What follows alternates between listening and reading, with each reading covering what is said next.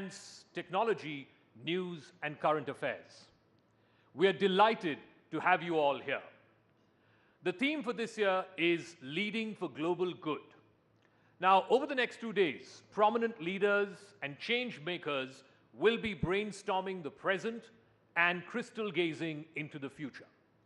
The process of consultation lies at the very core of democracy. Wider discussions assist in expanding the area of what is possible. Debates in such fora are a manifestation of this democratic practice. In a nation's history, 10 years can be a small stretch in the continuum of time. Yet, some periods do stand out. In 2013, the Indian economy was clubbed among the fragile 5.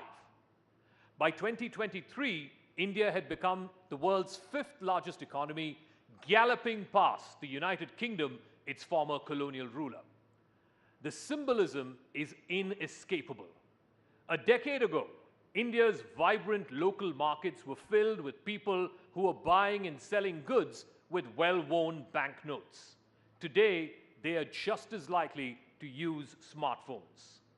UPI is now the default payment option for most Indians, from small-ticket purchases at roadside shops, to settling utility bills, to paying at restaurants, to even IPO stock purchases and mutual fund payments. This change has had no parallel in history anywhere in the world. In 2023, Bharat entered the elite space club as the Chandrayaan-3 landed on the moon's south pole, making India the very first country to do so. 10 years ago, a usual bill mirrored the untidy patchwork of India's indirect tax structure. Today, the goods and services tax, the GST, has dramatically altered this by consolidating a web of levies into a single tax. India's infrastructure creation has become visible symbols of transformation. Whether it is ports, airports, highways, they've all turned India's image of a country with creaky roads into highway hotspots. This is acting as a powerful multiplier for the broader economy. It's connecting the hinterland with the metropolises. It's radically cutting down logistics costs and increasing India's competitiveness. Now, while there is plenty for India to be absolutely delighted about, there are still areas that we need to be alert and alive to. We should be acutely aware of the need to keep striving, to keep improving, keep pushing every boundary that holds us back, and to be alive to the challenges that could potentially derail Bharat's rise.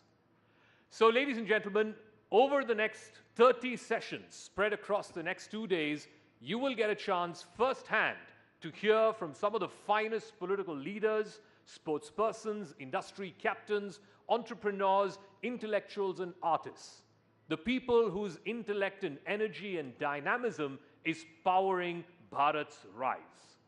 And later tomorrow, we will welcome in our midst the captain of this ship, the man who is steering India in this remarkable period in our history, Prime Minister Narendra Modi. May I now invite my colleague Avantika Singh to take us through this morning's power-packed sessions. I hope you have a good time and enjoy your time here at the Rising Bharat Summit.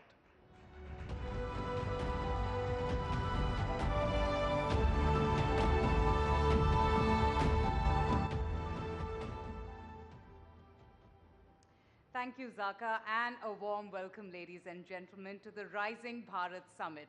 Now, what is common among semiconductors, chip manufacturing, trains, railway stations, artificial intelligence, safety, data, and technology?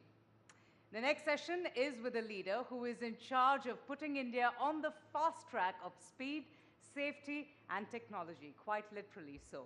He's soft-spoken, affable, low-key, and he's a quintessential doer.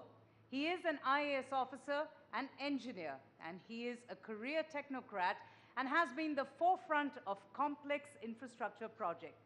He truly believes that Indian Railways is going to play an important role in India's growth story.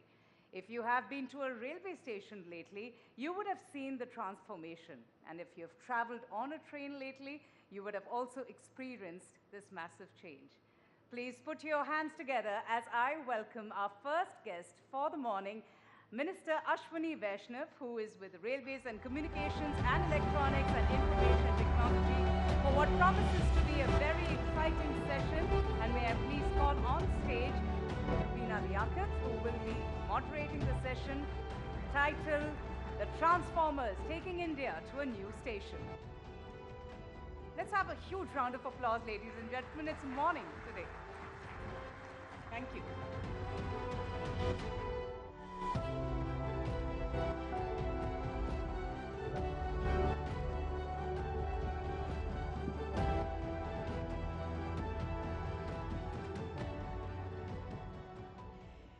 आप सबको प्यार भरा नमस्कार। Rising Bharat, और चूंकि मंच पर ऐसे शख्स हैं या ऐसे नेता हैं जो राजनीति कम करते हैं और काम ज़्यादा करते हैं, आप इनसे जितनी चाहे काम की बातें कर लीजिए, जैसे ही राजनीति की बात करेंगे ये 9 तो 11 हो जाएंगे। तो इसीलिए अगर इनको इस स्टेशन पर रखना है तो काम की सारी बातें, और यही काम है जो राइजिंग भारत को उस ज़ेनिथ तक लेकर जाने वाला है। मंत्री जी, बहुत बहुत स्वागत है आपका। दर्शकों को बस बता दूं मैं कि आप 39वें रेल मंत्री हैं, 55वें संचार मंत्री हैं और दूसरे इलेक्ट्रॉनिक्स और सूचना मंत्री हैं। बहुत भार है कंधे पर आपके। देखिए, जिस तरह से प्रधानमंत्री श्री नरेंद्र मोदी जी देश के लिए दिन रात मेहनत कर रहे हैं, अपना एक एक पल, एक एक क्षण देश के लिए समर्पित कर रहे हैं, तो हमारे जैसे कई कार्यकर्ताओं को लग जाना चाहिए, पूरी तरह से जुट ही जाना चाहिए। अश्विनी जी, जब 2047 की हम बात करते हैं, हम उस भारत की बात करते हैं जो विकसित हो चुका है, तो ईमानदारी से अपने दिल पर हाथ रखकर बताइए, एक रेल मंत्री अपने रेलवे नेटवर्क को उस वक्त कैसे पाता है? उस वक्त की ट्रेन हिंदुस्तान की जनता कैसे देख सकती है? देखिए, आज मोदी जी के 10 वर्ष के इस पीरियड में एक बहुत स्ट्रॉन्ग लेगेसी बनी है।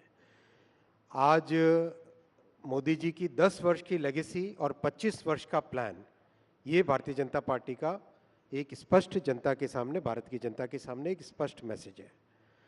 इस 10 वर्ष की लेगेसी में आप देखो, रेलवे में प्रैक्टिकली करीब करीब बहुत सारे राज्य 100% इलेक्ट्रीफाई हो गए।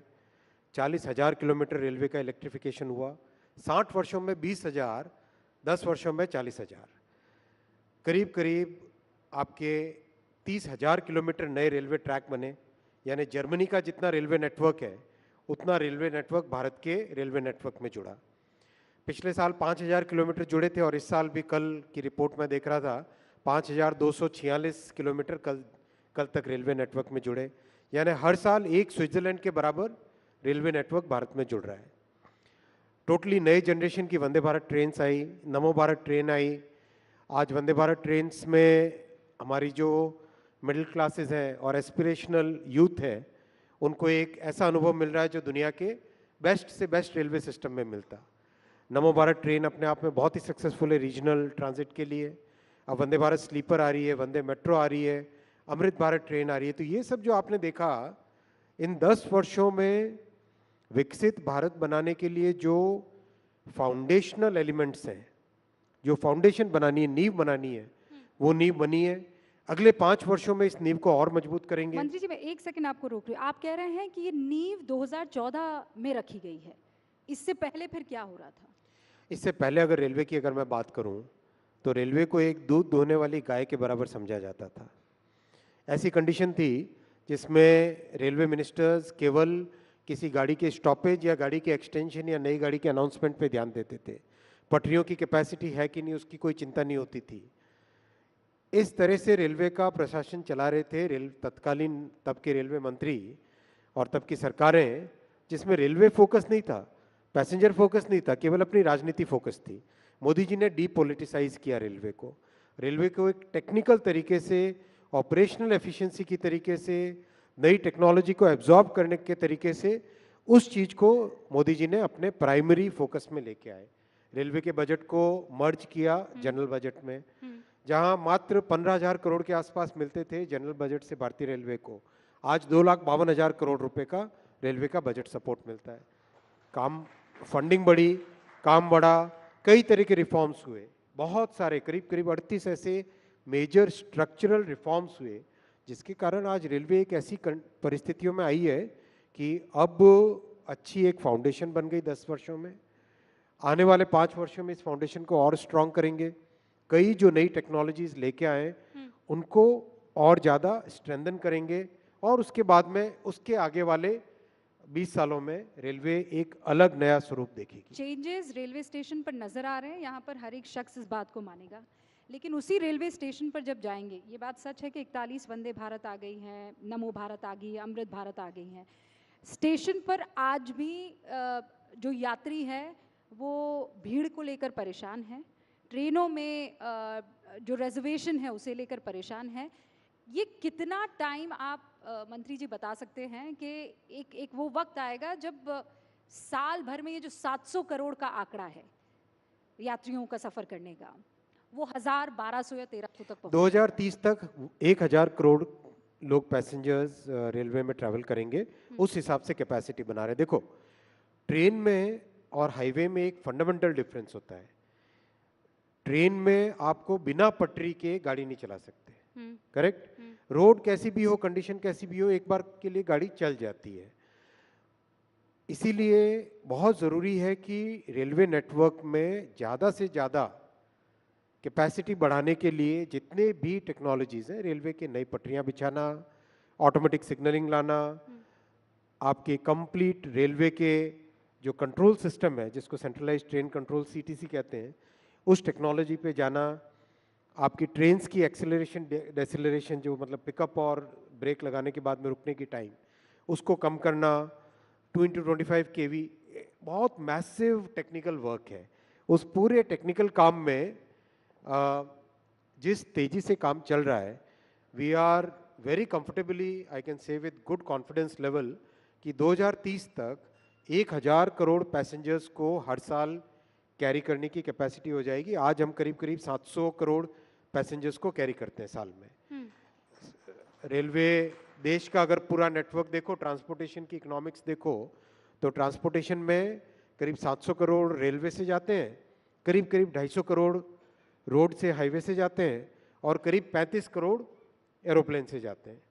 तो ये अभी ये नेटवर्क है, इसमें ये 700 करोड़ 2030 तक 1000 करोड़ होगा। अच्छा, इन सालों में ऐसा क्या हुआ है कि आपने इतनी तेज़ी से ये सारी ट्रेनें, चाहे वो नमो भारत हो, चाहे वो वंदे भारत हो, ये सिर्फ विल है या कुछ और भी चीज़ें थी जिसने इन एडिशन आपके इस काम को फास्ट ट्रैक पर ला दिया? 3 चीज़ें हैं। एक तो बहुत स्ट्रॉन्ग फोकस टेक्नोलॉजी लाने में, बहुत स्ट्रॉन्ग फोकस डीपोलिटिसाइज करने में रेलवे का फोकस रेलवे की ऑपरेशनल एफिशिएंसी पे ध्यान दें। रेलवे में एक तरीके से काम करने की पद्धति बदली। दूसरा, फंडिंग इंक्रीज की मोदी जी ने। तीसरा, पीएम साहब ने बहुत स्पष्ट तौर पे कहा कि चाहे कितने भी कठिन फैसले लेने हो, फैसले लो, फैसले लेके, जैसे फॉर एग्जांपल एक नया रेलवे की मेंटेनेंस की पद्धति में नया एक सुधार हुआ है।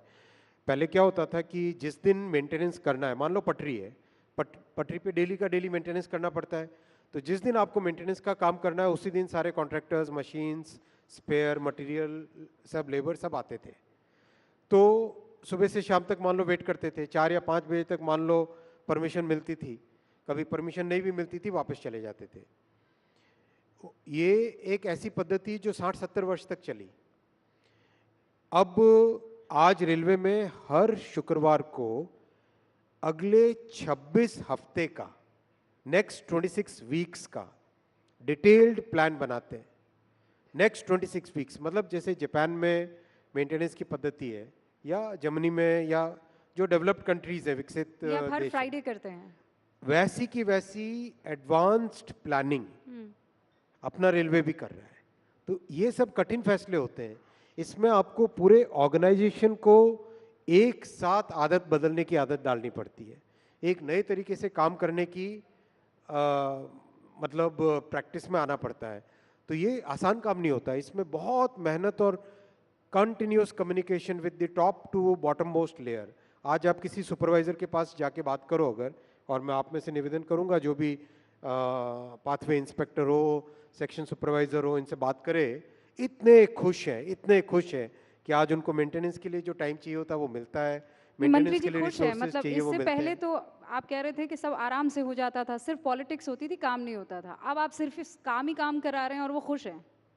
बिल्कुल खुश है, और आप वास्तव में जाके मिलो। मैं तो कम से कम लो लेवल पे, ग्राउंड लेवल पे ऑफिशियल्स के साथ, जो कि ग्रुप बी ऑफिसर्स भी नहीं है, ग्रुप सी में जो काम करते हैं कर्मचारी, उनके साथ बहुत इंटरेक्ट करता हूँ और उनसे बहुत इनपुट लेता हूँ, बहुत फीडबैक भी लेता हूँ।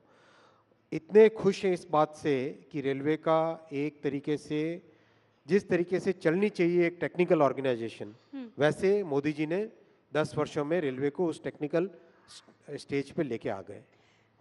अश्विनी जी, दुर्घटना को लेकर मैं आपसे डिटेल में थोड़ी चर्चा करना चाहूँगी। स्पेशली कम हुई हैं दुर्घटनाएं, एक्सीडेंट्स कम हुए हैं, लेकिन जो होते हैं वो आपने भी देखे हैं। आप कितने दिनों तक वहाँ पर रहे थे, आपकी आंखों में लोगों ने आंसू देखे हैं, वहीं उस ज़मीन पर पॉलिटिक्स भी देखी है। कवच को लेकर विपक्ष ने बहुत हमला साधा। क्या आपने कहा था कि ऐसी टेक्नोलॉजी, ऐसा सिस्टम है कि इससे हिंदुस्तान को कोई नुकसान नहीं होगा, लेकिन जब हुआ तो उसने सबको ज़ख्मी कर दिया। देखो, कवच एक टेक्नोलॉजी की क्लास है जिसको कहते हैं automatic train protection, ATP technology. ATP technology दुनिया भर के बड़े रेलवे सिस्टम्स में 1980 के दशक में चालू हुई, 1990 के दशक में काफ़ी बड़ी मात्रा में लगी, और 2000 के दशक में करीब करीब दुनिया के सारे बड़े रेलवे नेटवर्क्स में फुल्ली एटीपी आ गया था। तब की सरकारें क्या करती थी? क्या उन सरकारों की जिम्मेदारी नहीं थी कि एटीपी लेके आए? क्या उनकी ये जिम्मेदारी नहीं बनती थी कि सेफ्टी पे इन्वेस्टमेंट करें, सेफ्टी के लिए जो नई टेक्नोलॉजी चाहिए वो लेके आए? कुछ नहीं किया उन्होंने। 2016 में पहली बार भारत में एटीपी टेक्नोलॉजी को मान्यता दी मोदी जी ने, 2016 में। 2016 मतलब सोचो, देश ने 1980 से लेके 2014 तक का पीरियड, एक तरीके से उस पीरियड में पूरा देश कवर हो जाना चाहिए था एटीपी टेक्नोलॉजी से। 2016 में मान्यता दी, 2019 तक उसकी पूरे सर्टिफिकेशंस मिले। 2020 और 21 में कोविड के कारण दिक्कत आई, लेकिन उसके बाद में, उसके बावजूद भी और उसके बाद में बहुत तेज़ी से इस पे काम चला। अब करीब, और कवच भी एक कोई ऐसा नहीं कि एक डिवाइस है जो लगा दिया ट्रेन पे और हो गया, ऐसा नहीं है। कवच पूरा एक सिस्टम है भाई। आपको पूरा पूरा रेलवे ट्रैक के साथ में ऑप्टिकल फाइबर केबल लगाना पड़ता है। जैसे एयरटेल या जियो या बीएसएनएल का नेटवर्क होता है, वैसे ही हर 7 या 8 किलोमीटर पे आपको टेलीकॉम टावर लगाने पड़ते हैं। उन टेलीकॉम टावर के ऊपर टेलीकॉम के डिवाइसेस लगते हैं, फिर ट्रेन के ऊपर डिवाइस लगता है, सिग्नलिंग सिस्टम के साथ पूरा इंटीग्रेशन करना पड़ता है। हर स्टेशन पे एक डेटा सेंटर बनता है, कंप्लीट डेटा सेंटर बनता है इसका, और फिर स्टेशन के डेटा सेंटर से पीछे कंप्लीट एक सेंट्रलाइज्ड ट्रेन कंट्रोल का data centre. It's very very complex technology. मतलब दुनिया भर के देशों में 20 से 25 साल लगे छोटे छोटे नेटवर्क, 8000, 10,000, 20,000 किलोमीटर के नेटवर्क्स, अपना 50, मतलब अभी 70,000, 75,000 किलोमीटर का नेटवर्क है। तो लेकिन इतनी तेज़ी से इसमें काम चल रहा है, नए नए जो मैन्युफैक्चरर्स हैं वो जुड़ रहे हैं, नए डिज़ाइनर्स जुड़ रहे हैं, कई तरह के इनोवेशंस कर रहे हैं, जिसमें कि जो स्टेशन की डिज़ाइन करनी है उस डिज़ाइन को ऑटोमेट किया जा सके। मतलब ये एक ऐसी कमिटमेंट है, जो कमिटमेंट मोदी जी ने स्पष्ट तौर से देश में रेलवे को सेफ बनाने के लिए की है। 1,87,000 करोड़ का इन्वेस्टमेंट किया है 10 वर्षों में। अगर आप उसको कंपेयर करें तो 2.5 गुना ज़्यादा है उससे। पिछले 4 से 14 में जितना इन्वेस्टमेंट था सेफ्टी पे, उससे 2.5 गुना ज़्यादा है, और उसका रिजल्ट भी दिख रहा है। वो रिजल्ट वेरी दिख रहा है। वेरी अनफॉर्चुनेट अगर बीच में लेकिन आगे और भी ज़्यादा प्रयास करके 100% सेफ्टी की तरफ बढ़ेंगे। एक कमिटमेंट बुलेट ट्रेन को लेकर भी है। अब अश्विनी वैष्णव जी, जब इतना गड्ढा है जिसको आप भरने का पूरा प्रयास कर रहे हैं, ऐसे में कई लोग ये कहते हैं कि क्या बुलेट ट्रेन की इस देश को आवश्यकता है? आप उन्हें क्या कहेंगे? बुलेट ट्रेन एक ट्रांसपोर्टेशन का मीन्स के हिसाब से मत समझिए आप इसको। बुलेट ट्रेन को अगर आप देखोगे, बुलेट ट्रेन आपके जिस पाथ पे चलती है, उस पाथ के सारे शहरों की इकोनॉमी को एक साथ जोड़ देती। मैं इसका उदाहरण बहुत अच्छा आपको दूंगा, जापान का। पहली बुलेट ट्रेन 1969 में जब चलनी चालू हुई, टोक्यो, नागोया, कोबे, क्योटो और ओसाका, ये सारे के सारी इकोनॉमीज मिलके एक इकोनॉमी बन जाती है। 550 किलोमीटर के आसपास का डिस्टेंस आप 2.5 से 3 घंटे में कवर करते हो। यानी आप अगर क्योटो में काम कर रहे हो, ओसाका में जाके काम किया आपने और शाम को वापस क्योटो में अपने बच्चों के पास आ गए, वैसा कि वैसा डेवलपमेंट, सीरियस रीजनल मल्टीप्लायर होता है इससे। जब आप देखोगे मुंबई से अहमदाबाद, मुंबई, ठाणे, वापी, सूरत, बड़ौदा, आणंद और अहमदाबाद, ये सारी इकोनॉमीज एक सिंगल इकोनॉमिक जोन बन जाएगा। आप सुबह बड़ौदा में नाश्ता करोगे, 1 घंटे के अंदर अंदर मुंबई में पहुंचे, दिन भर अपना काम किया, शाम को पकड़ी वापस ट्रेन और घर आके बच्चों के साथ खाना खाया। तो ये हसीन सपने पूरे कब होंगे? 2026 में। 2026 में। आज देखो ना आप, आज आप देखो 200, मैं डेली काउंट करना भी भूल जाता हूँ, पिछला शायद 10 दिन 12 दिन पहले रिव्यू किया था, 284 किलोमीटर ऑलरेडी बन चुकी है कंप्लीट।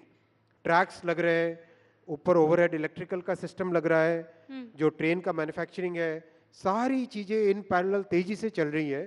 देखो कई ऐसे देश, मैं नाम नहीं लूंगा किसी देश का, जिम्मेदारी की पोजीशन है, 20-20 साल लगते हैं एक प्रोजेक्ट को करने में 500 किलोमीटर का। अपने यहाँ 8-10 वर्षों के अंदर अंदर ये प्रोजेक्ट कंप्लीट होगा। 2026 में पहली सूरत से बिलीमोरा वाले सेक्शन में ट्रेन चलेगी, आप देखोगे, और वर्ल्ड क्लास है, एब्सोल्युटली वर्ल्ड क्लास। अच्छा, वक्त जो है वो लगातार इसी रफ्तार से आगे बढ़ रहा है, तो मैं अपनी ट्रेन को या सवालों की ट्रेन को अब नए स्टेशन पर ले जा रही हूँ, आपके अगले मंत्रालय के पास आ रही हूँ। उससे पहले इस वक्त जो देश के रेल मंत्री हैं, आप उनको कोई नंबर देना चाहेंगे 10 में से, 5 में से? आप लोगों का काम है भाई, ये हमारा काम नहीं है, हमें तो मेहनत करनी है, मेहनत करते जाना है। डिजिटल इंडिया की तरफ मैं आ रही हूँ। प्रधानमंत्री नरेंद्र मोदी का ड्रीम प्रोजेक्ट है और उसमें सबसे इम्पोर्टेंट अंश सेमीकंडक्टर्स हैं। इसकी बात तो हम कर रहे हैं, इनफैक्ट 62 से शुरुआत हुई, 65, 61, मैं टाइम गिनाती चली जाऊंगी, 80, 84 सेमीकंडक्टर नहीं बन पाए। अब आप कह रहे हैं कि बहुत जल्द हिंदुस्तान को पहला सेमीकंडक्टर मिल जाएगा। ये 2 सवाल हैं, मैं संक्षेप में चाहूंगी, अब तक क्यों नहीं हो पाया? आज हो रहा है तो ऐसा आपने क्या कर दिया? दिसंबर 2024 में पहली made in India chip market में आ जाएगी। दिसंबर 2024, ज़्यादा दूर नहीं भाई, गिन के नोट करके रख लेना आप लोग, दिसंबर 2024 में पहली चिप आने वाली है। देखो 1962 से प्रयास हुआ, लेकिन किसी भी प्रयास के पीछे जब तक सही नीति और सही आपका फंडामेंटल कन्विक्शन नहीं होता तब तक नहीं हो पाता। मोदी जी का इतना स्ट्रांग कन्विक्शन है कि हमें विकसित भारत को जब बनाना है, उसके फाउंडेशन में क्या क्या लगेगा। उसके फाउंडेशन में बहुत एक इम्पॉर्टेंट है इलेक्ट्रॉनिक्स मैन्युफैक्चरिंग। चाहे electronics manufacturing in the sense कि आप जो घर में टीवी देखते हो, फ्रिज देखते हो, उसको देखो, या फिर पावर इलेक्ट्रॉनिक्स, टेलीकॉम वो देखो, या जो डिफेंस में इलेक्ट्रॉनिक्स जाती है वो देखो, या कार के अंदर जो इलेक्ट्रॉनिक्स लगती है वो देखो, हर चीज में सेमीकंडक्टर लगता है। कुल मिलाकर कोई भी चीज जो ऑन या ऑफ हो रही है, एब्सोल्युटली उसमें सेमीकंडक्टर लगता है। एब्सोल्युटली, चाहे लाइट हो, चाहे मिसाइल हो, चाहे ट्रेन हो, चाहे एरोप्लेन हो, चाहे फ्रिज हो, हर चीज जो ऑन या ऑफ होती है उसमें सेमीकंडक्टर चिप लगती है। ये मैं बहुत मतलब आपको जिम्मेदारी के साथ कह रहा हूँ, जैसा कमिटमेंट मोदी जी ने दिखाया, और मैं आपको पर्सनल इसमें एग्जांपल्स दे सकता हूँ। हम लोग सेमीकंडक्टर डिस्कशन के लिए जब आधे घंटे का या 45 मिनट का टाइम प्रधानमंत्री जी का मांगते थे, मैं आज सब पब्लिक के सामने कह रहा हूँ, कहना नहीं चाहिए, लेकिन पीएम साहब ने 3.5 घंटे तक टाइम दिया। हम 45 मिनट टाइम मांगते थे, वो 3 घंटे तक टाइम देते थे। एक एक लाइन बाय लाइन चीज पीएम साहब डिटेल में डिस्कशन करते थे।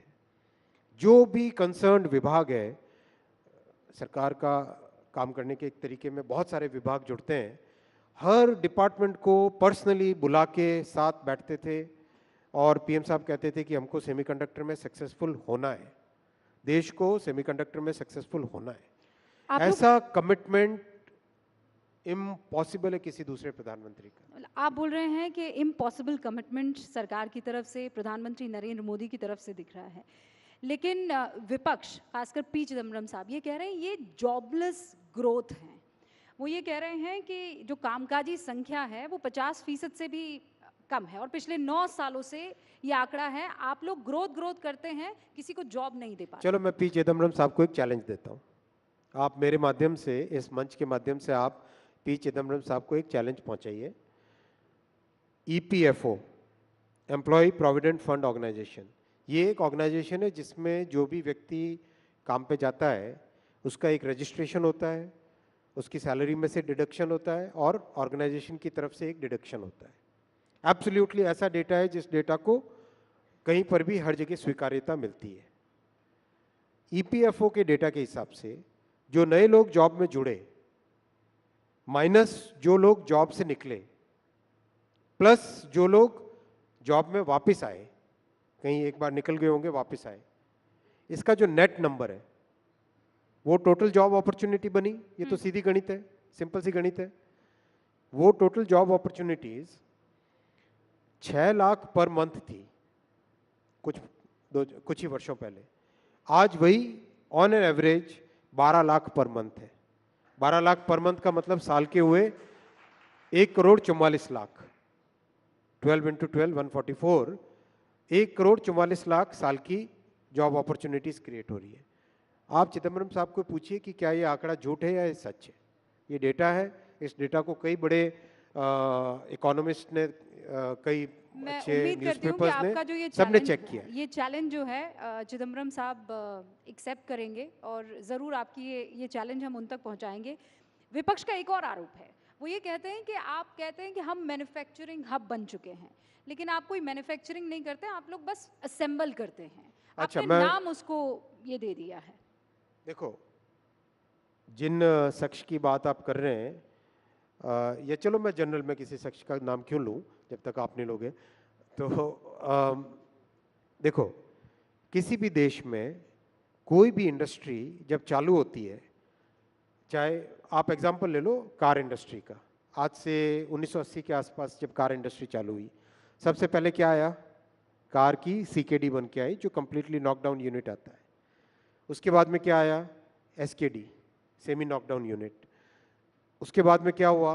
कम से कम कुछ कंपोनेंट मैन्युफैक्चरर्स का इकोसिस्टम बना। उसके बाद में क्या आया? कई सारे कंपोनेंट इकोसिस्टम का मैन्युफैक्चरर बना, टियर 1, टियर 2, टियर 3 वेंडर्स बने। उसके बाद में क्या आया कि एक्सपोर्ट होने चालू हुए। ये एक साइकिल है, हर इंडस्ट्री की एक लाइफ साइकिल होती है। अगर यही लाइफ साइकिल कांग्रेस की सरकारें अगर 1980 में करने लग जाती, 1970 में करने लग जाती, तो आज देश की कहां पे परिस्थितियां होती।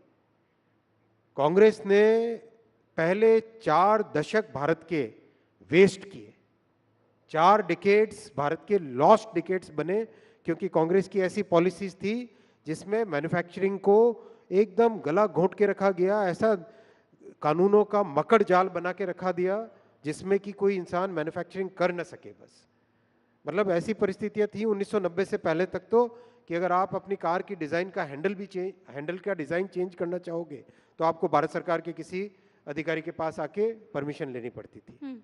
ऐसा मकड़ जाल बिछा के रखा हुआ था। उस मकड़ जाल से निकले तो आप ये कह और रहे हैं सिंप्लीफिकेशन हो रहे हैं। अब बेबी स्टेप्स जो है वो लिए जा रहे हैं। आज अपन ऐसी परिस्थितियों में है जिसमें मैन्युफैक्चरिंग हब बनने के लिए जो फाउंडेशन चाहिए वो फाउंडेशन ले डाउन हो गई है।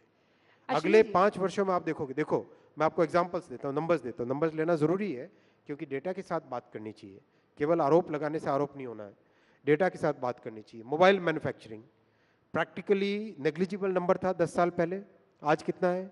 $55 billion. Electronics manufacturing practically negligible number था, आज कितना है? पिछले साल का डेटा है $105 बिलियन और कम से कम डबल डिजिट में ग्रोथ हो रही है इसकी। डिफेंस मैन्युफैक्चरिंग कुछ भी नहीं थी, आज $2 बिलियन का एक्सपोर्ट हो रहा है।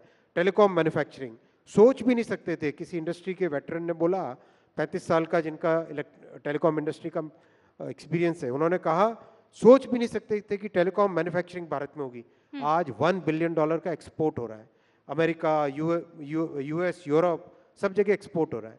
क्या बात करते हैं भाई कांग्रेस के लोग, जो अपनी इतने वर्षों तक जिन्होंने अपनी गलतियों को आज जवाब दे नहीं पा रहे हैं, और हम लोग मेहनत कर रहे हैं, जनता देख रही है, पब्लिक देख रही है, हम जब मेहनत कर रहे हैं तो उनके आरोप लग रहे हैं। किस बात की बात है ये? हमारे पास बस कुछ मिनट बचे हैं और मैं चाहती हूँ ये दो बहुत महत्वपूर्ण सवालों के आप जवाब दे दें। एक तो फैक्ट चेकिंग यूनिट को लेकर, मतलब सरकार ही अगर चेक करने लग गई तो कैसे चलेगा?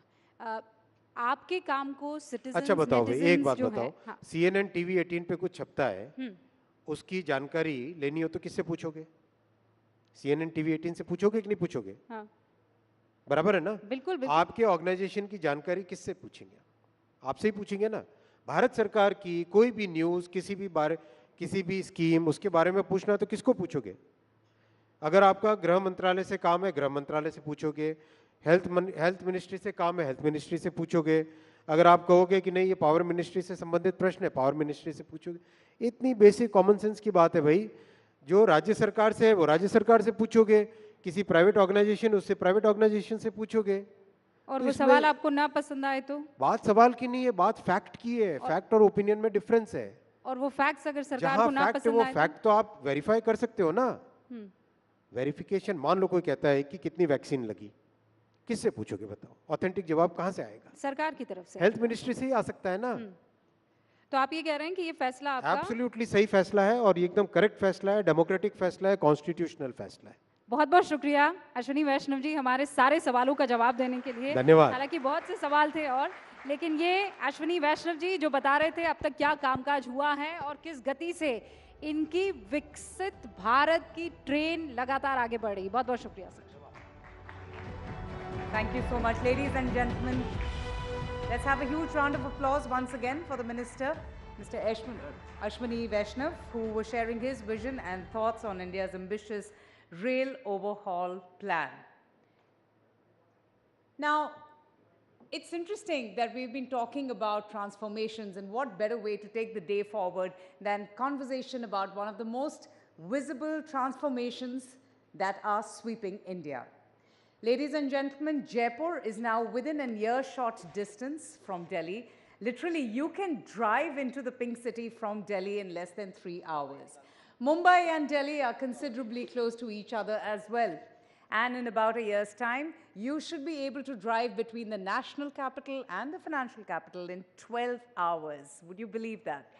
Soon, you will be able to drive from Delhi to Dehradun in 2.5 hours, Delhi to Amritsar in 4 hours, Delhi to Srinagar in 8 hours. This, ladies and gentlemen, was unthinkable until not too long ago. Development indeed delivers.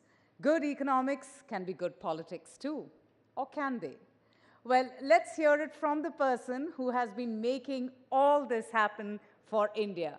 Ladies and gentlemen, it's my privilege to welcome Shri Nitin Gadkari, Union Minister of Road Transport and Highways, Government of India, to talk about the road to 370. Well, it is the election year, and he is in conversation with News18's Amish Devgan. A huge round of applause, ladies and gentlemen.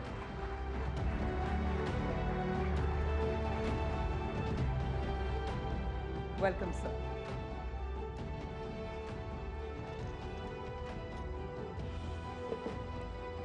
Thank you.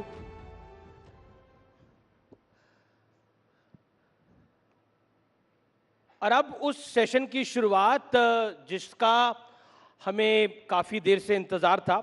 Nitin Gadkari मेरे साथ है, केंद्रीय मंत्री हैं, Bharatiya Janata party के पूर्व राष्ट्रीय अध्यक्ष रहे हैं। नितिन जी, आपका अभिनंदन है, तो जोरदार तालियों के साथ अभिनंदन करिए नितिन गडकरी का। नितिन जी, अटल बिहारी वाजपेयी के बारे में कहा जाता था वो व्यक्ति तो सही है लेकिन पार्टी गलत है, और अटल जी के बाद अगर किसी के लिए कहा जाता है तो वो नितिन गडकरी के लिए कहा जाता है कि बंदा तो सही है लेकिन पार्टी गलत में आ गया है। ऐसा क्यों है? ये तो बिल्कुल गलत है, पार्टी भी सही है और बंदा भी सही है। मैंने अपने जीवन की शुरुआत संघ के स्वयंसेवक के रूप में और विद्यार्थी परिषद के कार्यकर्ता के रूप में हुई, और जो भी मैं आज जो भी कुछ हूँ, जो मेरे में अच्छाई है, ये दोनों संगठन के कारण ही है। वो सब अच्छाई है तो I am very much proud of my convictions. और मैं अगर अच्छा हूँ तो मेरी पार्टी अच्छी है, और मैं अगर अच्छा हूँ तो मेरी आइडियोलॉजी अच्छी है। यही बात मैं आपको कह सकता हूँ। लेकिन आपको नहीं लगता आप राजनीति में गलती से आ गए? आप कहते हो मैं पोस्टर नहीं लगवाऊंगा, चाय पानी में खर्च नहीं करूंगा, तो चुनाव कैसे जीतेंगे गडकरी जी? नहीं, आप अगर मेरे कॉन्स्टिट्यूंसी में आओगे तो मैंने ये बात कही कि मैं जातीयवाद और सांप्रदायिकता को नहीं मानता। हमारे प्रधानमंत्री जी ने कहा है सबका साथ, सबका विकास, सबका प्रयास। तो मैं अपने कॉन्स्टिट्यूंसी में जो मेरे मतदार हैं उनको मैं अपनी फैमिली समझता हूँ, परिवार समझता हूँ। और 10 साल मैंने जो कुछ काम किया उससे मेरा नाम भी लोगों से परिचित हुआ है और मेरा काम भी परिचित हुआ है। और इसलिए मैंने कहा कि अब ये पोस्टर, बैनर और इसका प्रचार करने की कोई आवश्यकता नहीं। दूसरा, मैं लोगों के साथ जुड़ा हूँ, तो अब मुझे लोगों को किसी प्रकार का कोई उनको वोट के बदले में कुछ उनको सेवा देने की आवश्यकता नहीं है। मैं लोगों से मिलूँगा, लोगों के घर जाऊँगा, पदयात्रा निकालूंगा, जो बुजुर्ग लोग हैं उनका आशीर्वाद लूँगा जी, और हाउस टू हाउस और मैन टू मैन कैंपेन करूँगा। और मेरा विश्वास है कि मैं अच्छे मार्जिन से चुनाव जीतूंगा, ऐसा मेरा विश्वास है। इस बार 3 हैट्रिक लगनी है। एक तो मोदी सरकार की हैट्रिक, एक नरेंद्र मोदी अगर इस टर्म में आते हैं तो बहुत बड़ी बात होगी। कोई गैर कांग्रेसी सरकार तीसरी बार पहली बार आएगी, दूसरी बार भी पहली बार आई थी। और तीसरा, नागपुर से आप दोबारा जीत कर आएंगे, तीसरी बार जीत कर आएंगे। तो कितनी कठिन ये डगर लगती है, मोदी की तीसरी टर्म और आपका तीसरी बार लोकसभा जीतना? देखिए, पहली बात तो मोदी जी प्रधानमंत्री बनने ही वाले हैं, ये तय है। दूसरी बात यह है कि हम 400 पार जाने वाले, ये भी तय है जी। और मैं भी चुनाव जीतने वाला हूँ, ये भी निश्चित है। ये भी लेकिन नितिन गडकरी में ऐसा क्या है कि विपक्ष के नेता मुरीद हो जाते हैं? मैं पीछे अखबार में पढ़ रहा था कि सोनिया गांधी ने आपकी तारीफ कर दी, ऐसा क्या है? देखिए, ये मुझे भी आश्चर्य है, क्योंकि पार्लियामेंट में जब मेरे डिपार्टमेंट पर 75 सांसद बोले अलग अलग पार्टी के, सबने मुझे धन्यवाद दिया, सबने अभिनंदन किया, तो मुझे भी आश्चर्य लगा। तो एक तो सीधी बात यह है कि जो कानूनी काम है, नियम के अनुसार है, वो सबका होना चाहिए, और गलत काम होगा तो अपने का भी नहीं होना चाहिए। तो मैं रोड बनाता हूँ तो एक कॉन्स्टिट्यूंसी में रोड बनाओ और दूसरों को छोड़ दूँ, ऐसा तो नहीं होता। तो जो भी लोग मेरे पास समस्या लेकर आते हैं, मैंने सबका काम करने का प्रयास किया, तो उसके कारण उनके मन में उसका समाधान है, यही शायद उसका कारण होगा। एक चीज जो आप में नहीं बदली, जो मैंने आपका पहली बार इंटरव्यू किया था साल 2011 में, जो मुझे ध्यान में आता है, मुंबई में आपके घर पे, और आप तब राष्ट्रीय अध्यक्ष बने थे भारतीय जनता पार्टी के, तब भी आप बेबाक थे और अब भी आप बहुत बेबाक हैं। ये इतनी बेबाकी कभी भारी नहीं पड़ती आपको, या पड़ जाती है? नहीं, आप एनालिसिस कर सकते हो मैं कैसा हूँ। मैं जो सवाल पूछते हैं उसका नम्रतापूर्वक जो सही है वो जवाब देता हूँ, और मुझे लगता है जो सच है वो बताता हूँ। तो मुझे नहीं लगता कि इसमें कोई समस्या है। लेकिन विपक्ष कुछ ना कुछ निकालता रहता है। नहीं, एक बात ये होती है कि मैंने, और सोशल मीडिया ब्लॉगर्स भी कुछ लिखते रहते हैं। नहीं सर, कुछ लोग तो ऐसा है कि जो न बोला वो मुंह में डालकर उसको एक आदमी अपने मीडिया पे लिखता है, अपने साइट पर, और फिर दूसरे लोग उसको उठाकर लिखते हैं। तो सही में किसी ने जो बोला है उसके डिटेल में जाना चाहिए, देखना चाहिए, और फिर उसके ऊपर प्रतिक्रिया देनी चाहिए। एक सवाल जो मैं आपसे पूछना चाहता हूं कि आप बेबाक हैं तो प्रधानमंत्री के सामने भी बेबाक रहते हैं, गृह मंत्री अमित शाह के सामने भी बेबाक रहते हैं? नहीं, निश्चित रूप से जब बातचीत होती है तो नम्रतापूर्वक अपनी बात प्रधानमंत्री सबसे सुनते हैं और तब रखते हैं, कोई में अड़चन नहीं होती। मैं भी पार्टी का अध्यक्ष रहा, मेरे पास भी सब लोग उस समय अपनी बात रखते थे। तो हमारी पार्टी की एक पद्धति है जी, और उसमें सब अपना विचार रखते हैं, और अंतिम निर्णय फिर जो होता है सब मिलकर, या फिर प्रधानमंत्री या अध्यक्ष जो होंगे नेता, वो जो कहते हैं वो निर्णय होते हैं, उसमें आगे जाती है पार्टी। अब मैं आपको एक ये बहुत हेडलाइन स्टोरी रही, उद्धव ठाकरे का एक बयान, मैं वो मराठी में बयान है वो मैं आपको सुनवाता हूं और आपसे उसका रिएक्शन लेता हूं। उद्धव ठाकरे ने आपके बारे में, आपके विषय पे क्या बोला, आइए एक बार सुन लेते हैं उद्धव ठाकरे का बयान। युतीमध्ये जे मेहनत करत होते त्या नितीन गडकरींचं नाव त्याच्यामध्ये नाही। अहो नितीनजी सोडून द्या भाजपा, राहा उभे, आम्ही महाविकास आघाडीकडनं तुम्हाला निवडून आणतो। दाखवा महाराष्ट्राचं पाणी, दाखवा महाराष्ट्राची धमक, दाखवा महाराष्ट्र दिल्ली समोर कधी झुकला नाही। अब नितिन जी कह रहे हैं कि आइए हम आपको एमवीए से टिकट दे देंगे, महाराष्ट्र दिल्ली के आगे कभी झुकता नहीं है। देखिए, पहली बात तो ये है जी कि पार्लियामेंट्री बोर्ड की जब मीटिंग हुई तो मध्य प्रदेश, गुजरात और उत्तर प्रदेश के पदाधिकारियों के साथ चर्चा होकर निर्णय हुआ। अब मैं महाराष्ट्र से लड़ता हूँ तो मेरे महाराष्ट्र के प्रदेश के पदाधिकारी आकर उनसे चर्चा ही नहीं हुई थी, तो पहले लिस्ट में स्वाभाविक रूप से मेरा नाम आने की संभावना नहीं थी। जी अब दूसरे लिस्ट में नाम आया। मैं भारतीय जनता पार्टी का कार्यकर्ता हूँ, लड़ूंगा तो भारतीय जनता पार्टी से ही लड़ूंगा, दूसरे कोई पार्टी में जाने का सवाल ही नहीं उठता। और इस प्रकार की ऑफर भी हास्यास्पद है, क्योंकि मैं अपने पार्टी के साथ जुड़ा हूँ, विचारधारा के साथ जुड़ा हूँ, इसी पार्टी में रहूंगा और इसी पार्टी में काम करूंगा। जी, लेकिन पिछले दिनों आपने कहा था कि किसी भी पार्टी की सरकार हो, एक चीज तय है कि जो काम करता है उसे सम्मान नहीं मिलता। ये क्यों कहा था आपने? ये मैंने ऐसा नहीं कहा था, यही गड़बड़ है। जी, मैंने कहा सिस्टम में ऐसा होता है।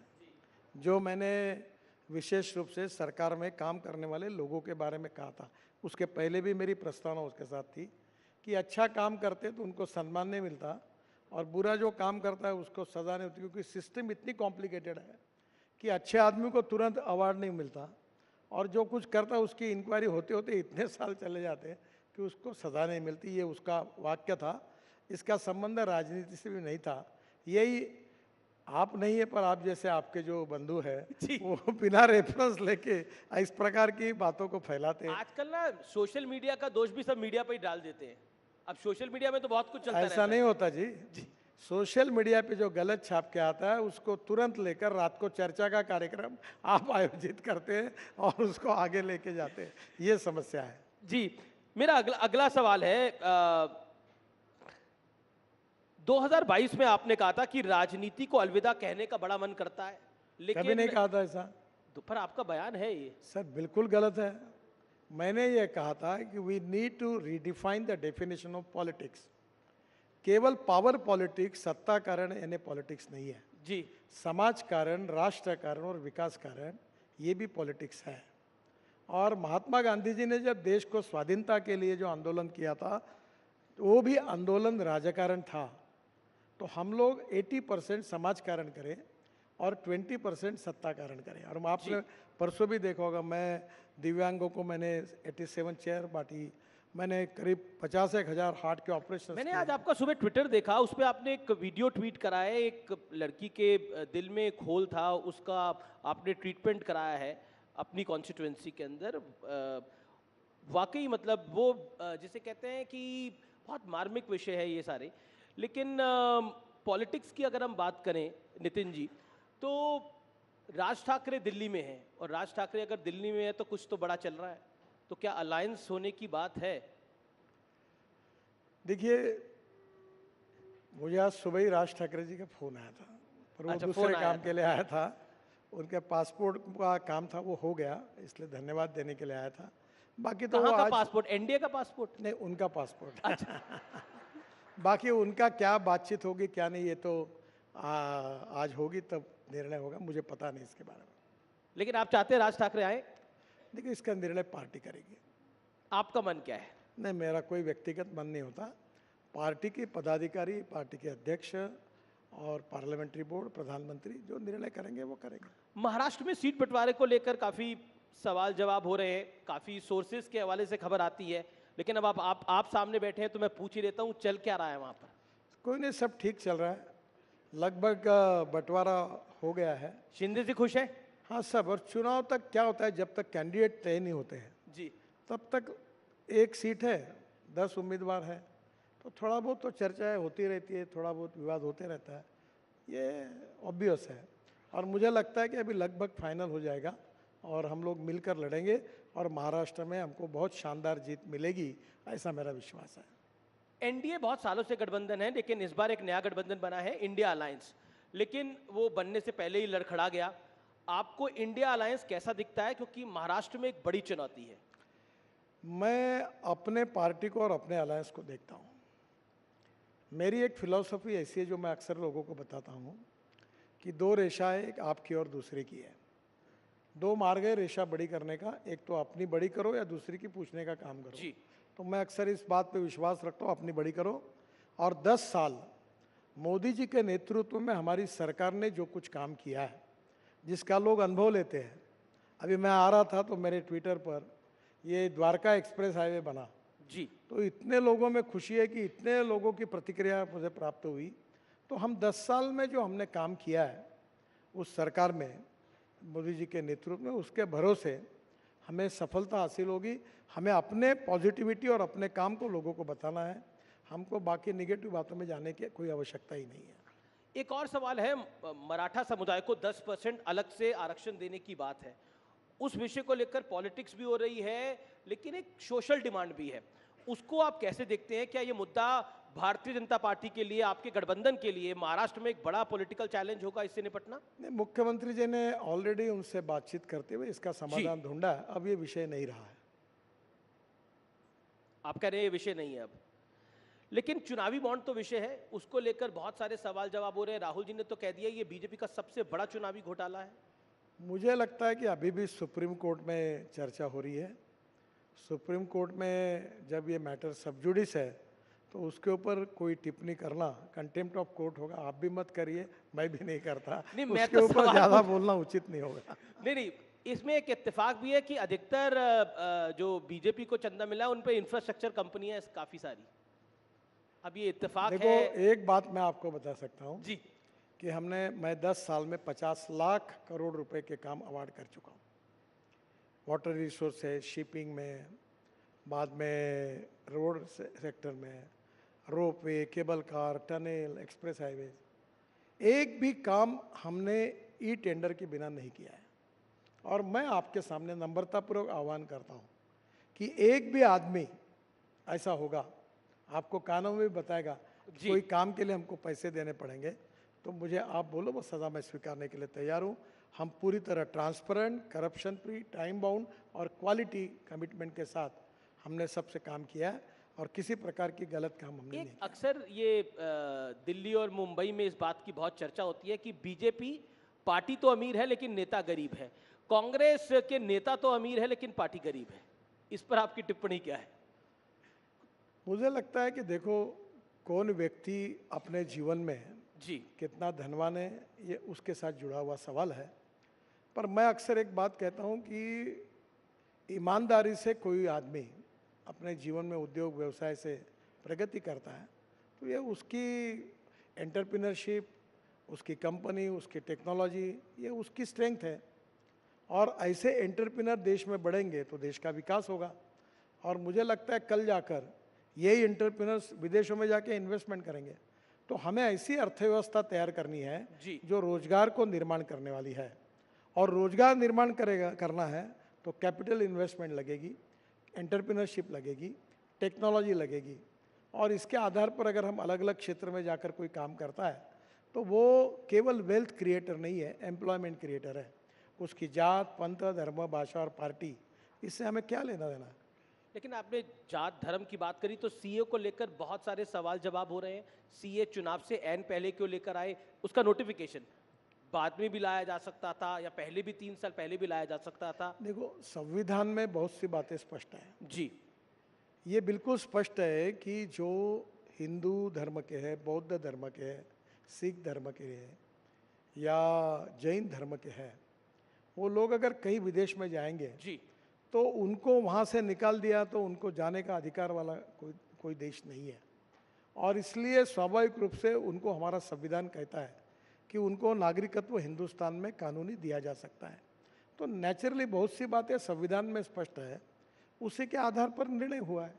जी, एक सवाल आपके मंत्रालय से जुड़ा हुआ। आपने सड़क के मामले में तो वर्ल्ड रिकॉर्ड बना लिया, एक नहीं, एक दो नहीं, 7 वर्ल्ड रिकॉर्ड बनाए हैं।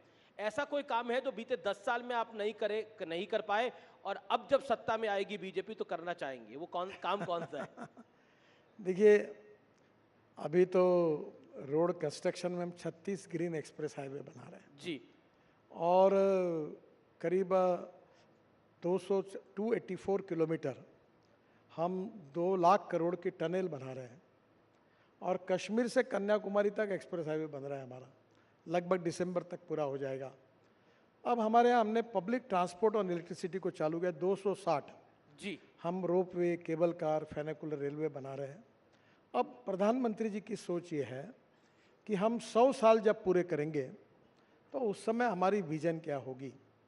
तो public transport on electricity, water transport, जी जैसे भी बनाई है, जी जैसे टैक्सी है, एयर टैक्सी है, वैसे वाटर टैक्सी बनाई। और ये वाटर टैक्सी से आप वसई विरार से लेकर तो नरीमन पॉइंट से लेकर आप केवल 17 मिनट्स के अंदर नए एयरपोर्ट पे पहुंचेंगे। आपको इटली में एक वेनिस करके शहर है, जहां हम होटल में उतरकर पानी में ही अपना सामान रख के डायरेक्ट एयरपोर्ट पे उतरते हैं। तो उसी प्रकार की कल्पना है।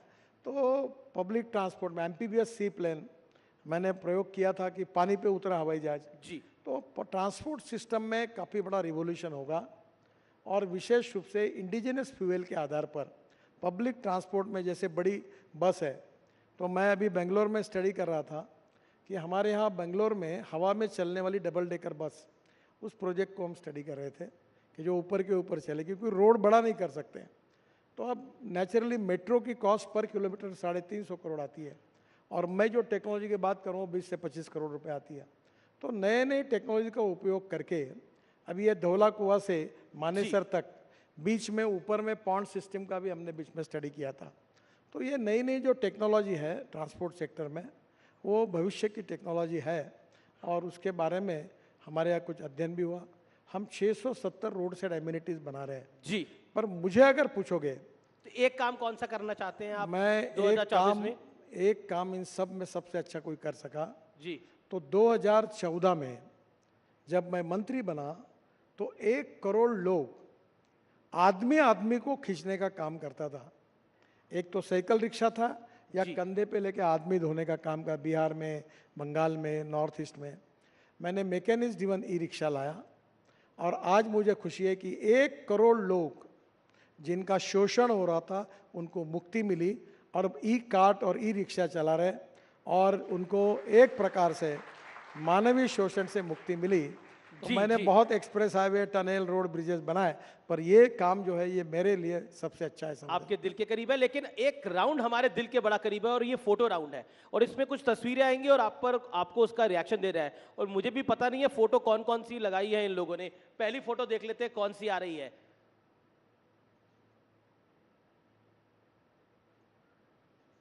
आ गई है फोटो पहली। ये ममता जी की है, सर पे चोट लगी हुई है इनके, क्या कहना चाहते हैं आप? उनका एक्सीडेंट होगा इसलिए बैंडेज लगा होगा जी। अगली फोटो देख लेते हैं कौन सी आ रही है।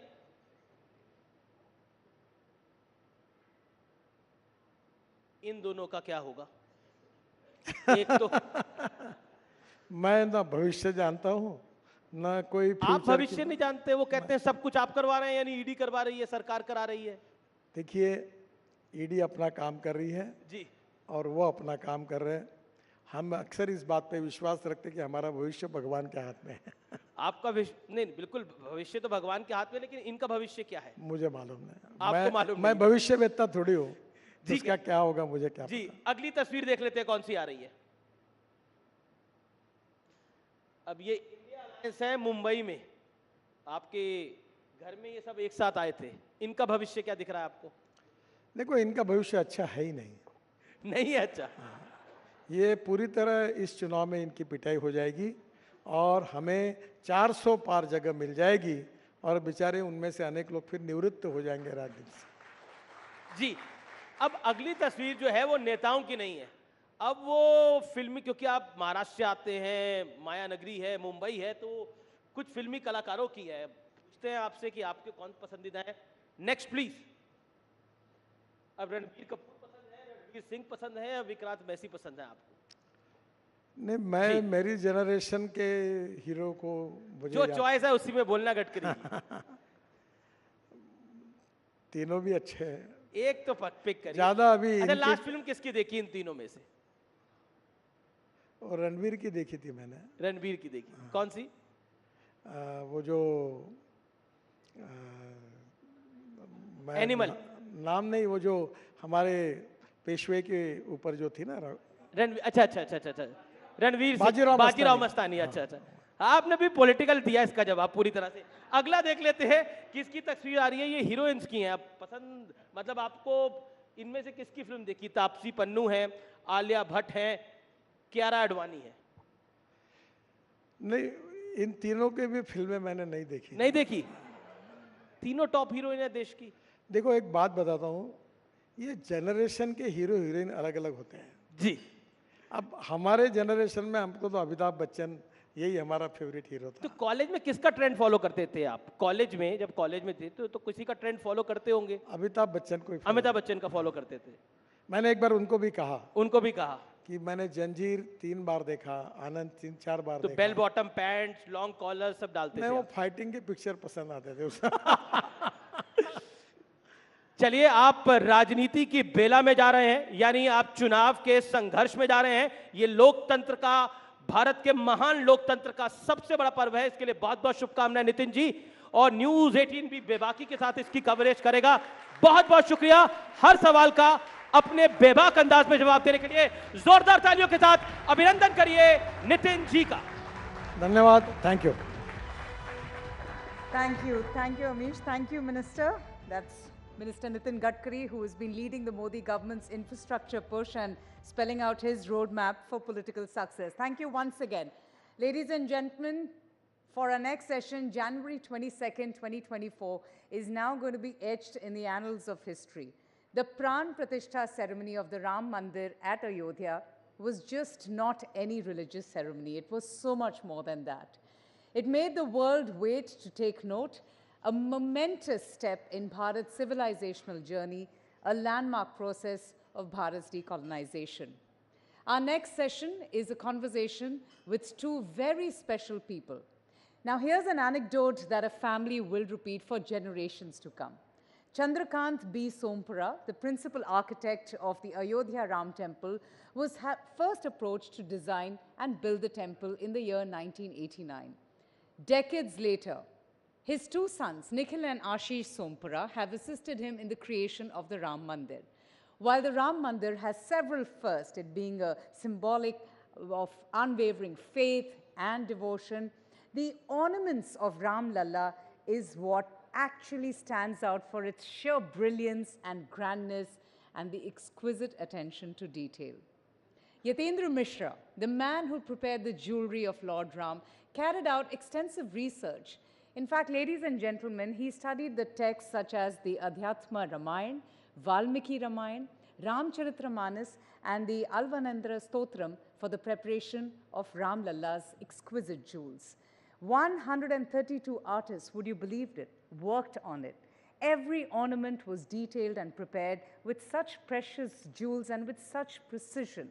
Ladies and gentlemen, please welcome Ashish Sompura, Ram Temple architect, and Yatendra Mishra, historian and Ram Lalla idol jewelry designer, in conversation with News 18's Anand Narsiman for an amazing, interesting session titled Spirituality and Temples of Boom. Let's have a huge round of applause for our guests.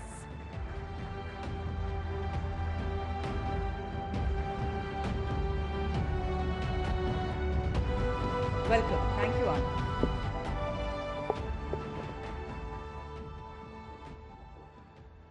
Dekhiye, we have the architect and some of the key designers, people who have worked tirelessly. Can we please be a little generous in our welcome on the Rising Bharat Summit? Thank you. आप लोगों का बहुत-बहुत आभार और आपका बहुत-बहुत धन्यवाद for making the time, Ashish ji and Yatendra ji. Thank you. Ashish ji's father, his brother, they are all instrumental in reviving a shaili, which is one of the 3 remaining shailis of construction of temples. So Ashish ji, वहीं से शुरू करते हैं, फिर Yatendra ji will come to the effort that's gone behind Ram Lalla. Ayodhya से तो आपका एक और भी connection है, so we'll talk about that too. But how important is this shaili, the Nagara shaili? Somnath temple, Akshardham temples, and now temple of Ram Lalla. Shailis are basically divided from the south to north. It's divided the Indian continent, the whole Indian, the original Indian continent. It's been divided in the north, middle, and the southern. And each and every shaili is being like, the basics are the same, but according to the climatology, according to the geographical condition, according to the material, what you are getting, from that part, it has been developed in certain ways. But the Nagar shaili, which is like the northern side, from the whole, if you can say, the Gujarat, the Madhya Pradesh, Uttar Pradesh, and all that. That is covered by the Naga Shaili. And Vaseras, yeah, which is on the Odishan style, and the Dravidian style is in the south, basically. The concepts are different, the material is different, but though I can say one thing, Nagar Shaili is been developed in certain way that it has been architecturally well developed thing. शैली है जो पूरा का पूरा शैली जो है वो एक बहुत well developed है, क्योंकि इसमें particularly हर एक भगवान के लिए, हर एक चीज़ के लिए, क्योंकि हमारे नॉर्थ में जैनिज़्म भी है, हिंदुइज़्म भी है, लेकिन हर एक का उस नागा शैली के अंदर हर भगवान का भी एक शिखर स्टाइल है, एक अलग इंडिविजुअलिस्टिक अप्रोच दिया गया है उसके अंदर एक आर्किटेक्चर का पर्टिकुलरली. सो नागा शैली इज़ अ वेल डेवलप्ड शैली in northern part. So obviously, और राम मंदिर भी नॉर्दर्न इंडिया में है, तो उस शैली का चयन उसी टाइम से पिताजी ने कर लिया था कि 1989-90 में जब ये डिज़ाइन हुआ था कि नागा शैली में इसका मंदिर बनना है. पर उस 80 के दशक में जब चंद्रकांत जी ने इसकी कल्पना की थी, ये जो शैली है क्या ये विलुप्त हो रही थी? What has this boom of construction of temples done? इसके पीछे की जो कहानी है, क्योंकि मंदिर तो सबको दिख रहा है, उसके पीछे की कहानी आज हमें बताइए. नहीं, ऐसे विलुप्त नहीं कह सकते हैं, विलुप्त नहीं हुई थी, क्योंकि my great grandfather has design, जो उन्होंने सोमनाथ बनाया था वो भी नागा शैली का है. वो एक उसमें भी नागा शैली में भी शांतार प्रसाद और निरंधार प्रसाद अलग से एक शैलियाँ हैं उसमें से. तो सोमनाथ टेम्पल भी उन्होंने उस टाइम पे बनाया था, तो विलुप्त नहीं हुई थी, लेकिन प्रैक्टिस बहुत कम थी उस टाइम पे. बहुत फ्यू कुछ फैमिलीज थी, या ऐसा कह सकते हैं कि कुछ लोग मतलब ट्रस्ट थे या वही सब बनाते थे. लेकिन डेफिनेटली राम मंदिर के बाद इसके अंदर काफ़ी कितने कारीगरों ने काम किया है इस पर, रामलला पर? राम मंदिर के अंदर अगर मैं कारीगरों की पर्टिकुलर बात करूं तो कम से कम 5 से 6 हज़ार कारीगरों ने काम किया है. 6,000 कारीगर, 6,000 आर्टिजन्स, वर्कमैन, यानी 6,000 परिवारों की जीविका इस मंदिर के निर्माण से चल भी रही है. डेफिनेटली. और जीविका चलना के ये बहुत मतलब बड़ी चीज़ हो गई अब लोगों को लिए कि अभी मंदिर कंस्ट्रक्शन, टेम्पल कंस्ट्रक्शन इतना ज़्यादा हो रहा है कि पहले क्या था कि मंदिर के कंस्ट्रक्शन कम होते थे, तो उनके फैमिली के लड़के जो ये काम करते हैं, क्योंकि ये भी एक जनरेशन के बाद जनरेशन वाला काम था, तो बहुत कम होते जा रहे थे. लेकिन इसके बाद अभी इतना रिवाइव हुआ है कि काफ़ी लोग अभी इसके अंदर आ रहे हैं और इसके काम के लिए मतलब लोग बड़े हैं इसके अंदर काम के लिए. मैं देखने जाऊँ तो कि कारीगरों की जो कमी थी वो भी पूर्ति हो रही है, उसकी पूर्ति हो रही है. तो there are more people turning to this as a profession. तो एक अगर आपको, क्योंकि 108 वहाँ पर पिलर्स हैं, राम मंदिर के हर लेवल पर 108 पिलर्स हैं, तो एक पिलर को गढ़ने में, तराशने में, उसको बनाने में कितना समय लगता है? देखिए, बेसिकली उसमें 2 पार्ट है. एक पार्ट जो है कार्विंग वाला पार्ट, जिसको बोलते हैं हम नॉर्मल कार्विंग, और दूसरा पार्ट है उसके अंदर मूर्ति काम. तो मूर्ति काम वाला जो काम होता है वो इंस्टॉलेशन के बाद होता है, क्योंकि वो बहुत फ्रिजाइल हो जाती है, तो उसको ट्रांसपोर्टेशन में तब इंस्टॉलेशन के टाइम पे हम उनको नहीं हैंडल कर सकते हैं. तो वो एक बार इंस्टॉलेशन होने के बाद ऑन साइट वो काम होता है. तो देयर 2 पार्ट जैसे मैंने बताया. तो कार्विंग हो के आती है, लेकिन आइकनोग्राफी है वो बाद में होती है. तो पूरा एक कार्विंग वाला सिर्फ हम लोग काम देखें तो उसको ऑलमोस्ट 8 से 10 दिन लगते हैं 2 कारीगरों को कंप्लीट करते हुए. 8 से 10 दिन में बन जाता है सिर्फ कार्विंग? सिर्फ कार्विंग, ओके. मूर्ति काम की बात नहीं कर रहा हूँ मैं. मूर्ति की आप बात नहीं कर रहे? हाँ, क्योंकि मूर्ति काम इंस्टॉलेशन के बाद होता है, तो वो एक अलग पूरा वो एक अलग. यतेंद्र जी, एक बात बताइए, राम मंदिर ही तो है, ठीक है, केस जीत लिया गया, मंदिर बन गया, why make such a big deal out of it? बहुत लोग ये कहेंगे. What's the importance of this temple? लोगों के एक बात का जवाब देने के लिए शायद मैं यहाँ नहीं हूँ. लोग क्या कहते हैं, इससे राम मंदिर को फ़र्क नहीं पड़ता. आस्था की बात है, भारत के एक सांस्कृतिक प्रतीक की बात है राम जी की.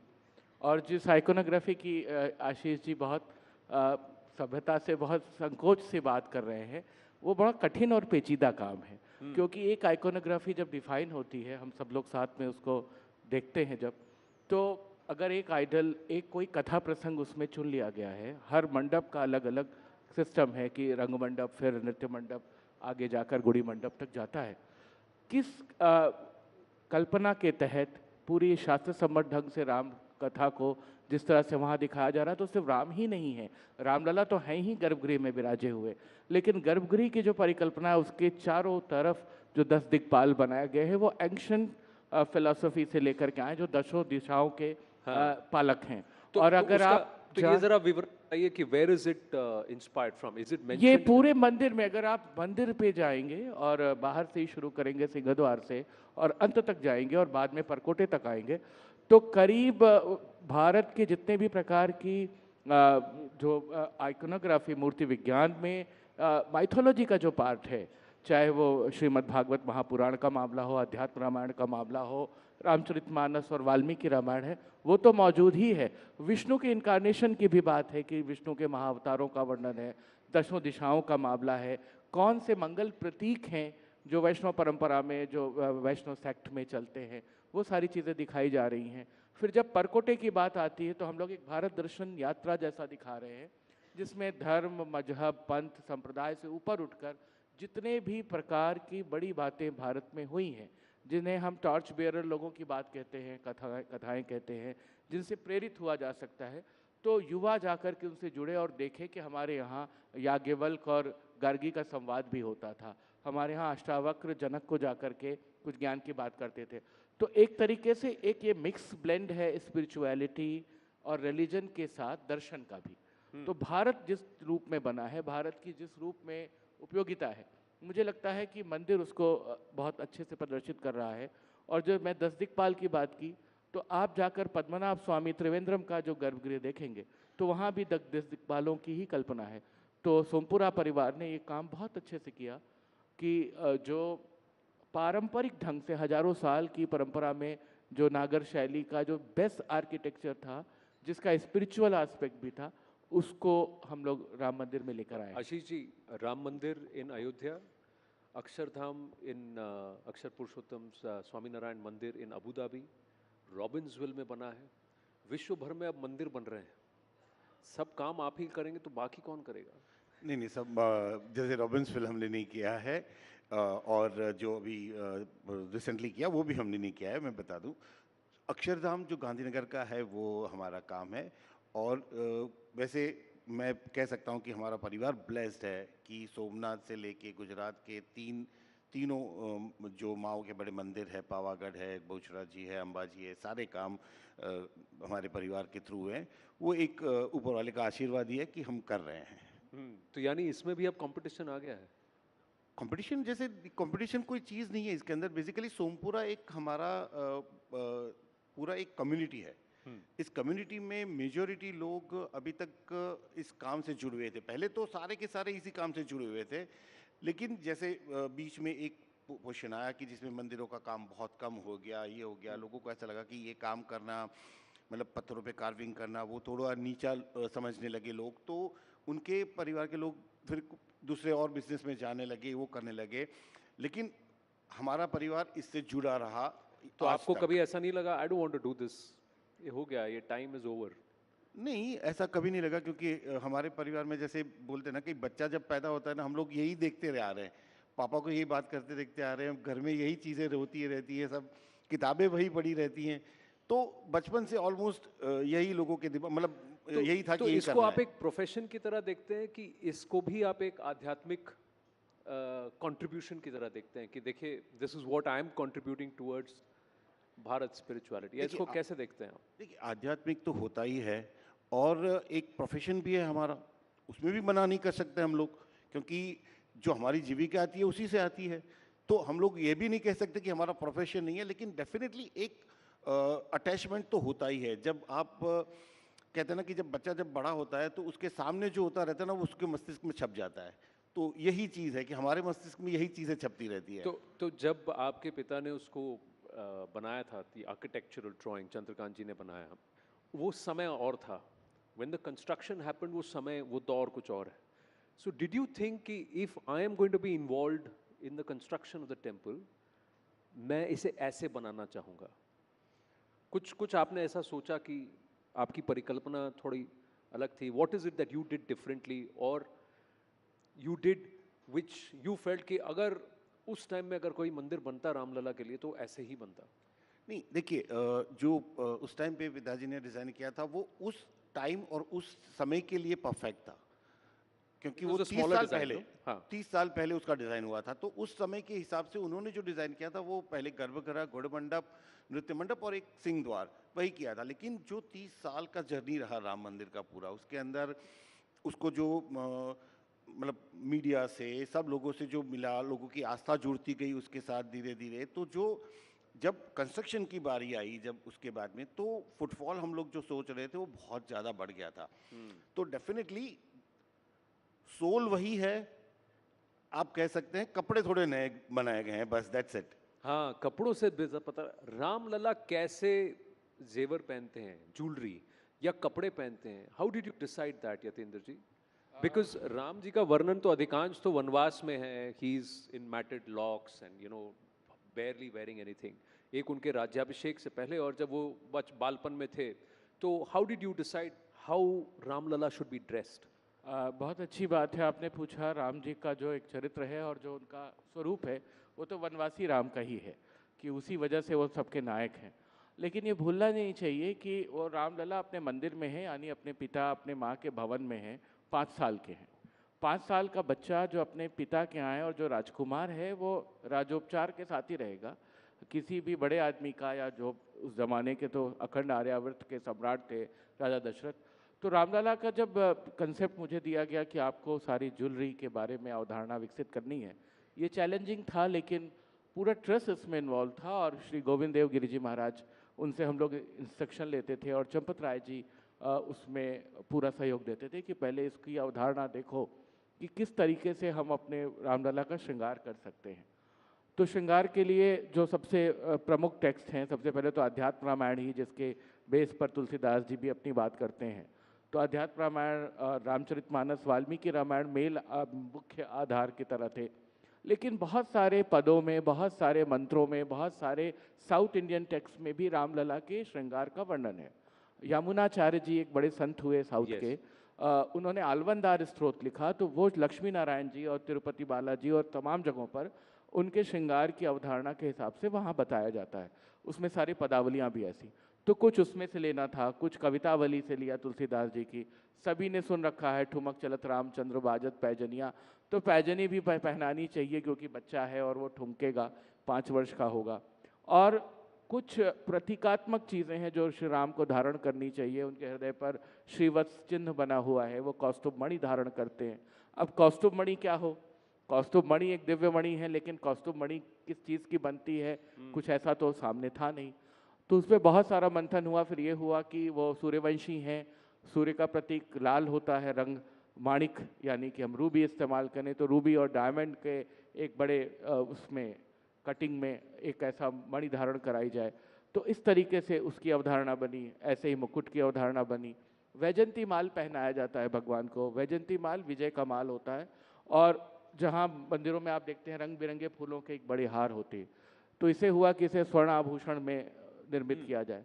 तो जितने वैष्णव प्रतीक हैं राम जी के, शंख चक्र पद्म गदा, ये सारी चीज़ें उसमें बनाई गई। फिर 5 प्रकार के फूल बनाए गए उसमें। 5 फूलों का कहते हैं कि वो देवता को पसंद है। तो उसमें आपका लोटस था, कमल था, कुंद था, कुंद की माला सरस्वती को भी पहनाते हैं, पारिजात, तुलसी, तो तुलसी पत्र तक उसमें लगाया गया। तो इस तरीके से छोटी छोटी डिटेलिंग हम लोगों ने की उनकी अवधारणा रचने में भगवान की। और जितने भी गहने पहनाए गए, कोशिश की गई कि वो एंशिएंट टेक्स्ट से रेलिवेंस उनका बनता हो। जैसे एक हार होता है जो 4 या 5 लड़का, आज 5 लड़ा 7 लड़ा कहते हैं, उस जमाने में उसे पदिक कहते थे। तो पदिक निकाला गया वाल्मीकि रामायण से। इसी तरह से बाजूबंद को भुजंग कहते थे, तो हमने उसका टर्मिनोलॉजी भी वैसे ही रखी कि कल को कोई इसकी डिटेलिंग करना चाहे, इस पर कोई स्टडी करना चाहे। और ये बहुत बड़ा चैलेंज था। विष्णु के बहुत मंदिर हैं, कृष्ण के बहुत मंदिर हैं, लेकिन श्री राम का मंदिर इस रूप में पहली बार उस तरह से एक अवधारणा थी कि जिस तरह से एक राजकुमार को 5 साल के बालक को पहनाना। मेरा अगला प्रश्न वही होने वाला था कि बाल कृष्ण के बहुत सारे मंदिर हैं। अब जैसे गोवर्धन है, अब वो श्रीनाथ जी हो गए, Guruvayur in the south, Udupi, तो सब जगह बाल कृष्ण के हैं, पर बाल राम के, जो रामलला के मंदिर ज़्यादा नहीं हैं। राम जी के मंदिर का एक अयोध्या में बड़ा मज़ेदार कंसेप्ट है, बहुत ही यूनिक है। अगर आप में से कोई गया हो, राम वहाँ पर है लेकिन कई रूपों में है। अगर आप कनक भवन में जाएं तो वहाँ दामाद के रूप में पूजे जाते हैं, वहाँ वो पाहुन है। हाँ। तो वहाँ पे उनकी वेशभूषा सन इन लॉ की है। अगर आप वहाँ पर जाएं रतन सिंहासन में तो वहाँ राजाधिराज राम है। अगर आप रंग महल में जाएं तो वहाँ पर रंगधीर है।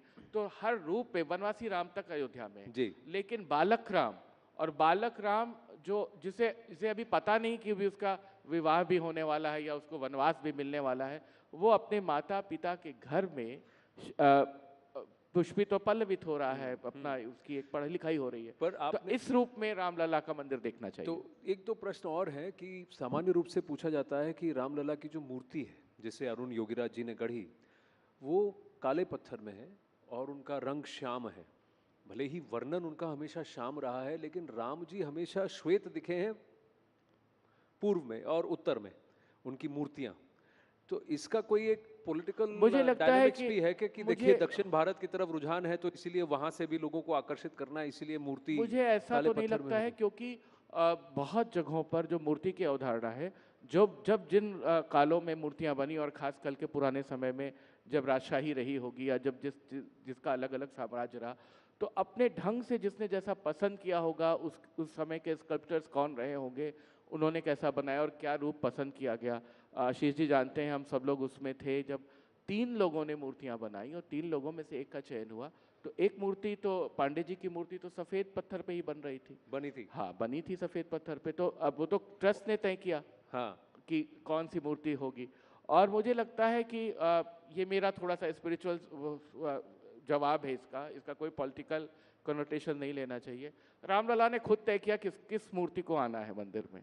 वो प्रभाव ऐसा ही है, क्योंकि किसी भी जो कि जब ज्वेलरी भी बन रही थी, मनीष त्रिपाठी जी ने जब वस्त्र अवधारणा रखी, आप किस भाव से देखते हैं रामलला को, आप अपनी भक्ति में कृष्ण राम या शिव को किस भाव से देखते हैं, उसी का मैनिफेस्टेशन आपको रिफ्लेक्ट होकर के मिलता है। तो मुझे नहीं लगता है कि इसके पीछे, और जहाँ तक मेरी समझ है, जितना मैं असिस्ट कर रहा हूँ मंदिर के काम में नृपेंद्र मिश्रा जी को या ट्रस्ट को, मुझे नहीं लगता है कि कोई राजनीतिक दबाव कोई रहा होगा या कहीं से किसी ने कहा होगा कि ऐसा करना चाहिए। क्योंकि खुद मैंने मंगल ध्वनि का आयोजन किया था 22 तारीख को, और बाद में श्री राम राग सेवा हुई। 45 दिनों तक देश के सारे मूर्धन्य कलाकार गए। तो मुझे बिल्कुल मुक्त हस्त काम सौंप दिया गया था कि आप इसे करिए, और मुझे किसी ने कोई हस्तक्षेप नहीं किया, बल्कि सहयोगी किया। कोई हस्तक्षेप नहीं किया। What does this temple mean for all of us? Why is it so important कि लोग कहते हैं कि 1000 साल तक अब ये नहीं गिरेगा? आशीष जी, देखिए, इसके अंदर बेसिकली जो कंस्ट्रक्शन टेक्नोलॉजी है वो हमारी बरसों पुरानी जो टेक्नोलॉजी है, जो स्टोन के साथ दूसरे स्टोन को जोड़ के बनाने की। तो इसमें सलिया आयरन सब यूज नहीं किया गया? नहीं, कहा जाता है बहुत कंक्रीट सलिया सब डाला गया है, ये सब कहने की बातें हैं कि कुछ नहीं। बिल्कुल नहीं। कोई मुझे बता दे कि एक स्टील का टुकड़ा भी डाला गया हो, क्योंकि स्टील को शिल्प शास्त्र में शुद्ध धातु माना गया है। और बेसिकली वो इसलिए नहीं डाली जाती कि एक मैग्नेटिक फील्ड बनता है, जब हम टेम्पल आर्किटेक्चर बनाते हैं तो एक मैग्नेटिक फील्ड बनता है जो इसको स्टील डिस्टर्ब भी करती है। और सब लोग जानते हैं कि अगर स्टील कहीं पे भी यूज़ हुआ होता है तो वो 100 साल, उसकी उम्र ज़्यादा नहीं रहती है, 100-125 साल में उसका डिटोरेशन होने लगता है। जबकि ये पूरा नेचुरल मटेरियल, नेचुरल स्टोन से बना हुआ है टेम्पल, और इसके सारे के सारे डायमेंशनिंग जो है वो शास्त्रोक्त रहते हैं। हर एक डायमेंशन गर्भगृह के डायमेंशन के हिसाब से ही उसके डायमेंशंस रहते हैं। लेकिन इसके लिए स्पेशली आई थिंक मैं ये प्राउडली कह सकता हूँ कि ये शायद विश्व का पहला मंदिर होगा जिसका 3D स्ट्रक्चर एनालिसिस हुआ है for 2500 years by CBRI Roorkee. Wow. So that means, so you are people who believe that Sanatan will exist for 2500 years, because there are others who say कि सनातन को तो अब खत्म कर देना चाहिए। मतलब टेम्पल तो रहेगा, आई डोंट नो बाकी का तो क्या है। टेम्पल तो 2500 साल तक वैसे ही रहने वाला है। टेम्पल रहेगा। Quickly sir, have to wind up. जी, मुझे बस ये कहना है, एक डिस्क्लेमर की तरह आपके मन से कहना है कि बहुत सारे लोग बहुत बातें कहते हैं और तमाम बातें कहते रहते हैं। जो रील चलती रहती है, जो पॉडकास्ट चलते रहते हैं, उसमें से आधी हकीकत और आधा फसाना लेकर चला करिए। बहुत सारी जो ग्राउंड रियलिटी है वो बिल्कुल डिफरेंट है और बहुत अच्छे से, बहुत साइंटिफिक ढंग से बन रहा है। कौन क्या कर पाएगा ये तो मैं नहीं जानता, लेकिन सनातन एक विचार है, उसको कौन उखाड़ पाएगा मुझे नहीं लगता। वो परंपरा में ही जाने वाला है, लेकिन मंदिर रहने वाला है और 2-2.5 हज़ार साल रहने वाला है। भगवान को याद करने के लिए शैतान का भी होना आवश्यक है। बिल्कुल। Ladies and gentlemen, Ashish Sompura and Yatendra Mishra. Thank you very much. Thank you so much, Anand. Thank you to our guests, Mr. Ashish Sompara and Mr. Yetendra Mishra, for sharing such fascinating insights into the construction of the Ram temple and the Shringar, the Sajawat of our Ram Lalla. Well, ladies and gentlemen, now let's get down to discussing something that concerns each one of us, all of us present here today. We can ignore it only at our own peril. It's about us, it's about our children, our families, it's about life and our planet. The changes that are sweeping the world could come at a cost, and this has also pitched sustainability and climate change to the mainstream of global policy making and business decision making. In fact, smart living, ladies and gentlemen, is about adapting the fruits of technology through models that are scalable, profitable, and importantly, ecologically and socially far more sustainable.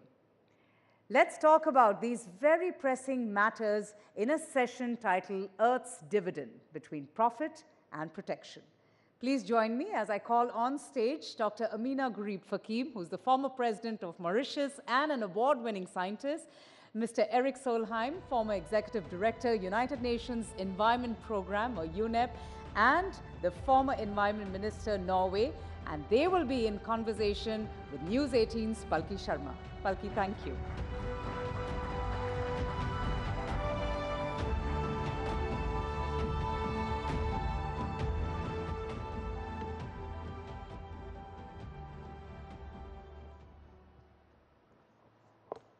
Good afternoon, namaskar.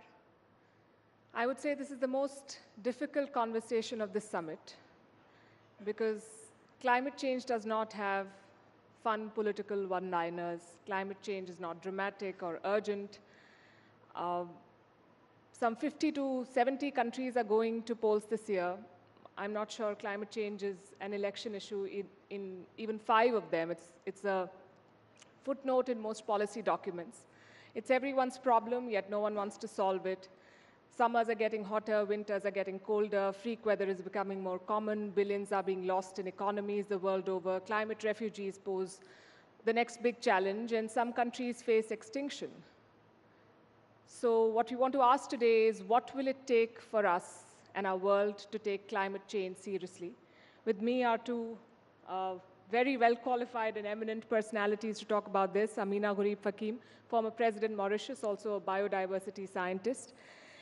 And Erik Solheim, former Executive Director of the United Nations Environment Program with an extensive career focusing on climate change. Welcome to Rising Bharat and to India.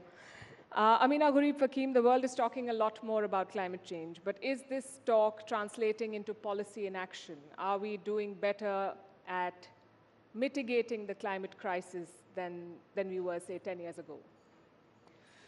Good morning, and again, Palki, thank you. Thank you. It's a great pleasure always to be back in India. I'm here in India, and we are heading precisely towards the COP29, which will be held in Baku this year.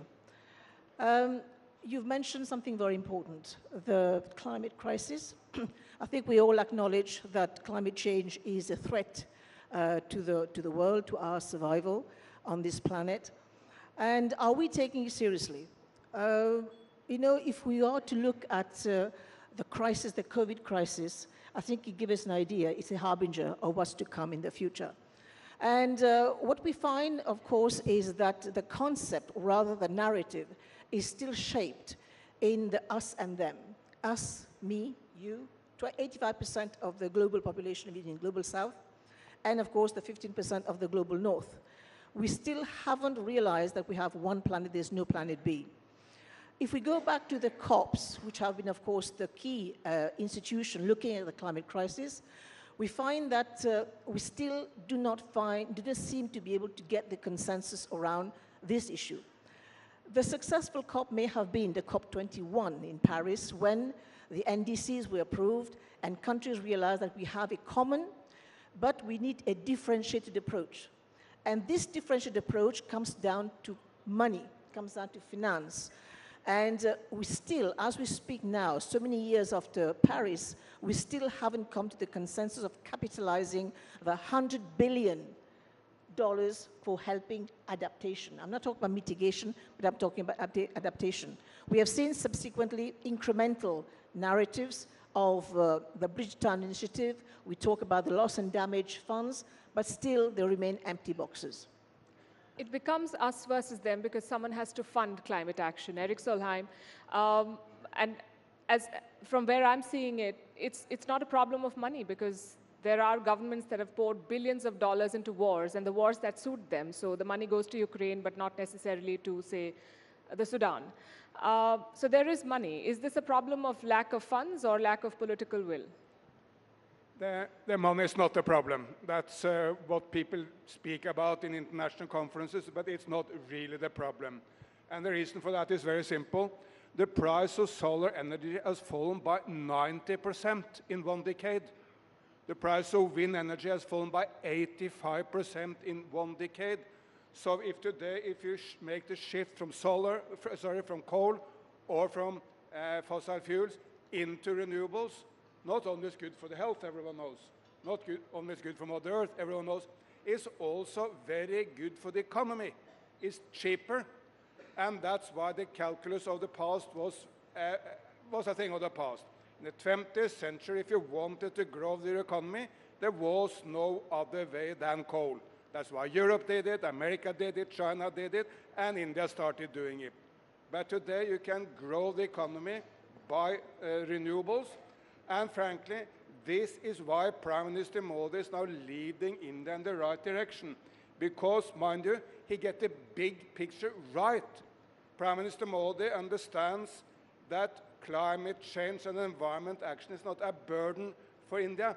It's an enormous opportunity. It's an opportunity for more jobs, getting people out of poverty, but doing it in a green way. And if I may add, maybe the best slogan I ever heard in India on Bharat on this was Ola, the Uber of India, as you all know.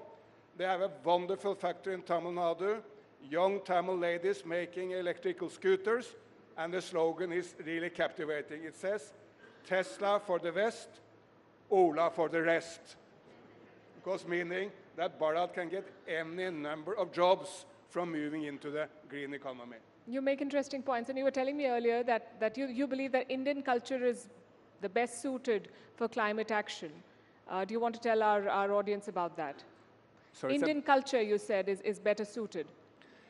Look, the old Brits had a, to put it mildly, very unfavorable view of the Hindu Dharma, or the traditional Indian culture. They saw it as a second-rate religion with any number, millions of gods, didn't take it seriously at all. Then switched to 2024, and Hindu Dharma looks like the most modern of all religions. Why? Because look, in Christianity, while there is a strong drive to protect nature in Christianity, still the perspective is always that the human being is superior. Human being is superior to nature. While in Hindu Dharma, man is part of nature. Man is in nature. And that now looks such a modern perspective. And the old Indians, they venerated nature. They did it even to the extent of making God half animal, half human. I mean, Ganesh, half elephant, half human, Hanuman, half monkey, half human. And can there be a stronger signal of the unity of man, humans, and nature than making God half nature, half human? So what the Brits spoke so negatively about 100 years ago is now looking as the most modern of all global thought systems. That's a very interesting perspective. Amina Gharib Fakim, your thoughts on what India is doing, and countries like India, even China, have developmental requirements. Same with Mauritius. As the president, I'm sure you've seen this firsthand, the challenges that climate change poses to you and your people. So you have to find a way to balance the two. How do you think these countries are doing? First of all, I just pick up to what Eric has just said. The approach that the global south and India, Asia, of course, and China I think the approach is that we are very much part of the ecosystem and that we need to start respecting nature, and the solutions will be, of course, in nature. But you mentioned something about the challenges of climate and how India and in most Asian countries, even China, are tackling. I think the plan is there. There is a game plan to address this. I think many of the rising emerging economies, of course, India is one of them, they have a plan. But I have a but. We are all integrated in the global economy. And this, of course, is the lifeblood of any country, is to see to it that trade increases so that jobs can be created. And my concern is that because of the competition, because of the moving geotectonic plates around the world, especially now that India and China are rising, is that there could be a break to this rise. And the break will come because when we start tying down trade to the climate. It's a good point, but there is a downside to it. It can become a break. I mean, also have to bring in Africa, because this is where I hail from, is that there will be a tendency to link up trade to cleaner technologies. And those countries that haven't played catch up, they will find big problems in terms of precisely benchmarking themselves to that level to see to it that trade happens.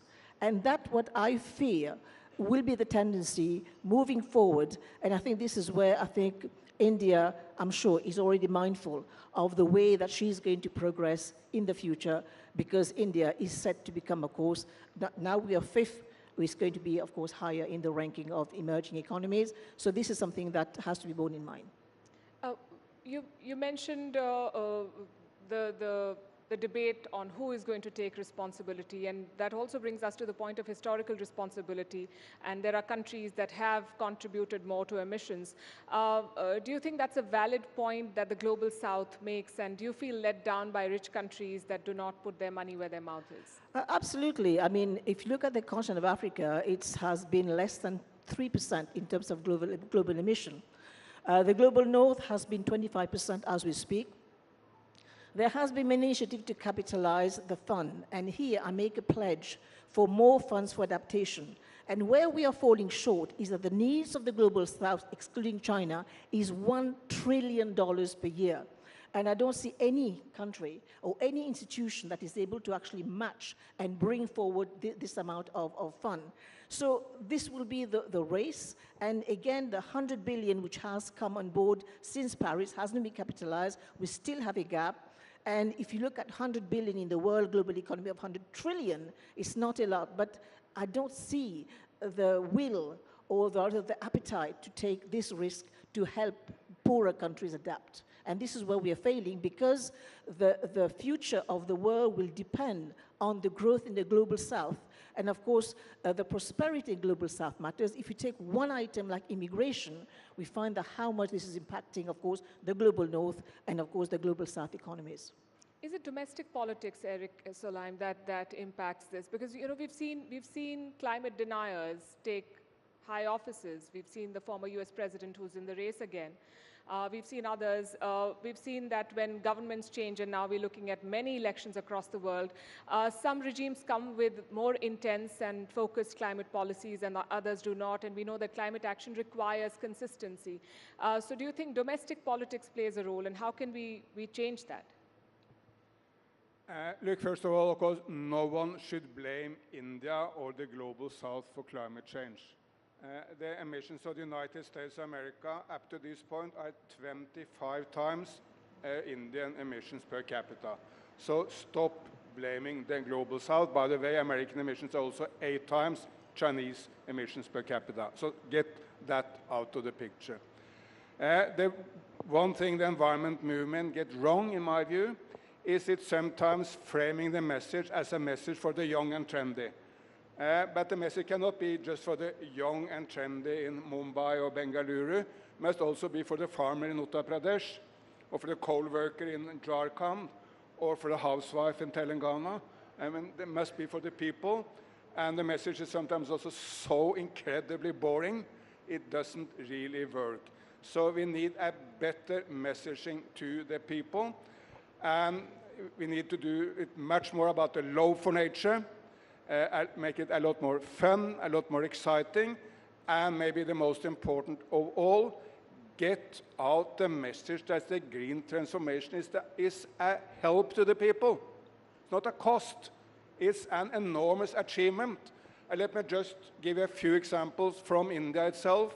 In Gujarat Desert, the Adani Group is now building the biggest individual solar and wind plant in the world. It's as much energy as all the hydropower consumption of my nation, Norway, and we are fully fueled by hydropower at a very, very high level of consumption. That one plant is as much as we consume overall in Norway. Then, in Omkareshwar, in Madhya Pradesh, at the Narmada River, L&T and Hartek Solar and other companies are building the biggest floating solar in the world. Amazing. It's as much as 4 times the most controversial hydropower plant, again, in my nation, Norway, so it's big. And when Prime Minister Modi came back from Ayodhya, from the Ram Mandir, his first step was to say, look, Ram was about energy. Can I serve the people of India better than launching an initiative for 1 crore, 10 million rooftop solar? The initiative is already out there. Go into the internet and Google it and look into whether you can apply for it yourself. So, and of course, all these are beneficial to the people, creating jobs, creating prosperity, and making sure that India do not need to pay for oil from Norway or from Russia or from Saudi Arabia, but can use the money for the people back home. But we need to change the conversation from a very boring, very centered on a few young people in the city conversation to this amazing conversation of how all people, also farmers and workers, everyone will benefit from the green transformation. So change the conversation. That's an interesting point again. Amina Gurib Fakim, we cannot talk about climate change and not mention big oil. And it's interesting that the last COP summit was hosted by one of the biggest oil producers in the world. There is again a debate on whether we should co-opt them and can petrodollars meaningfully fund green transition. Is that the only way forward now? Palki, there is a lot of conversation about oil. And I think last COP in Dubai, they had big problem actually getting the wordings right in terms of phasing out oil. And unfortunately, if we call them down to brass tack, it will be difficult to phase out oil immediately. But I think what we can get from the oil industry is precisely their CSR in terms of capitalizing the global funds to be able to help countries adapt.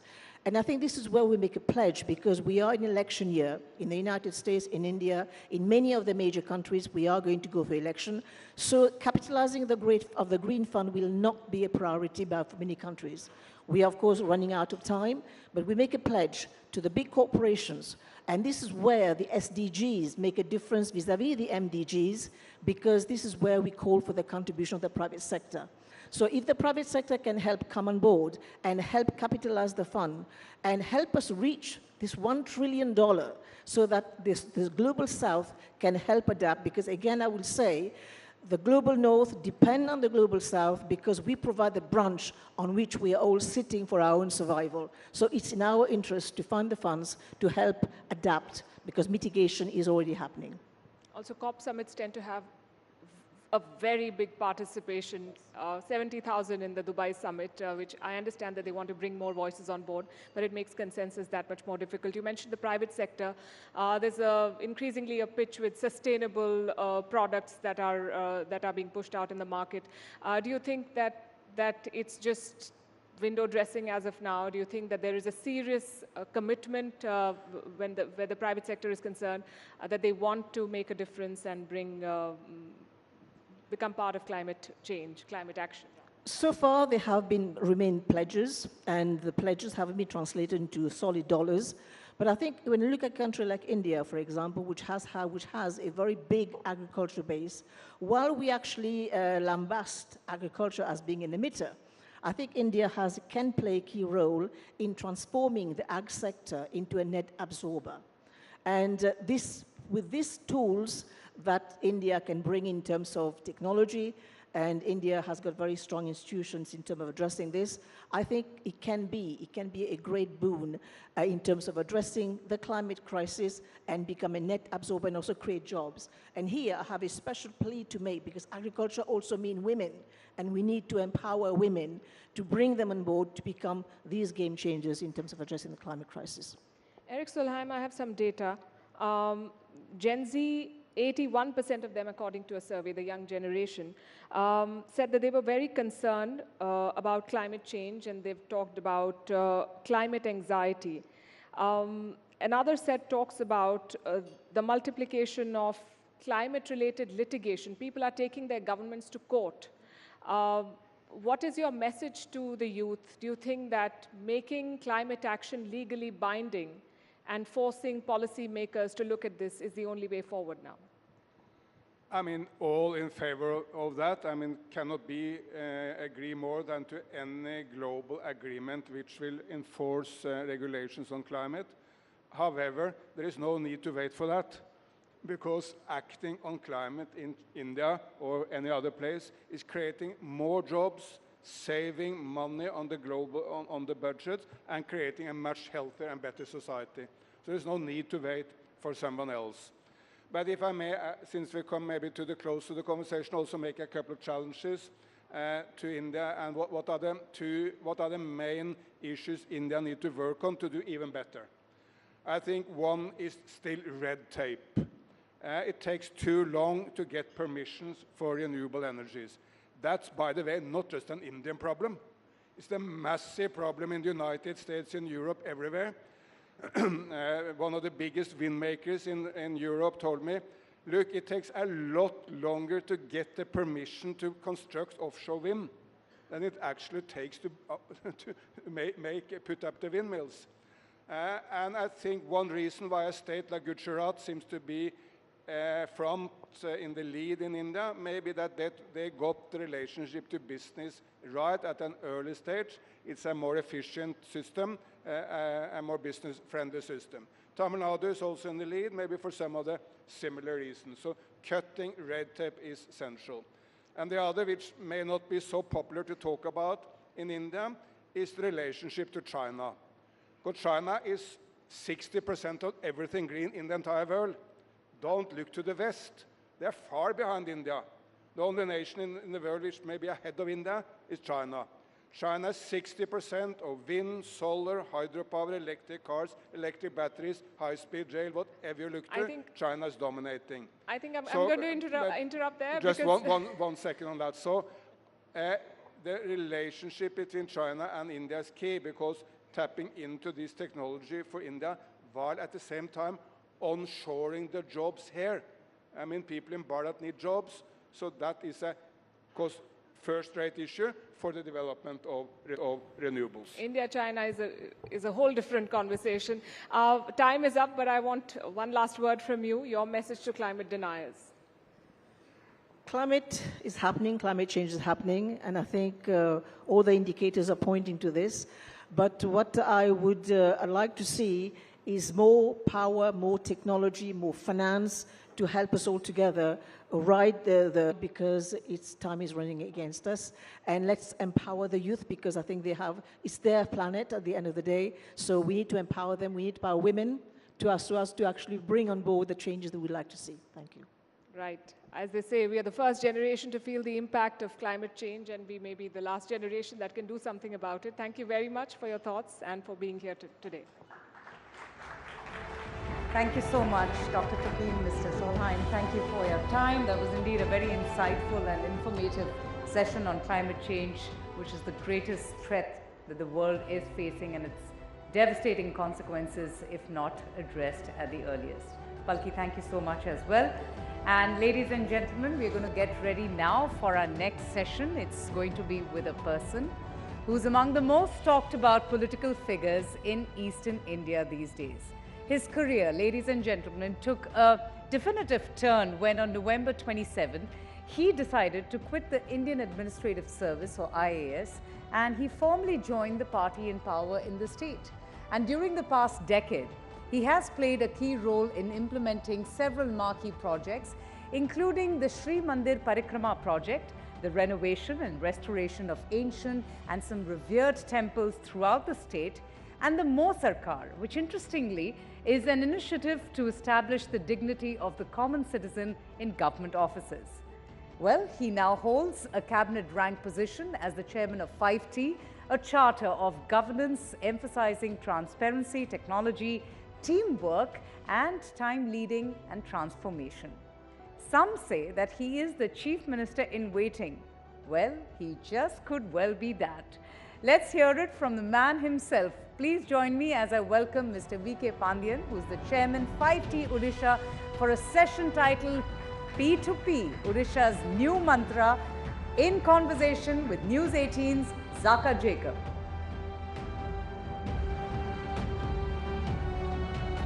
Welcome. Let's have a huge round of applause, ladies and gentlemen. Thank you. Ladies and gentlemen, there are bureaucrats and there are bureaucrats and there are politicians and there are politicians. We are extremely privileged and honored to be having Mr. V.K. Pandian. He was just telling us in the green room that this is his first live interview on any news platform. So can we have a round of applause? Thank you. Thank you. Sir, it's very difficult to get a chance to interview you because you've always been sort of behind the scenes and, operating, of course, for the Chief Minister. What made you decide to take that plunge? You're now right front and center in public life. You've decided to enter politics full-fledged. What made you make that switch? I am with the Chief Minister of Odisha for the last 12 years in his office. And before that, I used to be the collector of his district called Ganjam. I was inspired by him. The first reason I would say is that I was totally inspired by his commitment to the cause of people, commitment to public service. But 1 year back, if some of my friends have asked, or somebody has asked my friends that whether Mr. Pandian will join politics, everyone would have laughed. I would have also laughed about that. After COVID, the grievance cell of Chief Minister's office was closed for, as a precautionary measure. So after that, Chief Minister wanted that we should go to the villages, we should go to the people and do grievance. So 1 year back, we started that exercise of touching all the assembly constituencies and blocks for grievance redressal of people. So when I went there, I realized that there is a strong connect with people and I'm not being treated like a bureaucrat there. It was a little more than a bureaucrat. I was embarrassed in some places. So I came and told Honorable CM, and he also saw the videos of people, how they respond to me, how they connect with me, the emotions overflowing. And then the inner calling came that, okay, maybe I should not be covered by that screen of bureaucracy. I should come out and help my guru, the Honorable Chief Minister of Odisha, as a nice disciple. So tell us a little bit more about your guru, your father figure. I mean, he will, by the middle of this year, become the longest ever serving Chief Minister in the history of India. He's already gone past Jyoti Basu. I think he'll go past Pawan Chamling by the middle of this year. It has never happened in the history of India. And you have seen firsthand why it has happened or what makes him tick. So tell us, what is the success of his longevity? I don't know throughout the world you have any parallel of democratically elected leader continuing in a space as popular as the Chief Minister of Odisha and winning election after election with a higher margin instead of anti-incumbency having pro-incumbency. And he is now going to touch 2.5 decades. He started in a decade when newspapers were ruling the roost. Then came internet, then social media. So all these eras of public scrutiny he has stood. And his popularity ratings are the highest in the country for any chief minister. So I would say that one of the main reasons for his success is that he doesn't see politics as politics. He sees it as public service. And people also don't see him as a political leader. They see him as somebody who is there to serve them. I think that is the connect he has with people and which has made him very popular. What is the connect that you have? Of course, you've worked under him as a bureaucrat, you were his private secretary, you were district collector in his home district before that. But more than that, at a personal level, clearly something has inspired you to make that political plunge. It's a blessing to work with a great soul like him. I consciously use the word soul. It's more of values. It's not about a great leader doing great work. Many people will do great work. There may be great administrators, there may be great planners. This Chief Minister, Mr. Naveen Patnaik, has a great soul. I consider it as a blessing to be with him for more than a decade. And I thought as a disciple, I should try and do something for him at this point of time to help him reach out to the people. That's my only objective right now. So for such a popular chief minister, many would ask, why is he then allying with the BJP? What is this pressing compulsion? Never, I don't think in Indian politics you have seen an alliance between a ruling party and the main opposition party. So something must have happened. Okay. Why somebody joins an alliance? Somebody joins an alliance because they want to win elections. Somebody joins an alliance because they want to have an impact in the electoral math. Here is a chief minister who is so popular in the state, and he gets 3/4 majority every time, Mr. Naveen Patnaik. The recently concluded Panchayat elections, he won symbol election. It's based on party symbol. He won 90% of the seats. And the second party was 5% seats, BJP. So Mr. Naveen Patnaik doesn't need an alliance to come back to serve the people. He doesn't need an alliance. You're saying BJP needs an alliance? No, I would say the same thing about Mr. Narendra Modi, the Honorable Prime Minister of India. Whatever surveys you are showing, whatever others are showing, that he is going to become the Prime Minister of the country. Mr. Naveen Patnaik is going to the Chief Minister of the state, undoubtedly, and Mr. Narendra Modi is going to be the Prime Minister. How I put it is beyond, there are some things beyond politics.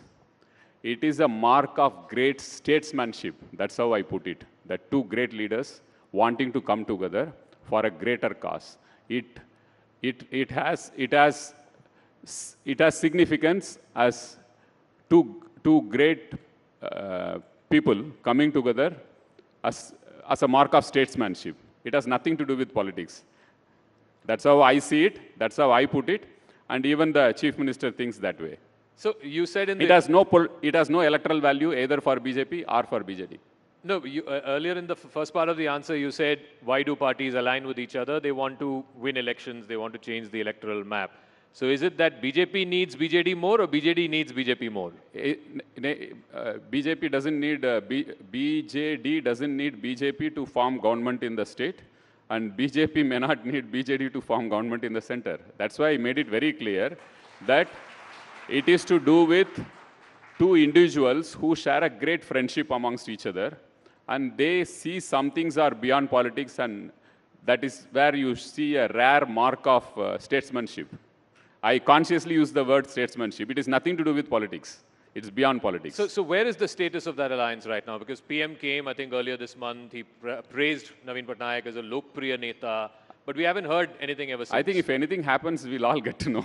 No, that's why I'm asking you. Who better to ask than you? We'll all get to know if something happens. But I told the logic behind this, whatever talk has happened also, I told the logic behind it. It has nothing of electoral significance either to Odisha or to the country. It is more to do with statesmanship. Okay. Talking about statesmanship, clearly Naveen Babu is a statesman in his own right. Like I said, he has already gone past Jyoti Basu's record. And if he wins this election, which, like you said, is almost a certainty, he will become the longest-serving chief minister in the history of India. We have called this session P2P. So depending on which way you want to see it. Poverty to prosperity, Odisha transforms. That's the way you would like to see it. We would like to see it as from Patnaik to Pandian. No. So please tell us, are you Mr. Naveen Patnaik's political successor? I don't think I should answer this. The people of Odisha will answer it. And I succeed his values. I succeed his hard work. I get inspired by his sincerity, commitment, and keeping politics away from public service and doing service to the people. That's how, these are values I have imbibed from the Chief Minister. Politics can come later on whenever, whatever people think, it's fine. But the reason people are asking this is because the BJD, like some other parties, we've seen that in the history of Indian politics, where succession has always become a bit of a dicey situation. We've seen that with ADMK, we've seen that with Shiv Sena. So in the BJD, there is no obvious political successor. Are you the obvious political successor? Let me put it this way. The chief minister is so popular and he is so meticulous in doing everything. He has transformed the state of Odisha from where it was and what it is now. And BJD is the vehicle which he created to transform the state. Such a futuristic thinking chief minister who holds people of Odisha in his heart will definitely have planned out something for the BJD, which will be rocking as always he does. But he's not shared that with you. I think he tells always that people of Odisha will decide who will succeed him. We all follow that. In fact, when somebody asked Biju Babu when he was alive, who is going to succeed you, he also told the same thing, that people of Odisha will decide. But, finally, in democracy, one bows to the people's. So, talking about your political debut, just as you decided that you're going to get into politics, you also said that you're not going to be fighting the elections. You're not going to get into electoral politics. Why? I was very clear when I took this decision. I'm going to help the chief minister come back with 3/4 majority to serve the people again. That's my one and only objective right now. I see only that in my eyes. In politics, obviously, you'll be the subject of scrutiny by a lot of people, your political opponents, by the people of the state. When they attack you with the outsider tag, how do you respond to that? I know that last 3-4 years I have been the center point of attack of everyone in Odisha politics. Most of the opposition parties attack me. So that's part of the game. And whether I succeed or not, it's up to the people of Odisha to decide. But when they say that you're originally not from there, you're from Tamil Nadu. They have to come and see some of the meetings which I have with the people and the emotions which they pour out when they see, when they interact, or when they talk to me. I think that will clarify how they hold me, whether they hold me as one of theirs or whether they hold me as an outsider. It's the people of Odisha who finally decide. But, I mean, you're also a fluent Odia speaker by virtue of your bureaucratic career, of course. You're married to a Odia, a native. But beyond that, for people to accept somebody who is from a different state, I mean, the only comparable example I can think of, and probably you'll relate to this, is MGR. Coming from one state and contesting in another state, even Jayalalitha to an extent. What is it about our people in India, in different states, that they wholeheartedly give love to even someone who may not be originally from their place, but are considered one of their own? People are very smart and intelligent. If Naveen Patnaik has succeeded so many years in Odisha, it's because people see his clear heart. He has heart in the right place. And they know that this guy wants to change Odisha, transform Odisha, and he is spending every minute of his time for Odisha and its people and its growth. So when people are so intelligent and smart, they will judge what is what and who is who. And that's how I think the connect which I have with people is the same. The connect that you have with the people is the same, because people believe that you are wanting to do this as a service and not, but that's what all politicians say. So time will tell that, whether I have meant what I say or whether I have some other hidden agenda, time will say, but I leave it to the people to judge whether I stand by the service mind which I got from the Chief Minister. So you did say that Odisha has transformed, no doubt, in the last 20-25 years. It has transformed as a state. And I want to deal with both ends of it. At the welfare end, at the lower end, obviously there are various programs that Naveen Babu has launched, from Kalia to the BSKY program, the Mission Shakti. Now, over the last year or so, there has been this whole thing in politics, this whole narrative and counter-narrative, that many of these things are freebies or revdies. How would you respond to that? There are some things which one should call it as responsibilities of a welfare state. Health, education, taking care of food security of the vulnerable people. All these one should, even United States does, take care of health, take care of education. You have public schools, you have public hospitals. What the Chief Minister has done is, why there should be a quality difference between a public school and a private school. He invested in public schools, transformed the public schools, like private schools are better than private schools. I'll be happy to share that we have about 8,600 high schools in the state. We have transformed all the 8,620 high schools in the state. We don't have blackboards in these schools. We have smart boards like these, digital boards in these schools. And we have science labs, class science labs, modern laboratories, libraries, e-libraries at high school level. So he wanted to empower the people of Odisha to make them dream big for their children. Because 70 to 80% of the children will always be dependent on public schools. So he transformed the public schools and made it as good or better than private schools. He also transformed the hospitals, public hospitals, government hospitals, as good as or better than private hospitals. So this is where he spends money. So health, education, food security, these are things which any government should do for its population, and people are happy about it. And if you want to take the state to the next level, 70% of the population who are dependent on public institutions should have the best access to public institutions. When you do that, you actually empower the people and make them dream big. That's when a state will go forward. I also want to ask you about the Sri Mandir Parikrama project, which is the temple heritage corridor project, the restoration of the Puri Jagannath temple, as well as other temples. You were telling us a short while back, there are 10,000 temples that have been revived and restored in the state. How would you respond to the charge that why should a secular state be in the business of restoring or reviving temples? I think it's part of our culture. Temples temples are an integral part of your culture. It reflects your history. You draw strength from your faith you have on these temples. You get peace there. So it is but natural for a government to honor the faith of people. In a democracy, people's faith is reflected in vote. When you are voted to serve them, it's important that you honor their faith. If Muslims have faith in mosque, restore their mosque, restore their burial grounds. If Christians have faith in churches, restore their churches which are broken during cyclone. Odisha is prone for cyclone. If Hindus have faith in temples, restore their temples. If Sikhs have faith in Gurudwara, do that. And we have a huge tribal population who have faith in their tribal gods.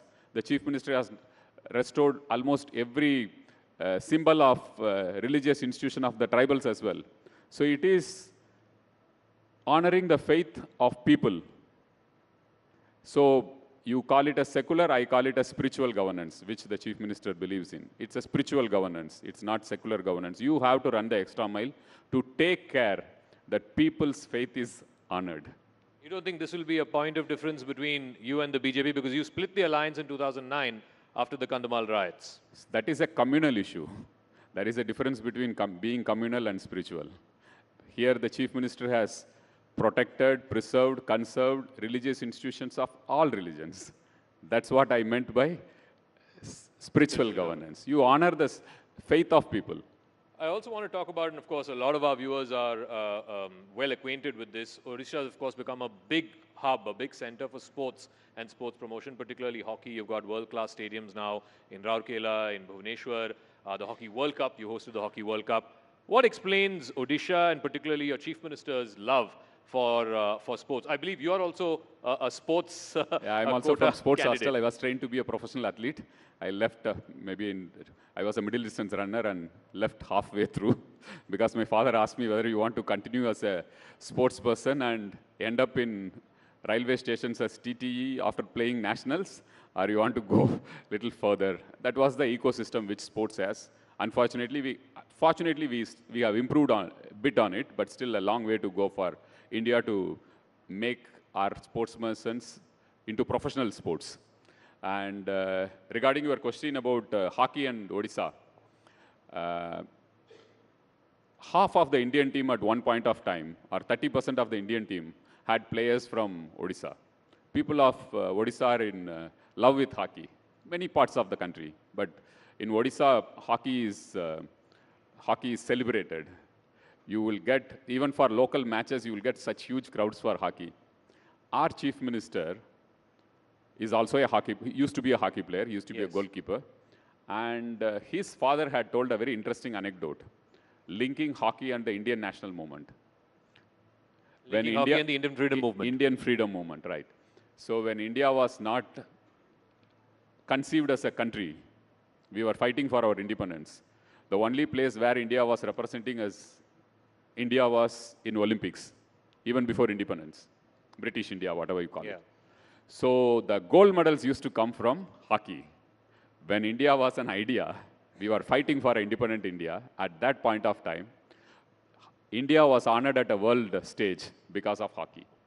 So that is something which Biju Patnaik, who used to be a freedom fighter, late Biju Babu, he had told his son, Naveen Patnaik, that we all got inspired, that India, at least somewhere it is making a wave, at least through hockey, it made an impact for itself, that we are getting gold in Olympics. So that is something which gave that emotional connect to our chief minister. And people of Odisha are deeply in love with hockey. So he thought that we should take up hockey seriously. And we are the only state, perhaps in the world, who is supporting a national team. A provincial government supporting, sponsoring a national team. Generally, a national team is sponsored by corporates.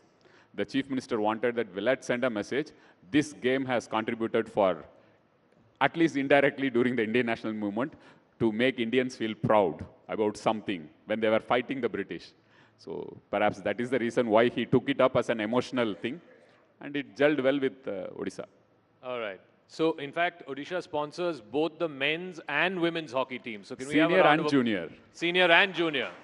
So that is an incredible thing. It's generally corporates who sponsor teams, but here you have a state government sponsoring. So finally, Mr. Pandey. And after 38 years, 40 years, India won a medal in last Olympics in Beijing. Correct. After Odisha sponsored. Of course, the credit goes to our players, the support team and everyone, but Odisha had a small role in that. Odisha had a small role in India getting a medal after 3 decades. So finally, is Mr. Pandian, the middle distance runner, ready for the long distance marathon of politics? I take one day at a time. I don't see anything long term. In human life, you should take one day at a time. Not then you are stressful. This is something which I learned from our chief minister. Very spiritual. Take next minute. Live in the moment, present moment. So for this day and for the last 25 minutes, Mr. Pandian, thank you very much for joining us Jai here at the Jagannath. Rising Bharat Summit. Thank you. Ladies and gentlemen, can we have a round of applause? Thank you so much for that very important advice. Live each day. And that was Odisha's influential bureaucrat, now serving the people of the state with utmost dedication and selflessness and sharing his vision for the state's development. Well, ladies and gentlemen, since the morning we have had some fascinating discussions over some thought-provoking issues and some burning topics. You can dig deeper over lunch, which will now be served at the Shahjahan Hall. So take a break, enjoy yourself, enjoy the scrumptious meal, and we will have you back soon after lunch. Thank you so much.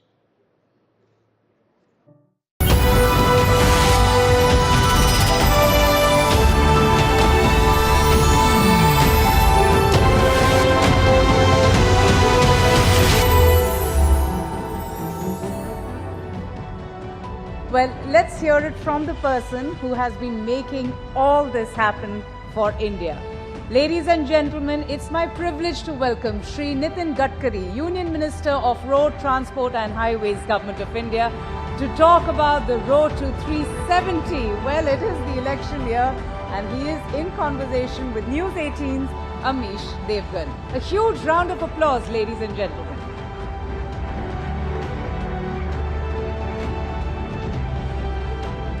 Welcome, sir.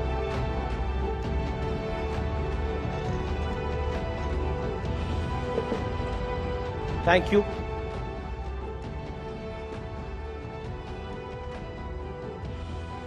और अब उस session की शुरुआत जिसका हमें काफी देर से इंतजार था। नितिन गडकरी मेरे साथ है, केंद्रीय मंत्री हैं, भारतीय जनता पार्टी के पूर्व राष्ट्रीय अध्यक्ष रहे हैं। नितिन जी, आपका अभिनंदन है। तो जोरदार तालियों के साथ अभिनंदन करिए नितिन गडकरी का। नितिन जी, अटल बिहारी वाजपेयी के बारे में कहा जाता था वो व्यक्ति तो सही है लेकिन पार्टी गलत है, और अटल जी के बाद अगर किसी के लिए कहा जाता है तो वो नितिन गडकरी के लिए कहा जाता है कि बंदा तो सही है लेकिन पार्टी गलत में आ गया है। ऐसा क्यों है? ये तो बिल्कुल गलत है। पार्टी भी सही है और बंदा भी सही है। मैंने अपने जीवन की शुरुआत संघ के स्वयंसेवक के रूप में और विद्यार्थी परिषद के कार्यकर्ता के रूप में हुई, और जो भी मैं आज जो भी कुछ हूँ, जो मेरे में अच्छा ही है, ये दोनों संगठन के कारण ही है, वो सब अच्छा ही है। तो I am very much proud of my convictions, और मैं अगर अच्छा हूँ तो मेरी पार्टी अच्छी है, और मैं अगर अच्छा हूँ तो मेरी आइडियोलॉजी अच्छी है। यही बात मैं आपको कह सकता हूँ। लेकिन आपको नहीं लगता आप राजनीति में गलती से आ गए? आप कहते हो मैं पोस्टर नहीं लगवाऊंगा, चाय पानी में खर्च नहीं करूंगा, तो चुनाव कैसे जीतेंगे गडकरी जी? नहीं, आप अगर मेरे कॉन्स्टिट्यूंसी में आओगे तो मैंने ये बात कही कि मैं जातीयवाद और सांप्रदायिकता को नहीं मानता। हमारे प्रधानमंत्री जी ने कहा है सबका साथ, सबका विकास, सबका प्रयास। तो मैं अपने कॉन्स्टिट्यूंसी में जो मेरे मतदार हैं उनको मैं अपनी फैमिली समझता हूँ, परिवार समझता हूँ। और 10 साल मैंने जो कुछ काम किया उससे मेरा नाम भी लोगों से परिचित हुआ है और मेरा काम भी परिचित हुआ है, और इसलिए मैंने कहा कि अब ये पोस्टर, बैनर और इसका प्रचार करने की कोई आवश्यकता नहीं। दूसरा, मैं लोगों के साथ जुड़ा हूँ, तो अब मुझे लोगों को किसी प्रकार का कोई उनको वोट के बदले में कुछ उनको सेवा देने की आवश्यकता नहीं है। मैं लोगों से मिलूंगा, लोगों के घर जाऊंगा, पदयात्रा निकालूंगा, जो बुजुर्ग लोग हैं उनका आशीर्वाद लूंगा जी, और हाउस टू हाउस और मैन टू मैन कैंपेन करूंगा, और मेरा विश्वास है कि मैं अच्छे मार्जिन से चुनाव जीतूंगा, ऐसा मेरा विश्वास है। इस बार 3 हैट्रिक लगनी है। एक तो मोदी सरकार की हैट्रिक, एक नरेंद्र मोदी अगर इस टर्म में आते हैं तो बहुत बड़ी बात होगी, कोई गैर कांग्रेसी सरकार तीसरी बार पहली बार आएगी, दूसरी बार भी पहली बार आई थी, और तीसरा नागपुर से आप दोबारा जीत कर आएंगे, तीसरी बार जीत कर आएंगे। तो कितनी कठिन ये डगर लगती है, मोदी की तीसरी टर्म और आपका तीसरी बार लोकसभा जीतना? देखिए, पहली बात तो मोदी जी प्रधानमंत्री बनने ही वाले हैं, ये तय है। दूसरी बात यह है कि हम 400 पार जाने वाले, ये भी तय है जी, और मैं भी चुनाव जीतने वाला हूं, ये भी निश्चित है। ये भी लेकिन नितिन गडकरी में ऐसा क्या है कि विपक्ष के नेता मुरीद हो जाते हैं? मैं पीछे अखबार में पढ़ रहा था कि सोनिया गांधी ने आपकी तारीफ कर दी, ऐसा क्या है? देखिए, ये मुझे भी आश्चर्य है, क्योंकि पार्लियामेंट में जब मेरे डिपार्टमेंट पर 75 सांसद बोले अलग अलग पार्टी के, सबने मुझे धन्यवाद दिया, सबने अभिनंदन किया, तो मुझे भी आश्चर्य लगा। तो एक तो सीधी बात यह है कि जो कानूनी काम है, नियम के अनुसार है, वो सबका होना चाहिए, और गलत काम होगा तो अपने का भी नहीं होना चाहिए। तो मैं रोड बनाता हूं तो एक कॉन्स्टिट्यूशन में रोड बनाओ और दूसरों को छोड़ दूं, ऐसा तो नहीं होता। तो जो भी लोग मेरे पास समस्या लेकर आते हैं, मैंने सबका काम करने का प्रयास किया, तो उसके कारण उनके मन में उसका समाधान है, यही शायद उसका कारण होगा। एक चीज जो आप में नहीं बदली, जो मैंने आपका पहली बार इंटरव्यू किया था साल 2011 में, जो मुझे ध्यान में आता है, मुंबई में आपके घर पे, और आप तब राष्ट्रीय अध्यक्ष बने थे भारतीय जनता पार्टी के, तब भी आप बेबाक थे और अब भी आप बहुत बेबाक हैं। ये इतनी बेबाकी कभी भारी नहीं पड़ती आपको, या पड़ जाती है? नहीं, आप एनालिसिस कर सकते हो मैं कैसा हूं। मैं जो सवाल पूछते हैं उसका नम्रतापूर्वक जो सही है वो जवाब देता हूं, और मुझे लगता है जो सच है वो बताता हूं, तो मुझे नहीं लगता कि इसमें कोई समस्या है। लेकिन विपक्ष कुछ ना कुछ निकालता रहता है। नहीं, एक बात ये होती है कि मैंने, और सोशल मीडिया ब्लॉगर्स भी कुछ लिखते रहते हैं। नहीं सर, कुछ लोग तो ऐसा है कि जो न बोला वो मुंह में डालकर उसको एक आदमी अपने मीडिया पे लिखता है अपने साइट पर, और फिर दूसरे लोग उसको उठाकर लिखते हैं। तो सही में किसी ने जो बोला है उसके डिटेल में जाना चाहिए, देखना चाहिए, और फिर उसके ऊपर प्रतिक्रिया देनी चाहिए। एक सवाल जो मैं आपसे पूछना चाहता हूं कि आप बेबाक हैं तो प्रधानमंत्री के सामने भी बेबाक रहते हैं, गृह मंत्री अमित शाह के सामने भी बेबाक रहते हैं? नहीं, निश्चित रूप से जब बातचीत होती है तो नम्रतापूर्वक अपनी बात प्रधानमंत्री सबसे सुनते हैं और तब रखते हैं, कोई अर्थ में अड़चन नहीं होती। मैं भी पार्टी का अध्यक्ष रहा, मेरे पास भी सब लोग उस समय अपनी बात रखते थे। तो हमारी पार्टी की एक पद्धति है जी, और उसमें सब अपना विचार रखते हैं, और अंतिम निर्णय फिर जो होता है सब मिलकर या फिर प्रधानमंत्री या अध्यक्ष जो होंगे नेता, वो जो कहते हैं वो निर्णय होते हैं, उसमें आगे जाती है पार्टी। अब मैं आपको एक ये बहुत हेडलाइन स्टोरी रही उद्धव ठाकरे का एक बयान, मैं वो मराठी में बयान है वो मैं आपको सुनवाता हूं और आपसे उसका रिएक्शन लेता हूं। उद्धव ठाकरे ने आपके बारे में, आपके विषय पे क्या बोला, आइए एक बार सुन लेते हैं उद्धव ठाकरे का बयान। युतीमध्ये जे मेहनत करत होते त्या नितीन गडकरींचं नाव त्याच्यामध्ये नाही। अहो नितीनजी सोडून द्या भाजपा, राहा उभे, आम्ही महाविकास आघाडीकडनं तुम्हाला निवडून आणतो। दाखवा महाराष्ट्राचं पाणी, दाखवा महाराष्ट्राची धमक, दाखवा महाराष्ट्र दिल्ली समोर कधी झुकला नाही। अब नितिन जी कह रहे हैं कि आइए हम आपको एमवीए से टिकट दे देंगे, महाराष्ट्र दिल्ली के आगे कभी झुकता नहीं है। देखिए, पहली बात तो यह है जी कि पार्लियामेंट्री बोर्ड की जब मीटिंग हुई तो मध्य प्रदेश, गुजरात और उत्तर प्रदेश के पदाधिकारियों के साथ चर्चा होकर निर्णय हुआ। अब मैं महाराष्ट्र से लड़ता हूं तो मेरे महाराष्ट्र के प्रदेश के पदाधिकारी आकर उनसे चर्चा ही नहीं हुई थी, तो पहले लिस्ट में स्वाभाविक रूप से मेरा नाम आने की संभावना नहीं थी जी। अब दूसरे लिस्ट में नाम आया। मैं भारतीय जनता पार्टी का कार्यकर्ता हूं, लड़ूंगा तो भारतीय जनता पार्टी से ही लड़ूंगा, दूसरे कोई पार्टी में जाने का सवाल ही नहीं उठता। और इस प्रकार की ऑफर भी हास्यास्पद है, क्योंकि मैं अपने पार्टी के साथ जुड़ा हूं, विचारधारा के साथ जुड़ा हूं, इसी पार्टी में रहूंगा और इसी पार्टी में काम करूंगा। जी, लेकिन पिछले दिनों आपने कहा था कि किसी भी पार्टी की सरकार हो, एक चीज तय है कि जो काम करता है उसे सम्मान नहीं मिलता। ये क्यों कहा था आपने? ये मैंने ऐसा नहीं कहा था, यही गड़बड़ है जी। मैंने कहा सिस्टम में ऐसा होता है। जो मैंने विशेष रूप से सरकार में काम करने वाले लोगों के बारे में कहा था, उसके पहले भी मेरी प्रस्तावना उसके साथ थी कि अच्छा काम करते तो उनको सम्मान नहीं मिलता और बुरा जो काम करता है उसको सजा नहीं होती, क्योंकि सिस्टम इतनी कॉम्प्लिकेटेड है कि अच्छे आदमी को तुरंत अवार्ड नहीं मिलता और जो कुछ करता है उसकी इंक्वायरी होते होते इतने साल चले जाते हैं कि उसको सजा नहीं मिलती। ये उसका वाक्य था। इसका संबंध राजनीति से भी नहीं था। यही आप नहीं है, पर आप जैसे आपके जो बंधु है वो बिना रेफरेंस लेके इस प्रकार की बातों को फैलाते हैं। आजकल ना सोशल मीडिया का दोष भी सब मीडिया पर ही डाल देते हैं। अब सोशल मीडिया में तो बहुत कुछ चलता ऐसा नहीं होता जी। सोशल मीडिया पे जो गलत छाप के आता है उसको तुरंत लेकर रात को चर्चा का कार्यक्रम आप आयोजित करते हैं और उसको आगे लेके जाते हैं, ये समस्या है जी। मेरा अगला सवाल है,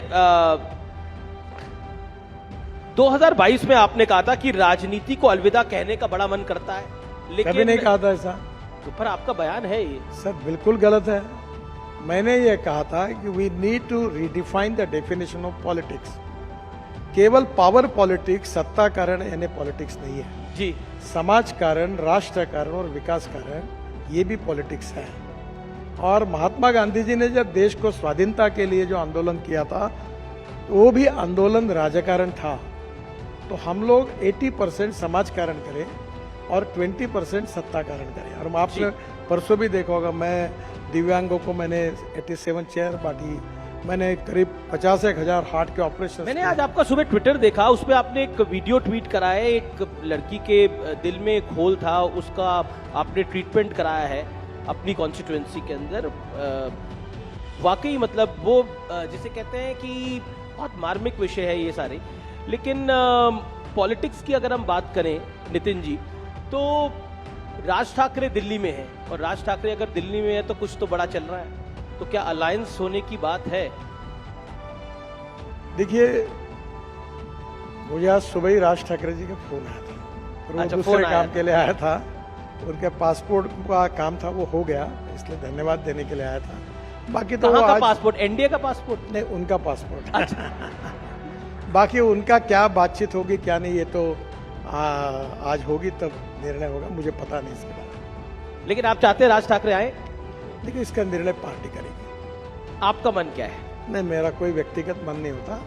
पार्टी के पदाधिकारी, पार्टी के अध्यक्ष और पार्लियामेंट्री बोर्ड, प्रधानमंत्री जो निर्णय करेंगे वो करेंगे। महाराष्ट्र में सीट बंटवारे को लेकर काफी सवाल जवाब हो रहे हैं, काफी सोर्सेज के हवाले से खबर आती है, लेकिन अब आप सामने बैठे हैं तो मैं पूछ ही लेता हूँ, चल क्या रहा है वहाँ?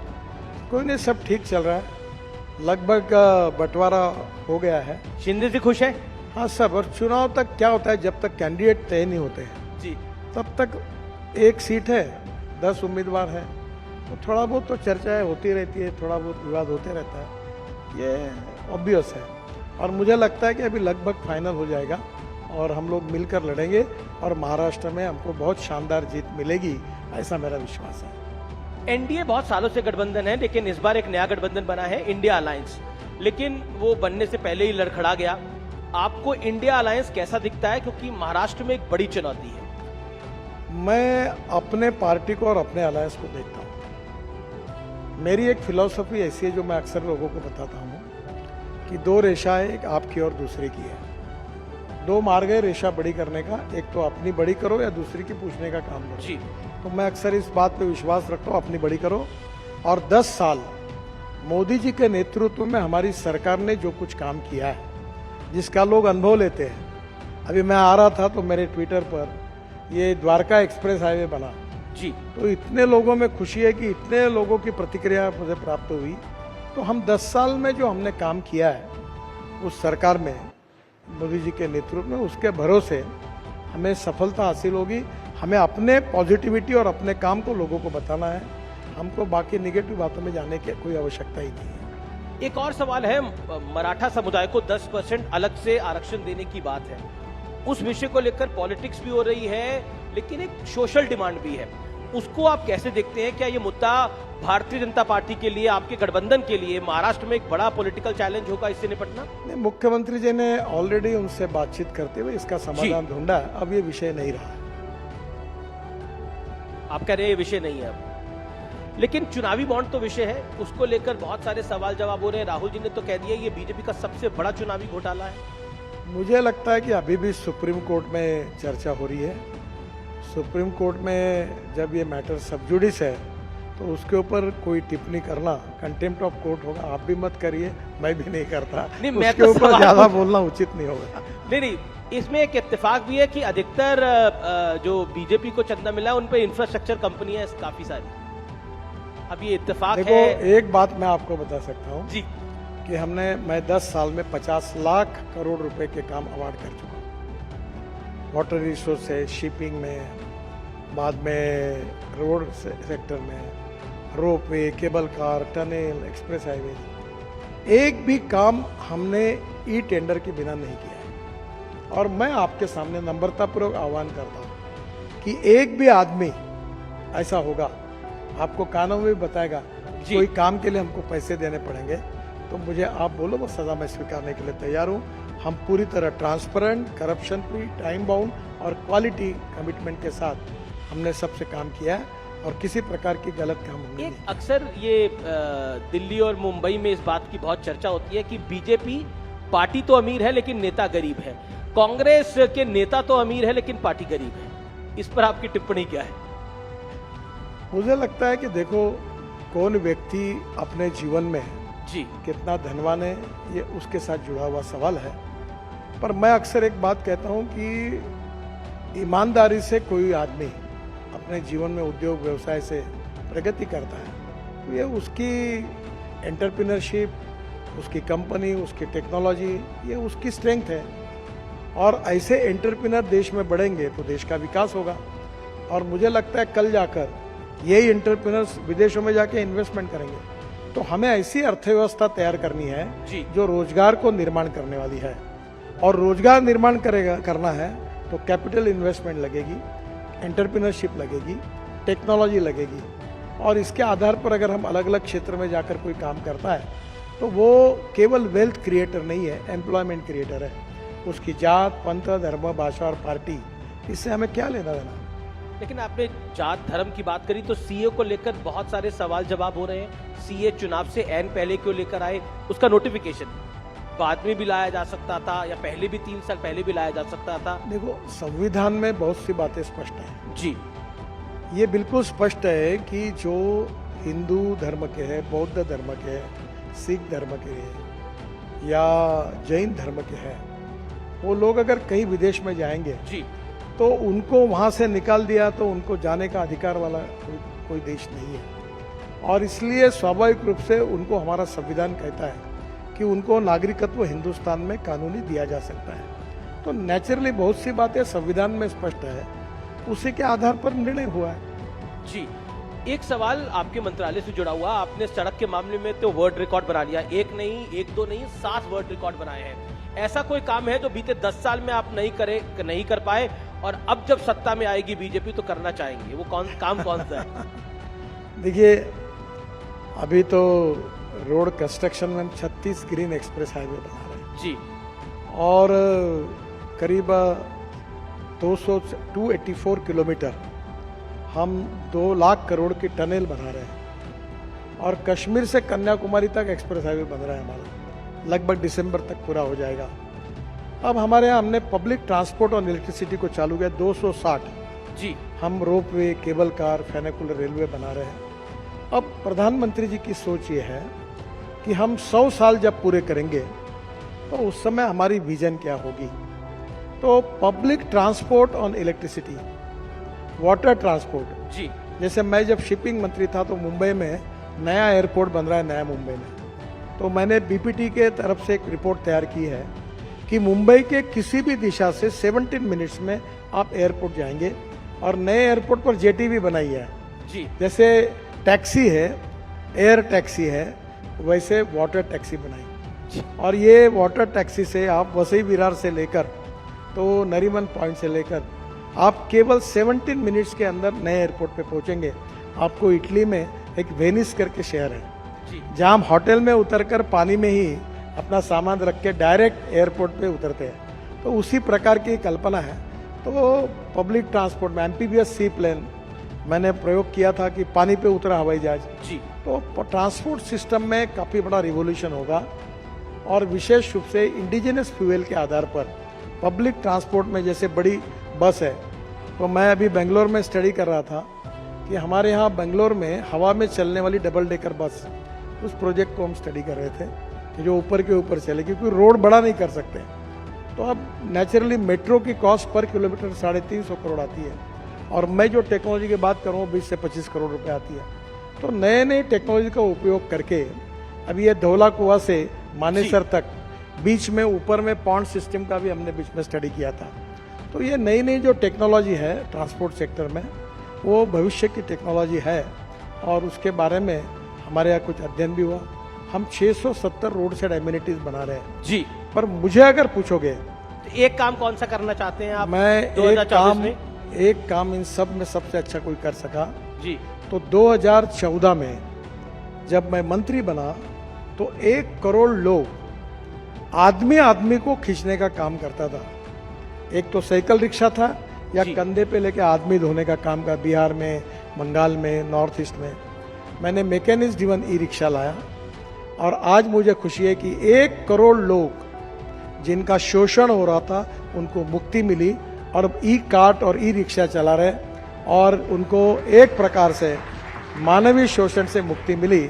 तो मैंने बहुत express highway, tunnel, road, bridges बनाए, पर ये काम जो है ये मेरे लिए सबसे अच्छा है। आपके दिल के करीब है, लेकिन एक राउंड हमारे दिल के बड़ा करीब है, और ये फोटो राउंड है, और इसमें कुछ तस्वीरें आएंगी और आपको उसका रिएक्शन दे रहा है, और मुझे भी पता नहीं है फोटो कौन कौन सी लगाई है इन लोगों ने। पहली फोटो देख लेते हैं कौन सी आ रही है।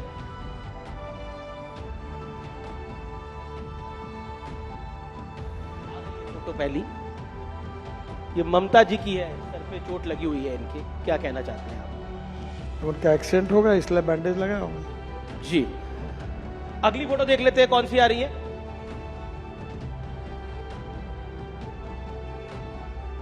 इन दोनों का क्या होगा? एक तो मैं ना भविष्य जानता हूँ ना कोई। आप भविष्य नहीं जानते, वो कहते हैं सब कुछ आप करवा रहे हैं, यानी ईडी करवा रही है, सरकार करा रही है। देखिए, ईडी अपना काम कर रही है जी, और वो अपना काम कर रहे हैं। हम अक्सर इस बात पे विश्वास रखते हैं कि हमारा भविष्य भगवान के हाथ में है।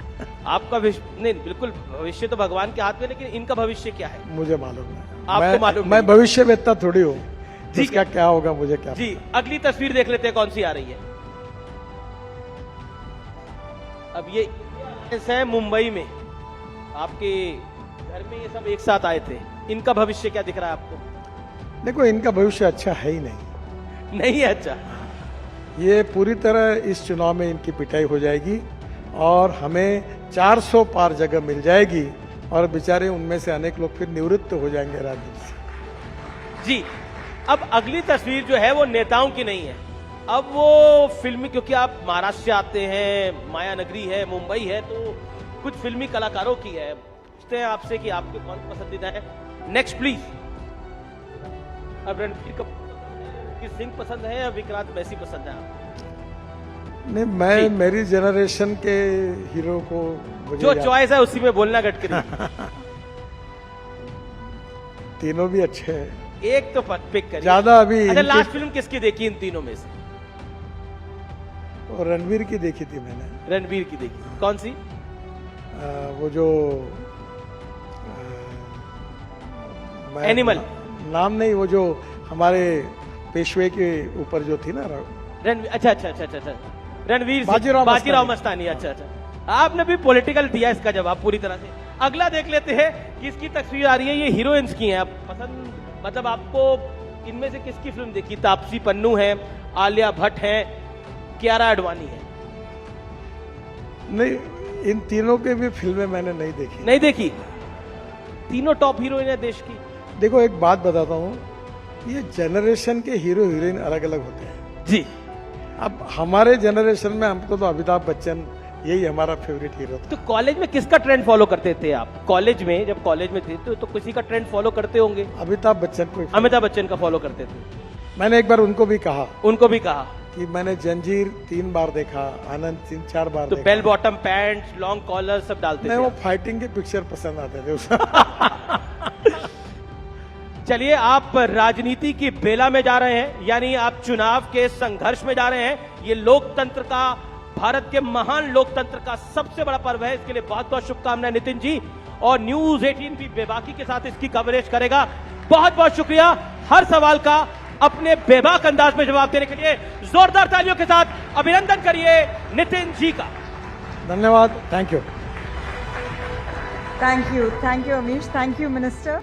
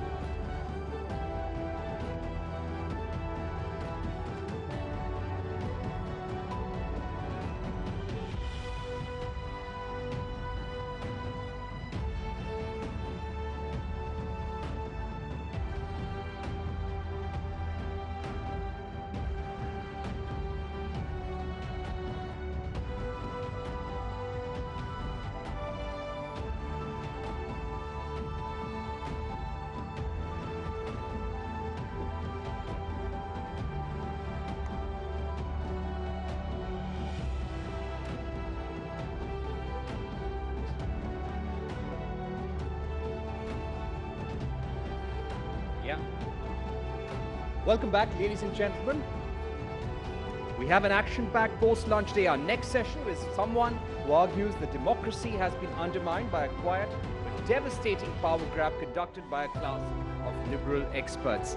That's right, they have advanced a global rights-based agenda which has tilted the balance away from the lively and vibrant unpredictability of democratic decision-making towards the creeping technocratic authority of liberal consensus. Populism represents, he contends, an imperfect but reinvigorating political blood that has the potential to sweep away decades of institutional detritus and rejuvenate democracy across the West. He has been a repeated victim of the cancel culture. Most recently, he has learned that his Philistine column has been cancelled by Quadrant magazine when he saw the March issue.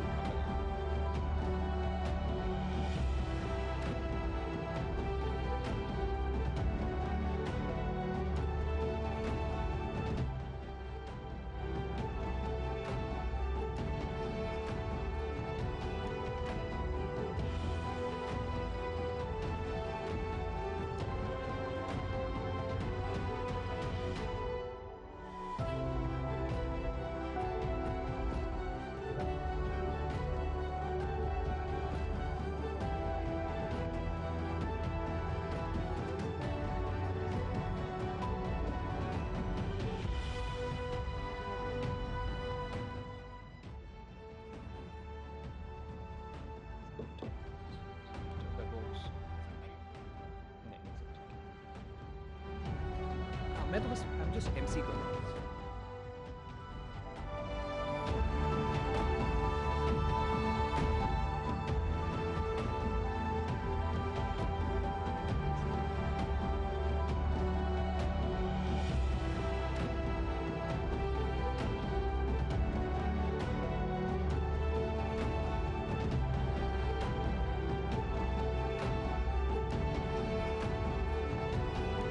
Yeah, I can hear you.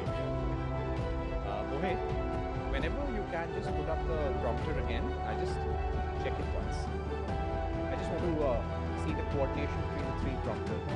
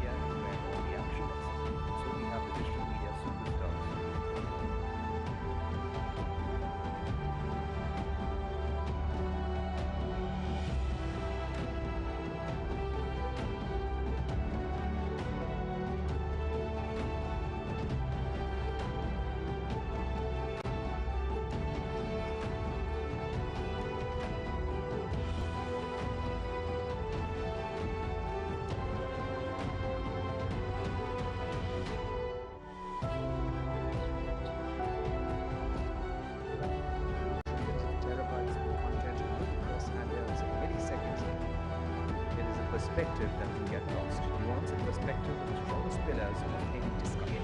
Let's hear it from Ram Madhav.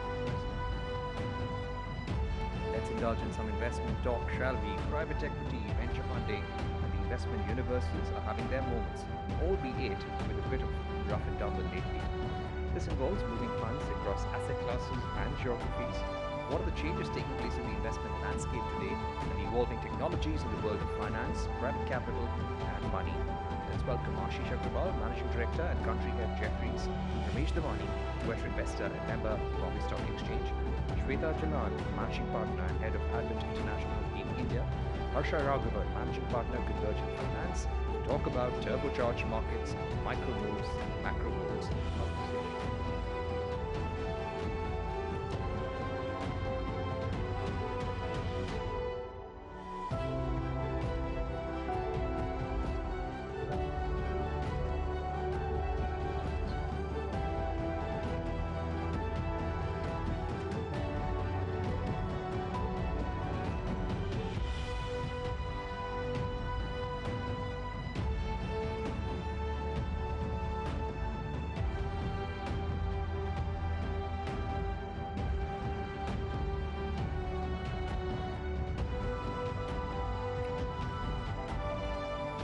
Welcome back, ladies and gentlemen. We have an action-packed post-lunch day. Mohit, can we increase the font a bit?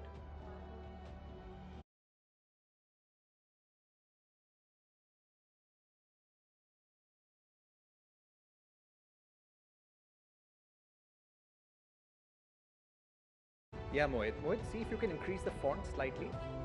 Yeah, okay.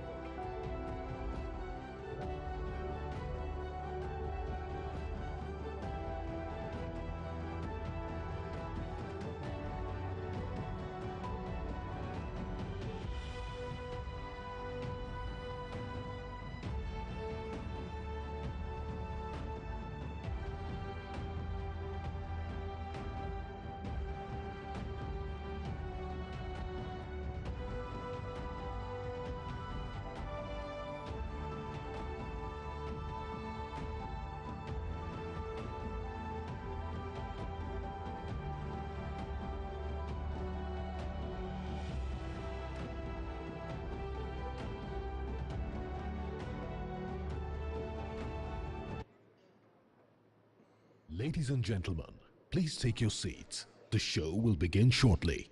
You are requested to keep your mobile phones on silent mode.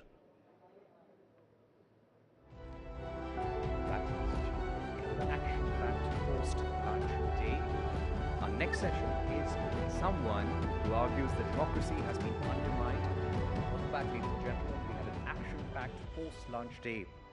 Our next session is with someone who argues that democracy has been undermined by a quiet... Yeah, this is perfect. Yeah. Welcome back, ladies and gentlemen. We have an action-packed post-lunch day. Our next session is with someone who argues that democracy has been undermined by a quiet but devastating power grab conducted by a class of liberal experts. They have advanced a global rights-based agenda which has tilted the balance away from the lively and vibrant unpredictability of democratic decision-making towards the creeping technocratic authority of liberal consensus. You can move a little faster. Radhika, I'm on stage. I'm on stage only. Acha, he's not there, so now we only call Bruce passports, huh? Okay.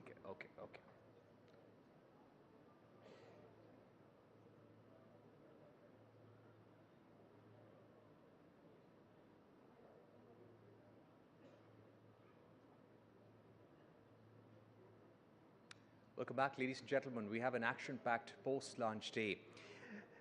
Our next session is with someone who argues that democracy has been undermined by a quiet but devastating power grab conducted by a class of liberal experts.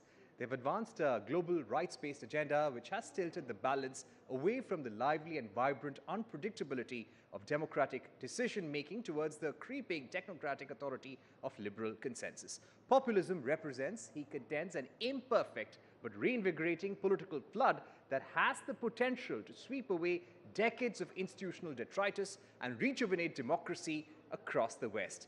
He has been a repeated victim of what you call the cancel culture. Most recently, he only learned that his Philistine column had been cancelled by the Quadrant magazine when he saw the March issue, ladies and gentlemen. Please welcome Salvatore Babones, sociologist and associate professor, University of Sydney, for a session on half-truisms, prejudices and misinformation. He will be in conversation with Rahul Shivshankar. No, I was gently, deliberately speaking a little low because we haven't started yet. Yeah. It'll be fine when I start. Yeah. I think we are good, yeah. We're good to go. Yeah, hi, sir. Everything is perfect. Yeah. Thank you.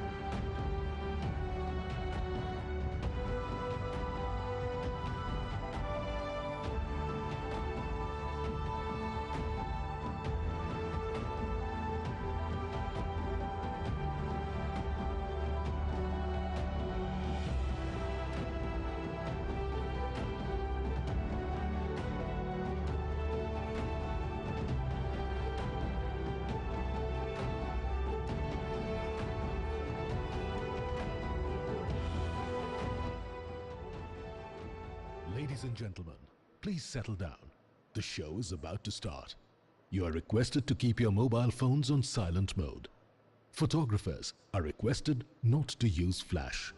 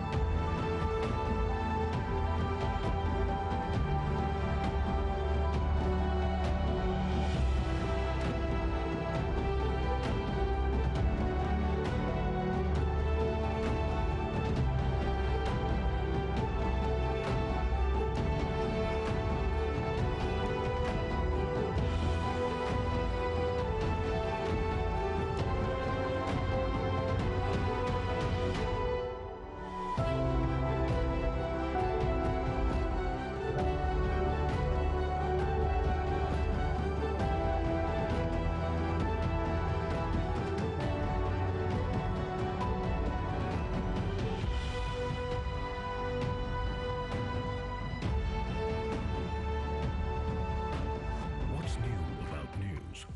Nothing. That's until we stepped onto the scene. Instead of playing the game, we became the game.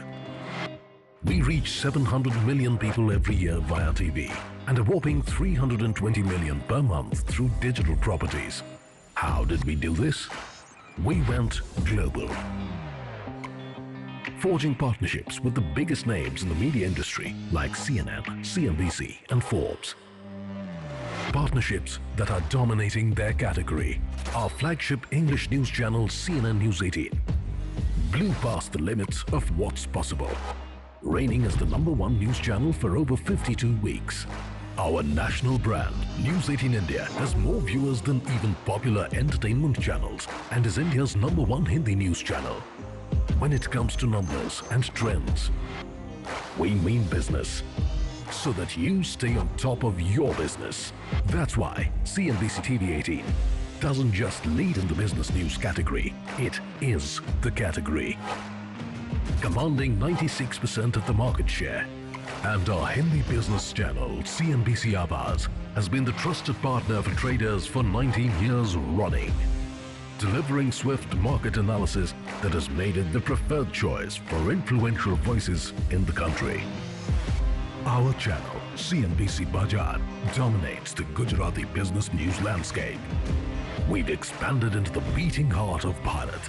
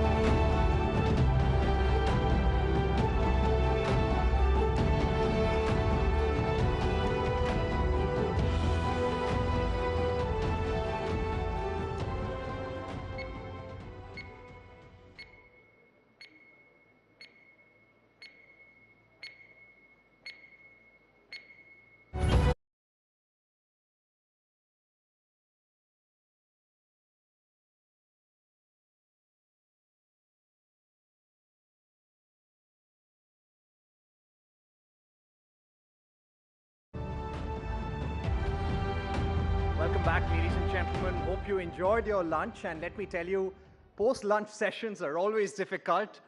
When you've eaten well, and to keep the energies up is really difficult. And I hope all of you are ready, because this is going to be an action-packed afternoon. And let me just get a sense of how the audience is doing. Are you all there with me? If yes, then say a loud yes. All right, great to hear that. And let's get the session going. It's going to be an excellent afternoon, I can assure you.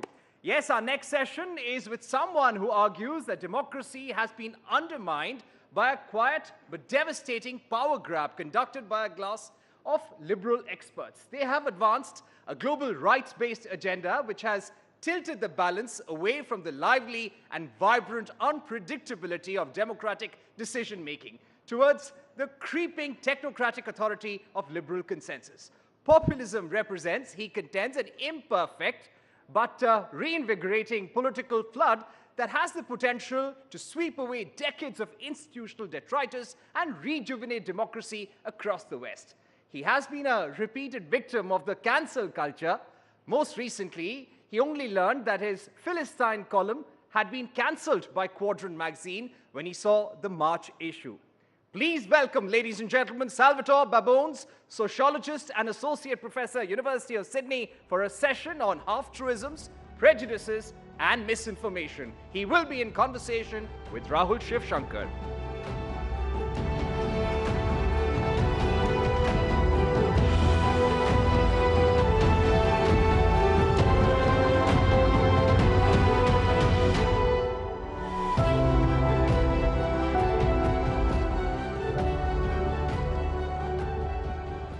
Good afternoon, everyone.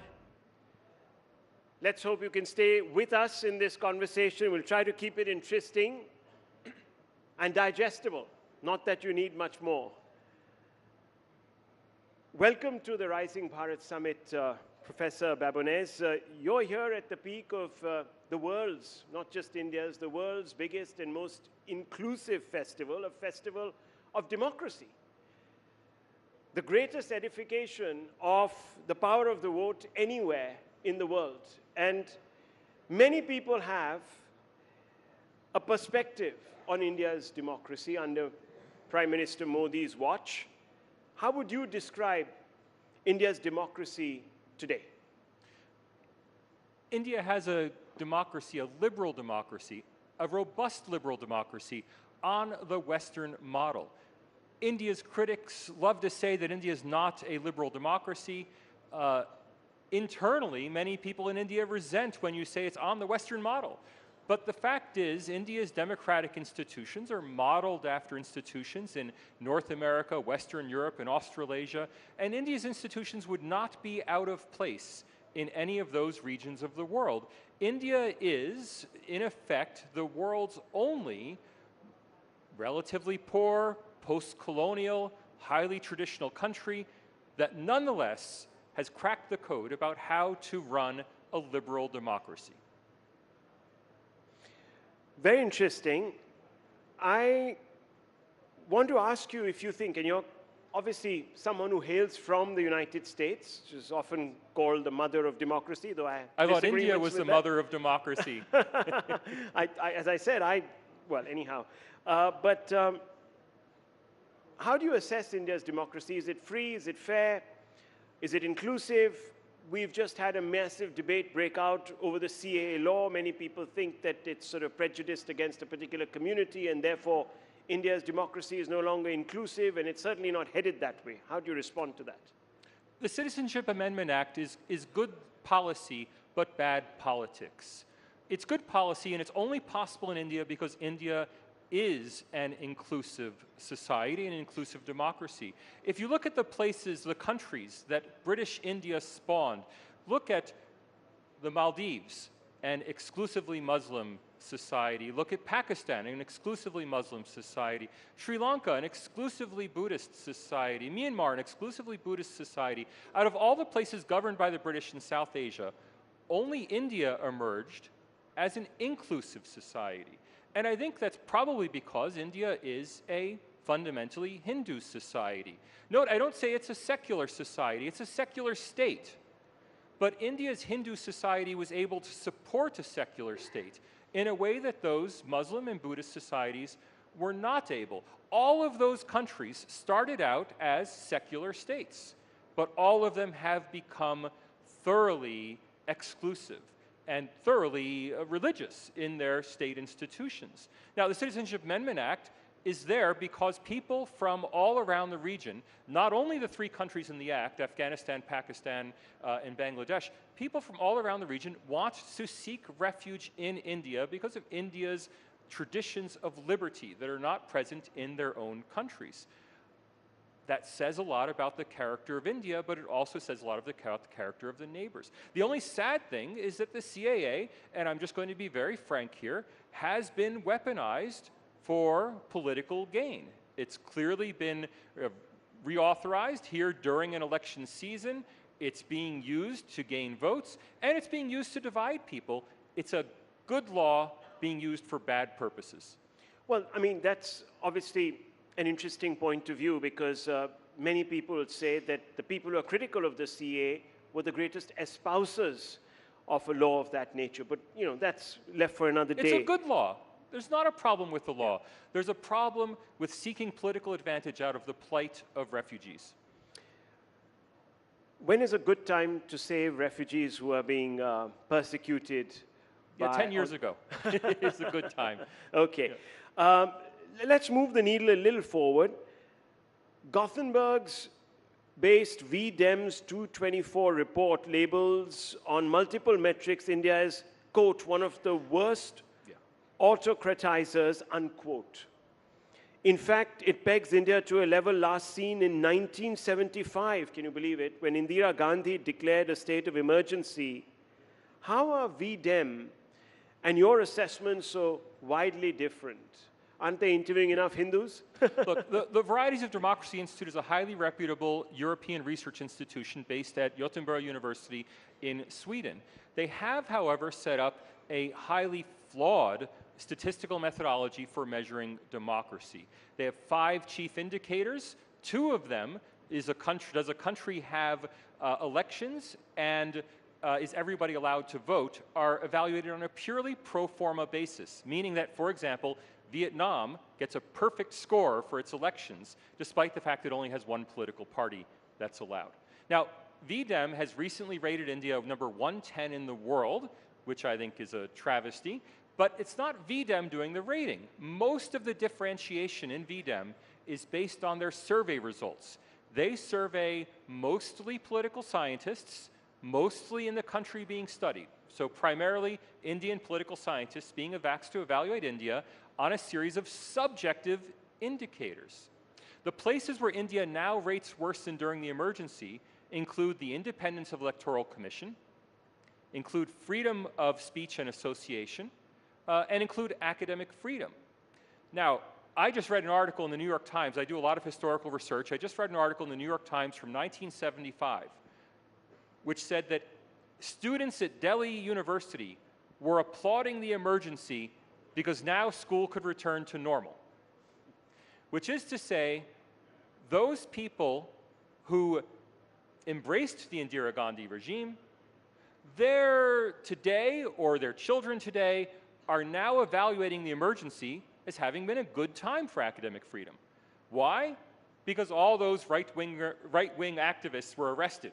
And at a time when thousands of students were arrested during the emergency, VDEM rates India better for academic freedom than it does today. There's another agency that says that press freedoms in India are at a level less than in Afghanistan. You should have said Pakistan. Yeah. Okay. Is the methodology to blame, or is it bias, as some claim? Look, worse than Venezuela, worse than the Palestinian territories, 20th worst in the world. Pretty much only China and Saudi Arabia and Iran get worse position than India. Maybe the most egregious, Hong Kong is placed 20 ranks above India for press freedom. Hong Kong, where, of course, the Chinese Communist Party has outlawed all opposition press. Again, we have to ask, who's doing the rating? The Reporters Sans Frontières, the organization that that produces the Press Freedom Index does not directly evaluate countries. They send a survey out to journalists. Rahul, were you surveyed in this survey? No, I just want to ask anyone. Was anyone here surveyed in that survey? Was any mainstream Indian journalist surveyed by Reporters Sans Frontières? I doubt it. Now, I don't know. Of course, they won't divulge who their survey takers are, and for good reason. They don't want them to face violence or face pressure. But we'd like to know, is Reporters Sans Frontières surveying journalists at major metropolitan newspapers and television channels, or are they surveying journalists at radical, critical websites? I strongly suspect the latter. Of course, we'll never know, but that's how we get India rated so low for press freedom. It's not because actual reporters like you are rating press freedom low. It's almost certainly because of the pool of people who form the Reporters Sans Frontières pool of survey takers. So there's confirmation bias. That's what you're suggesting. When it comes, I mean, are these people just wanting to project that, or why aren't they going further afield? No, look, they represent the interests of their members. Are you a member of Reporters Sans Frontières? No. Well, if you joined, if all the other journalists in the room joined, you could then ask to participate in this survey. But in fact, Reporters Sans Frontières has a constituency mostly among radical Marxist journalists, and they're the people who answer the survey. And I have to stress, it's India's journalists who are rating India low. It's not the French office, head office, that's rating India low. But can you actually blame these surveys when so many of our politicians go abroad and they sit in some very, very storied institutions, and they denote India as an electoral autocracy also? There is a positive feedback loop here. They're saying India is an autocracy, thus India gets reported to be an autocracy, thus people get the impression India is an autocracy, thus they can point to the New York Times or the Washington Post and say India is an electoral autocracy. Look, in America we have the same problem. Both Joe Biden and Donald Trump have criticized US elections as being meaningless, fraudulent. Joe Biden actually said no better than those of the totalitarian regimes of the 20th century. We don't take that seriously. Why not? Because all of you have been to Disney World. All of you read the US news. You're familiar with the main actors. When Donald Trump says something, you don't take it that seriously. When Joe Biden says something, you don't take it that seriously.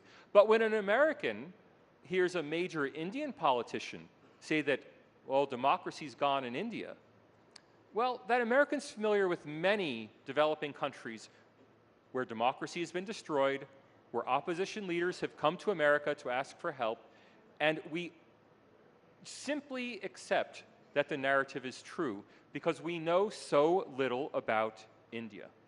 Let me ask you, in the past, Professor Babonez, you've said that India's intellectual class is anti-India. What did you mean by this? And I said anti-India as a class. As a class. Not as individuals. What I mean by that is nothing remarkable. Australia's intellectual class is anti-Australia as a class. There's constant talk in Australia about intellectuals being anti-Australian. America's intellectual class is constantly critical of the United States and its institutions. There's nothing surprising about that. I said that as an explanation because I wanted Indians to understand that all of the negative reporting about Indian democracy does not originate with Western experts who are independently coming to India to evaluate your country. It originates with Indian intellectuals who are writing for Western outlets, Indian intellectuals who are coming to speak at Western academic conferences, Indian origin intellectuals who are writing in Western academic journals and telling us that India is no longer a democracy.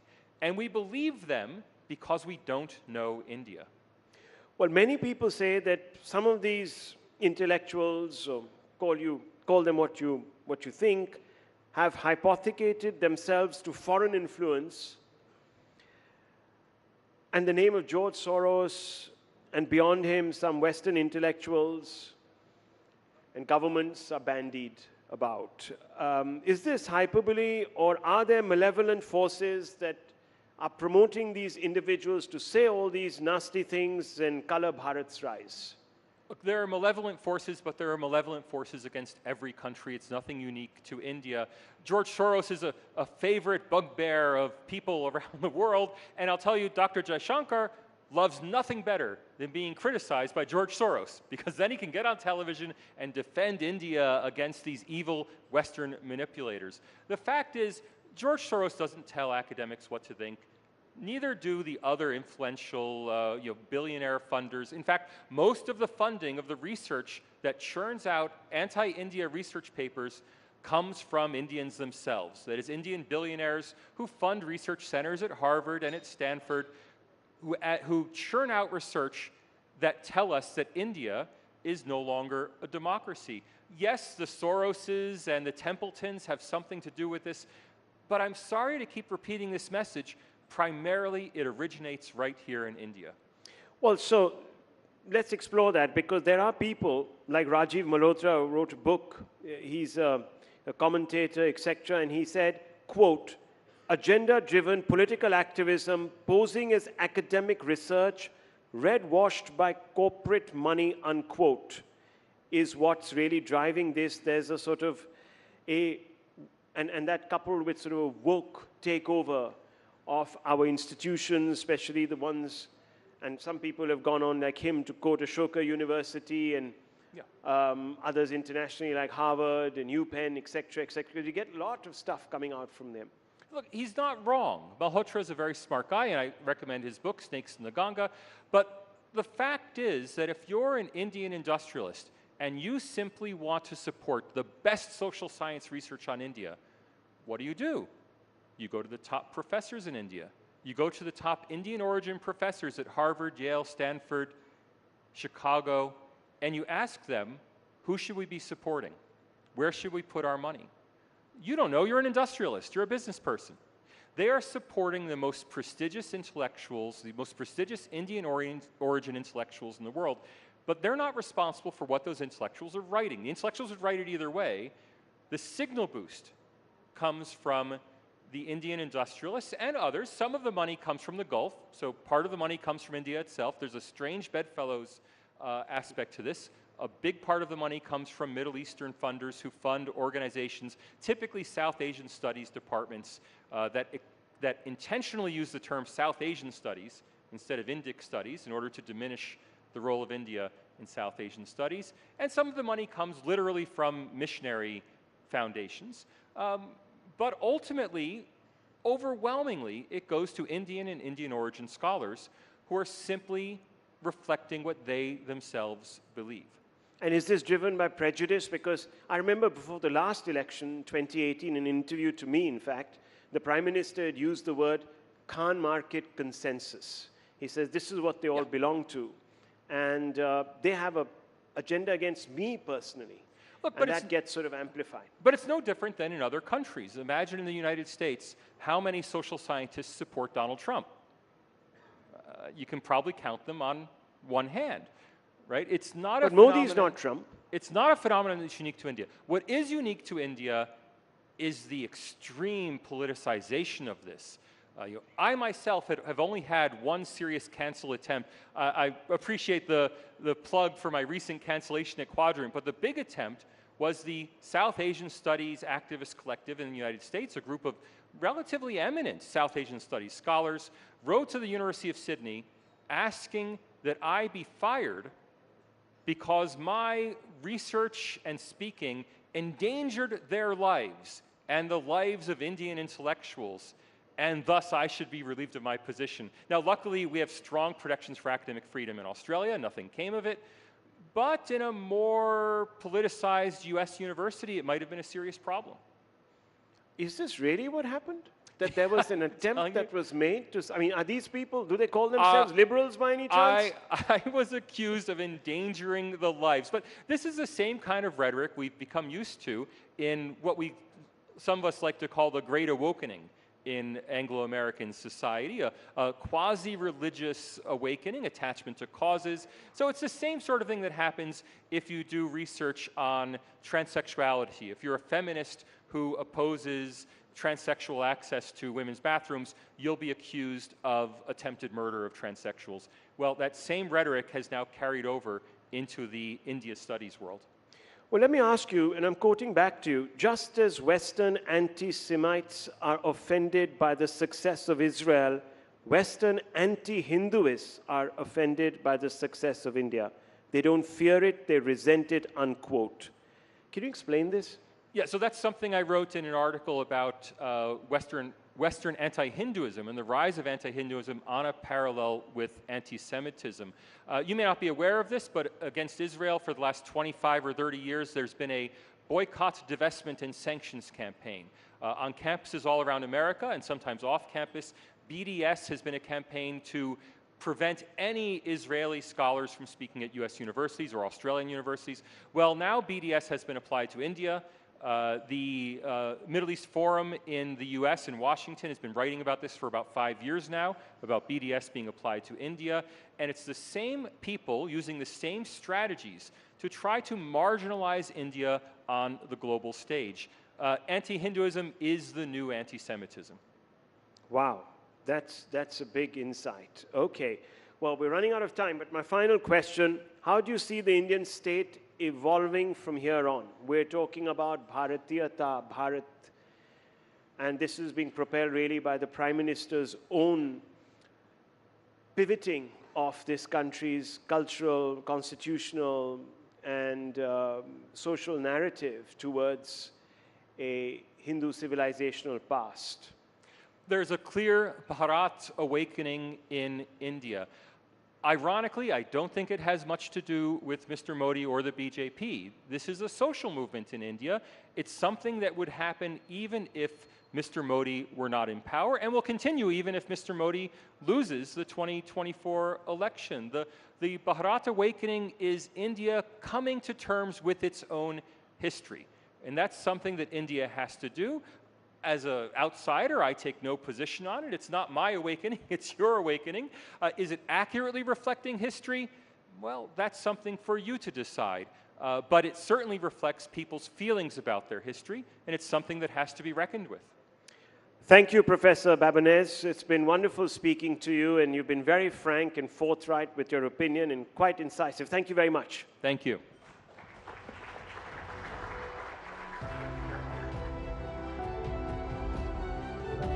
Thank you so much, Salvatore and Rahul, for that excellent discussions. Gave us a lot to think about. Let's move on, ladies and gentlemen. In several ways, the internet has democratized the world. If content is king, then context is the queen, and the internet is the empire. There cannot be a better illustration of this than the world of communication itself. Digital media is where all the action is. And so we have digital media superstars in this room. Influencers are often perceived as role models and trendsetters, particularly among the youth. They are seen as the embodiment of success and popularity. They are the new age storytellers, telling powerful, compelling stories. And like any other form of storytelling, this is an evolved craft that has moved the access in the universe of communication. Ladies and gentlemen, we have powerful storytellers, Bruce Passports, Shantanu Hazarika, Janvi Singh, all extremely popular influencers in their own spheres. We will be in conversation with Sonal Mehrotra Kapoor for a session titled New Content Grammarians. Ladies and gentlemen, let's have them on stage.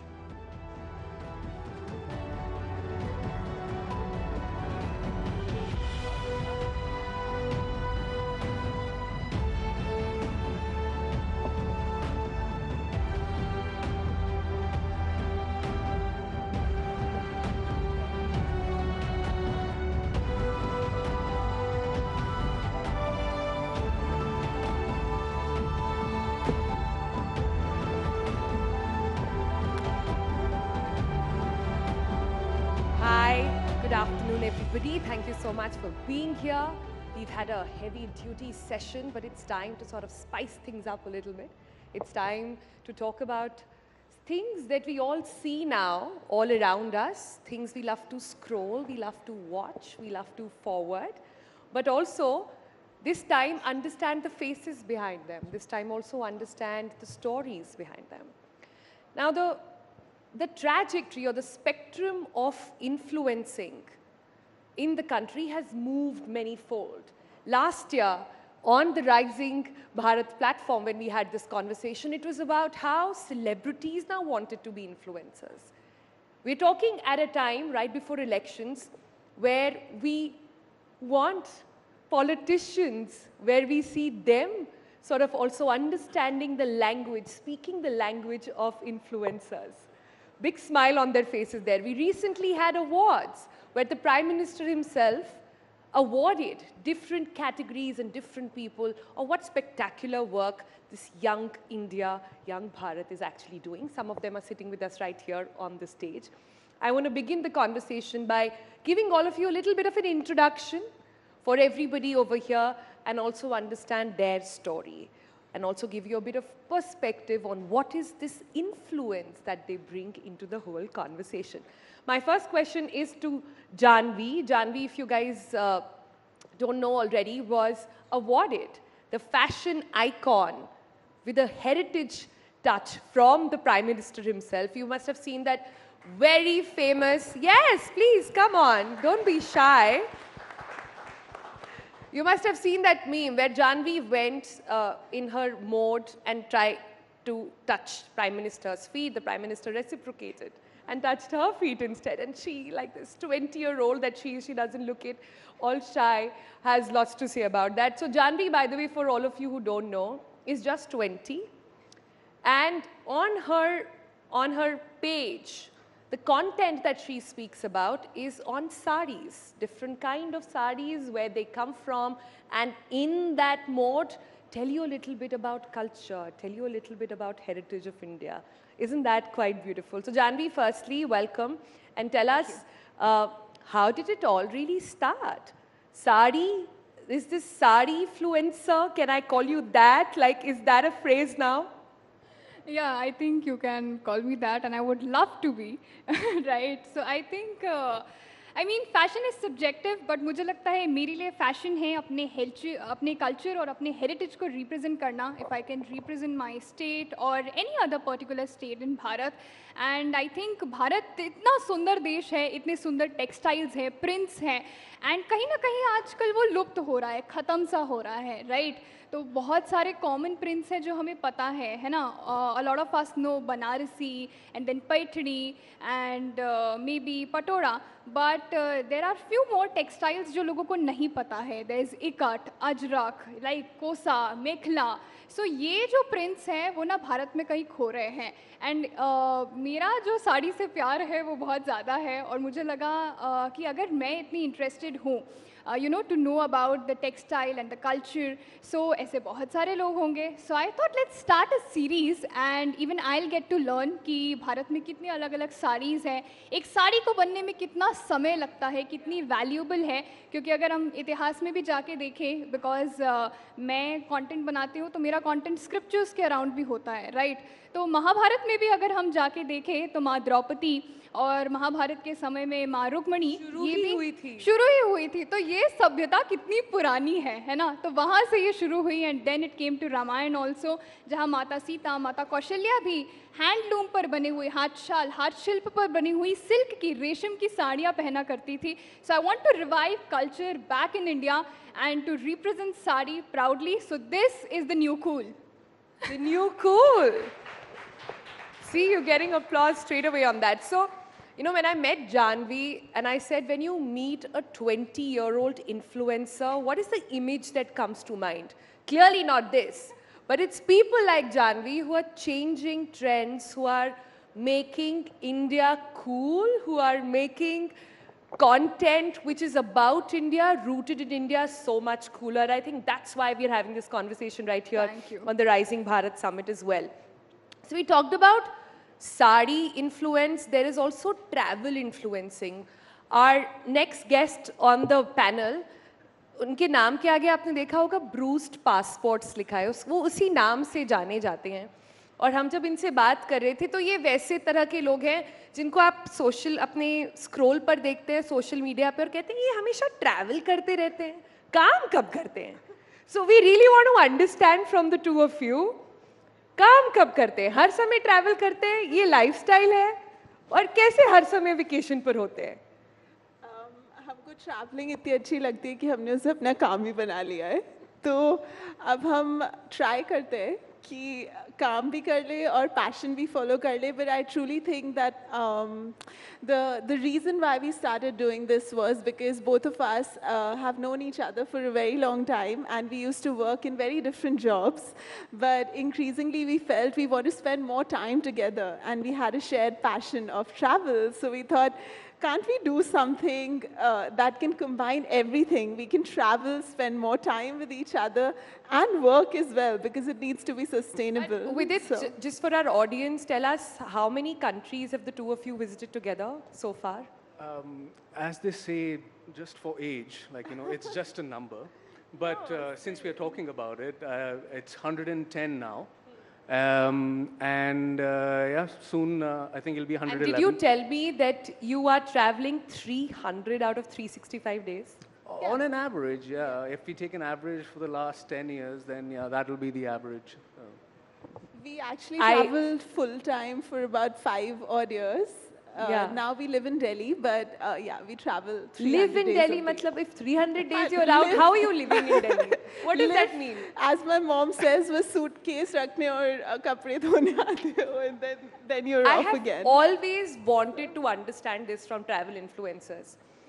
हम सब जाते हैं छुट्टियों पर to have a good time, to detox, to leave aside our phone and just chill, right? आप जाते हैं, is it hard? Is it work now that you have to make content, make reels, ensure that, you know, people are following, it's reaching the right audience, the branding is on point, the partners have been done. Is it work or has the fun? For both of us, because we travel together, it's a lot of fun as well. But yes, you're right. It's influencing or content creation is a full-time job. In fact, because both of us had corporate jobs before this, I would say it's much more demanding than our previous jobs because your mind is at work 24/7. But I wouldn't trade it for the world.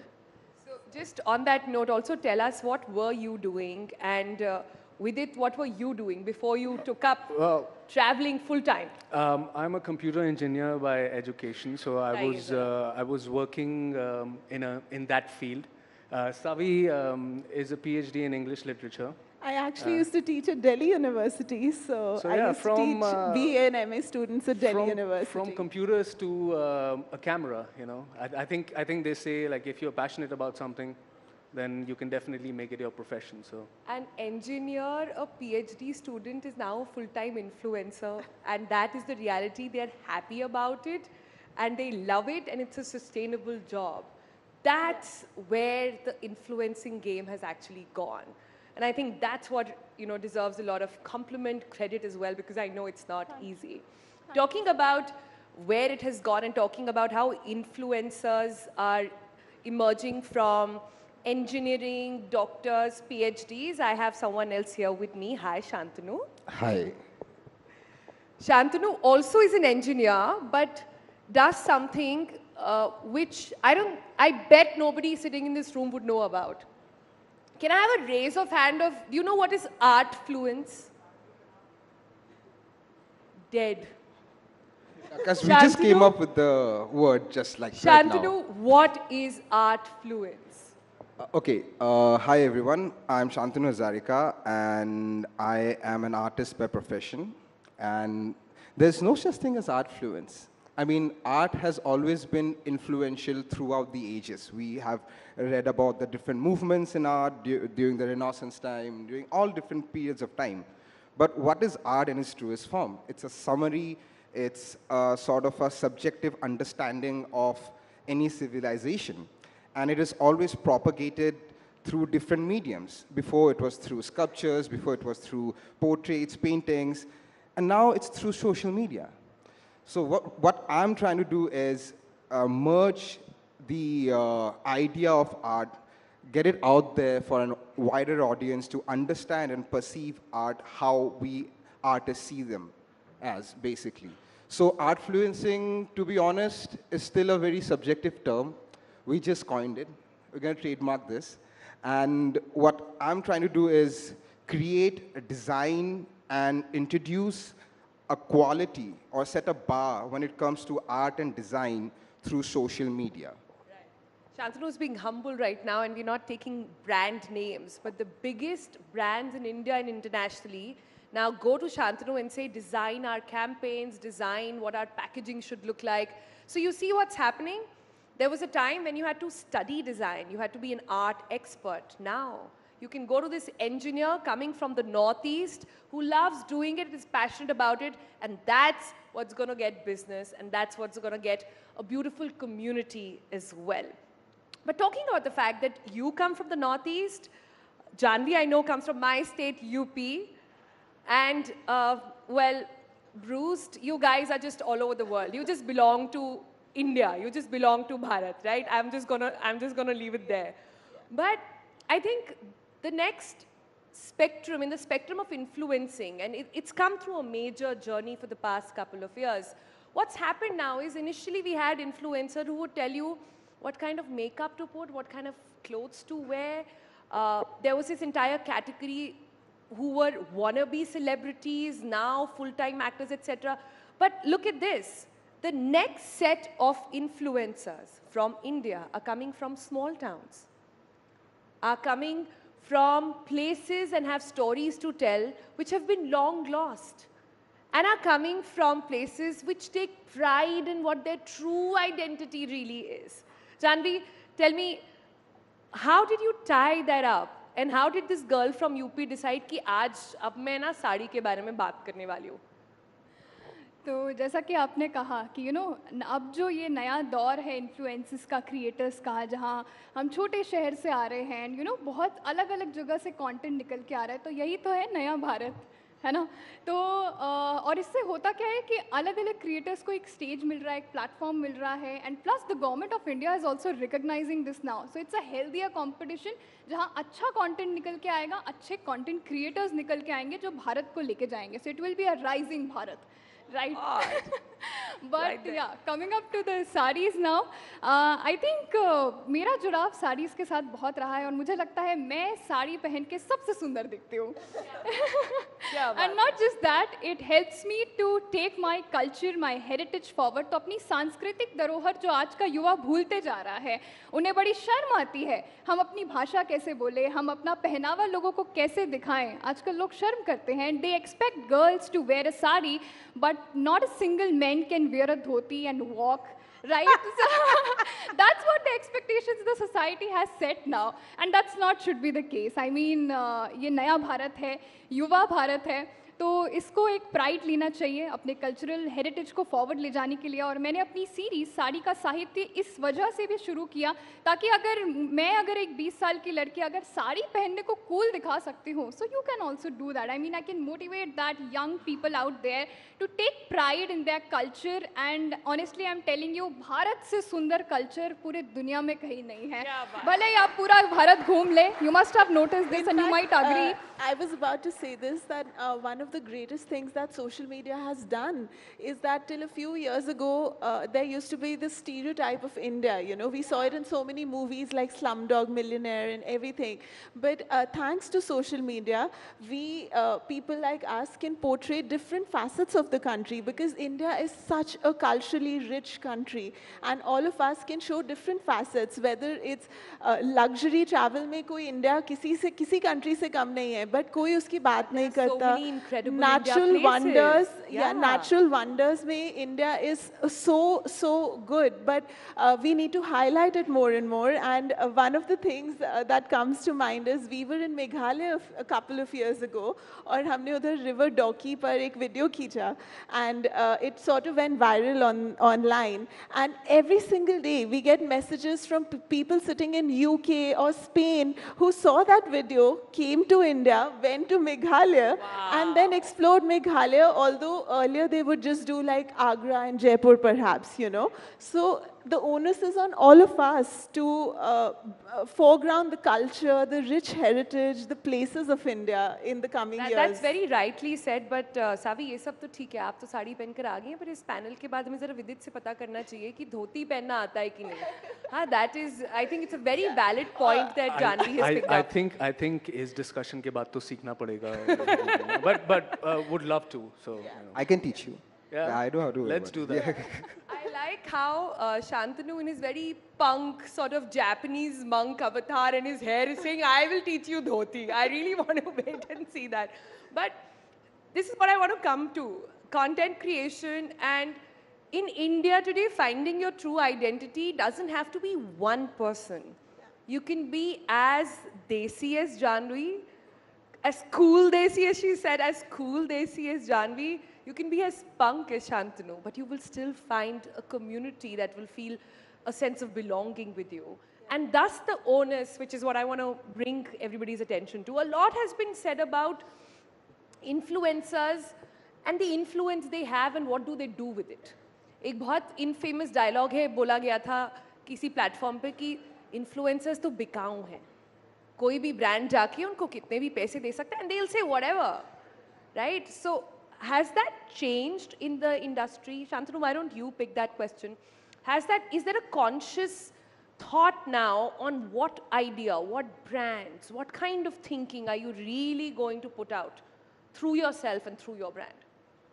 See, the thing is, what has happened over time is the influencer market is sort of saturated. Now, when you're talking about brands, they understand the importance of marketing and branding in a very subtle way. It has to be universal in nature, right? It can't be like, okay, I'm watching an ad. It shouldn't be evident that I'm watching an ad. It beats the purpose of influencing anything. So what happens in that scope is you have to build your own brand, which is organic, which is natural. And to have that, you need to have a core audience. So there are a few things which a community will always relate to. Joy, pain, and salvation. So I come from a place where we have seen all three of those things. And pride. And of course, pride. Like Janvi said, pride in our own culture. So if you sort of can capitalize on 4 different, or maybe one of those things, you can start relating to people more. Be it through art, be it through social media, be it through travel, be it through any medium, whatever you call it.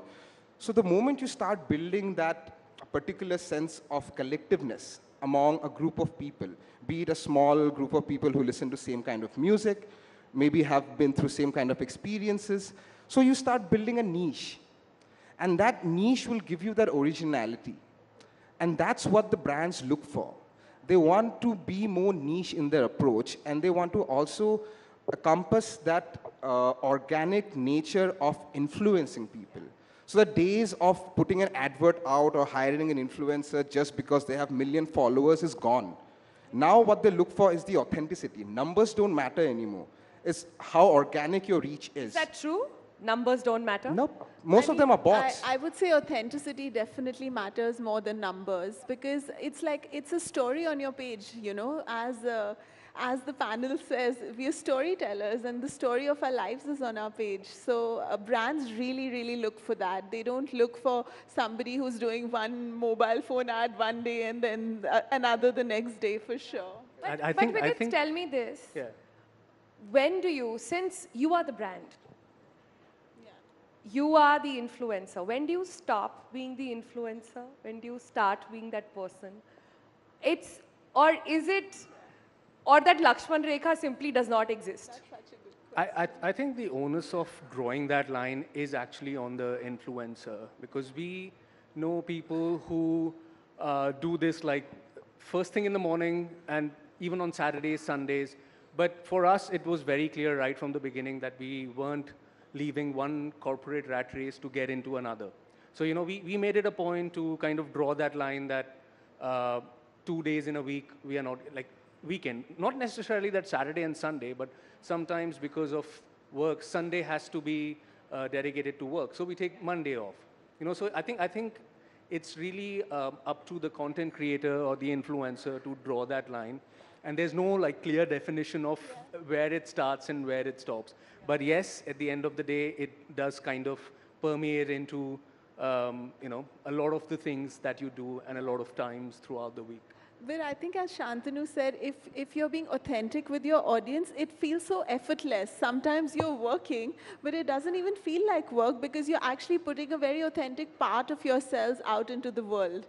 So the boundaries are also very blurry sometimes. You have to be up for it because if I am going on holiday, I don't want my phone around me. I don't know how you guys do it. But moving on, we're coming to the closing of this session. I want a quick sort of last comments on where is this going? We also see a lot of, like you said, we have saturated the content across platforms, more and more platforms, more and more content, more and more influencers, so to say.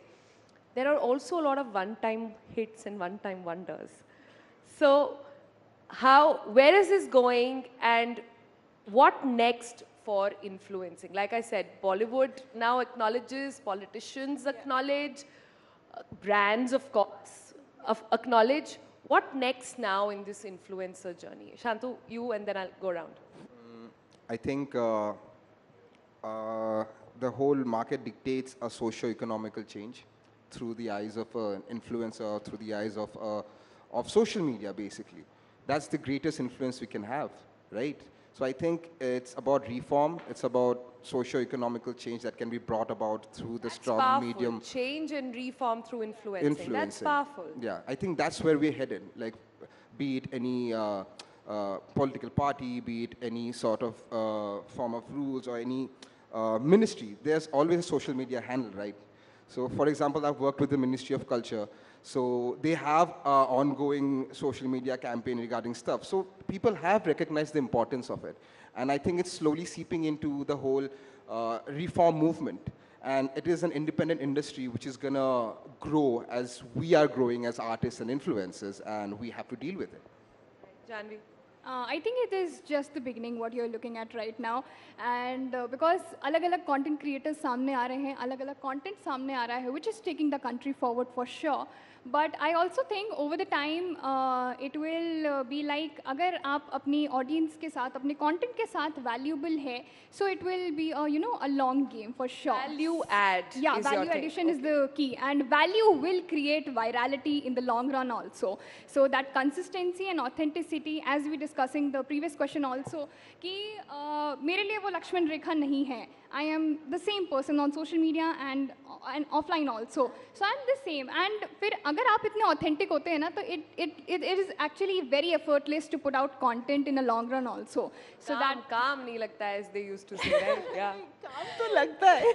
I mean, building on that, you can put up a facade for a day or two, a month max.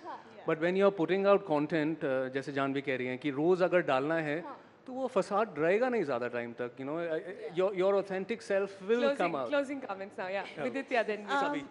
I just think that the idea of celebrity that all of us grew up with, movie stars, etc., is dissipating now. There are it's a very fluid concept. So all of us decide what niche we want to cater to, what our community is. So overnight virality is also not a bad thing, because that might help somebody like this tea seller that we were talking about before the panel. It might democratize and bring so much empowerment to a community.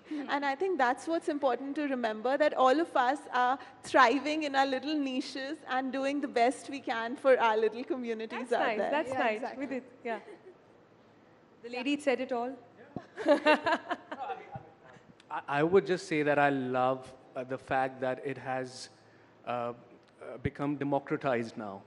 Like, till a few years ago, there was this perception that, oh, not everybody can become an influencer or this or that. It wasn't even considered a profession, right? Now, the beauty is that if you have the talent, if you have the dedication, if you have the skill, anybody can do that. And that's an amazing thing in a country like India, where so much can be done to highlight different corners, different facets, landscapes, culture, food. So, that I think is just the beginning. And it's going to evolve and grow into an amazing industry and a platform. And I think it's gonna be like, matlab it depends on creator to creator. Someone wants to be a celebrity, someone wants to get into a movie or maybe an OTT. There is space for all. Yeah, there's a space for all, and I think we should look forward to be a change maker for the country now, to represent that content that can bring and evolve your country and take it forward. I think what we can build consensus on this panel is about that the next step is going to be bringing about change. The influence is going to get into the change that you bring. I loved what you said, Janvi, about value will define virality. And I loved what Shantanu also said about how impact is going to be, a major focus as well. So yeah, looking forward to that time. Like I said, whoever you are, how much ever you can raise your eyebrows to influencers or what they do, you cannot ignore them anymore. They're everywhere and they've got you, looking at the stuff that they want, how they want, and that is, just the times we all have to accept and make. On that note, thank you all so much for joining us and all of you over here. Thanks so much.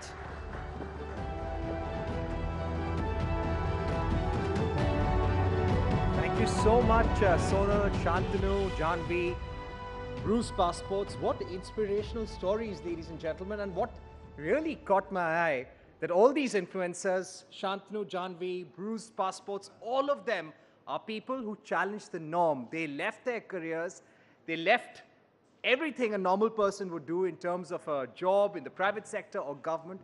They did what they liked best. They followed their heart, they followed their passion, and found a medium online. And ladies and gentlemen, I bet all of these people can teach our politicians more than a thing or two when it comes to storytelling and influencing people. They really know their products well.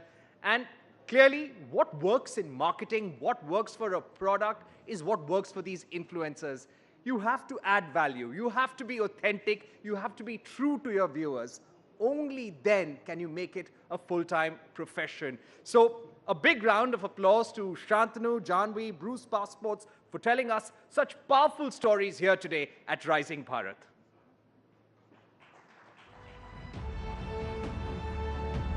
And ladies and gentlemen, very shortly we are going to be starting our next session in an era of information explosion when trillions of terabytes of content move across handhelds in milliseconds. It is the perspective that can sometimes get lost.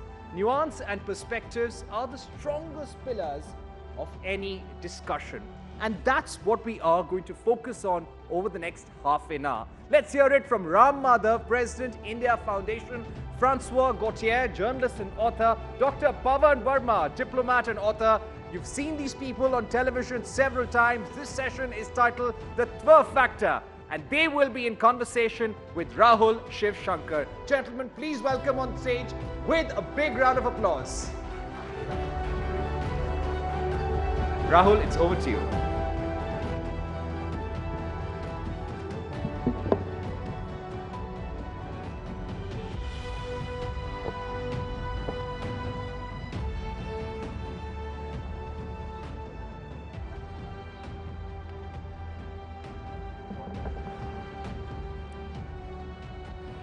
Good afternoon, everyone. Good afternoon once again. Let's get straight to the point.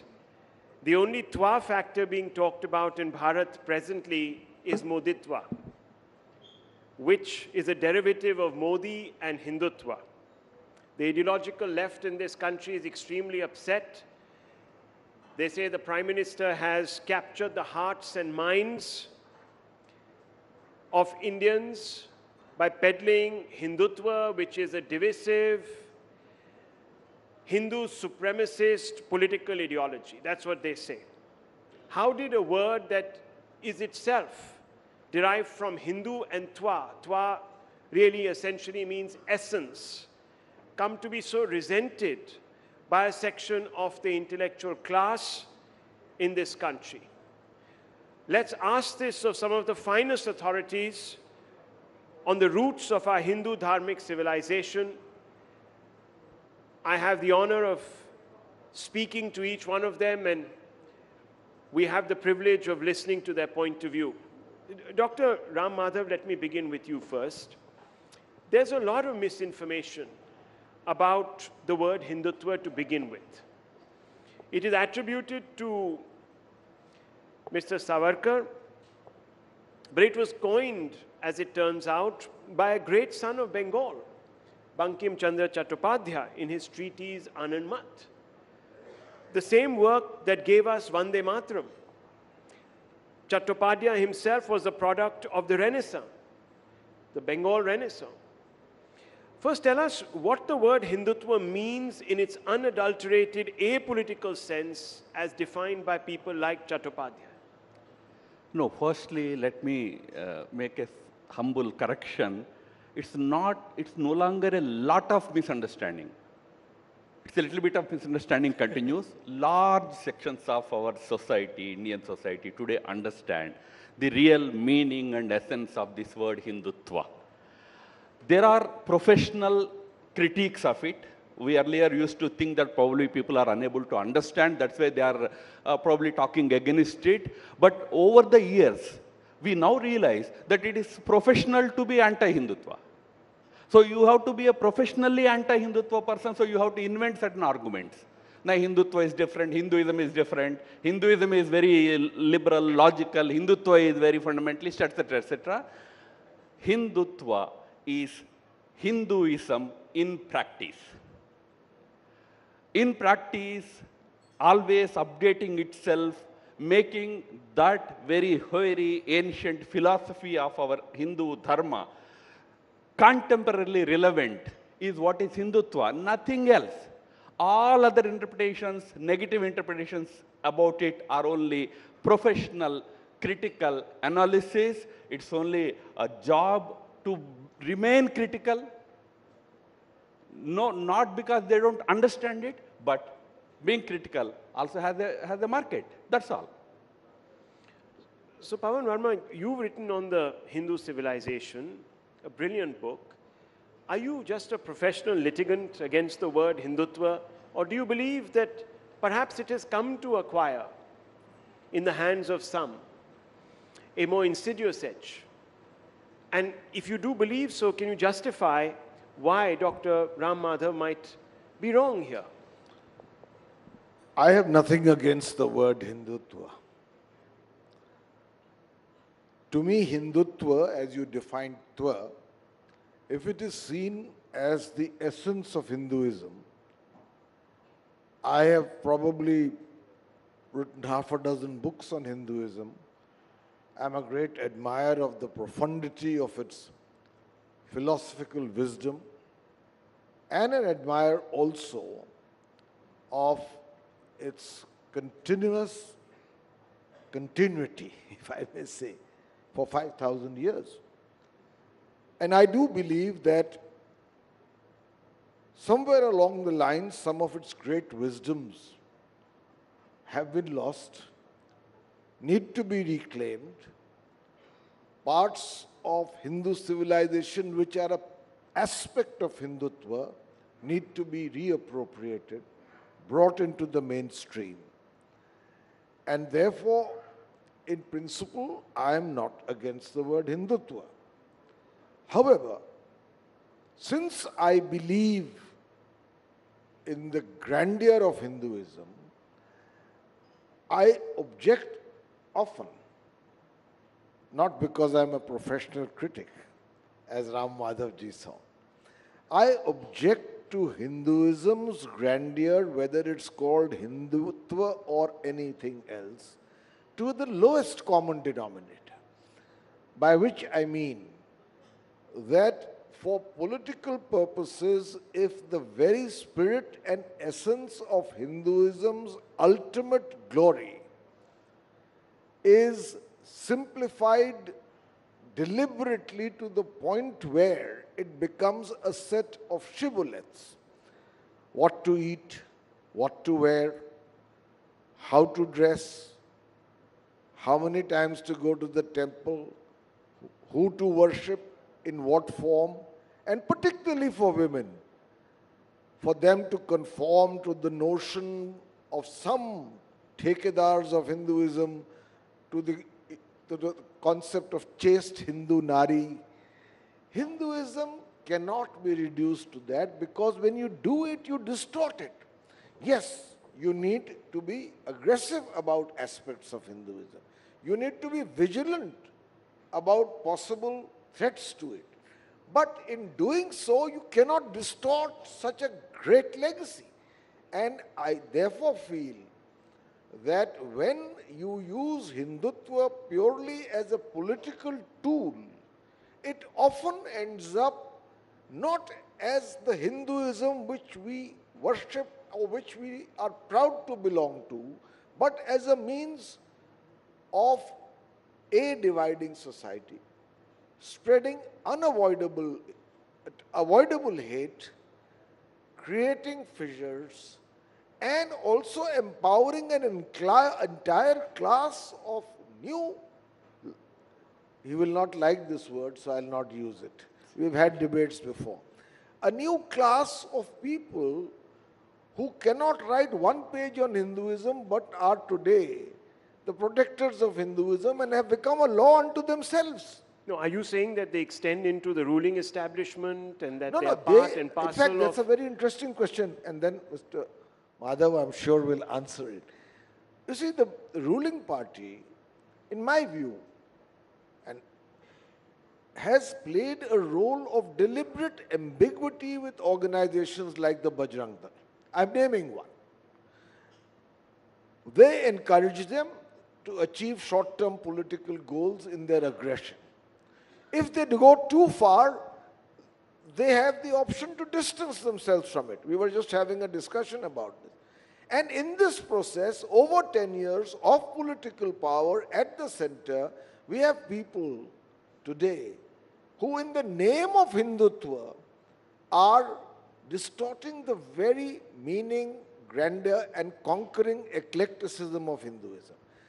That I feel is wrong. But otherwise I have no problem with Hindutva. So you're saying there is a basis to adduce this sort of definition that Hindutva has been sort of twisted?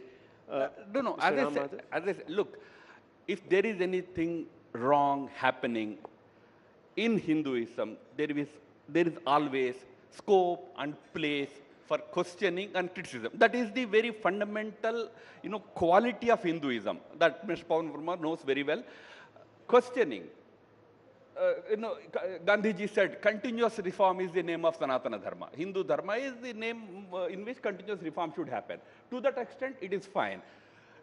Does Hinduism not have asuras in it? Was Ravan not a great Hindu in that sense? But he was still an asura. He was to be opposed. He was to be killed. Such things, whether they happen in any form, in any name, in any organization, they have to be opposed. But to brand a particular group as you are Hindutva, since you are Hindutva, you are bad, is what is wrong. That is what I am saying. If there is something not correct happening in any particular group, in a so-called non-Hindutva group, championing caste and dividing society in the name of caste, asking people, tell me how many judges are there from your caste, tell me how many so-and-so are there in your caste. It is all progressive in our country. Nobody questions that politics. While in Hindutva, when we are talking about this great country's ancient civilizational value system, we have to uphold it, we have to live with that swa, self-respect, self-identity. It's actually branded as though it's a very bad idea. Bad people can be there anywhere. That's what I'm saying. When there was no Hindutva, also there were bad people among every religion, every dharmic society. Don't brand a group just because then you call it a political form. It's not politics. It's about this country. If it is politics, Mahatma Gandhi was the first person to use it for political reasons. He called, I am a very proud Sanatani Hindu. It's not politics. It's about certain value system which we believe it's the core value system of our country. Okay, you want to quickly come in before I bring in Mr. Gautier? With apologies to François. Ram Madhavji raised a very important point. Hinduism has the ability, the confidence, the sanction to critique itself and correct itself.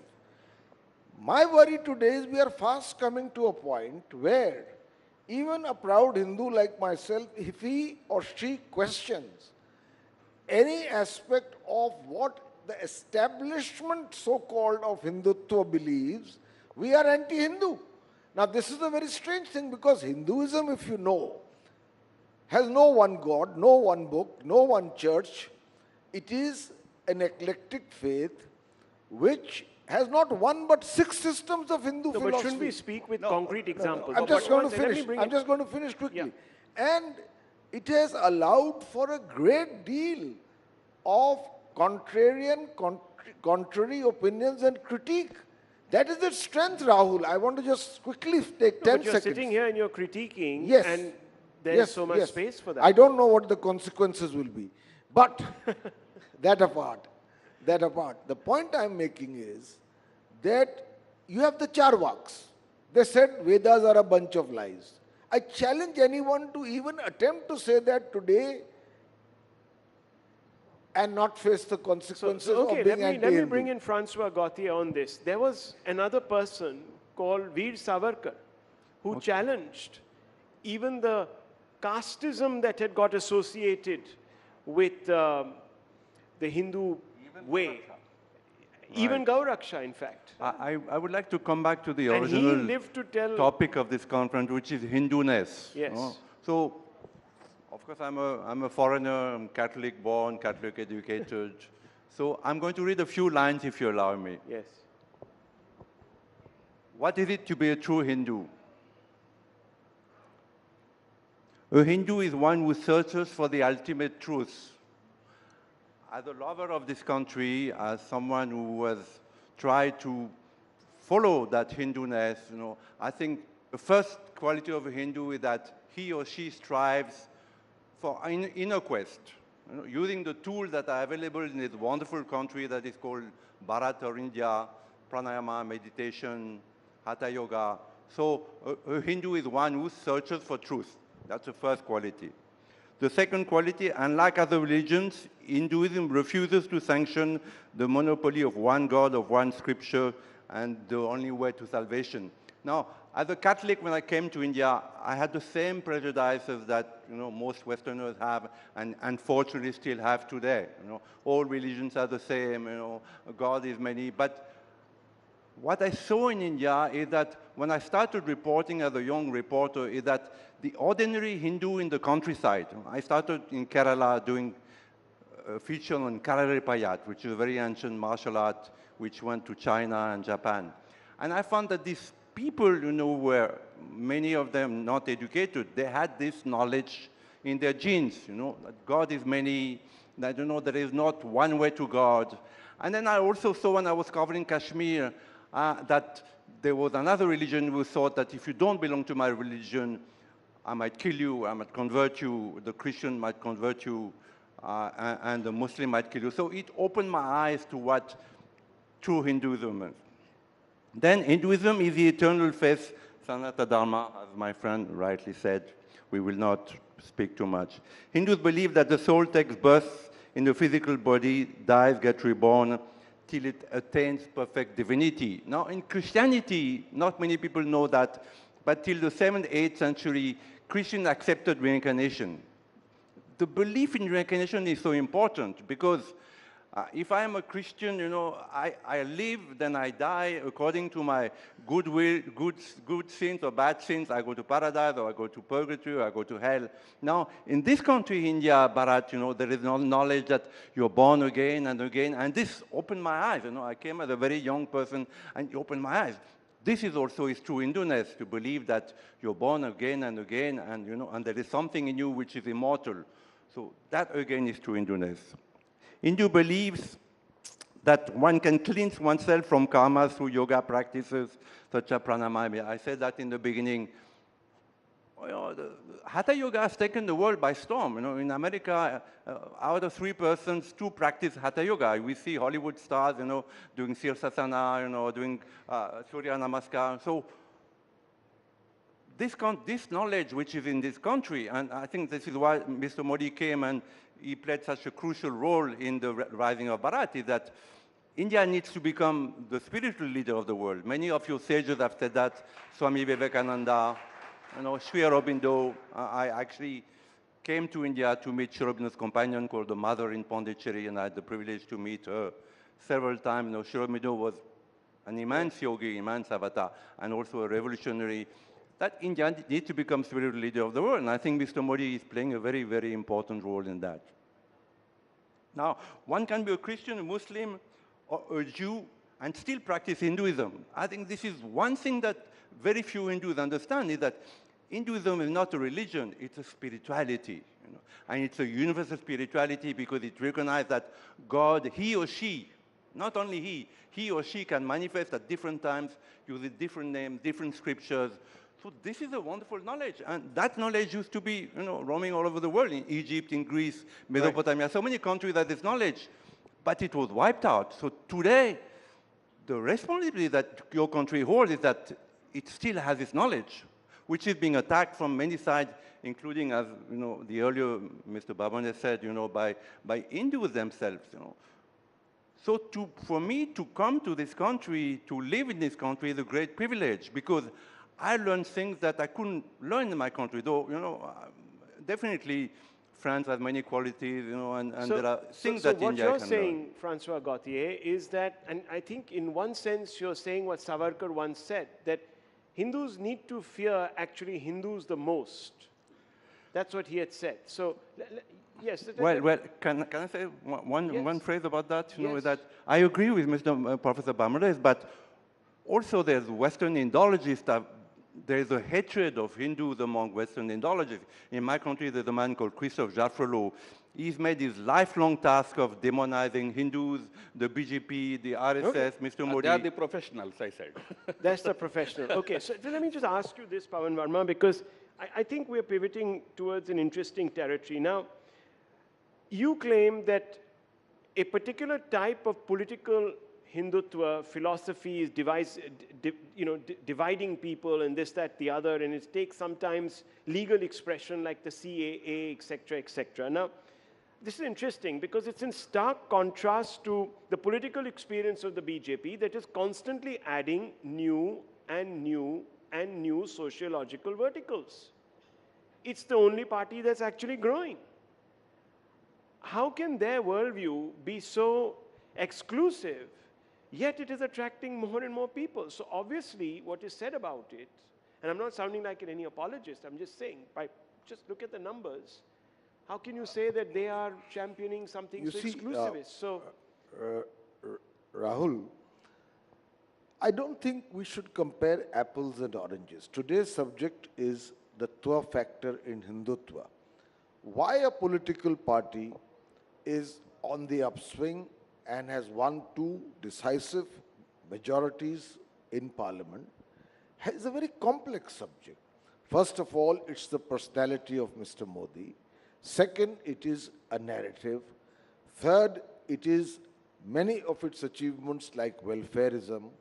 Fourth, it's an organization and cadre which permeates down to the grassroots. And fifth, there is also the Hindutva factor and hyper-nationalism, or what I often call proving yourself to be patriotic, otherwise you are not. Maybe there are factors like this. We are talking of Hinduism, and here I agree with what Francois says, that for anyone from an Abrahamic faith. No, I'm specifically addressing the point that you raised, because I was hearing Mr. Chidambaram speak a few days ago, where a question was put to him, why is it that the BJP is growing? Why is it that Modi is becoming more and more popular? And he said, well, there are a variety of reasons, just like you were. But the main reason is that this man has fed the poison of Hindutva.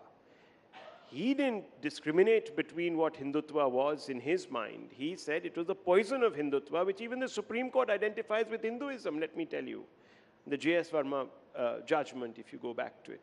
So he says it is Hindutva. Now, if Hindutva was so divisive, so poisonous, why are the unsuspecting voters drinking it? No, so to answer your question, I have been the spokesman of the Ministry of External Affairs of a political party, the JDU. Yes. But I'm not Mr. Chidambaram's spokesman. So I just want to clarify that. He can say what he believes. To my mind,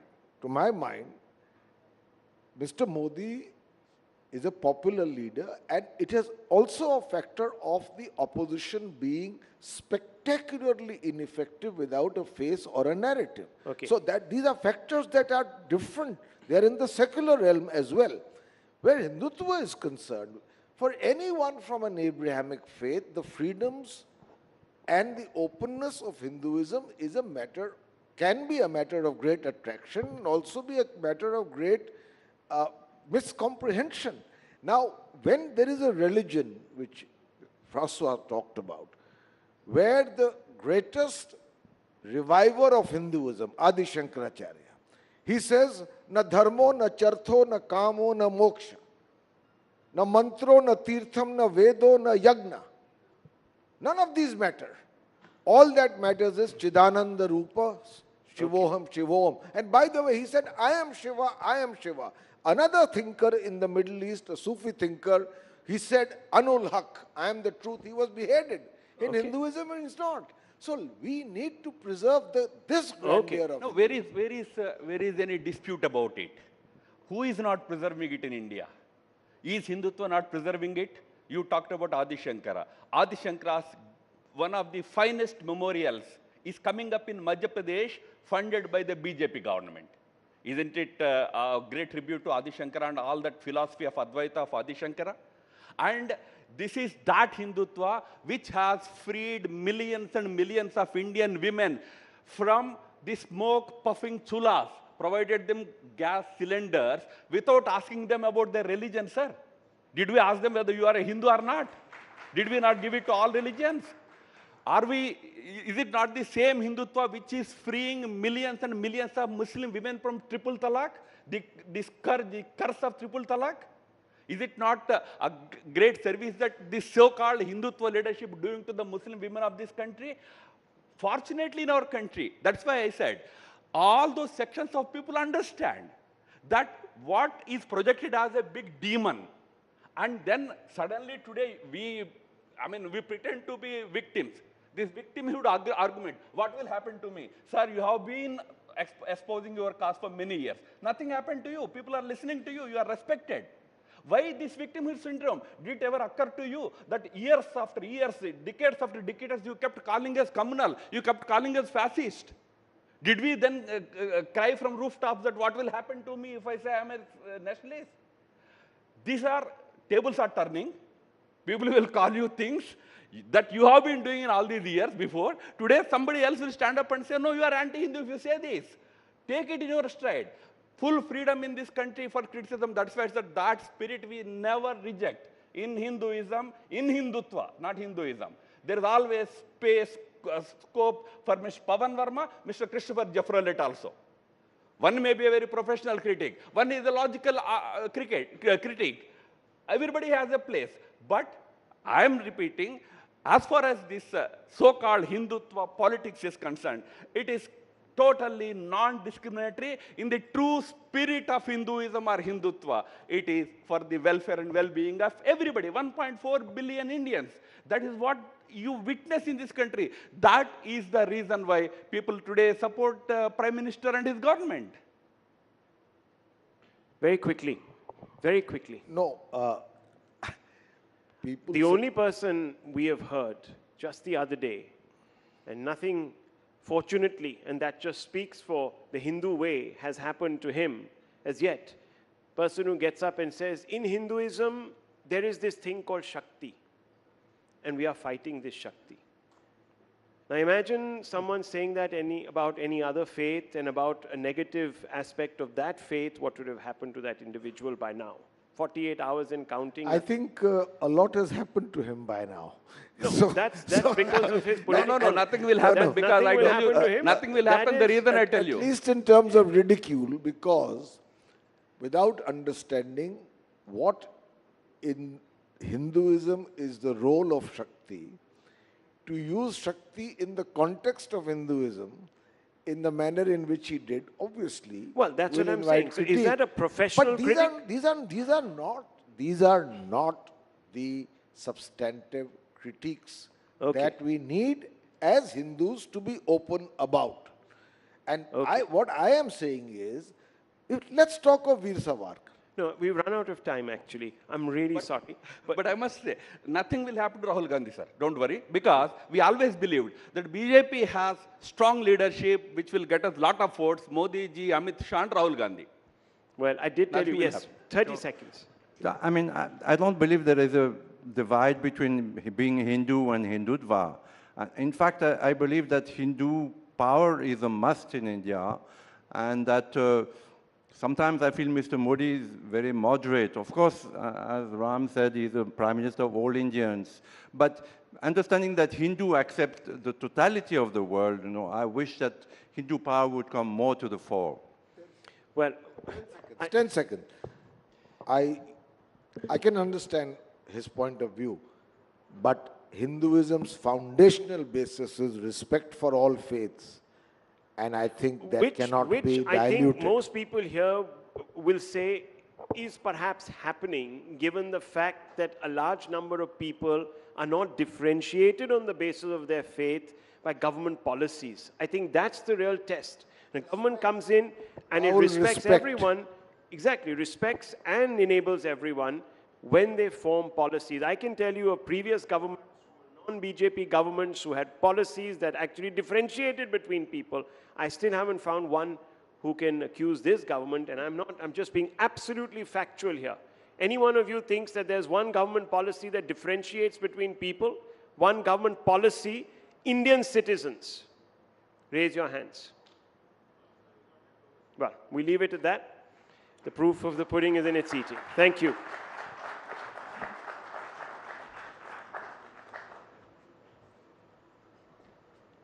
Thank you very much, Rahul. That indeed was a thought-provoking discussion. And, one thing is very clear, ladies and gentlemen. When you speak about Hinduism, this is exactly what we saw on stage. You have place to debate, to critique, and make better. Yes, Hinduism can absorb different views and become better over time. And fortunately, unfortunately, we're going to see a very sharp debate over Hinduism in the coming general election. Yes, this is going to be a hot, long and sweaty election, and there will be some high-pitched politics over Hinduism. And this is exactly what the Prime Minister has been trying to avoid. Take away politics, take away the debate from religion and caste, and focus it on the economy. Yes, he has been saying that we need to focus on the poor, the women, the youth, and the farmers. And these are the forecasts in the country we need to focus on. And as we talk about the economy, ladies and gentlemen, let's indulge in some investment talk, shall we? Private equity, venture funding, and the investment universe are having their moments, albeit with a bit of rough and tumble lately. This involves moving funds across asset classes and various geographies. What are the changes taking place in the investment landscape and the evolving technologies in the world of finance, private capital and money? Let's welcome, ladies and gentlemen, Ashish Agarwal, Managing Director and Country Head at Jefferies, Ramesh Damani, veteran investor and member of Bombay Stock Exchange, Shweta Jalan, Managing Partner and Head of Advent International in India, Harsha Raghavan, Managing Partner, Convergent Finance LLP, to talk about turbocharged markets, micro moves, macro goals, in conversation with CNBC TV 18's Managing Editor, Shireen Bhan. Let's welcome them on stage, ladies and gentlemen. This is going to be a fascinating discussion. There will be a debate on the economy as we get off the national election, and who better to discuss this? Shireen, over to you. Good afternoon, ladies and gentlemen. What an absolute pleasure it is to be back here at Rising Bharat. Thank you so much for being an incredible audience here, and we look forward to engaging with you on an issue that is occupying a lot of mind space and clearly generating a lot of headlines. I have a fabulous panel here with me this afternoon to talk about the trajectory that we are likely to see. It has been a record-breaking year for the Indian capital markets. To start with, we've seen the democratization of the Indian capital markets. The number of demat accounts in just the past 1 year up 34%. We've seen India emerge as one of the best performing markets in the world. We've seen record numbers in terms of mutual funds, asset asset under managements. Women are now participating in the Indian capital markets like never before. But to tell us what the road ahead looks like, what we can expect for India, for the Indian economy and for the Indian markets, without further ado, I'm going to start the first round with 90 seconds each to my panelists here to give us their take on what they believe is the bull case for India. Ramesh Damani, veteran investor, you've of course been bullish on the Indian markets for very, very long. And Ramesh, I just want to, for the benefit of our audience here who are watching us online as well as here at the Taj Palace in Delhi, remind you of that event in 2014 where your good friend, the late Rakesh Jhunjhunwala, said, if you're underinvested in India, you're going to miss out on the mother of all bull markets. Ramesh Damani, 90 seconds, your time starts now on the bull case for India. Yeah, thank you, Shireen. It's very interesting that I just came back from the land of the rising sun. So I'm coming back to the rising Bharat right now. And the very instructive story to understand about what's happened in Japan.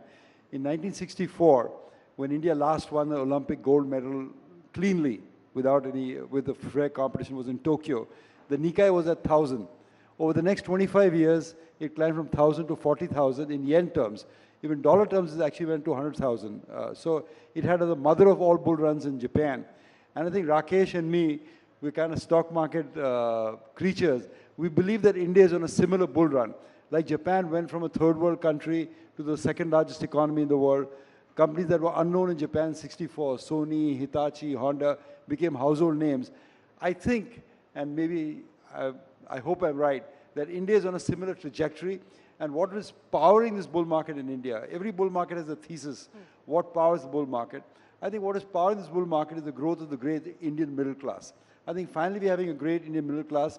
People have a bit of extra money to save, extra money to invest. So you're seeing that coming through in the demat accounts, seeing through in the domestic money inflows. So I think this is a long-term story. I don't think, as my friend Rakesh would say, always be bullish on this country. And the volatility that we're seeing right now is more like a winter squall. It'll pass by, but people who stand still will end up making a lot of money. Well, speaking of making a lot of money, and since we are talking about Rakesh and his predictions as well, Ramesh, you were in that room when he said that the Nifty at 1 lakh by 2030. In fact, on an occasion he had said 1,25,000, but then he scaled it back. So 1 lakh by 2030? That seems a bit of a stretch, but the Sensex will get there. The Sensex will get there. Ashish, let me come to you now. The bull case for India, 90 seconds. We've just come out with a big report, India's march onto the global stage. We are talking about, I think, the economy itself touching about $5 trillion by 2027, the market cap reaching about $10 trillion by 2030. I don't think any other country can talk about so many things coming together, whether it's an under-leveraged economy, capex cycle, both government and private sector, whether it's the demographic dividend that we are talking about, the rising middle class that Ramesh just talked about. I think it's a lot more parallel to also what the US went through in the 80s, in terms of working population, savings habit. As you have more macro stability, lower inflation, the average saver tends to invest more in equities. And I think that's the biggest delta. One statistic that I think cannot be underappreciated at all is even after all these years of demat accounts going up, equity savings being there, the equity household savings is still about 5% of total savings, right? Gold is 16, so we have a long, long way to go. And we are not even counting when the FIIs come back. So I think can't get more bullish than this. When do you see the return of the FIIs? I think it started a bit last year with a couple of large guys putting in sizable bets. I think a lot more will follow. If I'm not wrong, I think so far the India investments have been driven by EM funds taking disproportionate bets on India. I think the next 5 years will be about global funds stepping up big ticket investments into Indian equity. Well, I'll get you to elaborate more on that in just a second. But Shweta, let me talk to you about what we are seeing as far as the private equity mood is concerned. And the mood has been buoyant over the last few years, including for Advent specifically. You're looking to utilize another $5 to $10 billion of your capital in India over the next few years. Your bull case for India. So I believe India is not a story of 1 year or 2 years. I think it's a multi-decade growth story from here on, right? I think we have It'll be a pity if we don't capitalize on it, because we literally have, when all flags are green at this point in time. So if you look at some things that both Ramesh and Ashish spoke about, right, our demographic profile, right, we have the largest probably working population of 900 million across any geography across the globe, right? And that just lends itself to a large consumption story for India. So that is, I would say, one big positive. Government capex cycle, I think, is going to propel the economy a lot in terms of growth. And lastly, the one thing that we didn't talk about so far was just the whole policy framework in India, right? And that has been so supportive, starting with reducing the corporate tax rate a few years back, or the bankruptcy law, GST. All of these is just providing the inherent infrastructure, underlying infrastructure for corporate India to really outperform the growth we are seeing anywhere else in the world, right? So for us and private equity, as you can see, everybody is really bullish on India, like Advent and like my global folks said, about $5 to $10 million a month back. I think last year the private equity investment in India was $40 billion. Yeah. It did peak in 21 at 70 billion. And I do see that peak coming back sooner than later, just given the whole buoyancy around India that we are seeing. Anywhere I go in the globe and meet our investors, meet our general partners, everybody's just talking about India rising and What's India the number shining. one question that they ask you? How much can you invest in India? How much can we invest in India, and where do we put that money to work? Absolutely, absolutely. I'll get you to respond to where you tell them that money should go to work. But Harsha, first of all, congratulations. Harsha is an investor in India's newest airline. They took their first flight yesterday. So ladies and gentlemen, a big round of applause. And Ramesh Damani, also an investor. He's the captain. He's the captain. But Harsha, you know what they say, and I'm not going to go down that cliche of how do you get a billionaire to lose his billions, but that's really been the story as far as Indian aviation is concerned. You're being brave-hearted, aren't you? Thank you, Shireen. I wish I got a penny for every time I heard that comment. Which is why I didn't make it. Which is why I didn't make it. Yeah. But on that specific point, I will say that it's clear that India's problems needs Indian solutions. And we believe with the airline that that's what we're addressing. And in many other investments that me and my contemporaries are making, I think we're solving India's problems with Indian solutions. To answer your question about the bull case, I was reflecting on this a little while ago. And in the old days, the gap between our bull case and our bear case used to be a wide range in India. Today, we seem to be in a somewhat privileged position where the gap has narrowed significantly. And I'd say with some level of reliability and certainty, we know where we as a nation are going. I think Jeffries and many of the other analysts have published a lot of research on this topic. We should be the third largest economy by 2027. Our stock market has done well. Looks like it will continue to do well. And so I'd say the bull case is not altogether that different from the realistic case or even the bear case, in that India is looking to be good. Now, on a slightly related point, what do all of us want as citizens and residents? We want safety for us, ourselves and our families. We want political stability, and we want that political stability to be accompanied by direction from the government in terms of where we as citizens can get to, and businesses can get to.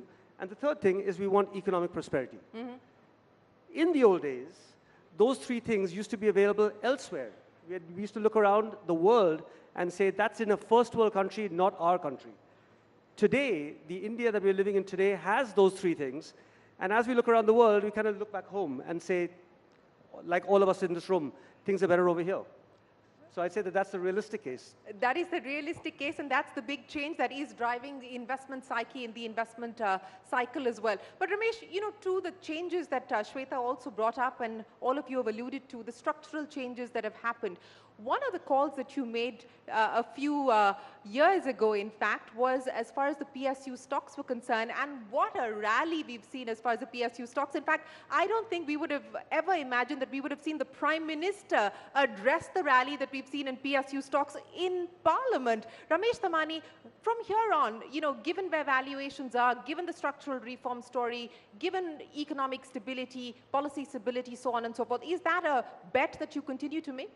Yeah, I feel, Shireen, like I'm on the Bazaar show in the morning at 9 o'clock. That's what they typically would ask me. But to answer your question, every bull market has leadership. So the 2000 bull market, for example, was led by the technology stocks in India, which saw the huge technology revolution taking place in India. I think what this bull market is partially being led by the PSU stocks, and they're saying that the level of corporate governance has improved in these stocks, that we no longer have the leakage, we no longer have the phone banking that India was so famous for in the prior bull market. So this sector, this PSU sector, will continue to lead this bull market higher. Now, people sometimes say there's a bubble going on or there's a froth going on, and they will correct, as all good bull markets have corrections in a period of time. But I think the eventuality, these prices will be significantly higher than they're even today. And the reason for it is twofold. One, of course, the PSUs are the leading edge of the capex spend. The government is using infrastructure spend, defense spend, railway spend as a leading edge for capex. And plus the corporate governance is improved. And you're swinging the pendulum from ridiculously cheap to now probably overvalued at some point in time. But right now, they're good buys, even across the PSU sector. You talked about bubbles, Ramesh, and there is a debate at this point in time whether in some parts of the market, some pockets of the market, we are now entering bubble territory. What's your take, especially as far as the small and mid-cap space is concerned? There always froth in the market, and that corrects itself. Market is correcting. For example, there's some froth in the best private sector bank in India. It hasn't performed for 3 years. So the froth gets taken care of the market. I don't believe we're in bubble territory. People from Jamie Dimon to Jim Rogers have been calling for a bubble in American markets for the last 5 years, and the market keeps surprising them. NVIDIA becomes such a powerful company.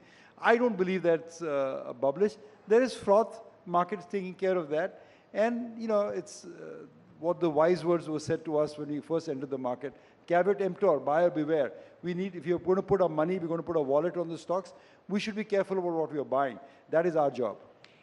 Speaking of valuations, Ashish, and let's address what we are seeing emerge as the big trend. A lot of the MNCs are actually hiving stake or paring stake as far as their Indian subsidiaries are concerned to make use of this valuation arbitrage at this point in time.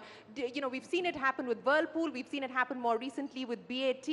As far as its stake sale in ITC is concerned, we're seeing Tata Sons do it in TCS, that announcement coming in just yesterday. Do you see this trend continuing? And more importantly, from a government perspective, even if government companies were to divest to just be able to get to public float, the fundraising opportunities that it presents?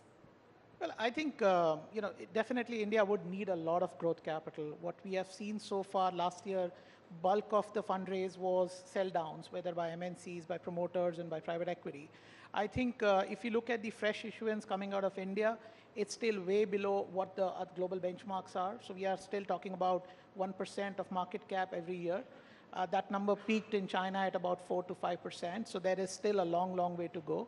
I think India can take a lot more issuance, and which in my view is the best thing that can happen, because the most common pushback that global investors have historically had on India is the liquidity itself.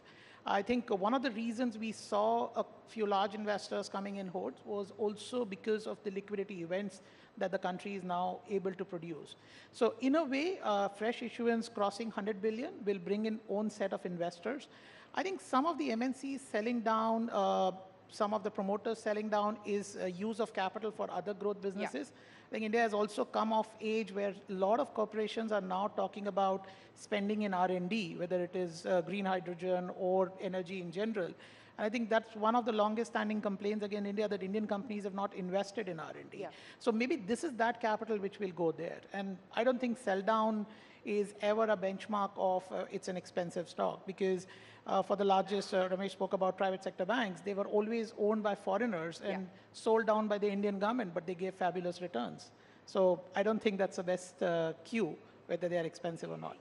you know, Harsh, I want to pick up on the consumption theme that Ramesh, Ashish and Shweta spoke about as well. And yes, we are seeing the consumption boom take shape and propel growth, but in some pockets of the economy. I don't know if you looked at the latest numbers that Indus Valley, the consumption report had put together, but it's essentially the 30 million households that are really doing the buying, so to speak, and the aspirational India is the middle chunk, which hopefully will start to move from the 2,500 per capita to 5,000 per capita and then continue to drive consumption. What's the big consumption bet that you're playing on at this point in time, and where do you believe we are going to see value being unlocked? Shireen, the consumption, I'd say, is domestic consumption is one of the strengths of our nation today. We used to live in a paradigm where India had 4 metros. Somewhere along the way, we said maybe it's 5 now. Today, I'd argue that all the top 20 or 30 cities in India are all absolute metros. They all have metro systems. They all have international airports. They all have good infrastructure that's improved dramatically. And therefore, the residents of those cities have seen economic prosperity, rising affluence levels, which results in consumption.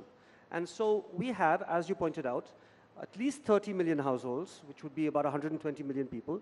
Some may argue it's even more than that. We have people who are qualified to be working and contributing in any place in the world, and indeed they are. For example, 20% of JP Morgan's workforce is in India, and not all of them are in just one city or one metro. So with that, we have consumption that is absolutely world-class because Indians now know what the world has to offer. Don't even have to go very far to get it. They can get FMCG items, they can get automobiles, they can get luxury products, even basic products, anywhere in the country. So I'd say that consumption has gone deep.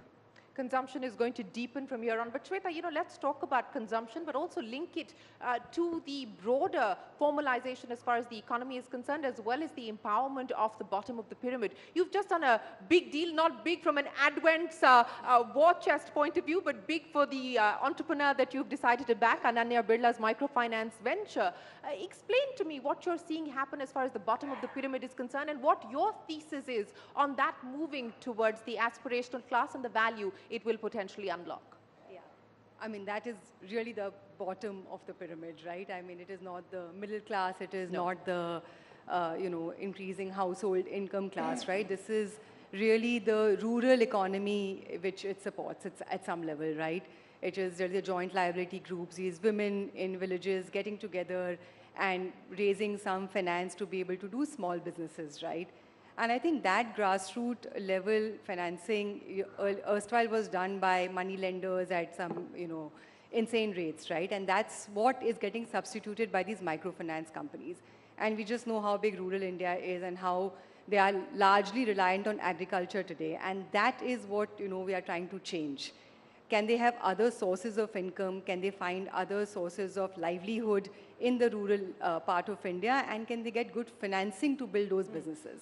And that's what Ananya Birla's company Swatantra does. And that's what we have, that is the hypothesis that we have back, that it's a huge white space. I mean, we've barely even touched the tip of the iceberg at this point in time. There's so much to go and so much depth in that market. And we want to build off that. Speaking of white spaces, Ramesh, and I want to come to you with that. Outside of what we've already spoken of, which are the white spaces that excite you, where you believe we will start to see private capital moving in? And in terms now, we're on the cusp of the general elections, in terms of the big ticket items on the unfinished reform agenda, what would you like the next government to prioritize? Well, I think the Prime Minister said that better than I could ever say that in the conclave a few days ago when he said infrastructure, railway, defense, exports. All that's going to happen, I think, in the next generation of reforms, because the broad tax cut, GST, IBC, has all been done. So now we want to promote consumption, investment. Semiconductors, I'm not sure about that, but semiconductors also. But if you ask me for a white space, Shireen, Harsha was talking about, we've already witnessed a tech revolution in India. I think we're not understanding, but a BPO revolution is coming to India, the kind of which will just surprise us, because real estate costs are so cheap in India. We are communicating at zero cost now with the rest of the world. So a lot of the back office work. In America, you have 3% unemployment rate, 3% unemployment rate. You can't find people at $20 an hour out there. You can shift all that work in India because communication and land costs are very cheap. So I think India will become, we already a tech superpower, will become a back office superpower.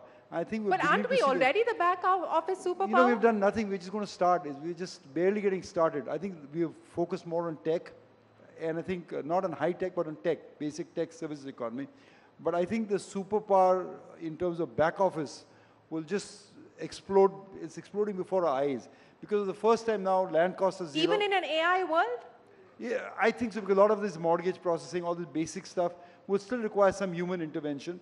So in the AI world, yes, that is a black box that I'm not familiar with yet. But I think given the other things that are taking place in India, a stable regulatory environment, low land costs, good communication ability, satellite communication available, I think that will be a big boom industry. White spaces, the big themes, Ashish, that you believe are going to drive growth in the coming decade? I think real estate would be my number one choice. I think for the last decade or decade and a half, real estate or housing in general has been a beneficiary of the economic activity.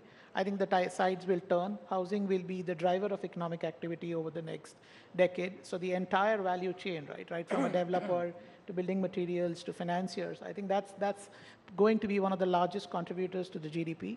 The other theme on the same lines we like is hard assets, so infrastructure. Hotels, airports, ports, hospitals. I think in an inflationary world where cost of capital is going to play a major role, consolidation is going to be the theme. And that's why as a house we've been big believers in owning hard assets. And you think private equity is going to play consolidator? Shweta, are you going to do the consolidating? Already doing a lot of it, right? I mean, we have a whole pharma platform where we've integrated a CDMO and API business. But on white spaces, I would say all businesses that play on the China Plus One theme, right? Manufacturing. I mean, that is something that's been underinvested on for, a decade plus. I think that's going to be a big white space in my opinion. I was expecting you to, half expecting you, Ramesh, to talk about manufacturing, but you didn't bring that up. You don't believe that that's going to be the big opportunity as well? No, I'm not particularly a fan of PLI investment. I don't think the government should be directing capital to areas where Japan tried that and it fell flat on their faces. So I'm not particularly, I'm more into the services consumption part of the Indian economy. So maybe Harsha has some view on that. Harsha, you somewhere in between? Yes, I am in between. I'd say that, I'd argue that we're the only country in the world that has gone through a simultaneous industrial revolution and digital revolution. That has allowed us to leapfrog. And we're seeing this with our infrastructure, physical infrastructure, digital infrastructure, all manufacturing and all logistics has become seamless in India, maybe in the last 10 years only. Now, what that means is that it's all white space. There's huge opportunity. We're not growing and moving incrementally. We're moving absolute leapfrogging. And therefore, I do believe that some of the initiatives the government has taken, GST was huge and has absolutely transformed this nation. Udan scheme in regional aviation was introduced 8 years ago, and somehow, despite government intervention to help private airlines go into the hinterland, private airlines were a little slow to do it. PLI, in the same way, I'd argue, adoption has been slow, but when adoption takes off, we're going to see India become a lithium-ion battery manufacturing hub for the world. And maybe aircraft, aerospace in the future. We're already sending spaceship to the moon. We should be doing a lot more of that. Other initiatives that the government has in place, such as Gift City, I think can absolutely transform not just our financial markets, but perhaps global financial markets. You know, the role of global factors as well, and Ramesh, let me address that issue with you. I think what we hear from each one of you on this panel is that the domestic risks are limited at this point in time. In fact, none of you brought up a single risk, domestic risk at this point. So the risks are external. The expectation of a Fed cut coming in June, at least at this point in time, look less likely. What would be the external factors, the risk factors, Ramesh, that you would watch out for that could potentially impact us? I mean, Shri, the world is a dangerous place. We are fighting two wars as we speak. While bull markets don't stop because of wars, that might surprise a lot of people. I think bull markets fall of their own weight. I mean, Japan continued to grow, but at some point it just peaked out and didn't come back for 40 years or so. So excess weight, leverage, there's nothing that the government, China is markets are trading 10, 12 years low. The Chinese economy has done reasonably well over a period of time. So markets, when the bad news, of course, Shireen, is that all bull markets end. Even this bull market will end, I guarantee you that. There has never been a bull market in the history of the world that continues on ad infinitum. So this will end too, which is fine. We'll hopefully be able to tell you on Bazaar when it's ending. But for right now, it seems like a green signal ahead. And bull markets will end of its own orgy, of its own speculative excesses. I don't see we are anywhere near that at this point. I feel the markets are in decently good shape. And to address the issue about global funds investing more in India, we've again seen some triggers with the JP Morgan bond index inclusion, possibly another index inclusion as well. Where typically do you see the flows coming in? Will US drive a large part of the fund flows into India? I think it will be global. I think a lot of pension funds would start looking at India as a place where they can deploy a lot of liquidity in good companies with the best macro that one can hope for. And I think the amount of investment that the government has done over the last few years to improve foreign policy relations with a number of countries, I think we will see a lot more new markets investing in India. US, of course, likely to be at the forefront. They have the largest AUM. Most global large asset managers are headquartered out of there. So that will continue to be the single largest. So what's the incremental flow that you anticipate over the next few years? Well, I think last year's flow of $20 billion was honestly not even remotely close to what it can be. So we've been talking a lot about the domestic flows, and they have become very sizable in India. And I think they will continue to grow. But at the same time, I won't be surprised if the FII inflow into the country can go up 5 to 10x from where currently it is over the next few years. And I can tell you, I think most EM funds are overweight India. Yeah. Most global funds don't, many of them don't even own a single stock. So the kind of liquidity events we are seeing now is the perfect backdrop for them to come back into India in size. Okay. A significant increase in fund flow driven by US-based funds is what you're expecting global funds to invest. But Shweta, let's address the issue that we were talking about, private equity playing consolidator, and we've seen a lot of buyout deals take place. We've seen a lot of private equity players take management control. Healthcare is a classic example of what we've seen happen with private equity coming in and taking control. Which are the other spaces that look exciting at this point in time from a private equity perspective? I hate to pick a sector typically because it's, today something is a flavor, today financial services flavor of the season, tomorrow healthcare is, day after industrials is, right? So I think the approach that private equity by and large adopts, including ourselves, is really bottom up, right? So we like, I would say by and large all themes in India, right? Whether it is consumption, healthcare, financial services, all kind of playing the underlying fundamental growth of India, right? Then it is really about the company where there's, where we look at the micro aspects of a company as opposed to just a top-down piece. But I feel all sectors are interesting today. I mean, I spoke about manufacturing, which is a new theme which private equity hasn't done enough of, which is something that we are picking up in a big way. There's healthcare, there's financial services, still a very credit underpenetrated economy, right? So there's a lot you can do on the financial services across spectrum. Microfinance to bank, we've done it all. And, I would say healthcare, again, significant underpenetration both on pharma and services side. So I would say across the board, I think we're excited about it. Let me link this back to the bull case that you spoke of. The expectation or the assumption was that private equity would really have to be patient capital when they put their money to work in India. Is that starting to change both in terms of exit opportunities as well as in terms of returns? Most certainly, yes. So I think the exit environment is far more vibrant than it was even 5 years back, let alone a decade back, right? But having said that, I would still say it's you need to be patient in India. Because it's, while the bull case, and you asked this question earlier, what is the risk? The risk is an execution risk here, right? So while everything will eventually go up, I think there will be bumps along the way, like in any other emerging market, right? Which is par for course. But Anish, let's talk about the exit opportunities. Let's talk about what we've seen happen as far as the IPO pipeline is concerned. What gives you confidence on that side of the story, and how do you see that playing itself out over the next few years? I don't know much about the IPO market, to be honest. I rarely subscribe to IPOs myself. Secondary markets were offering great bargains, but I'll just add to the point that Harsha said. India's, when Neil Armstrong went on the moon 50 years ago, he said, it's a small leap for man, but a great leap for mankind. He was talking of the great step he made on the moon. I think digitization is a great leap forward. We're not understanding the full impact of what digitization meant. While I was coming in the plane, Shireen, I read this quote which said that in the near future, every product will be manufactured digitally and then physically. So that's a huge change that's taking place, whether in our BPO businesses, whether it's in our manufacturing businesses, whether it's in our country, in terms of delivering services to the corporate citizens. And India is amazingly, even as I speak to you, a leader in digital services, UPI, Aadhaar, Paytm, whatever. It's extraordinary what strides we made in the last 5 years in digitization. So I think there's one theme you want to latch on to this thing, it's digitization.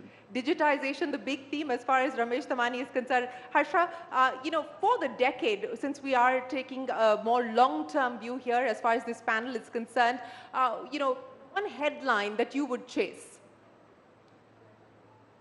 I would chase the Indian consumer, who is a force to reckon with, both within India. We actually see that by virtue of the stock market and the retail participation there. We see that by virtue of the domestic consumption story.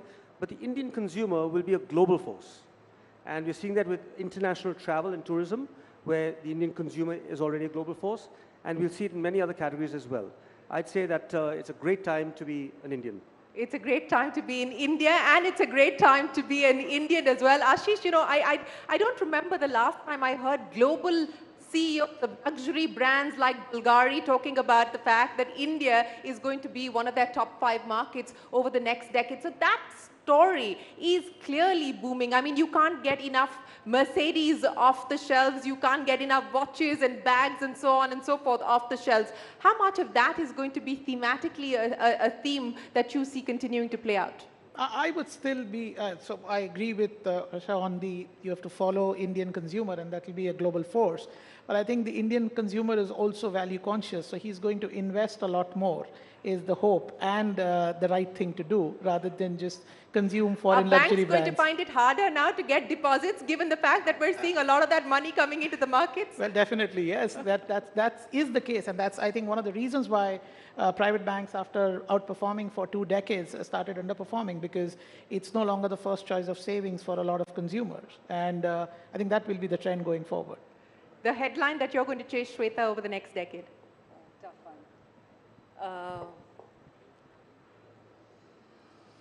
So, I mean, it is actually across the board, right? I mean, for us, India is the investment destination across the globe, right?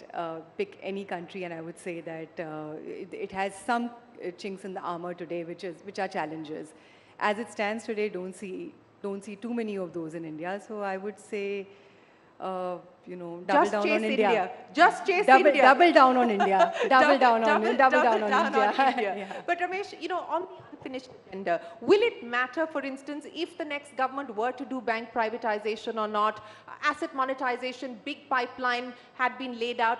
We didn't deliver on that front. I mean, I'm asking from a market's perspective, what will the market factor in terms of expectations or asks from the next government? I mean, there is some expectation that the government will privatize a lot of its assets. The government has publicly said that. They will do that.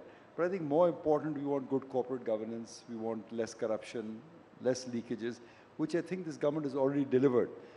If they do extraordinarily good privatization, like IDBI Bank is up on the block, if that is done in a fair, transparent manner, I think the market will be extremely enthused by that. And I think that depends on the majority that this government gets finally. If they get a good majority, I think they'll be able to put some thoughts through Parliament, which other governments could not do because of, say, paucity of numbers.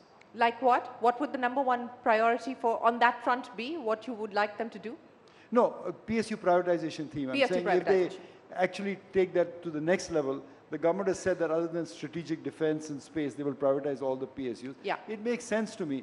But more importantly, is the first step they've taken is to improve the corporate governance. I mean, the corporate governance improved dramatically in those PSUs. So that has enthused the market first on. That will actually be the icing on the cake. Ashish, to you as well, on the unfinished agenda, what is it that you would like to see being prioritized as far as policy intervention, government decision making is concerned? I think for the next decade or so, some incentive to do big ticket R&D. whether it is setting up large, reputable educational institutions, encouraging more and more R&D, and I think India can afford to do that today. The way we have seen a conglomeration of the country, top 5 groups have a lot of cash flow at their disposal, and I think that can be put to good use with the right kind of government reform. So that's one thing that I would put on the top on unfinished agenda. Okay, so drive the R&D push. But the government has sort of, said that, look, it's up to the corporate sector to do that. But on the larger issue of private sector capex really taking off, not picking up, taking off, do you expect that to happen over the next few years? I think definitely yes, and I think one segment that we didn't speak much about was the energy space. I think the largest capex will be in that space, and I think India on the renewable side. On the renewable side, and thermal will also make a comeback given the sheer demand for power that we will have as a nation. On the renewable side, again, I'll say green hydrogen or green energy in general would require a lot of capex R&D as well. So I think that's one theme that can be the largest Indian company a decade from now, could be in the energy space. Would be in the energy space? Could be from the energy space. Could be potentially from the energy space. Harsha Raghavan, you've already got 2 aircraft. What could your fleet look like given the fact that you're so bullish on the Indian consumer? Well, India has, a couple hundred airports, and many of them are all very well maintained by the Airports Authority of India and other administrators, but unfortunately underserved or even totally unserved. And there are large population centers who either wish to travel or live in those locations and who need a solution. So we believe that the opportunity to provide air travel, cheap, efficient, and comfortable air travel across every part of India, we believe it's a huge opportunity. And we believe that that's what the Indian consumer needs. And what kind of money are we talking about that you're not just in the aviation side of the business, but outside of that you are going to put to work over the next 5 to 10 years? Well, like I mentioned earlier, the white spaces are tremendous and across the board as India leapfrogs across the industrial revolution and digital revolution. So I'd say that the industry will put many billions to work. We'll play our small little role in that with our small fund at Convergent Finance. Well, Ramesh Damani, I'm going to ask you to wrap this up because I know that that you always have something very wise to share with us. As we look at India's place in the world, as we look at what's happening in the rest of the world, but more importantly, what's propelling the Indian economy, all the factors that you spoke of. Many have called it India's decade. Many believe it could be potentially India's century as well. How would you sum up the India story today? Shireen, I'm often asked this question. So when is the best time to invest in India? Is it too late now? Is it the best time to invest in India was in July 1992, just before liberalization was announced. The second best time to invest in India is today. I think the country is on an upward trajectory out there. I think we're on a path that will take us from a third world country to the second largest economy in the world. And I think the best way is, as Indians have now figured out in the last few years, is participate, put your money to work in the stock market, because it gives you better returns than your FD and your bank deposits. So I think it's a great time to invest in India, and I think in the next 20 years, we'll see a transformation in our lives that we could not have imagined that would have taken place 20 years back. But so I, with the rest of the panel, remain the eternal optimist. The glass is always full out here. Well, it is the time to bet on India and it is the time to invest in India. That is unequivocally the message here from our panel of experts. Thank you so much, Ashish, Shweta, Ramesh Damani and Harsha. Thank you very, very much for your insights and for sharing your wonderful stories here with us. Ladies and gentlemen, thank you very, very much for joining us here this afternoon.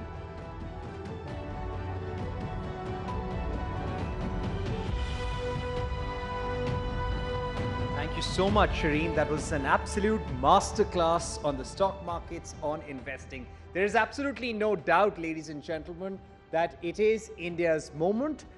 And India has been trying to seize the China +1 strategy. Yes, post the COVID pandemic, post the Ukraine war, every company, every government is looking at diversification and everyone is looking at India. In fact, the DHL global CEO very recently said in India, while he was making a commitment of 200 million euros or 1,800 crore rupees for the next 3 to 5 years, that India today is among the top 2 markets for DHL.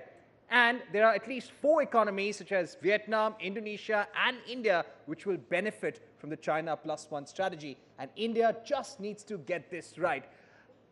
This China +1 window is going to be there for the next 3 to 4 years. And that's what everyone feels, that India must seize the moment. In fact, when it comes to Viksit Bharat, very recently the Prime Minister held a Council of Ministers meeting, and the message was, do not take a backseat just because we are going into elections. You need to keep on working, because when the budget is delivered in July, we will come out with a Viksit Bharat, or a developed India roadmap for 2047. And manufacturing, ladies and gentlemen, will have a big role to play. And we've been speaking about economic reforms, but let's also speak about the government's constitutional reforms, such as revoking special status for Jammu and Kashmir.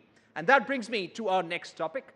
The serene environs of Dal Lake in Kashmir witnessed a thrilling spectacle recently as the valley hosted its inaugural Formula 4 car racing event. Sleek racing cars rode along the picturesque Boulevard Road, leaving behind trails of excitement in their wake against the stunning backdrop of the Zabarwan Hills. A new development paradigm is definitely now in motion in Jammu and Kashmir. And how, ladies and gentlemen?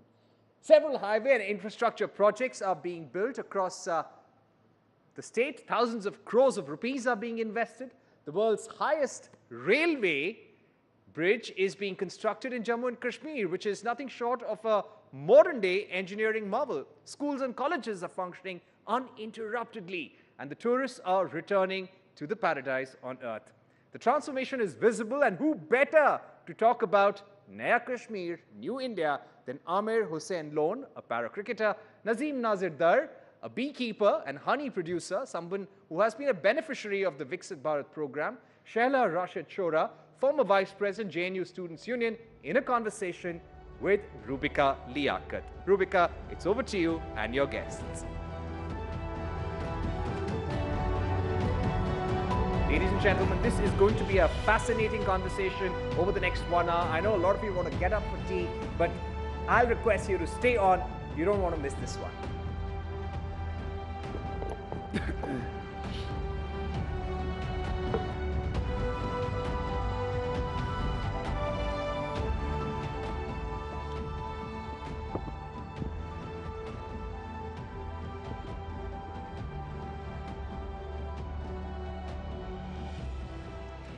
आप सभी का एक बार फिर से बहुत बहुत स्वागत है।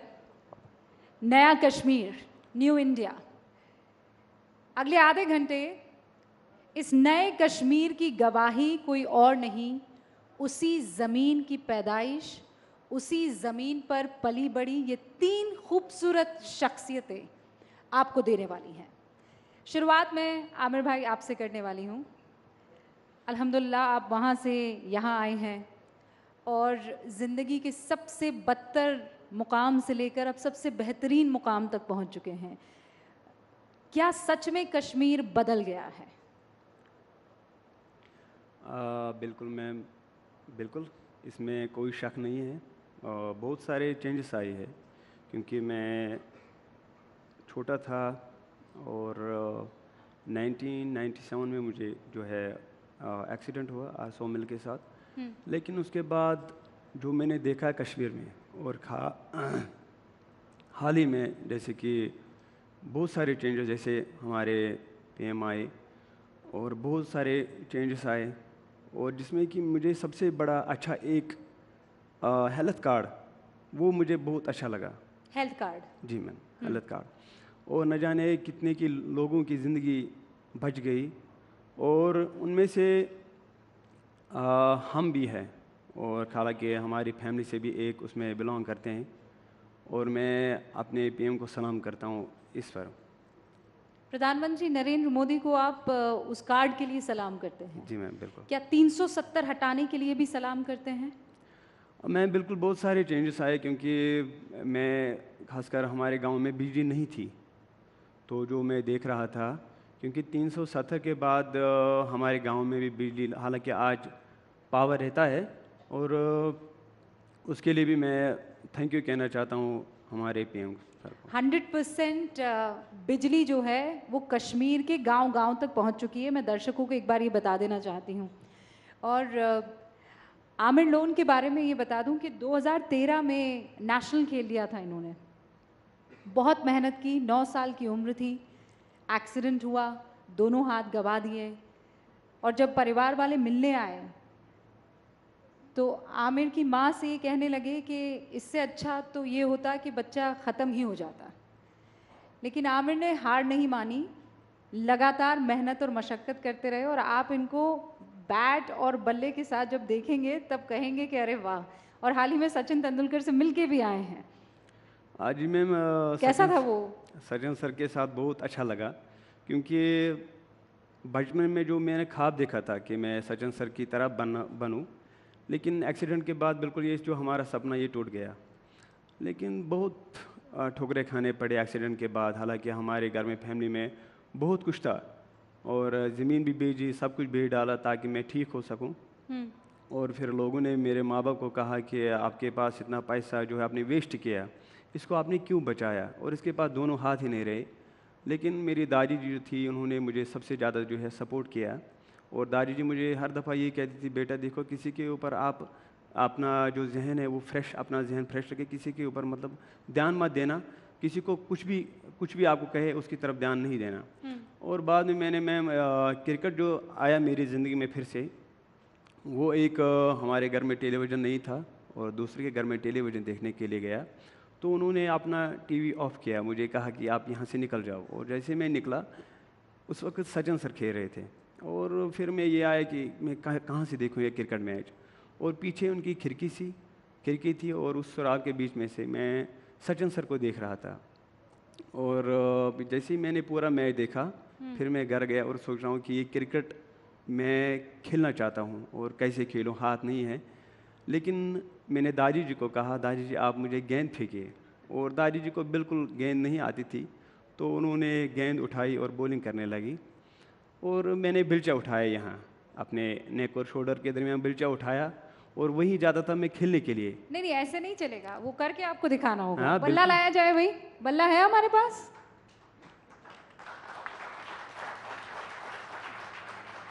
अगर है तो प्लीज लाइए, जल्दी लाइए। ये और आ गया बल्ला। हाँ, और शैला बॉलिंग करेंगी। हाँ बिल्कुल क्यों नहीं। तो दादी को भी तो बॉल फेंकना नहीं आती थी। चलिए फेंकिए। चलो, पर छक्का नहीं मारना है। नहीं छक्का तो वैसे भी नहीं जाता है, तो कोशिश करेंगे। ओके। अरे वाह। हो गया? ये तो ये बंद है मैम, ये बंद है। ये इसको पीछे। हाँ, अच्छा ठीक है। हाँ ये पकड़ो बल्ला।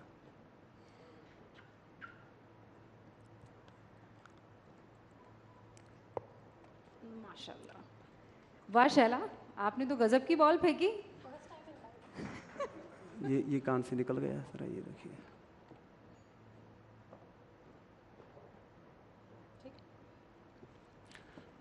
तो ऐसे आपने बैटिंग शुरू कर दी? जी मैम। फिर ये क्या कि मैं क्योंकि लोगों के दरमियान में खेल नहीं सकता था, क्योंकि इसलिए ताकि जिन बच्चों के साथ मैं खेलता था और जब मैं उनके पास जाता था वो इस चीज़ को फिर मुझे रिजेक्ट करते थे कि हाथ नहीं है ये कैसे खेलेगा। लेकिन ये था कि मैं ख्वाब था कि मैं सचिन सर की तरह बनूं, और इसके लिए फिर मैंने बहुत मेहनत की। हालांकि मैं ज़्यादा मैच जो मैं खेलता हूँ वो लेदर को खेलता हूँ ज़्यादा, हेलमेट लगा के, और बल्कि मुझे कोई मुश्किलात नहीं आती है खेलने में। फिर मैंने बल्लेबाजी सीखी, खुद सीखी, फिर उसके बाद मैंने गेंदबाजी सीखी, और हाल ही में मैं ISPL में एक मैच में मैं सचिन सर की तरह उन्होंने मुझे इनवाइट किया था।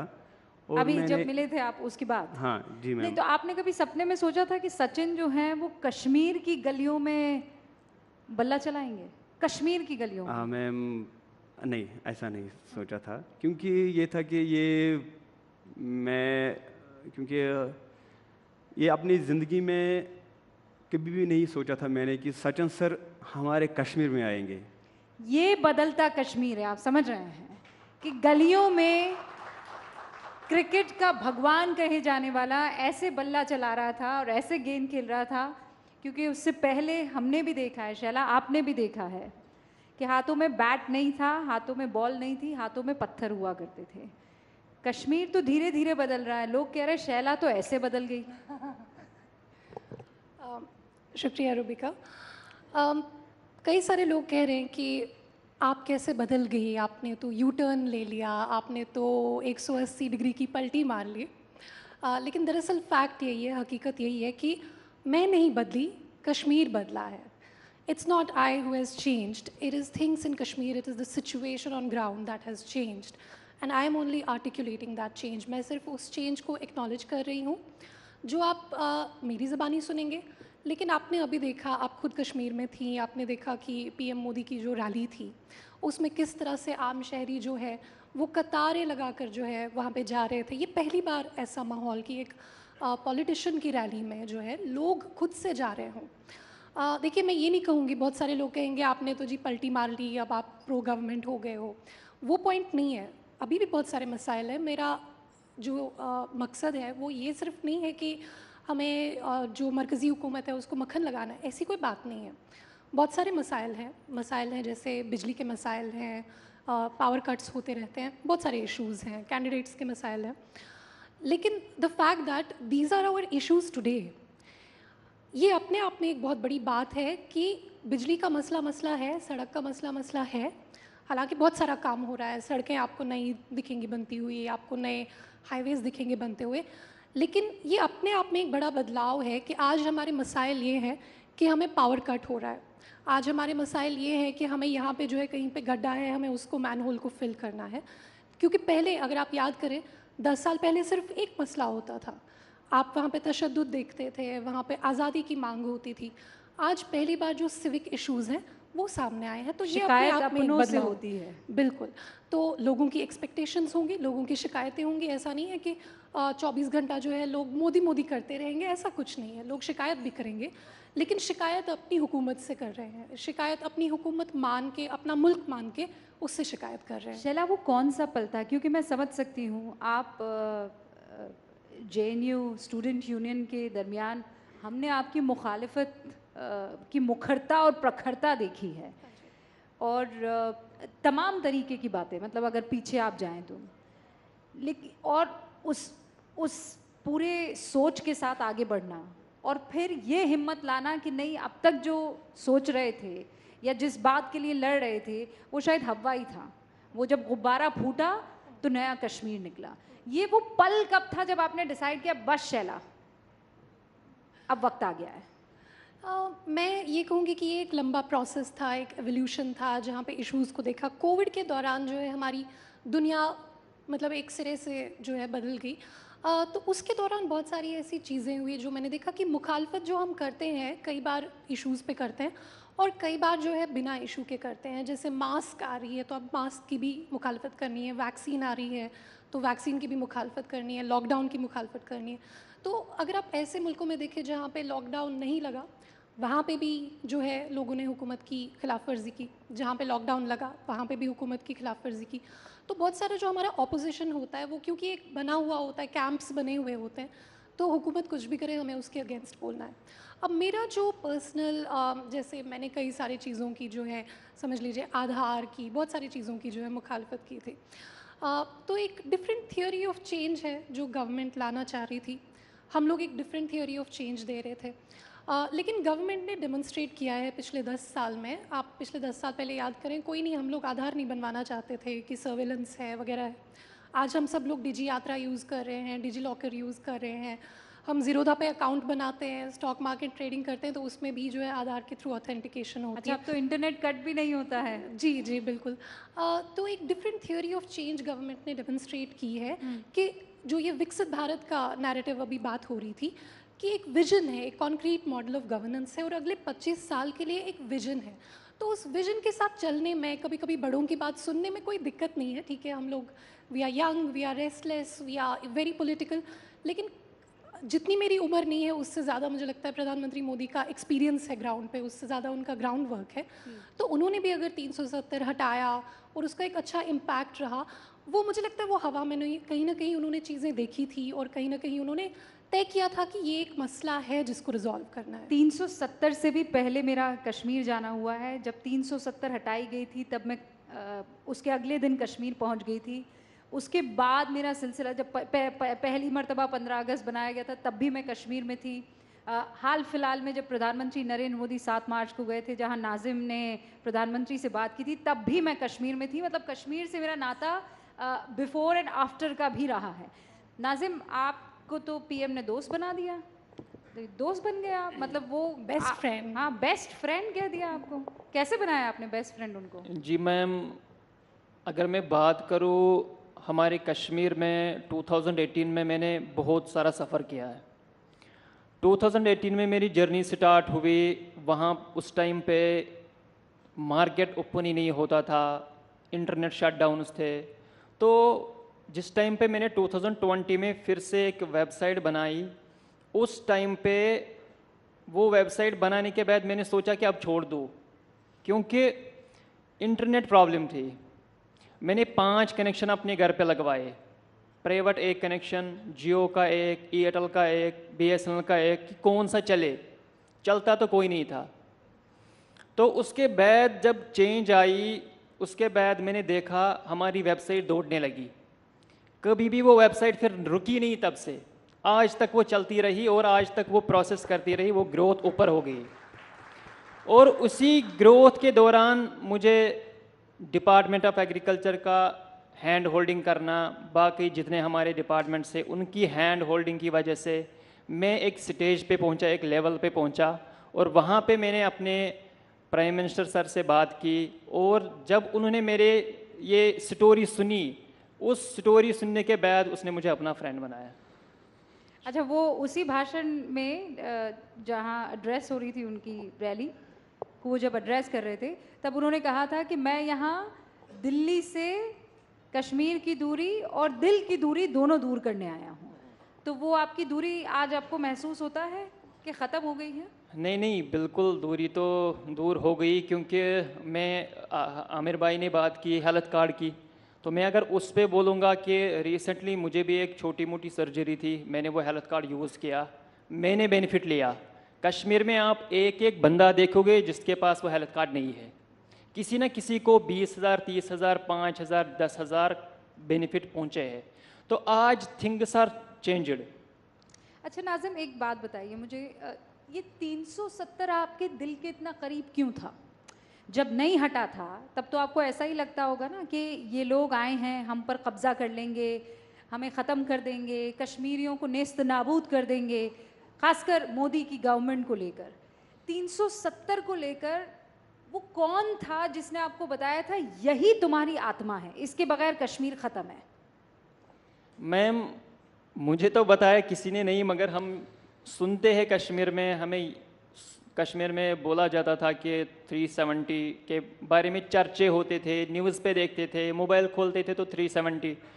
तो मेरे हिसाब से हमें ये वहाँ पे एक नॉलेज था, जिस लेवल का मुझे अभी भी नॉलेज है कि 370 में यहाँ पे एक मतलब 370 में आपको बहुत सारी रुकावटें मिलेंगी। मतलब यहाँ पे एक कोई भी इंडिया का हो वो बसने लगेगा, आपके जॉब्स चले जाएंगे। अगर बिहार का कोई होगा वो यहाँ पे जॉब कर लेगा, तो कश्मीरी क्या करेगा? यही था वहाँ पे असल मसला कि कश्मीरी क्या करेगा। मगर मैं अब की बात करूँ, मैं भी एक कश्मीरी हूँ। मैंने क्या किया? मैं अपनी टांगों पे खड़ा हो गया, गवर्नमेंट का भी सहारा लिया और आगे मैंने सफ़र बढ़ाया, और आज आपके सामने नतीजा है। माशाल्लाह। अच्छा आमिर भाई, ये 370 से पहले आपके लिए भी मोदी अलग किस्म के थे और 370 के बाद मोदी को अलग किस्म से देखने लगे आप? मैम, सच्ची बताइएगा। मतलब ऐसा बिल्कुल भी नहीं है। तो अगर मैं अपनी बात करूं तो मुझे फर्स्ट टाइम ऐसा हमारे मोदी साहब जो है, मैं जितने भी तारीफ़ करूं वो कम है। हालांकि मैंने ना किसी, अगर मैं अपनी बात करूं, मैं किसी से पार्टी से बिलोंग नहीं करता मैम। और मैं क्योंकि इसीलिए नहीं करता हूँ ताकि मुझे किसी से कुछ चाहिए, क्योंकि मैं रोज़गार के लिए गया, मैं खुद अपनी बात कर रहा हूँ, रोज़गार के लिए गया, बोला, हालांकि मैंने 10+2 किया, फर्स्ट ईयर तक अल्हम्दुलिल्लाह मैंने पढ़ा है, लेकिन उसके बावजूद मैंने रोज़गार की मांग की। अल्लाह की कसम सर, ठोकरे, इतने ठोकरे खाने पड़े मुझे, ये मैं जानता हूँ। एक क्रिकेट किट होती है, उसके लिए भी मुझे ठोकरे खाने पड़ते। हालांकि हाल ही में मैं आपको, मेरे पास सब कुछ मौजूद है, लेटर डाली 2021 को मैंने लेटर डाली किट के हवाले। अल्लाह की कसम इतना किराया मुझे, हालांकि फादर से किराया ली और मदर से ली, मुझे पैसा दे दो मुझे जाना है कहीं, फिर भी मुझे वो किट नहीं मिली। नेट के लिए फिर भी वो मुझे नहीं मिला। तो फिर क्या हुआ कि ये मैं जानता हूँ कितने ठोकरे आज भी खाने पड़ते हैं हमें, मैं अपनी बात कर रहा हूँ। लेकिन मैं, अगर मैं प्यार करता हूँ किसी के साथ, वो हमारे नरेंद्र मोदी जी, और इसलिए नहीं मुझे किट चाहिए यहाँ वहाँ हुकूमत, हालांकि उन्हीं की हुकूमत है, तो मैं बहुत प्यार करता हूँ उसके साथ। क्यों प्यार क्योंकि क्यों मैम करते हैं? उन्होंने ऐसा काम किया है, वो तारीफ के काबिल है, ये मैं समझता हूँ। बहुत सारे ऐसे काम हैं जो उन्होंने किए हैं, तो मैं, क्योंकि मैं हर एक किसी के पास गया, जो हमारी पिछली हुकूमत थी उनके पास भी गया, जब उनकी हुकूमत थी उनके पास भी गया। अल्लाह की कसम ठोकरे खाने, इतने ठोकरे खाने पड़े सर, ये मैं जानता हूँ। एक क्रिकेट किट के लिए, गेंद के लिए मैं तरस रहा था, वो भी उन्होंने नहीं दी। ये मैं जानता हूँ मैं कैसे गेंदबाजी करता हूँ। अब आपके पास वो किट है, आ गई है? हाँ बिल्कुल मैम, है भी, है मेरे पास, किसी ने नहीं दी। वो यहाँ की दिल्ली का अल्हम्दुलिल्लाह एक है जिन्होंने मुझे प्रोवाइड किया है, हाल ही में उन्होंने प्रोवाइड किया है मुझे। जैसे इससे पहले भी मैं था दिल्ली में एक शो में, तो उन्होंने मुझे वो किट, लगभग 1 लाख की किट उन्होंने मुझे दी। तो वो बिल्कुल वो तारीफ के काबिल है मैम। तो मैं, क्योंकि अगर पीएम मोदी और उनकी सरकार और बाकी तमाम लोग इस वक्त आपको सुन रहे हैं, तो आप उनसे क्या कहना चाहेंगे? आप कह रहे 370 के बाद चीज़ें बेहतर हुई हैं, लेकिन अभी भी बहुत सी चीज़ें हैं जिन पर हमें चलना ज़रूरी है। जी मैम, ये मेरी जहाँ तक मेरी बात है, मैं तो अपनी बात को मैं रिजेक्ट करता हूँ, क्योंकि जो बच्चे हैं वहाँ के, जो वहाँ के बच्चे हैं जो क्रिकेट खेल रहे हैं, जिनको अभी तक कोई मुकाम, जो हर कोई का ख्वाब होता है मैं अपने देश के लिए कुछ करूं, लेकिन अभी भी वहाँ के बच्चे अभी पीछे पीछे हैं, पीछे पीछे। वो क्यों है? क्योंकि कुछ लोग हैं जो उन बच्चों को अभी भी रोक रहे हैं। और मैं अपनी मोदी सर को ये कहना चाहता हूँ कि प्लीज़ इस पर आप थोड़ा ध्यान दीजिए, क्योंकि जो टैलेंट है वो ज़ाया हो रहा है हमारे जम्मू कश्मीर में। क्या 370 हटने के बाद चेंजेस आए हैं कि ये बिल्कुल बदस्तूर वैसा का वैसा चल रहा है, कोई बदलाव नहीं आया है?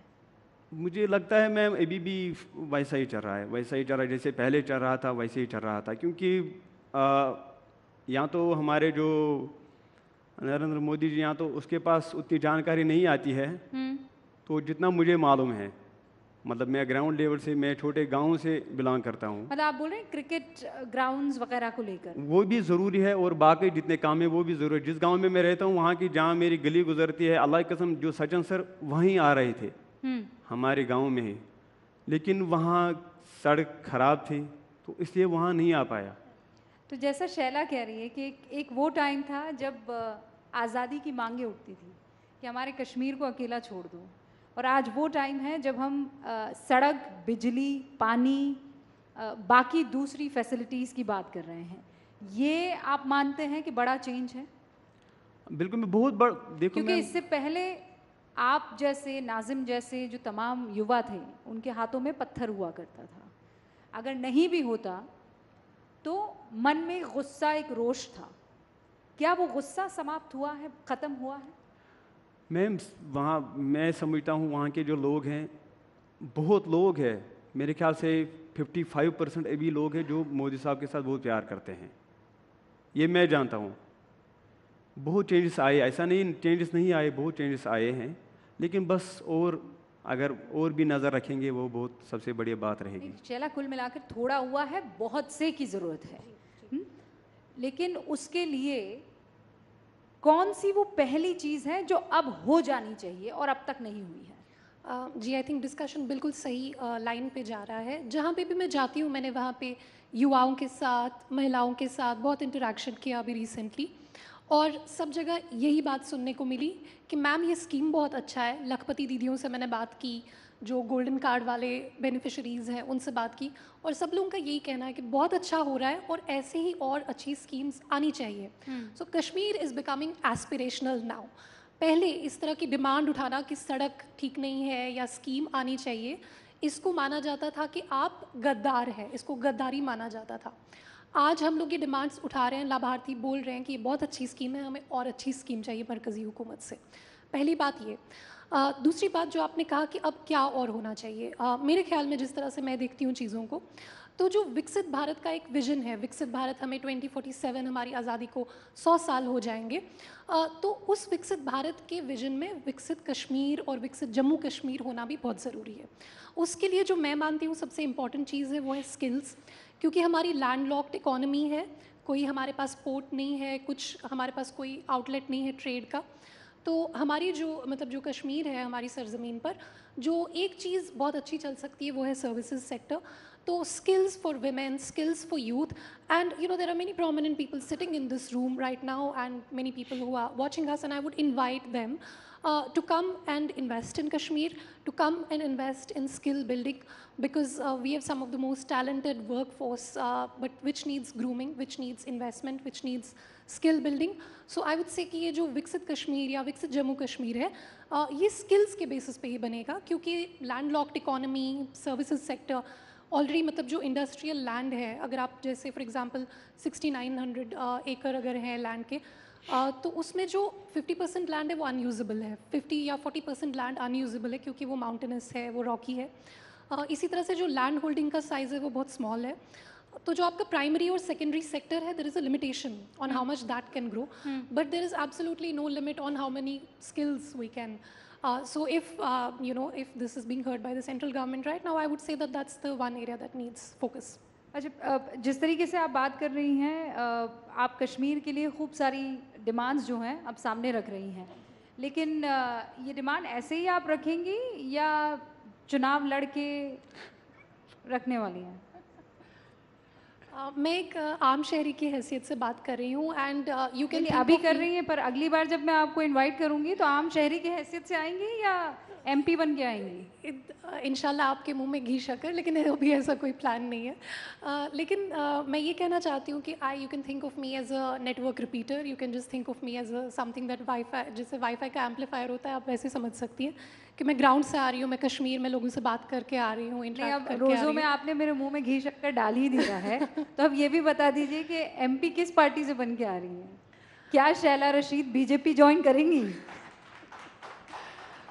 देखिए, मैं फिर से वही बात कहूँगी कि this whole thing, it is not about me. मेरा जो ट्रांसफॉर्मेशन है, it's not really about me, it is about the transformation that is happening. आप शिकारा लेकर नहीं निकल सकती हैं, आपको मेरे सवाल का जवाब देना होगा। क्या शैला रशीद आने वाले दिनों में पॉलिटिक्स में पाई जा सकती हैं? See, there is no secret that I am political. I am a very political individual. मतलब I think मुझे कब से पॉलिटिक्स का कीड़ा था मुझे याद भी नहीं है, बचपन से ही I am very political. और कश्मीरी बच्चे वैसे भी पॉलिटिकल होते ही हैं, पॉलिटिकली बहुत अवेयर होते हैं, तो ये कोई अनोखी बात नहीं है कि मैं बहुत पॉलिटिकली आउटस्पोकन हूँ। कश्मीर में सब इसी तरह से पॉलिटिकली आउटस्पोकन है, लेकिन बात मेरी नहीं है कि मुझे क्या करना है, बात यह है कि सबको साथ में लेके चलना है, सबकी आवाज़ बन के चलना है। और वो मैं उसके लिए मेंबर ऑफ पार्लियामेंट बनना ज़रूरी नहीं है, वो आप एक आम शहरी के तौर पर भी, मैं अभी यहाँ पे बात रख रही हूँ, मैंने बिजली के मसाइल की बात की। तो पॉलिटिक्स में तो आप आएंगी, लेकिन दल में कमल होगा या NC है या PDP है? अभी इस तरह का कुछ प्लान नहीं है, मैं सिर्फ एक आम शहरी की हैसियत से, और आप मुझ में वही देख सकती हैं जो आप एक कश्मीर के आम शहरी में आज देखेंगे। अच्छा, अभी क्विक सवाल, आपने मुझे जवाब तो दे ही दिया है, कुछ चीज़ें राज रहने दीजिए ताकि हमारे लिए हेडलाइंस का मौका आगे भी रहे। लेकिन क्या 370 हटने के बाद BJP का मिशन 370 पूरा हो सकता है? 2024 में, आपको क्या लगता है? मैम फिर से बोलिए, मैं थोड़ा दिमाग दूसरी साइड था। हाँ। मैं कह रही हूँ 370 हट गया, लेकिन बीजेपी का टारगेट है कि वो 2024 के चुनावों में 370 सीटें लाएंगे। कश्मीर इन 370 सीटों में कुछ सीटें बीजेपी की झोली में डाल सकता है? मैम तो अभी मुझे लगता है तो हो सकता है। हो सकता है? हो सकता है, लेकिन शैला, आप क्या सोचती हैं? अगर हम लोग जम्मू कश्मीर की बात करें ओवरऑल, जम्मू तो फिर भी रहा है उस साइड, लेकिन क्या कश्मीर? देखिए, मैं it is not my job to speak for BJP और for the government, but yes, definitely BJP should capitalize on the good work that it has done in Kashmir, and it should definitely get more credible faces, big faces, and it should just, you know, come on the ground and behave like a normal party. मतलब वो जो एक stigma होता था BJP को लेकर, PM Modi से तो लोग प्यार करते हैं, एलजी मनोज सिन्हा जी, उनकी लोग बहुत इज्जत करते हैं, उनको इम्पार्शल मानते हैं, लेकिन इसको अगर मतलब ग्राउंड पे कन्वर्ज करना है तो इसके लिए बीजेपी को थोड़ा ग्राउंड में उतरना पड़ेगा कश्मीर में। शैला कुछ कह रही है बीजेपी, सुन लीजिए आप, ग्राउंड के लोगों से संपर्क साधना पड़ेगा आपको। नाज़िम, आपको क्या लगता है? जी मैम, मेरे हिसाब से बीजेपी को लेकर एक हवा था ना कि अरे बाप रे, बीजेपी नहीं, मोदी नहीं, अमित शाह नहीं, अब वो दूरी मिट गई है? पॉलिटिकली पूछ रही हूँ मैं। जिस कश्मीरी को बेनिफिट हुआ है सीरियसली वो तो उन्हीं का होगा। जिसको 5,000 भी 10,000 भी जो अपलिफ्ट हुआ है ma'am, seriously he will do, वो करेगा। बहुत बहुत शुक्रिया। नए कश्मीर पर नई बातों के साथ आप सामने आए। इससे पहले जब कश्मीर पर डिस्कशन हुआ करता था तो आप तीनों जानते हैं कि किस तरह का डिस्कशन हुआ करता था, लेकिन आज वो नई बयार साफ तौर पर नजर आ रही है। आमिर भाई, शैला, नाज़िम, आप लोगों का बहुत बहुत शुक्रिया। बढ़ते हैं अगले सेशन की तरफ, लेकिन ये गवाही दिल से निकली गवाही है, ये जबरदस्ती नहीं निकाली जा सकती है। बहुत बहुत शुक्रिया। Thank you very much, Rupika, for getting us that interesting panel discussion. What has changed in Jammu and Kashmir since 2019 when India actually went ahead and revoked the special status for Jammu and Kashmir. And since then, we've been trying to make sure that more and more manufacturing, more and more companies go to Jammu and Kashmir. In fact, G20 took place in Jammu and Kashmir as well. I'd like to inform you, ladies and gentlemen, we have four Grammy winners amongst us today, and they will bring us an unforgettable performance. Believe me, you wouldn't want to miss this. Please do come back after a short 20-minute tea break. Tea is served at the Shahjahan Hall, but please be right back in 20 minutes.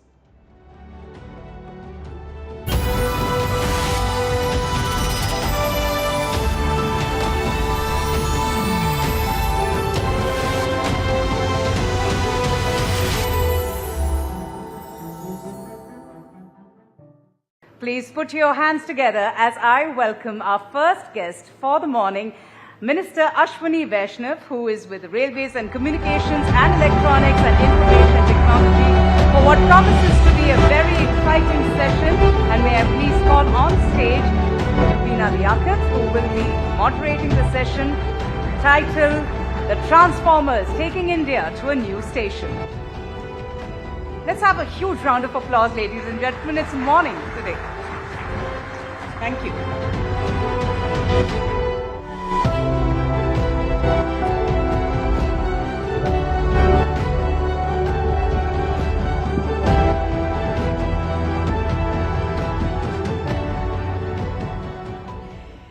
आप सबको प्यार भरा नमस्कार। Rising Bharat, और चूंकि मंच पर ऐसे शख्स हैं या ऐसे नेता हैं जो राजनीति कम करते हैं और काम ज्यादा करते हैं, आप इनसे जितनी चाहे काम की बातें कर लीजिए, जैसे ही राजनीति की बात करेंगे ये 9 तो 11 हो जाएंगे। तो इसीलिए अगर इनको इस स्टेशन पर रखना है तो काम की सारी बातें, और यही काम है जो राइजिंग भारत को उस जेनिथ तक लेकर जाने वाला है। मंत्री जी, बहुत बहुत स्वागत है आपका। दर्शकों को बस बता दूं मैं कि आप 39वें रेल मंत्री हैं, 55वें संचार मंत्री हैं और दूसरे इलेक्ट्रॉनिक्स और सूचना मंत्री हैं। बहुत भार है कंधे पर आपके। देखिए, जिस तरह से प्रधानमंत्री श्री नरेंद्र मोदी जी देश के लिए दिन रात मेहनत कर रहे हैं, अपना एक एक पल, एक एक क्षण देश के लिए समर्पित कर रहे हैं, तो हमारे जैसे कई कार्यकर्ताओं को लग जाना चाहिए, पूरी तरह से जुट ही जाना चाहिए। अश्विनी जी, जब 2047 की हम बात करते हैं, हम उस भारत की बात करते हैं जो विकसित हो चुका है, तो ईमानदारी से अपने दिल पर हाथ रखकर बताइए, एक रेल मंत्री अपने रेलवे नेटवर्क को उस वक्त कैसे पाता है? उस वक्त की ट्रेन हिंदुस्तान की जनता कैसे देख सकती है? देखिए, आज मोदी जी के 10 वर्ष के इस पीरियड में एक बहुत स्ट्रांग लेगेसी बनी है।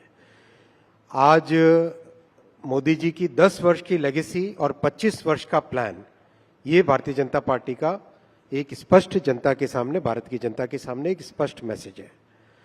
इस 10 वर्ष की लेगेसी में आप देखो, रेलवे में प्रैक्टिकली करीब करीब बहुत सारे राज्य 100% इलेक्ट्रीफाई हो गए।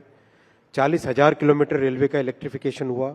60 वर्षों में 20,000, 10 वर्षों में 40,000, करीब करीब आपके 30,000 किलोमीटर नए रेलवे ट्रैक बने। यानी जर्मनी का जितना रेलवे नेटवर्क है, उतना रेलवे नेटवर्क भारत के रेलवे नेटवर्क में जुड़ा। पिछले साल 5,000 किलोमीटर जुड़े थे और इस साल भी, कल की रिपोर्ट में देख रहा था, 5,246 किलोमीटर कल तक रेलवे नेटवर्क में जुड़े। यानी हर साल एक स्विट्जरलैंड के बराबर रेलवे नेटवर्क भारत में जुड़ रहा है। टोटली नए जनरेशन की वंदे भारत ट्रेन आई, नमो भारत ट्रेन आई। आज वंदे भारत ट्रेन में हमारी जो मिडिल क्लासेस हैं और एस्पिरेशनल यूथ है, उनको एक ऐसा अनुभव मिल रहा है जो दुनिया के बेस्ट से बेस्ट रेलवे सिस्टम में मिलता। नमो भारत ट्रेन अपने आप में बहुत ही सक्सेसफुल है रीजनल ट्रांजिट के लिए। अब वंदे भारत स्लीपर आ रही है, वंदे मेट्रो आ रही है, अमृत भारत ट्रेन आ रही है। तो ये सब जो आपने देखा इन 10 वर्षों में विकसित भारत बनाने के लिए जो फाउंडेशनल एलिमेंट्स हैं, जो फाउंडेशन बनानी है, नींव बनानी है, वो नींव बनी है। अगले 5 वर्षों में इस नींव को और मजबूत करेंगे। मंत्री जी, मैं एक सेकंड आपको रोक रही हूँ। आप कह रहे हैं कि ये नींव 2014 में रखी गई है, इससे पहले फिर क्या हो रहा था? इससे पहले अगर रेलवे की अगर मैं बात करूं, तो रेलवे को एक दूध दोहने वाली गाय के बराबर समझा जाता था। ऐसी कंडीशन थी जिसमें रेलवे मिनिस्टर्स केवल किसी गाड़ी के स्टॉपेज या गाड़ी के एक्सटेंशन या नई गाड़ी के अनाउंसमेंट पे ध्यान देते थे। पटरियों की कैपेसिटी है कि नहीं, उसकी कोई चिंता नहीं होती थी। इस तरह से रेलवे का प्रशासन चला रहे थे तत्कालीन तब के रेलवे मंत्री और तब की सरकारें, जिसमें रेलवे फोकस नहीं था, पैसेंजर फोकस नहीं था, केवल अपनी राजनीति फोकस थी। मोदी जी ने डीपोलिटिसाइज किया रेलवे को। रेलवे को एक टेक्निकल तरीके से, ऑपरेशनल एफिशिएंसी की तरीके से, नई टेक्नोलॉजी को एब्जॉर्ब करने के तरीके से उस चीज को मोदी जी ने अपने प्राइमरी फोकस में लेके आए। रेलवे के बजट को मर्ज किया जनरल बजट में, जहां मात्र 15,000 करोड़ के आसपास मिलते थे जनरल बजट से भारतीय रेलवे को, आज 2,52,000 करोड़ रुपए का रेलवे का बजट सपोर्ट मिलता है। काम, फंडिंग बढ़ी, काम बढ़ा, कई तरह के रिफॉर्म्स हुए, बहुत सारे, करीब करीब 38 ऐसे मेजर स्ट्रक्चरल रिफॉर्म्स हुए, जिसके कारण आज रेलवे एक ऐसी परिस्थितियों में आई है कि अब अच्छी एक फाउंडेशन बन गई 10 वर्षों में। आने वाले 5 वर्षों में इस फाउंडेशन को और स्ट्रांग करेंगे। कई जो नई टेक्नोलॉजीज लेके आए उनको और ज्यादा स्ट्रेंथन करेंगे और उसके बाद में, उसके आगे वाले 20 सालों में रेलवे एक अलग नया स्वरूप देखेगी। चेंजेस रेलवे स्टेशन पर नजर आ रहे हैं, यहाँ पर हर एक शख्स इस बात को मानेगा। लेकिन उसी रेलवे स्टेशन पर जब जाएंगे, ये बात सच है कि 41 वंदे भारत आ गई हैं, नमो भारत आ गई है, अमृत भारत आ गई हैं।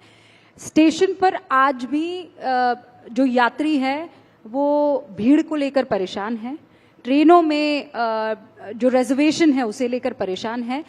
ये कितना टाइम आप मंत्री जी बता सकते हैं कि एक वो वक्त आएगा जब साल भर में ये जो 700 करोड़ का आंकड़ा है यात्रियों का सफर करने का, वो 1,000, 1,200 या 1,300 तक पहुंचे। 2030 तक 1,000 करोड़ लोग पैसेंजर्स रेलवे में ट्रैवल करेंगे, उस हिसाब से कैपेसिटी बना रहे। देखो, ट्रेन में और हाईवे में एक फंडामेंटल डिफरेंस होता है।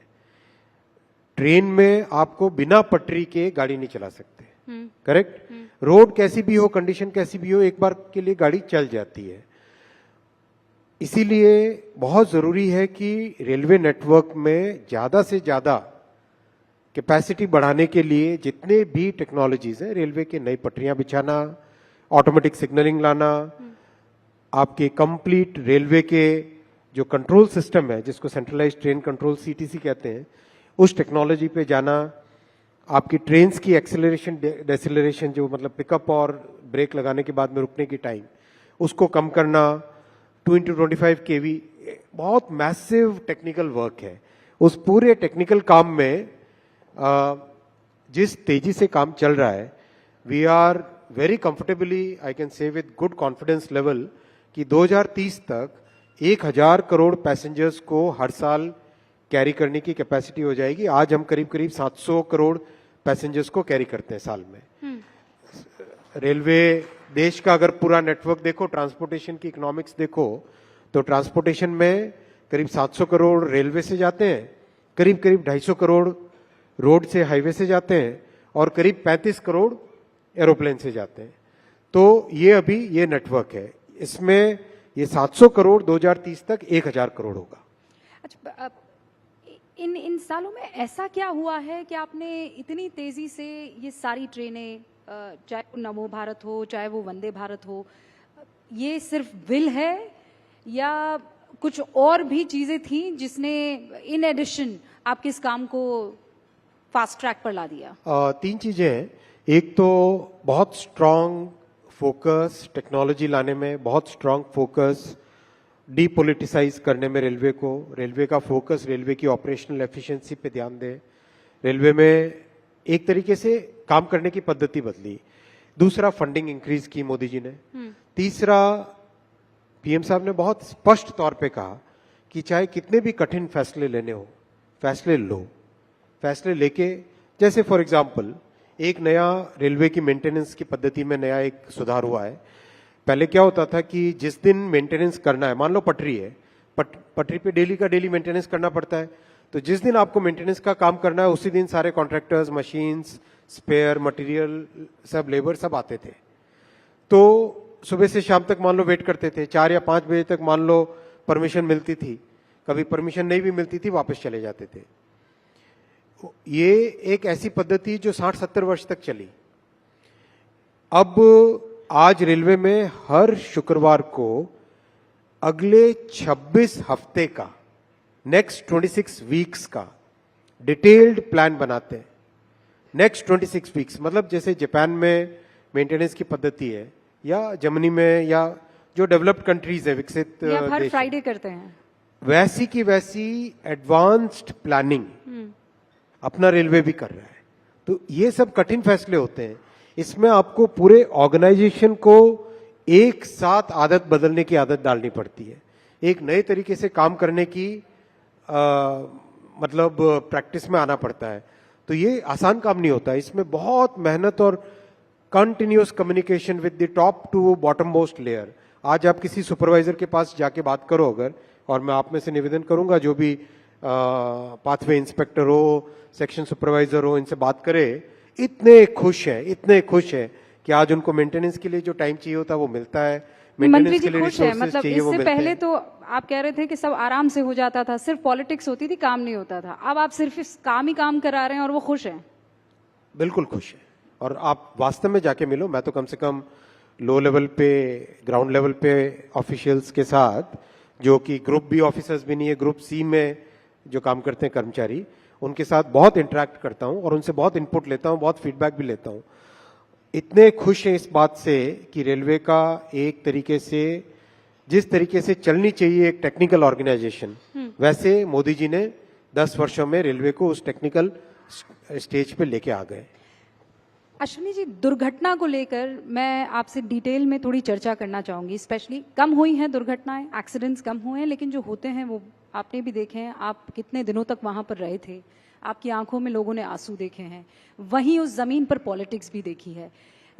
कवच को लेकर विपक्ष ने बहुत हमला साधा कि आपने कहा था कि ऐसी टेक्नोलॉजी, ऐसा सिस्टम है कि इससे हिंदुस्तान को कोई नुकसान नहीं होगा, लेकिन जब हुआ तो उसने सबको जख्मी कर दिया।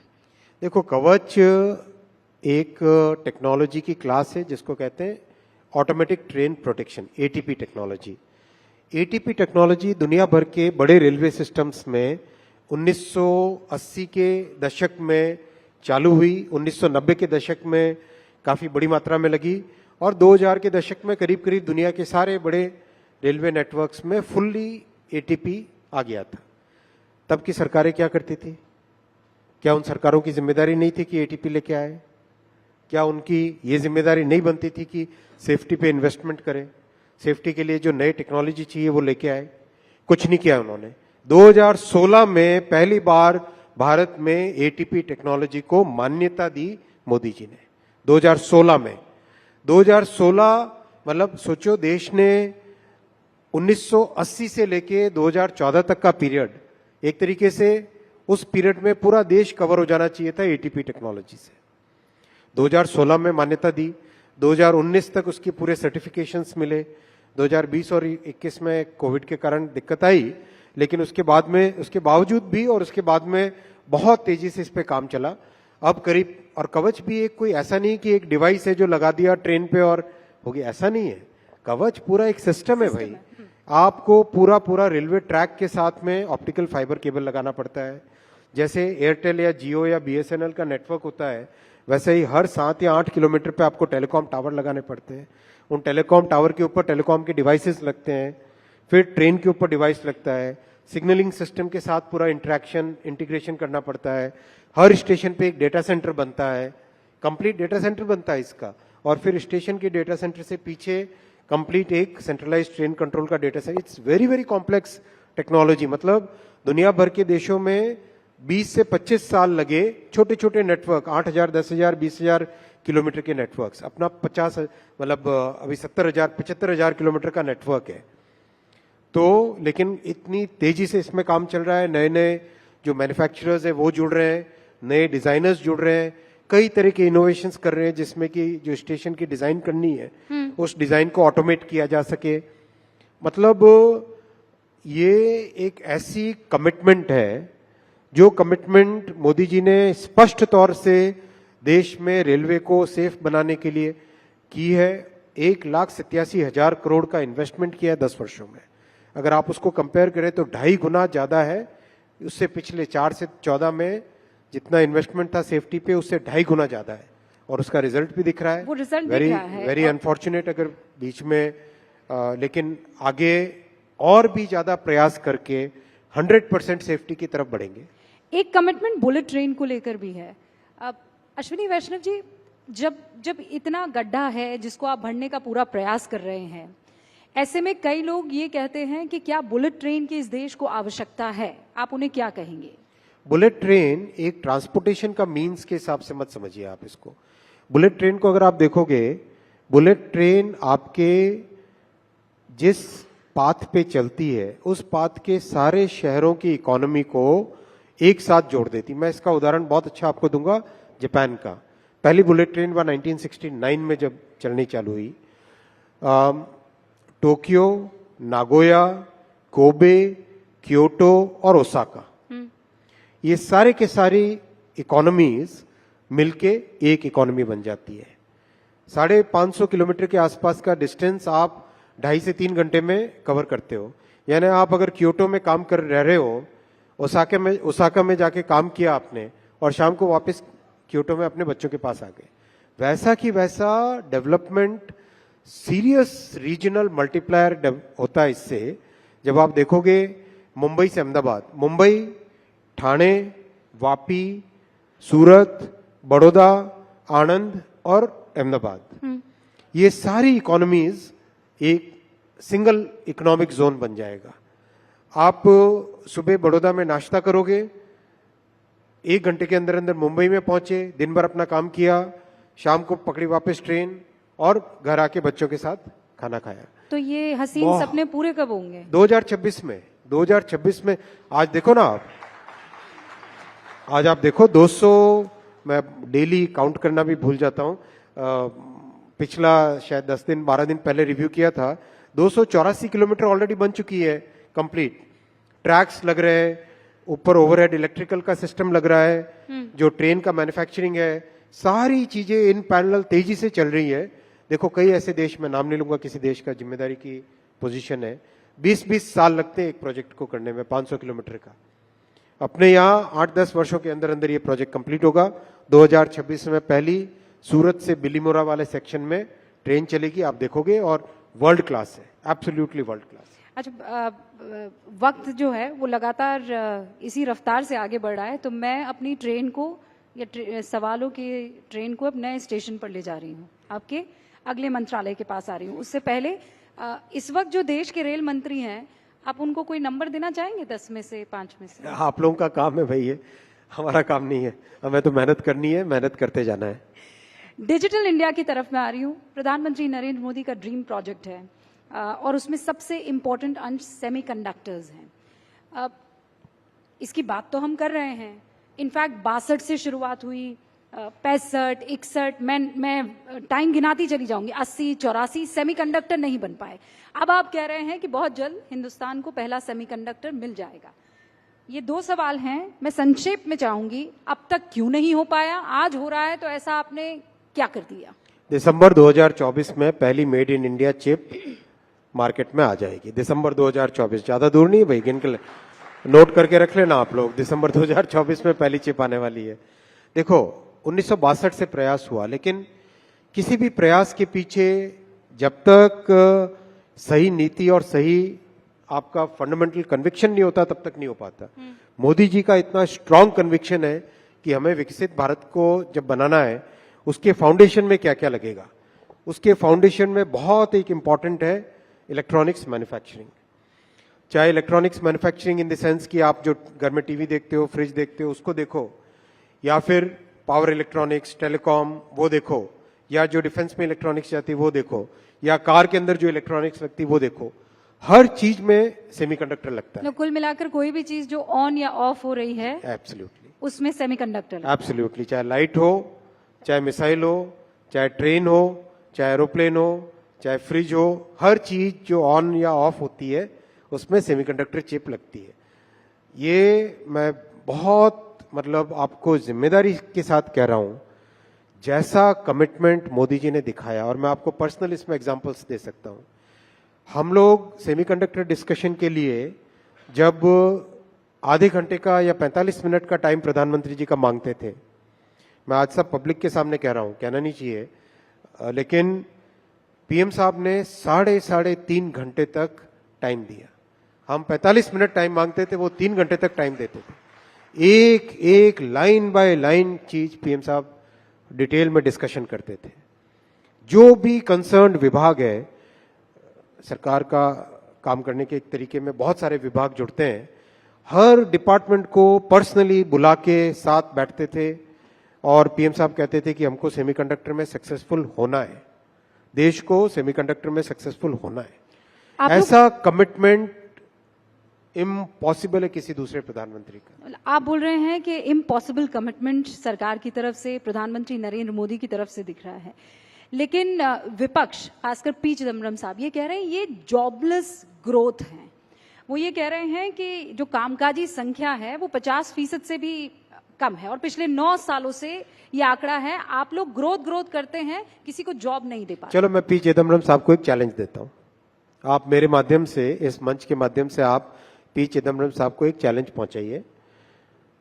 EPFO, employ provident fund organisation, ये एक ऑर्गेनाइजेशन है जिसमें जो भी व्यक्ति काम पे जाता है उसका एक रजिस्ट्रेशन होता है, उसकी सैलरी में से डिडक्शन होता है और ऑर्गेनाइजेशन की तरफ से एक डिडक्शन होता है।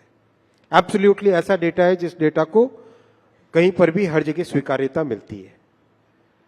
ईपीएफओ के डेटा के हिसाब से जो नए लोग जॉब में जुड़े माइनस जो लोग जॉब से निकले प्लस जो लोग जॉब में वापस आए, कहीं एक बार निकल गए होंगे वापस आए, इसका जो नेट नंबर है वो टोटल जॉब अपॉर्चुनिटी बनी। ये तो सीधी गणित है, सिंपल सी गणित है। वो total job opportunities 6 lakh per month थी कुछ ही वर्षों पहले। आज वही on an average 12 lakh per month है।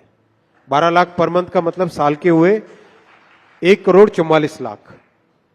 12 into 12, 144, 1,44,00,000 साल की जॉब अपॉर्चुनिटीज क्रिएट हो रही है।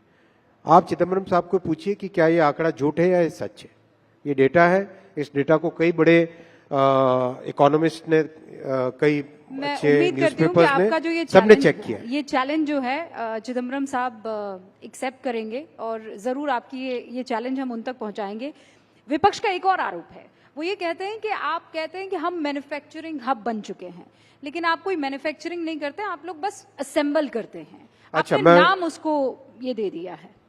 देखो, जिन शख्स की बात आप कर रहे हैं, या चलो मैं जनरल में किसी शख्स का नाम क्यों लूं जब तक आप नहीं लोगे, तो देखो, किसी भी देश में कोई भी इंडस्ट्री जब चालू होती है, चाहे आप एग्जांपल ले लो कार इंडस्ट्री का, आज से 1980 के आसपास जब कार इंडस्ट्री चालू हुई, सबसे पहले क्या आया?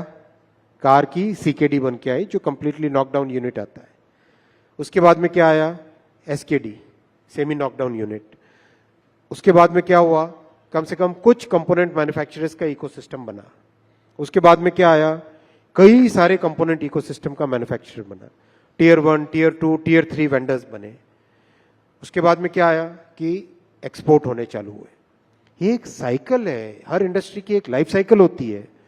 अगर यही लाइफ साइकिल कांग्रेस की सरकारें अगर 1980 में करने लग जाती, 1970 में करने लग जाती, तो आज देश की कहां पे परिस्थितियां होती?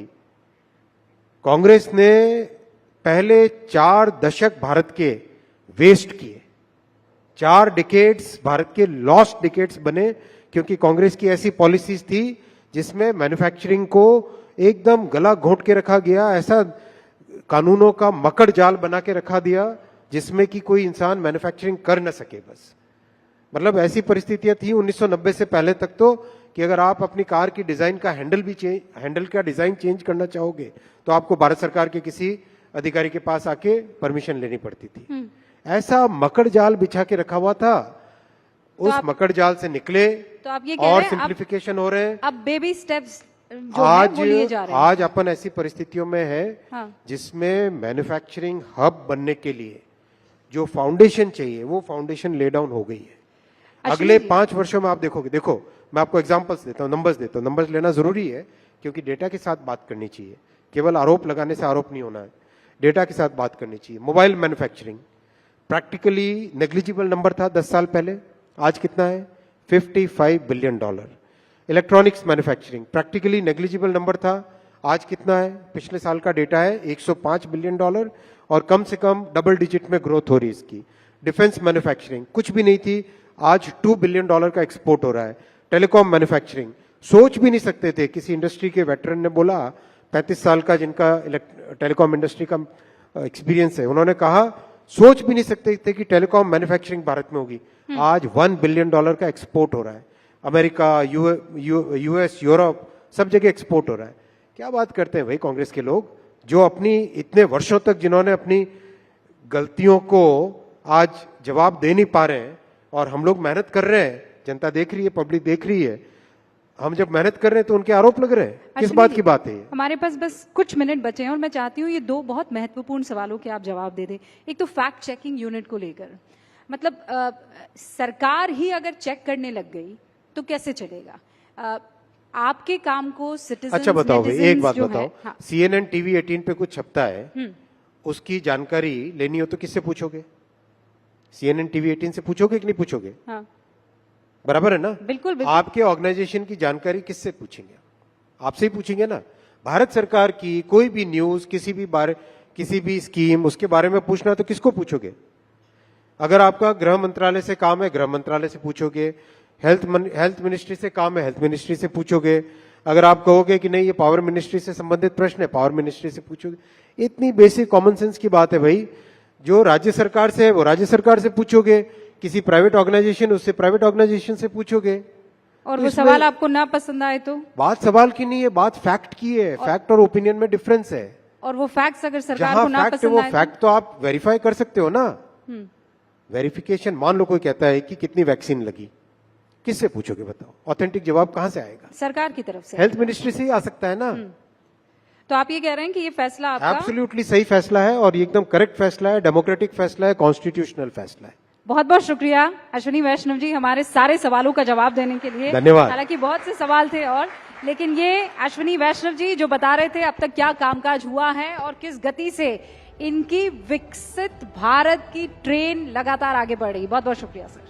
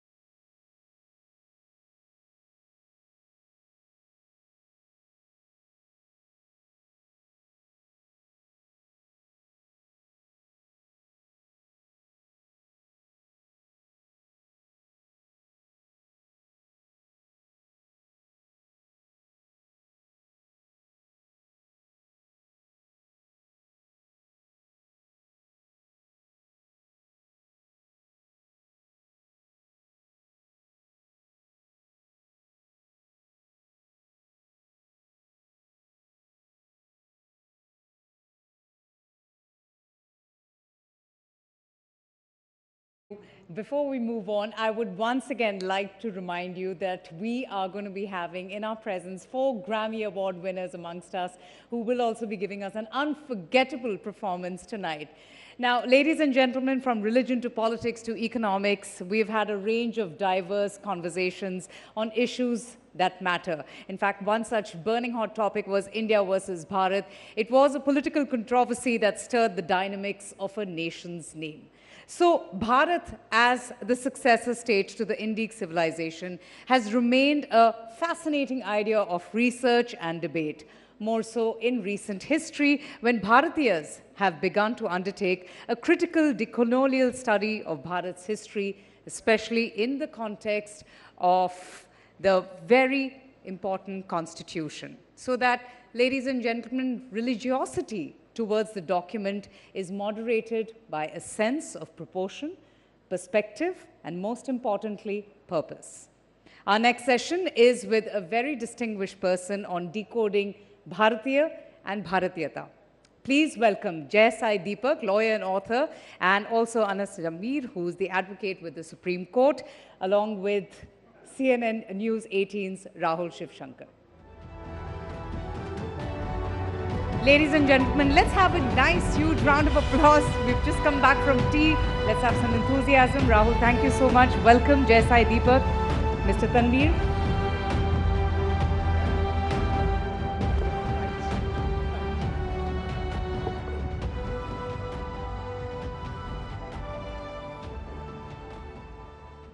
Good evening, everyone.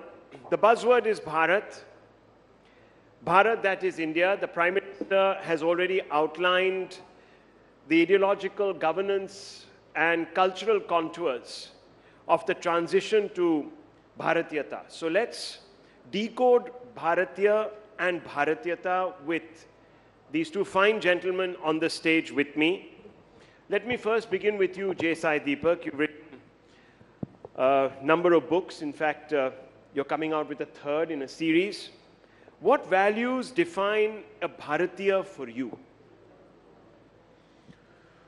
So, one, I think the question that is usually asked is whether this is a religious construct or a civilizational construct or a cultural construct. I think if you go by the words of Sri Sarvepalli Radhakrishnan and Swami Vivekananda, it's impossible to take religion out of Bharatiya life. And I think a lot of people have tried but have failed to remove religion from even politics for that matter. Whether that's for the good or the bad, that I think posterity will decide. But it's a statement of fact, it exists. So I believe that religion and culture go hand in informing the civilizational identity of this land, which is Bharat. But the problem is, if you were to treat this as a construct which is meant to exclude certain populations from the tapestry of Bharat's identity, well, that's not the purpose of it. When you try and reclaim your identity, you're merely saying, this is who I am, and I'm happy to accommodate everybody else who does not have an antithetical relationship with this identity. So as far as I'm concerned, both Hindu Dharma, along with civilizational aspects which are part of, let's say, Hindu cultural mainstream, define what is Bharatiyata. During the course of the drafting of the constitution, one of the questions that was asked is that when public morality is sought to be defined and its contours are sought to be understood in the context of Bharat, what is the repository or the reservoir from which we draw those values? To which several members of the Constituent Assembly took the categorical position that Dharma is the public morality of Bharat. So if you were to ask me what is the defining trait which defines Bharatiyata, then you start and end with Dharma. Now, unfortunately, since English is a language which is incapable of providing a decent translation for Dharma, it is typically and crudely and incorrectly translated or approximated to religion, which it is not. It's more a code of conduct, but it also has a certain set of principles which clearly trace their origins to the Hindu faith system, or the agglomeration of Hindu faith system, so to speak. So for me, in that sense, the civilizational identity of Bharat is significantly and primarily informed by Hindu Dharma. But precisely because it's defined by Hindu Dharma, it is capable of accommodating others who do not pose a threat to its very existence. Mr. Anas, let's build on this opening by J.Sai Deepak. The RSS and other spokespeople expect citizens from other denominations to describe themselves as Hindus. Dharma is, of course, identified very closely with Hinduness, they say, which they say is a function of Bharatiyata. Now, how does one apply it in the context of a multi-religious society such as ours? See, my understanding of Bharatiyata, or Dharma even for that matter, has always been what I was taught as a kid in the school, अनेकता में एकता. हम वो देश थे, हम बहुत गर्व था हमें इस बात पे कि हम अलग अलग पहचान के हैं, अलग अलग धर्म के हैं, अलग अलग जाति के हैं, अलग दिखते हैं, अलग ज़बान के हैं, लेकिन हम एक थे. एक झंडा था हमारा, एक देश था हमारा, उसको हम सलाम कर रहे थे और मेरे लिए बस वही था एक धर्म का मामला. अब जैसा दीपक ने कहा कि हिंदू धर्म डिफाइन करता है धर्म की भारतीयता क्या है, मैं इससे थोड़ा अलग मत रखता हूँ लाजमी तौर पे. मेरा ये कहना है कि जब 1950 में हमने संविधान अपनाया तो हमने इस मुल्क को एक डिसाइड किया कि हम ऐसे देखते हैं, ये ऐसा होगा, एक सेक्युलर देश होगा, ऐसा देश होगा जहाँ सब बराबर होंगे, जहाँ सबके पास समान अधिकार होंगे. आज जब आप नागरिकता पे, और मैं ये नहीं कहता हूँ कि जैसे एक बहुत ज़्यादा प्रिविलेंट आर्ग्यूमेंट है आर्टिकल 14 को लेके, मैं वो आर्ग्यूमेंट ही नहीं लेता हूँ. मैं मानता हूँ कि हाँ आर्ग्यूमेंट आर्टिकल 14 सिर्फ इंडियंस के लिए है, सिर्फ सिटीजन्स के लिए, मैं वो नहीं कहता हूँ.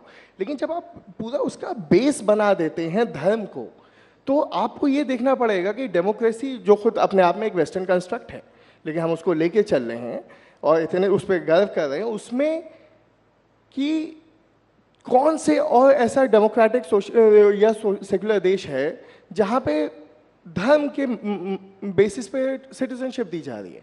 और सिटीजनशिप एक वो राइट है जो आप वापस नहीं छीन सकते हो, एक बार आप दे देते हो तो छीन नहीं सकते हो. तो हमें किसको दे रहे हैं, कैसे दे रहे हैं, इस पर विचार करने की बहुत ज़्यादा आवश्यकता है. So this is interesting because his definition of Bharatiyata is unity in diversity, sort of derives from there. Now, you know, with the government that is identified with Hindutva, many are wary of, you know, outcomes such as these. I think he's referring, without naming it, to the CA. Correct.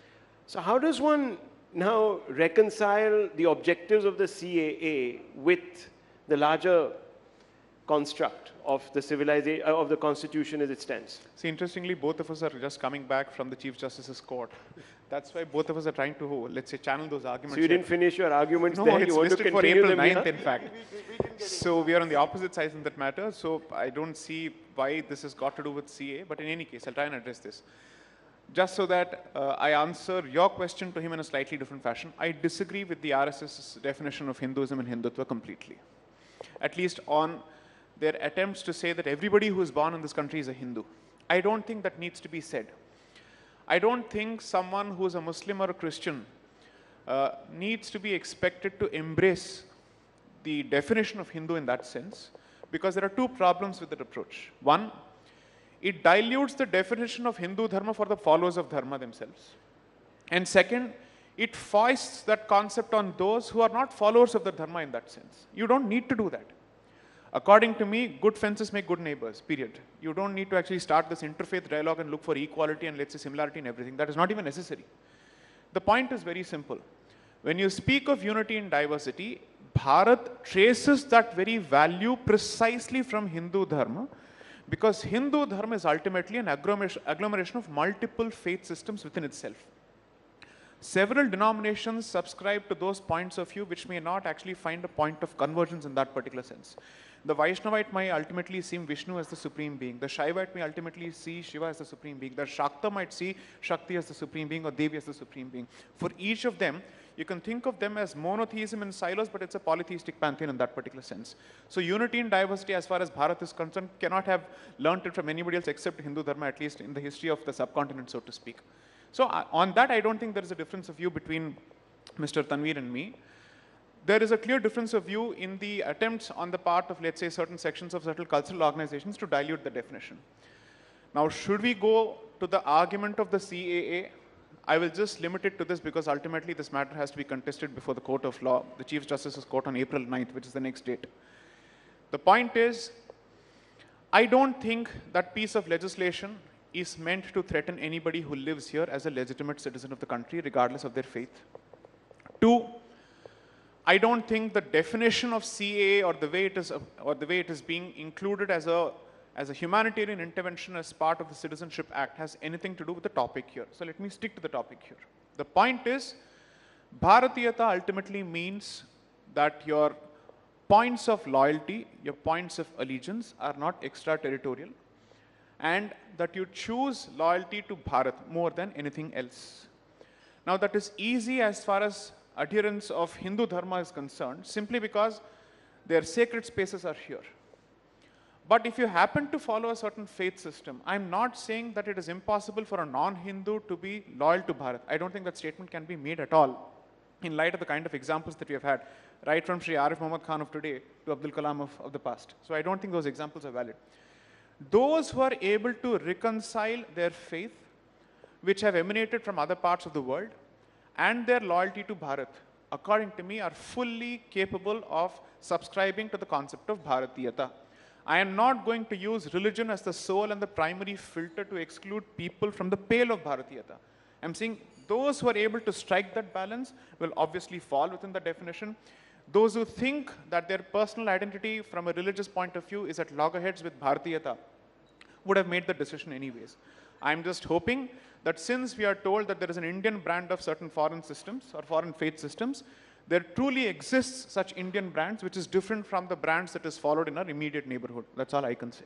But this concept of, let's flip the word, diversity in unity, how does the CA take that forward? I know that you want to sort of disconnect the conversation from Bharatiyata, but this government claims that it is actually the one that speaks for the essence of Bharatiyata. Right. And it talks about a Hinduness, which it traces to a dharmic past.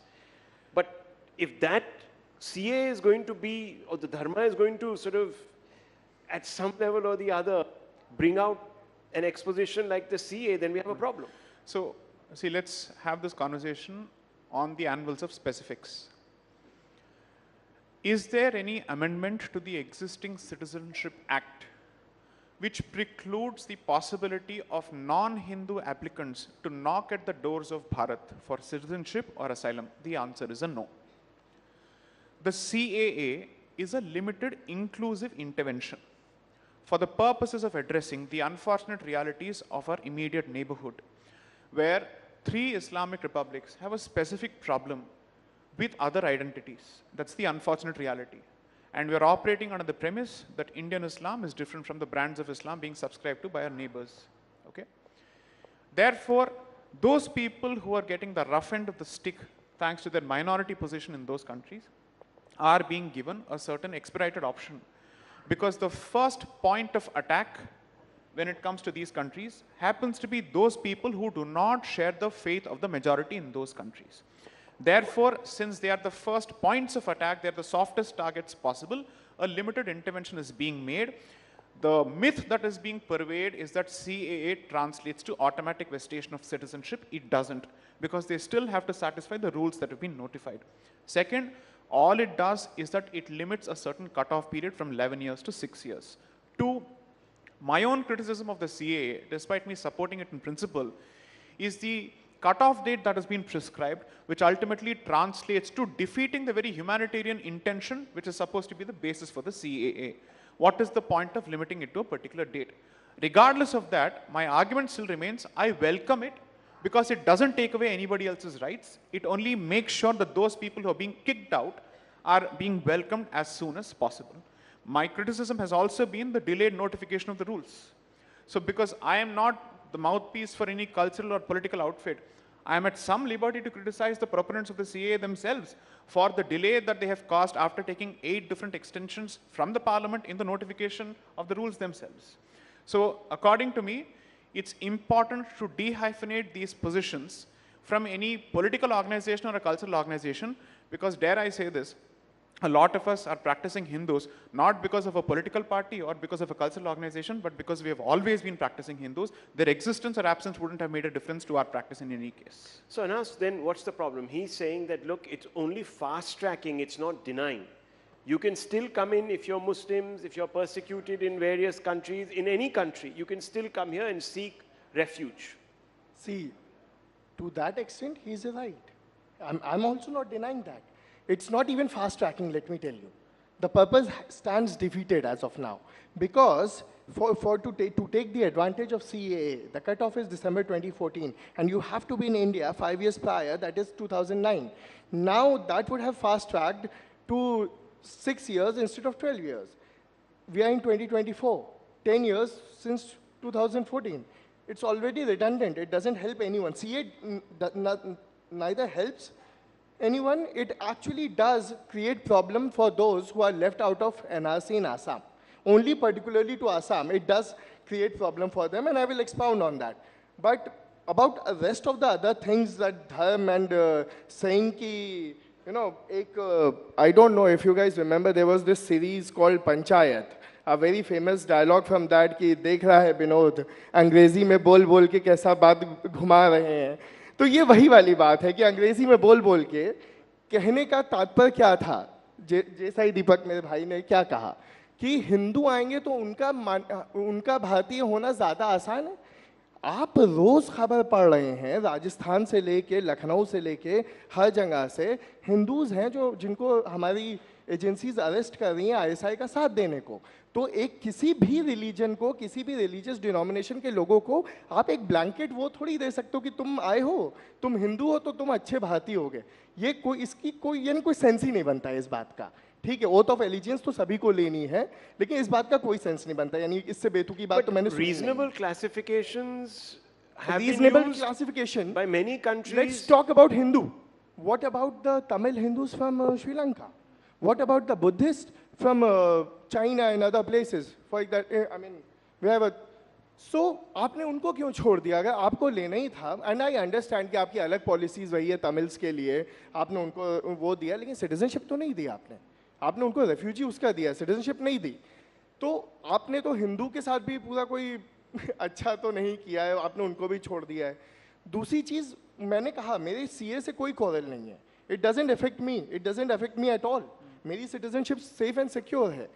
लेकिन असम में 19.4 लाख लोगों की citizenship चली गई है. वो भी naturalisation के लिए अप्लाई कर सकते हैं उसमें से. लेकिन अगर अब CA के तहत अगर उनको करना पड़े, मैं ये नहीं कह उनको सिर्फ इसी के तहत करना है, लेकिन अगर करना पड़े तो 2 लाख जिसे असम में ज्योतिवादी कहते हैं, जो हमेशा अपने को असमीज कहते रहे हैं, कि अपने को इंडिजीनियस कहते हैं, वो भी तो बाहर हैं. क्या वो खुद को पहले बांग्लादेशी प्रूव करेंगे हिंदुस्तानी कहलाने के लिए? इससे बड़ी एब्सर्ड कोई चीज हो सकती है कि हिंदुस्तानी को हिंदुस्तान की सिटीजनशिप के लिए, नेचुरलाइजेशन के लिए खुद को पहले बांग्लादेशी प्रूव करना पड़ेगा. Okay. I'll try and make sense of the garbled argument presented here and see if I can unpack a few layers from garbled that argument. Yes. Okay. So first, see, here's the point. Yeah. Ever since the end of the LTTE, situation has normalized to such an extent that Tamil Sri Lankans are not being forced to flee that country. That is a fact. The fact of the matter is, if Bharat had an equation or at least the ability to pressurize Pakistan, Bangladesh and Afghanistan to the extent that they could treat their Hindu minorities with some degree of dignity, then the CAA would actually be irrelevant and unnecessary. Because ultimately, it's a question of what is your relationship with those countries, what is the treatment of those populations by their native governments. Today, nobody can accuse the Sri Lankan government of meting out the same treatment to Tamil Sri Lankans the way Hindus of Pakistan are being given treatment by Pakistan, Bangladesh or Afghanistan, so to speak, in those countries. So if you can ensure that they can stay in their own countries without creating any further trouble for themselves or for us, we would want them to stay there. So therefore, the entire argument is this, that Bharat must effectively apply an open Dharamshala policy in the name of the CAA, and the CAA is unconstitutional precisely because it doesn't open its doors to every persecuted community under the sun. Frankly speaking, this makes a mockery of the concept of sovereignty and our own borders and our own sovereign interest and security interest. I have no reason to trust a Muslim from Pakistan, Afghanistan or Bangladesh, period. Because ultimately a choice was made, and therefore I will certainly view them with a certain degree of suspicion, a heightened degree of suspicion compared to people coming from the Hindu community in those states. That's a fact. But the Hindus in Pakistan stayed back in Pakistan. Here's the funny part. The Hindus in Pakistan stayed back in Pakistan. Their entire argument is the Hindus of Pakistan stayed back. Why? Here's the point. When Pakistan was created, the question was, how do we divide land for this area called Pakistan? So the existing population of Muslims in this country in undivided Bharat was taken into account based on the 1946 elections, and then the area was divided. Despite 90% of the population of Muslim community before 1946 voting for the state of Pakistan, the bulk of them stayed back. That's wrong. That's a fact. It's a fact. It's a documented fact. You don't get to actually deny these facts. It is out of So today context. we are being told, being told everybody who stayed back for purposes of patriotism. Sorry, 1946 elections proved whose allegiance were where. Secondly, here's the important thing.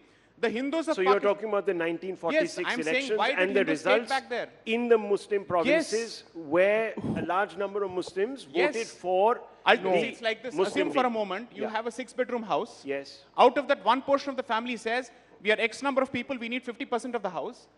Ultimately, only 2 people shift to that portion of the house, which is being given for 50% of the family. The rest of them stay back. Now, because we are constantly told that Dr. Ambedkar is the framer of the Constitution, and we are expected to constantly kowtow to him, why would Dr. Ambedkar speak of a complete exchange of populations after 1946 and after the elections if he wasn't aware of the ground reality when he was actually part of the drafting committee of the Constitution? So why is it that Ambedkar is selectively quoted and cited in other contexts? Why don't we quote him in this context? What did he say in his book, Pakistan or the Partition of Bharat? What did he say with respect to the reasons for population change? Why did he actually bat so vociferously for population exchange more than even Madan Mohan Malviya for that matter? Madan Mohan Malviya is the founder of the Banaras Hindu University in 1916. These are all people who were participants in the Sangathan movement. The one who openly wrote a book asking for exchange of the Muslim population of Bharat with the Hindu population of undivided Pakistan, so to speak, was Dr. Ambedkar. What is their response to that? So if you have a problem with this argument, go ahead, call Dr. Ambedkar an Islamophobe. We'll see what happens after that. No, I will not do that. I will not do that. Anyway, caste is a Western construct, my friend said earlier. Fundamentally, there was a whole movement, as you know. Let me put nuance to what he said. No, they'll blame the two-nation theory on Savarkar and they'll leave Syed Ahmad Khan out of the picture. That's the traditional argument. When a man loses patience to listen, I know I have one. Okay. Of course you have please. First of all, see, this is what I learned during my days in debating. If a man attacks, see, this is the problem. This is the problem. We started with Bhartiyata. We started with Dharma. It ended up coming to Muslim from Pakistan. Like every single time. Is that Dharma? What about your own existence? Why are you not proud of that? I come from Banaras.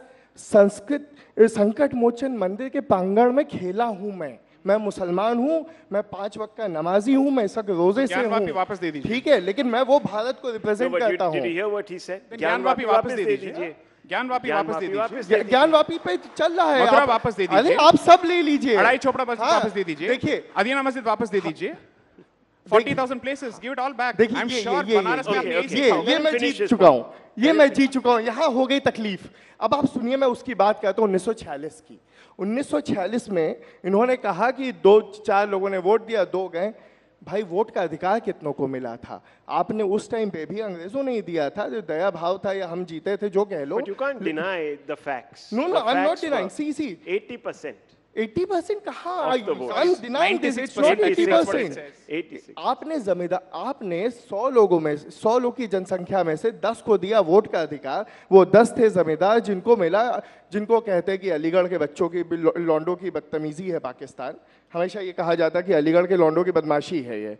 तो ये वही था, पाकिस्तान तो अलीगढ़ के लौंडों की बदमाशी था। उन्हीं को तो आपने अधिकार दिया था वोट का। हम जैसे, चलो हमारे भी रहा होगा, हमारे ठीक ठाक घर से आता हूँ मैं, लेकिन बाकी जो गरीब थे वो थे, उनको अधिकार नहीं मिला था, औरतों को अधिकार नहीं मिला था, एक तबके को मिला था। वो तबका पाकिस्तान चला गया, उसको वहाँ पे बहुत ज़मीन मिली है, वो बहुत अमीरी से, क्योंकि पाकिस्तान ने तो अपना जमींदारी एबॉलिशन भी नहीं किया, तो इन लोगों के पास ज़मीन वमीन है, वो वहाँ खुश हैं। हम आज तक उनका झेल रहे हैं।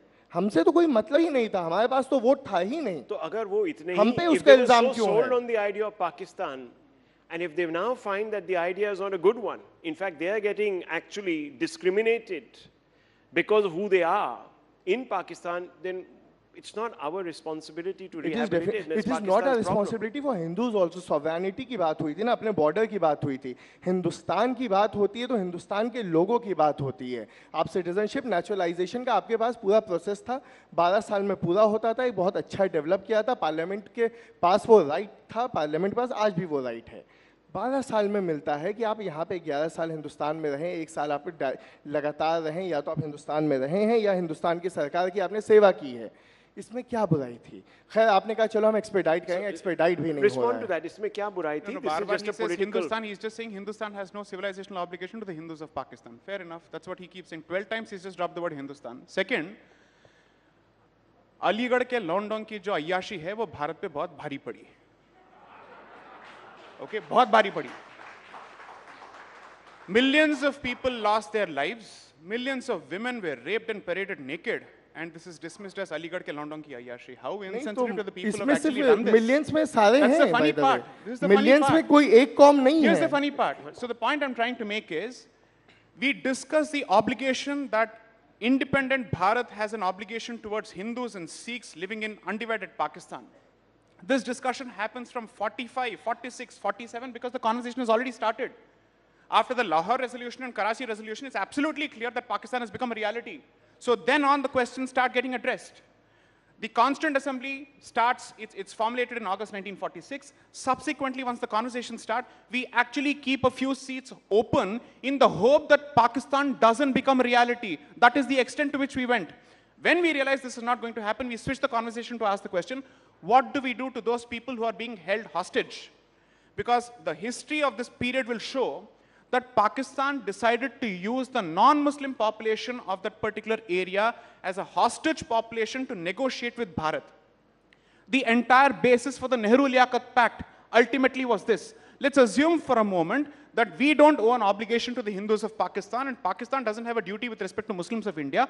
Why did the fount of everything that's great in this country, Shri Pandit Jawaharlal Nehru, choose to enter into a Nehru-Liaquat Pact where both of us are assuring the other with respect to the safety of religious minorities in their country? What is this basis then? Ultimately, at the political level and at the constitutional level, we have accepted that we have a civilizational duty towards these minorities. Anas, this is documented fact. That is a very valid point. I'm neither holding brief for Nehru, nor I'm holding brief for Pakistan. Please answer the specific question. Forget about holding a brief. I completely agree with that. At that point, so we are now executing that civilizational brief. No. Allow me. The civilization, Nehru-Liaquat Pact, what did it say? It said कि भाई तुम अपने तरफ के minorities की वो करो, हम अपनी तरफ के करेंगे. वो चल रहा है, वो वहाँ भी चल रहा है, यहाँ भी चल रहा है. नहीं हो रहा है, आप इंटरनेशनल फोरम्स पे प्रेशर डाल सकते हैं. हिंदुस्तान बहुत मजबूत है, हमने पाकिस्तान को बहुत पीटा हुआ है भाई.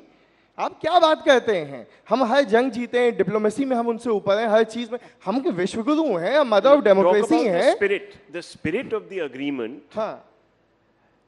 gave both the countries a say in the welfare of the religious minorities across each other's borders. Because of our history. Unfortunately, in Pakistan, they broke that contract, that agreement.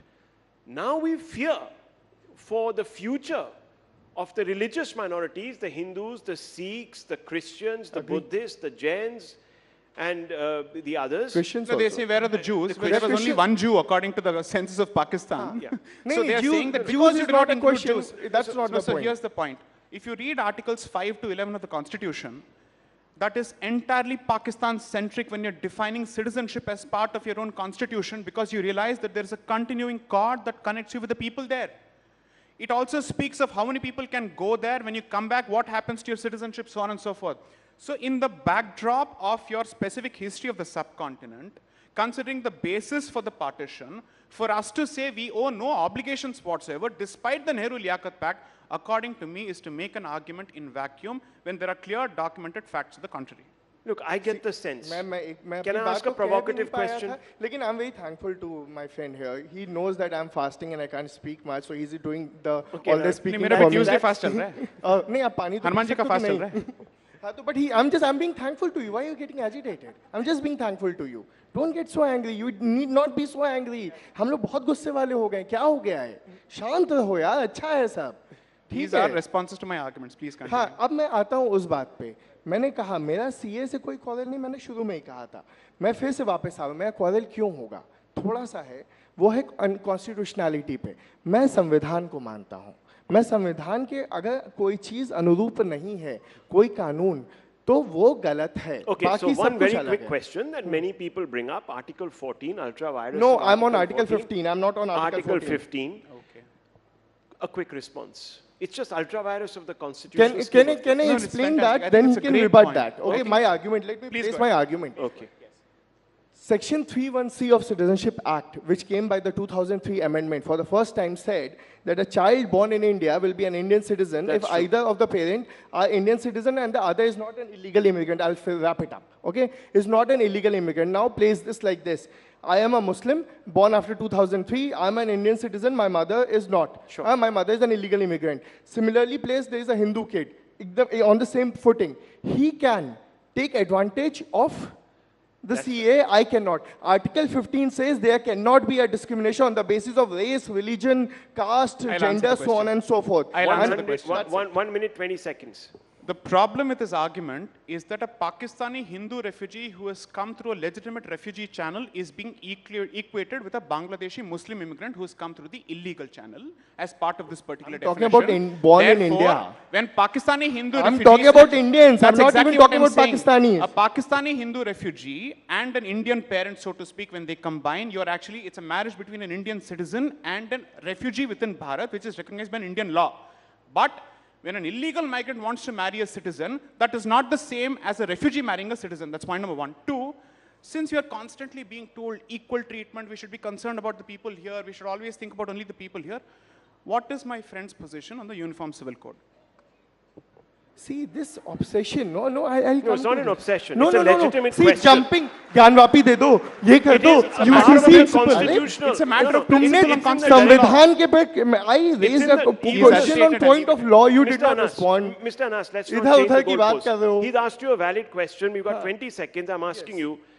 The Constitution itself says we should give ourselves a uniform civil code. The Supreme Court itself... it is part of DPSP. It is not part of fundamental right. First, let me realize my fundamental rights. That is the priority. It is an objective of the Constitution of India. No, fundamental rights are the priority. First, give me that. It is a directive principle. You aspire towards that. The state aspires for that. It is an ideal that we must aspire to, as the Constitution also upholds many other ideals to aspire to. No, not time's up. You won't give me time to respond and you Please, go ahead. 1 minute. See, no, you haven't even raised a question. What will I respond No, I've asked you. I said, how are you saying that this is a... See, UCC is part of DPSP. मैं अभी fundamental rights की लड़ाई लड़ रहा हूँ. अभी मेरे पास खाने को नहीं है. इस देश में इतने लोग हैं जिनके पास मूलभूत चीजें नहीं हैं. So it's okay if exceptions are made for certain communities. Exactly. Those Preserve exceptions our can respective religious freedoms and give us the ability to oppose anybody else who is being actually affected in Pakistan. That's the simple Article 12, which is part of fundamental right, protects my personal right. Okay, gentlemen, I didn't anticipate such passion, but we find that, but look, at least debate is alive in this country. So tell all those people out there that we can debate without fear or favor even the trickiest issues in India today. I'll leave it at this. Thank you very much. That's right, Rahul, and that's what makes it such a strong democracy. Rahul Shivshankar there, and our guests, thank you so much, Mr. Jai Sai Deepak and Anas Tanveer. That was indeed a very insightful and a spirited debate, an amazing array of perspectives that we just heard on a very crucial issue, as we've all seen how the Citizenship Amendment Act has sparked a massive political furor recently. Okay, let's move on. Let's shift tracks now. Technological advances combined with fairly dramatic economic and social changes are also creating conditions for the emergence of new forms of money and credits. Ladies and gentlemen, central banks are rolling up their sleeves. They're also familiarizing themselves with these bits and bytes of digital money. So what lies ahead? Well, that's the big question that we would be finding answers to in our next conversation. Let's listen in from Ryan McNenry, who's the CEO of Visa Inc., on the evolving money and payment trends. McNerney, in fact, is going to be in conversation with Managing Editor CNBC Shireen Bhan for our next session, which is titled Money Moves at a Fast Click. Please welcome our next guest. Let's have a huge round of applause, ladies and gentlemen. It would be wonderful to hear from you. Welcome, Ryan. Welcome, Shireen. Thank you so much.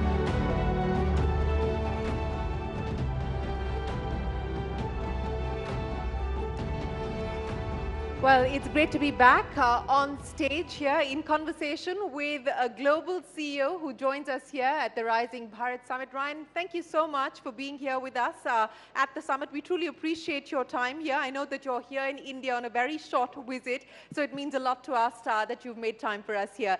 For the benefit of our audience here in this room, as well as those who are watching, just to give you a sense of the footprint that Visa occupies. In FY23, the Visa network enabled $15 trillion in total volume and 276 billion transactions. They operate across 200 countries, and of course India is a strategic market for Visa, and here's why. Outside of their home base, which is the US, India is the second largest employee base for Visa. So Ryan, it's great to get your insights on why you're bullish on India and what gives you confidence about the India digital story.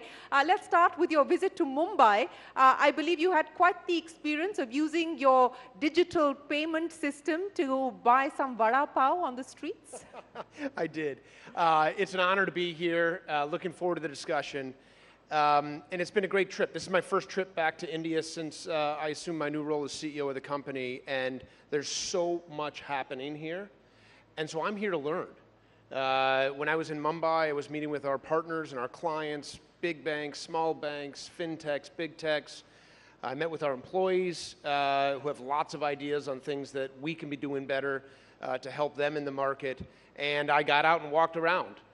Sound boxes, QR codes, coffee shops. They wanted me to experience what's really happening here so that when we're back helping the team here in India, we really understand it. It was quite an experience. Did you expect it to be as smooth as it turned out to be? I had been told that it was smooth, but until you actually scan the QR code and see how quick it works, and you hear the sound box and the words that come out of it, and you see how that's helping the person who's running the small booth, it's very impressive. Speaking of impressive, let's talk about the UPI moment in India, and that's been the big sort of event.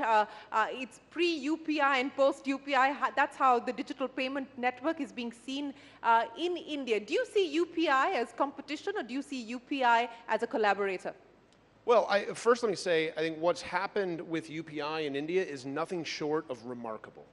I think it has accelerated financial inclusion in this country by more than a decade. The speed, the growth, the adoption, the user experiences that I was talking about, they're nothing short of remarkable. We see it as an opportunity for Visa. I believe that we can help build on the financial inclusion that has happened as a result of UPI and help turn that into financial empowerment. Mm-hmm. Help work with the banks in India, help work with the ecosystem in India to create new credit products, to help people grow up the credit ladder, help them build wealth, help empower them financially as a result of the great work that's happened with UPI in India. So given the fact that you believe that UPI presents itself as an opportunity and not necessarily merely as competition, what's the target that you've set for the India team? What's the plan in terms of incremental investments, in terms of expansion? As I pointed out, you've got, about 4,000 employees here working in India, largely sitting out of your Bengaluru spaces, your Bengaluru offices. What was all of this going to mean now as far as Visa's future expansion in India? Yeah, well, first, I'm so proud of our team here. Our team in Bengaluru, our team in Mumbai, they are every day coming into work, serving our clients, serving our partners, and doing everything that they can do to not only help build new innovations for India, but increasingly to build products and services that we can export from India all around the world. We feel just so proud and so great about the team that we have here. I'll tell you, I leave India thinking I need to set the targets higher.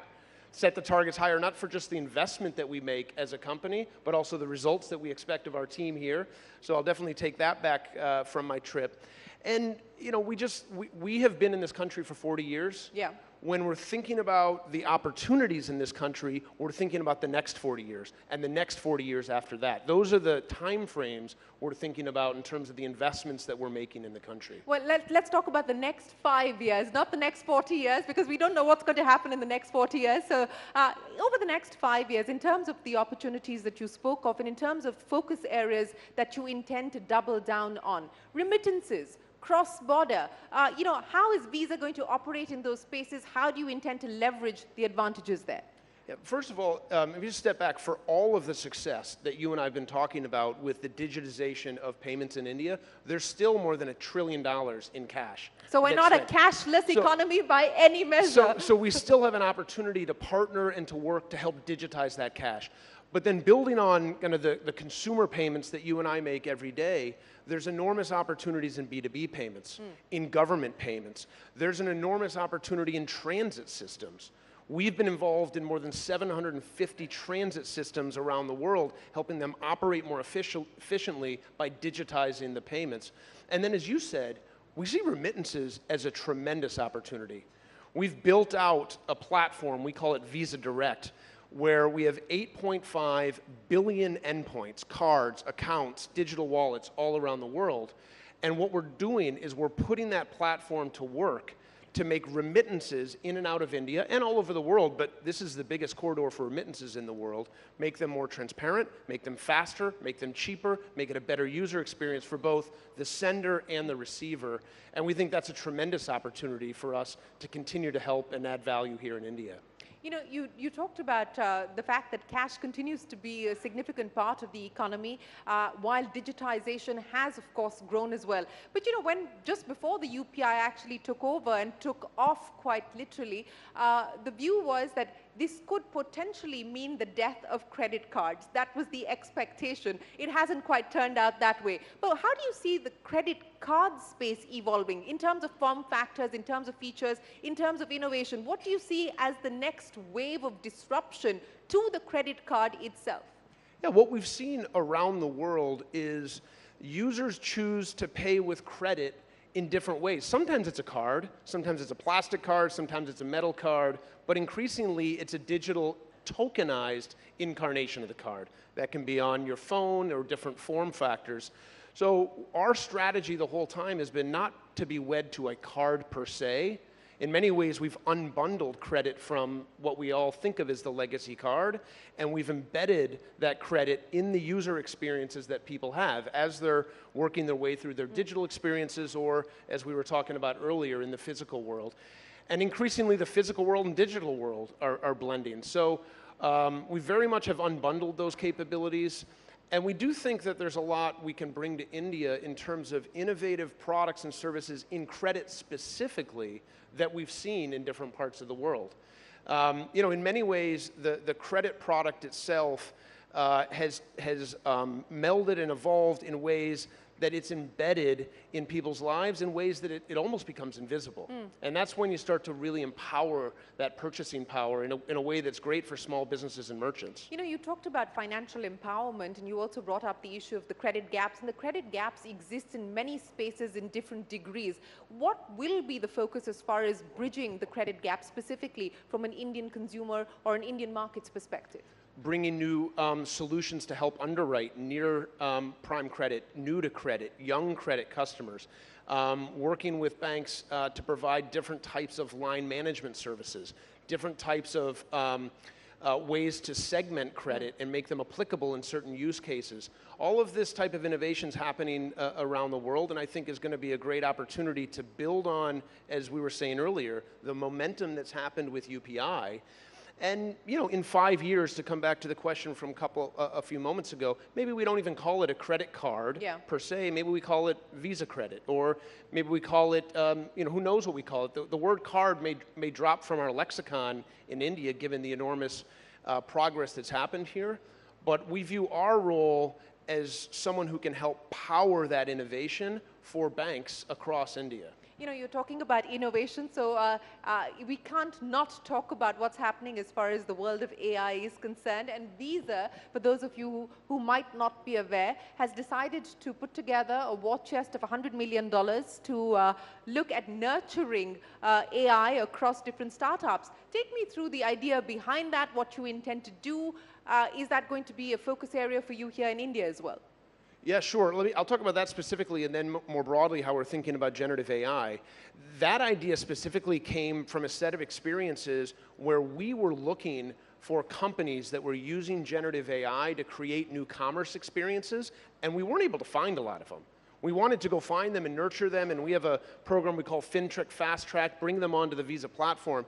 And so we said, why don't we put together an investment fund so that we can help go find some of those entrepreneurs, those people that are dreaming big about how they could use generative AI to transform commerce, and why don't we invest in them? And so that's where we started on that journey.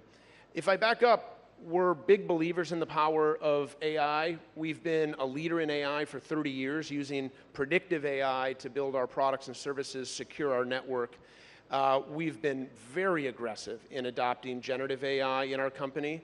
We've made all of the tools and co-pilots available to our employees around the world. How much have you invested on that side? Oh, I couldn't give you the number, but if you went and talked to any one of our employees in India around the world and said, tell me about what Ryan's been talking to you about in generative AI. He's on us. Every team in Visa is expected to have a roadmap and a plan of how they're using generative AI to make their function more effective and more efficient. Finance, HR, products, obviously technology. So the use case at this point in time, efficiency and effectiveness, right? So it is. It's about efficiency and effectiveness, but I think the real magic is when we're able to bring new products to market using generative AI. I'll give you an example. We have been using generative AI to take our transaction data and create what we call synthetic data sets. And what we're able to do with synthetic data sets is take the same fraud, risk, and cyber capabilities we've used on the Visa network and use those to identify fraud on real-time payment networks. And we found that we can identify scams and fraud using the same data and analytics from our experience in card payments and apply that to account-to-account payments and real-time payments, all because we have generative AI to create these new synthetic data sets and these new analytic tools. You know, let me just stick with that. Given what's happening in the Indian fintech space, specifically on the startup side, is that something that you're looking at closely? Does anything excite you there? Are we likely to see you fund anything on that side? Yeah, we've been, first of all, what's happened in India in the fintechs and startup space is extraordinary. We partner with most, if not all of them, to help them. We've invested in several of them here in India. I'm looking for more generative AI commerce companies, so if you find any as part of this conference, please let me know. We're looking to invest in them. That's the pitch. So if anyone's watching this, the global CEO of Visa is on the lookout for Indian fintechs who are focused on the generative AI space. Hopefully you'll start to get a lot of people writing into you, Ryan. That would make me extremely happy. Well, you know, since we're talking about fintech, let's talk about regulation in India.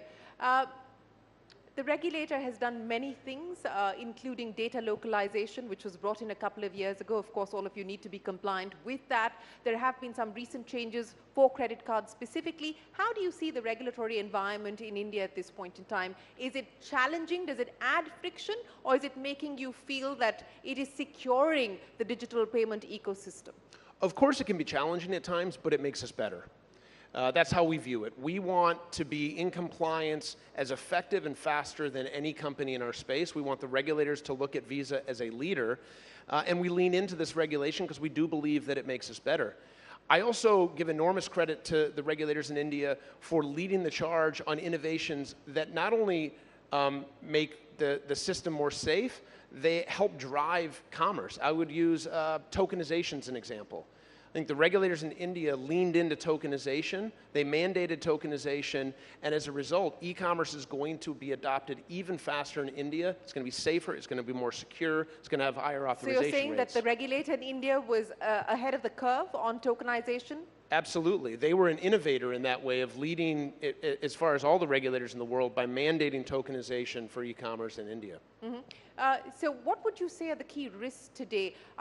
What keeps you up at night? You were talking about cyber safety, cyber security, and in general, what we've seen with the momentum of digital transactions going up, that we've also seen the risks of digital fraud, of cyber risks, and so on and so forth. How are you, within Visa, trying to fortify yourself, and how much of this is a risk that you're factoring in? It's an enormous priority for us. I think it's a very big risk. At the core of digital payments, at the core of the success of digital payments is trust. All of us are very comfortable engaging in digital payments, whether it's with a Visa card or anything else, because we trust that it's going to be safe. And we take the responsibility to safeguard our network and ensure that it is the safest and most reliable network very seriously. As you might expect, we're a very big target for the bad guys that are out there. We have somewhere between... Average, how much do you get attacked in a day? I was just about to say, we are attacked somewhere between 400 and 500 million times a month. Attack vectors that come from all different parts of the world. I'll give you another example. We have about 30,000 employees. Every month, we stop 20 million emails that were meant to be sent to our employees, and we stop them before they get to them. All of those are from bad actors. They're trying to trick our employees into doing something that they otherwise shouldn't do. So we take that very seriously. We've invested billions in our cybersecurity protections. We have 1,000 people that come into work every day, and all they do is focus on our cyber protections. But beyond that, we're also creating tools for our bank partners to help them stop fraud. Yeah. Every year, through those tools, we stop more than $30 billion of fraud that otherwise would have been perpetrated on our network and with our customers' clients. So this is going to be an arms race.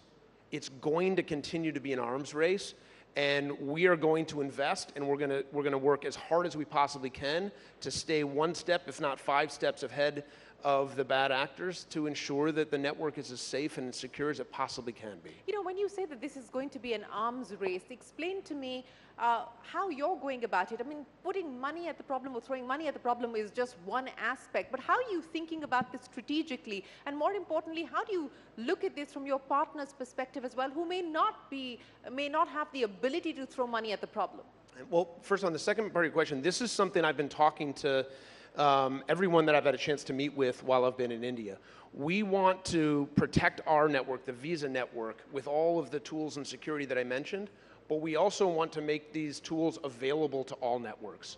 We want to make our services available to any network that's out there, because let's be honest, like all of the network of networks that we operate in across the world, and on this particular topic, we're all in this together. We need to be investing in the safety and security of digital payments so that everybody across the world continues to trust. So MasterCard and you are aligned on this one. Listen, I think cyber protection is existential for digital payments, and so I want to make sure that we're making our products, our services, our talent, we're sharing information, we're sharing our services to anyone that's interested in putting them to work, and we feel like we have great products and services that we can be helpful with. Yeah, I want to go back to something that you said right at the very beginning. You said that you're here in India to learn. And in the context of the digital public infrastructure and what India's been able to do with the India stack, it was a big part of our pitch to the world through our G20 presidency as well. What do you see as the opportunities to export the India stack to the world? Yeah, first of all, I think the world is paying very close attention to it. I think there is a meaningful opportunity to export the stack. I mean, you go through it. Aadhaar, UPI, ONDC, DigiLocker. I mean, all of these elements of the stack are extraordinarily impressive. I was saying to my team the other day, I think if you look at what India has done and you look at the product roadmap, I would put it up against any of the best big tech players on the planet. Not just the roadmap itself, the clarity, the execution, the transparency, the length of the roadmap. It is remarkable execution, and I think there is a big opportunity to export the stack far beyond India. What do you think it will take for us to be able to do that in terms of prioritization, in terms of strategic choices? You know, if you were to sort of put together a roadmap of how we take it forward, what would that entail? I think at a foundation is public-private partnership. You know, we view ourselves as a potential partner. And, you know, I think what's proven, if you look over time with the adoption of similar types of things around the world, it's the public-private partnership at work. And, you know, I think this is an area where India's leadership, as you said, coming out of the G20, making the world more aware of the stack and the impact that it's had is a big first step. And, you know, I think engaging with governments, engaging with the private sector, companies like Visa, and through public-private partnership, that should be a great way to expand those things. Let's talk about what's happening globally as well, Ryan. Clearly, you're confident about the India growth story, the macros, as well as what's happening as far as the digital side of the story is concerned. But global, you know, the macros continue to look challenging at this point in time. The expectation of a cut coming in from the Fed in June, perhaps less likely. Today, Japan's just raised interest rates. What are consumer trends telling you in terms of spending power, spending capacity, and the possibility of the current trends holding up? Despite everything that you said, the consumer spending around the world remains resilient. It remains stable. I mean, you look at the year-over-year growth in transactions or payment volume across our network and in most of the countries in which we operate, it's been relatively stable. That's a really good news, despite everything you said. Now, of course, higher interest rates are taking a dent out of consumers. Consumers are changing their purchasing patterns, the mix of things they buy. What are they spending most of their money on today? Well, it's actually coming, now having, with COVID a couple years in the rearview mirror, we've rebalanced pretty close to where we were in the mix of goods and services pre-COVID, with a bit more shift towards services, travel, entertainment, Taylor Swift concerts, things like that. So I think that's a whole other economy, isn't it? The Taylor Swift economy is a whole other economy. It's incredible, isn't it? It's incredible. But you know, going back to your first question, the consumer remains resilient. Listen, there's pockets around the world. In some markets where, for example, you've got more variable rate mortgages. Australia is a good example. The UK is a good example. Consumers are having to spend more of their discretionary spending or non-discretionary spending on mortgages, and we see that coming out of spending. But on the other side, we see travel in and out of China picking up. We see travel into the United States picking up. So international travel is very much still on the rebound. So overall stable with some puts and takes in different places. You know, you talked about regional differences in the way that resilience is showing up, and you're on your way out of India, you're going to be headed into China. So let's address that issue as well. The recovery is underway, but patchy. There are concerns on what is happening as far as the real estate sector in China is concerned and whether that poses a systemic risk. How do you see China at this point in time, both in terms of recovery as well as in terms of consumer confidence? Yeah, in terms of China, we think about it in 5, 10-year, 15-year increments. There's no question that, you know, the Chinese economy is going through some bumps right now, but there too, we view it as our role to be as helpful as we possibly can, to invest in the tools and the capabilities to help the banks and the broader economy do well. And, you know, China's a very large economy with a lot of power, and I think when you think 5, 10, and 15 years out, it's going to be a big opportunity as well. So as a global CEO, what do you map on your dashboard? I mean, outside of what's happening inside of Visa, what are the factors that you have on your dashboard as potential risks or potential opportunities today? Geopolitics has, of course, emerged as one of the big concerns, given just the volatile state of play. But, you know, what are you looking at? What are the various factors that you're looking at? Yeah, geopolitics is always an issue. You and I were talking beforehand about the enormous number of elections that are happening this year. So from that, there's going to be change. There's always change. But, you know, I'm very optimistic of the opportunities around the world. You know, coming out of the elections, I think there's an enormous kind of road in front of us. And, you know, I'm hopeful that the economy can continue to have the great success that it has. And, you know, hopefully we can be a part of that. You know, the other thing that I spend a lot of time on is consumer preferences, consumer trends. What are we hearing from buyers and sellers around the world? What do they need? What are the technologies that are changing, you how they're running their businesses or they're engaging in their lives. By the way, generative AI, another topic we could talk about that's helpful is how I think it's going to change shopping, which I think it'll have a very big impact More on that. experiential? Yeah, I think it's just going to make it easier. If you think about shopping, especially for someone like myself who's neither that good at it nor likes it that much, it's very inefficient. That makes the two of us. It's relatively inefficient.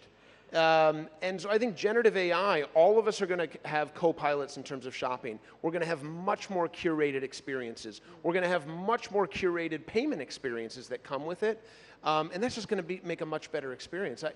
I also think, I have a personal thesis that generative AI could be a very empowering capability for small businesses around the world.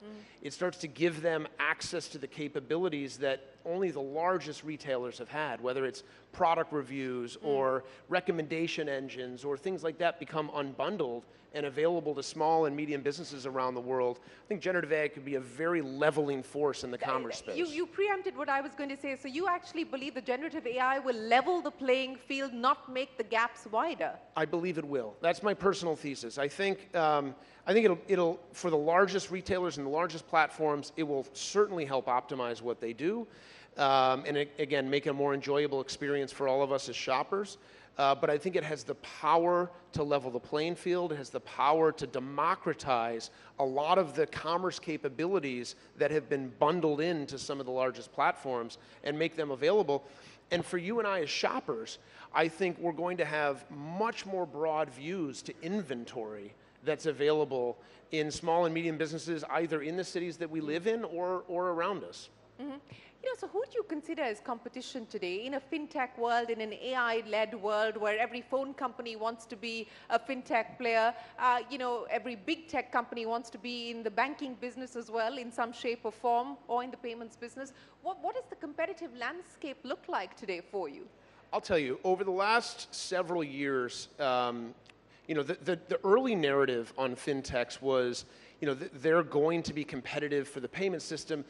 We saw it differently. We saw all of these players as potential partners. And that's very much how we see it today. Fintech, big tech, little tech, small tech.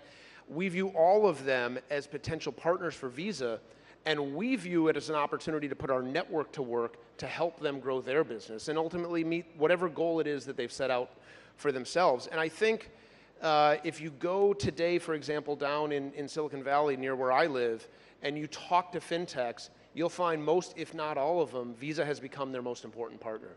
And so that's how we see the world. We see the world in terms of partners and people that we can put our network to work, open our network, make it available, and help them achieve whatever it is the goal that they're trying to achieve. You said that you see fintechs as potential collaborators, potential partners as well. You also said earlier on that perhaps in the future at some point you may just drop card altogether as part of the sort of proposition that you offer to consumers because you're digital in many ways. So what do you see Visa being? I mean, in terms of your core DNA, how do you see that core DNA evolving and changing given the many changes that we are seeing in the ecosystem? What could that potentially mean over the next 5 to 10 years? Yeah, at our core, we're a network. We're the safest, most secure, most reliable, largest payment network on the planet with the largest reach. And the way we're evolving that is building out from not just being the Visa network to being a network of networks. And that's what we want to do. We want to be able to enable money movement across all networks around the world. We were talking about remittances, and that Visa Direct platform that I mentioned to you earlier, we move money across ACH systems, we move money across RTP systems, we move money across other card networks, again, all in service of giving our clients the biggest, most reliable, safest, most secure money movement platform on the planet. So that's how we think about our role. And we very much are an open network.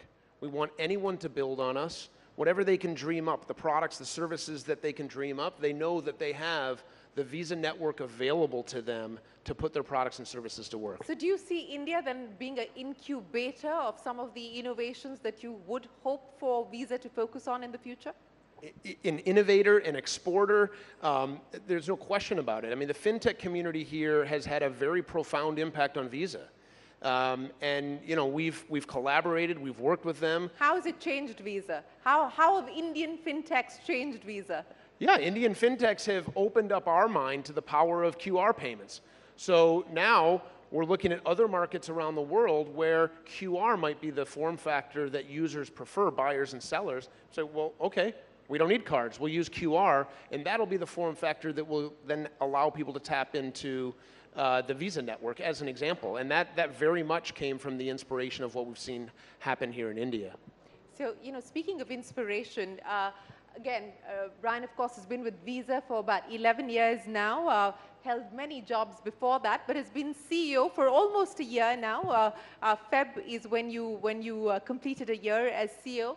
You know, as CEO, managing people is, of course, an important aspect of your job as well, and especially when you manage people across 200 different countries. It's a complex job as well. How do you make sure that there is an alignment of purpose, that there is an alignment of vision as you operate across 200 different jurisdictions?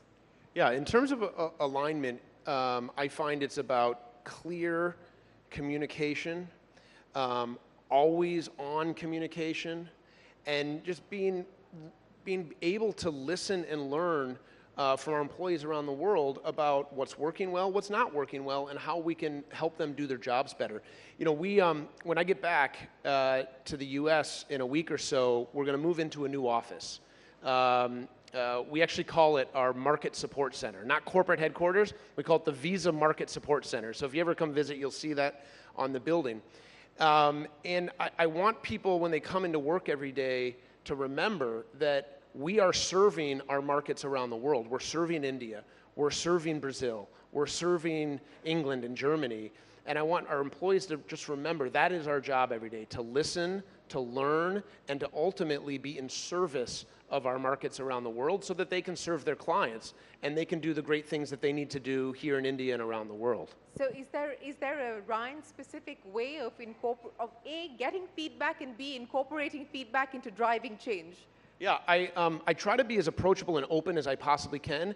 For example, I just, actually on the flight over here, I just launched a new internal social media platform. Think about it that way. And I regularly am now going to start posting what I'm thinking, my ideas. I actually posted some pictures from my experience in Mumbai to all of our employees around the world. I showed them how the soundbox works. I showed them how the QR code works. And I encourage them to ask me questions on the platform, give me feedback on the platform. Sometimes they'll just comment on, did you drink the coffee that you bought? But I've started to get really good feedback on that channel, even just a week in. So I just try to be as approachable as I possibly can, as open as I possibly can to our team members, to ask them for feedback, to encourage them for feedback, to reward them when they give me feedback, and then do our best to incorporate that into our strategy, what we're doing, and then back to your original question, just be as clear and concise in communicating that out to our team as I possibly can be. So since you said that one of the things that you focus on is being clear and concise in communicating your message to the team, I'm going to end by asking you the message that you're sending or leaving your India team with. You said that you're going to probably up the targets given the opportunities and the potential that you see in India. What's the message to the India team on how they should leverage the India opportunity? India is an enormous opportunity. India has had incredible success. We are here to partner. We want to be an integral part of the India story. We want to put the Visa network to work in every way that we possibly can to help accelerate the progress in India, help move from financial inclusion to financial empowerment. And I'm going to give our team all the resources they need to do that. And they haven't given you a number just yet. They've given me some numbers. They've given you some numbers. Are you going to do better than the numbers that they've left you with? We're going to give them everything they need to be successful. Well, Ryan, thank you very, very much for joining us here. Ladies and gentlemen, the global CEO of Visa on their outlook for India, as well as the opportunities that it presents for the Visa network. Appreciate you joining us. We hope you have a fabulous trip back, and we look forward to seeing you back in India soon. It was fun talking to you. Thank you very much. Thank you so much. Thank you, Ryan. Thank you once again, Ryan. Thank you, Shireen. That was indeed a fascinating conversation. Ladies and gentlemen, just a quick reminder, we do have a very exciting evening lined up for you, so don't forget to be here. Just a quick reminder, we have 4 shining stars of India, 4 Grammy Award winners amongst us. It's going to be an unforgettable performance. It's going to be a very exciting night. I hope you all are enjoying. We've had an array of discussions. We have had and also a very diverse mix of guests since the morning. We started off with Nitin Gadkari, we started off with Ashwini Vaishnav, and of course we did have a lot of business talks and on the economy, but most importantly on religion. A burning topic these days, and of course a very contentious Citizenship Amendment Act. We are just setting up for our next session. It's going to be also a very interesting one. We have a very prominent and a popular BJP politician who's going to be joining us for now. A quick reminder to kindly stay seated and not leave your seats, because the next session is going to begin in a short while from now. We're just waiting for our next speaker to come as well. That was Mr. Inani, who was in conversation with Shireen. He is, of course, the CEO of Visa Inc., and he was there with us all the way from the US and sharing his thoughts.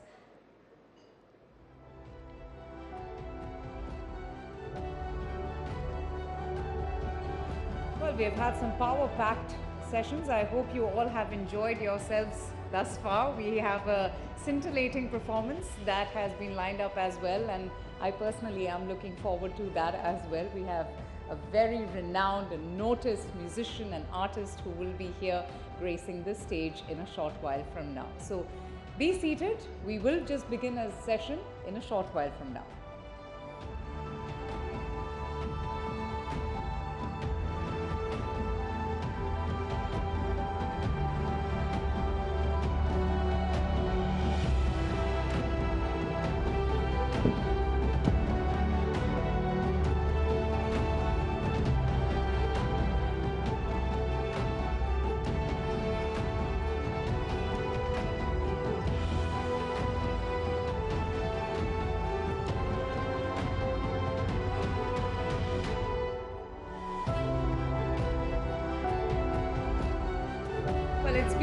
Action-packed day, hasn't it? Since the morning, I have been really excited listening to all those stimulating conversations and also the discussions, some very fiery ones as well. My colleague Toya, in fact, has also been catching a lot of guests on the other side for social media. Toya, what is the kind of response that you're getting? How is it going for you and for all of our guests who have come today? So on the social media side over there, we're asking softer questions. So we're asking some of the politicians, for example, we've had on stage, who your favorite authors are, what's the music you've liked when you've grown up, because it's always exciting to discover that side too, and you can only do that really on the social media platform. Obviously, these areas are for the more serious conversations. But ladies and gentlemen, as we wait for our next speaker, we're going to come to each of you. I don't obviously mean each of you. We'll try to come to whichever one of you can. I want to ask each of you, which moments here have stood out to you? What's left a question in your mind? So is there something you've heard any of the policymakers, the politicians say up there that have actually left questions in your mind? Things you want answered? Because the panel doesn't just end today. Of course, we're going to see Smriti Irani ji right now. It's going to carry into tomorrow also. Any questions you bring up today, we'll also ask on the softer side, on the social media side, in just a few minutes from now. Okay, any hands, ladies and gentlemen? I'll come to, oh, all right, we've got one lady very ready. I like the spirit. Yeah, thank you so much. So basically, going with the spirit of the show, I feel it has been really lovely flow of actions right here. And there were many standing, I guess, landmark moments of the conferences. You know, moving away from yellow journalism and getting to the real journalism. There's a very thin line between real and the real word today. And you guys have done amazing. What I really wish to ask upon to the next fleet of panel, which is coming across today and you know, tomorrow, would be, India is already on the global map. We have been marketing a lot on many things. And we always say tall claims, we want to be this trillion economy and that. What next for the small businesses out there? that is what is in store for the small businesses out there, because a lot of big fishes which are, right there, but I want to know what's in store. You've touched on journalism, on small businesses. All right, we've run out of time with this question, and I'm excited to tell you we have our next speaker coming in just a few minutes. We're going to keep doing this, so please keep questions on your mind. We'll see you in just a few minutes. But that was wonderful, ma'am. Thank you so much. And we, of course, will take your views. We would also ask those questions. And we are ready for our next session. Ladies and gentlemen, our next session is a conversation with one of India's most articulate and powerful leaders, in fact, Union Minister for Women and Child Development and Minority Affairs Minister, Srimati Smriti Zubin Irani, has seen her career's political innings take off ever since the 2014 elections, where she took the fight to Rahul Gandhi in Amethi, but most importantly, when she won that historic contest in 2019. She was given charge of the high-profile HRD ministry, later the Information and Broadcasting Ministry, Textiles, and now the Women and Child Development and Minority Affairs. It's such a pleasure to have you, ma'am. Please welcome Srimati Smriti Zubin Irani, the Honorable Minister of Women and Child Development and Minority Affairs, in conversation with my colleague, Anand. Namaste, everybody. Are you all awake? It's Miss Smriti Zubin Irani in the house. She deserves a bigger round of applause and welcome. So let's just... Thank you very much for gracing Rising Bharat. We're talking about a Viksit Bharat at 2047. Smriti ji, I just want to read out something which has just come fresh off the coals, if I may say that. This is what is being said. In a time of high unemployment, rising prices, corruption and oppression, Rahul Gandhi is the only hope for 1.35 billion Indians dedicated to bringing justice to every corner of our country, and is the only leader who can end this regime of fascism and dictatorship. Hashtag only hope Rahul Gandhi. This is by Mr. P. Chidambaram. Your thoughts, ma'am? I think the sniggers in the audience speak louder than any statement that I can give.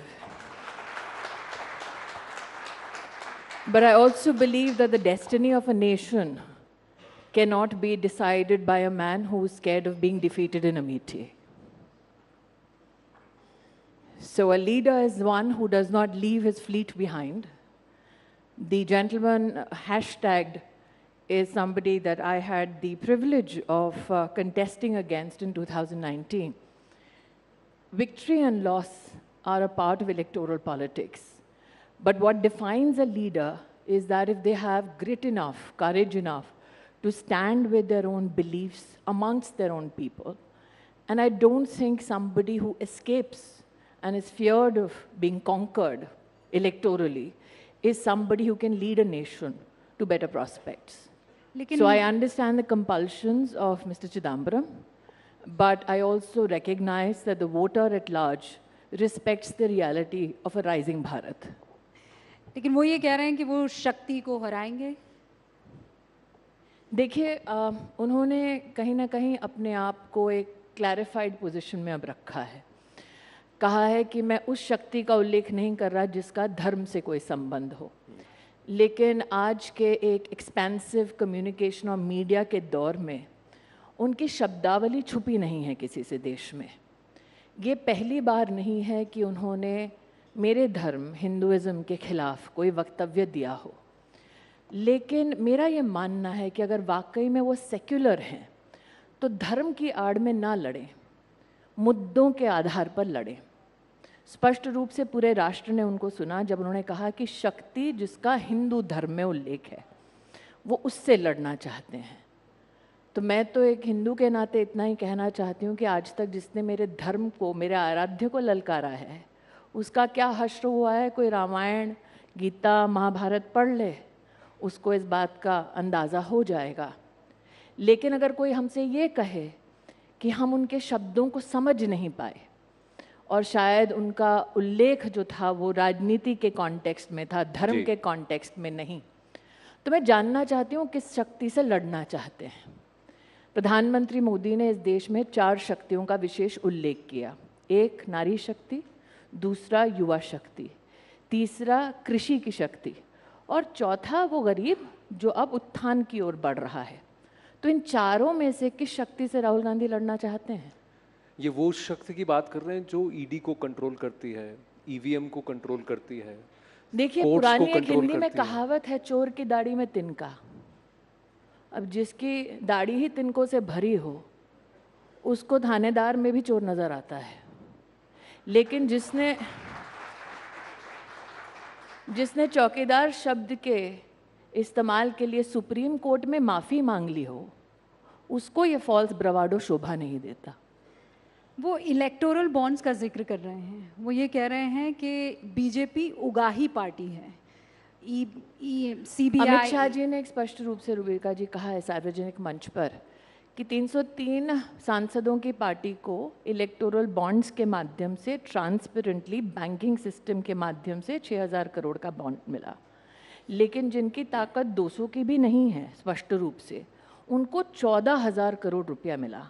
तो मेरा पलटवार ये है कि ऐसी कौन सी उगाही कत्ती राहुल गांधी छोड़ गए हैं कि उनके पास 14,000 करोड़ रुपया है।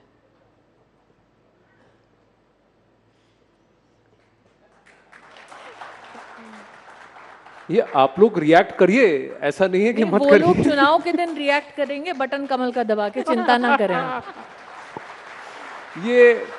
ये एक और आरोप सिर्फ भारत में नहीं है, दुनिया भर में भी है कि भारत इस करंट गवर्नमेंट में या पिछले 10 साल में एक इलेक्टोरल ऑटोक्रेसी की तरफ बढ़ रहा है। अगर हम एक स्टेटस को स्मैश करने की बात कर रहे हैं, तो यहाँ पर how would you respond to this कि हम धीरे धीरे एक इलेक्टोरल ऑटोक्रेसी बन रहे हैं, यानी कि जनमत तो है लेकिन सब कुछ एक पर्टिकुलर डायरेक्शन में कंट्रोल के साथ आगे बढ़ाया जा रहा है। जिस देश ने अंग्रेजी हुकूमत को उखाड़ फेंका, जिस देश में आज 940 मिलियन वोटर आइडेंटिफिकेशन और ऑथेंटिक आइडेंटिफिकेशन के साथ अपना वोट देंगे, उस इलेक्टोरेट का इतना बड़ा अपमान मैंने आज तक नहीं सुना। To say that you are wiser than the voter just because you're an analyst overseas is one of the biggest hypocritical positions taken by anybody who tries to analyze our democracy, especially from countries which don't have such a large voting populace. What they cannot fathom is why the average Indian today is buoyant about their future prospects. What they cannot possibly come to terms with is why India and Indians are so blatant about their ambitions and their pursuits of excellence. And possibly that is why this is the same voice which when COVID came said, how will India survive with 6 lakh plus villages? How will Indians eat? How will Indians receive pharmacological support? How will Indians get a vaccine? I think the mettle of a country and a leadership is best tested when your back is to the wall. India not only made vaccines, delivered it to 1.4 billion citizens, it also gave vaccines and pharmaceuticals to 160 countries. India is the only nation in the world today that at the doorstep of 800 million citizens consistently for the past 2.5 years is delivering free ration every month. No country in the world today has an expansive health coverage system like Ayushman Bharat, where 100 million people receive 5 lakh rupees worth of medical support across 28,000 hospitals, with not a single human being who's covered missing a treatment in any hospital in the country. So I think that those people who sit in these analogies and analysis possibly cannot come to terms with the fact that India has a functional government, which is tested every time we go to polls, and that you have a leadership that responds to the people's needs and people who appreciate that leader. I also believe, Anand, when we go to vote, for too long and for too many years in our country, we have seen people vote on the basis of an emotion. Narendra Modi and before him Atal Bihari Vajpayee, I'm very proud, were two leaders who said, judge us by our development performance. What you see on the opposite are people who are pliant and depending on negative rhetoric.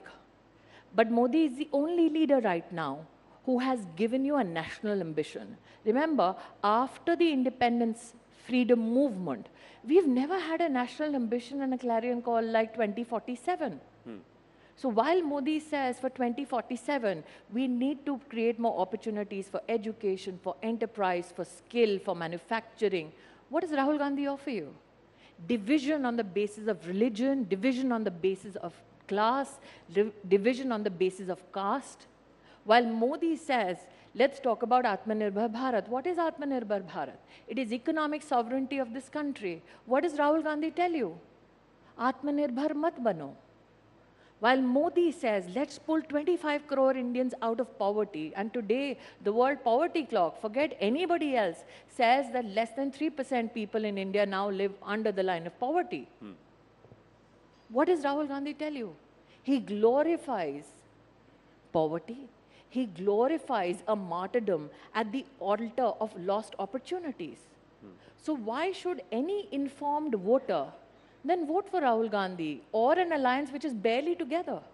लेकिन वो ये कहते हैं कि voter तो हमें vote करता है, लेकिन राजा की जान ईवीएम में है। देखिए, जो राजघराने में पैदा हुआ हो, जिसने उपहास उड़ाया हो एक ऐसे व्यक्ति का जो एक ज़माने में चाय वाला हुआ करता था, ये तो राजनीति की कैसी माया है कि अब उसको वो चाय वाला राजा दिखता है।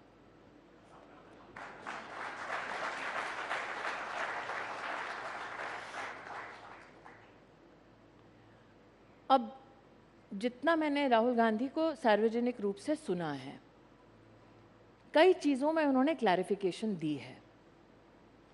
मैं एक क्लैरिफिकेशन बात मांगती हूँ। इलेक्शन कमीशन ऑफ इंडिया ने बार बार घोषणा की सार्वजनिक की, आइए टेस्ट कीजिए। क्या एक बार राहुल गांधी गए?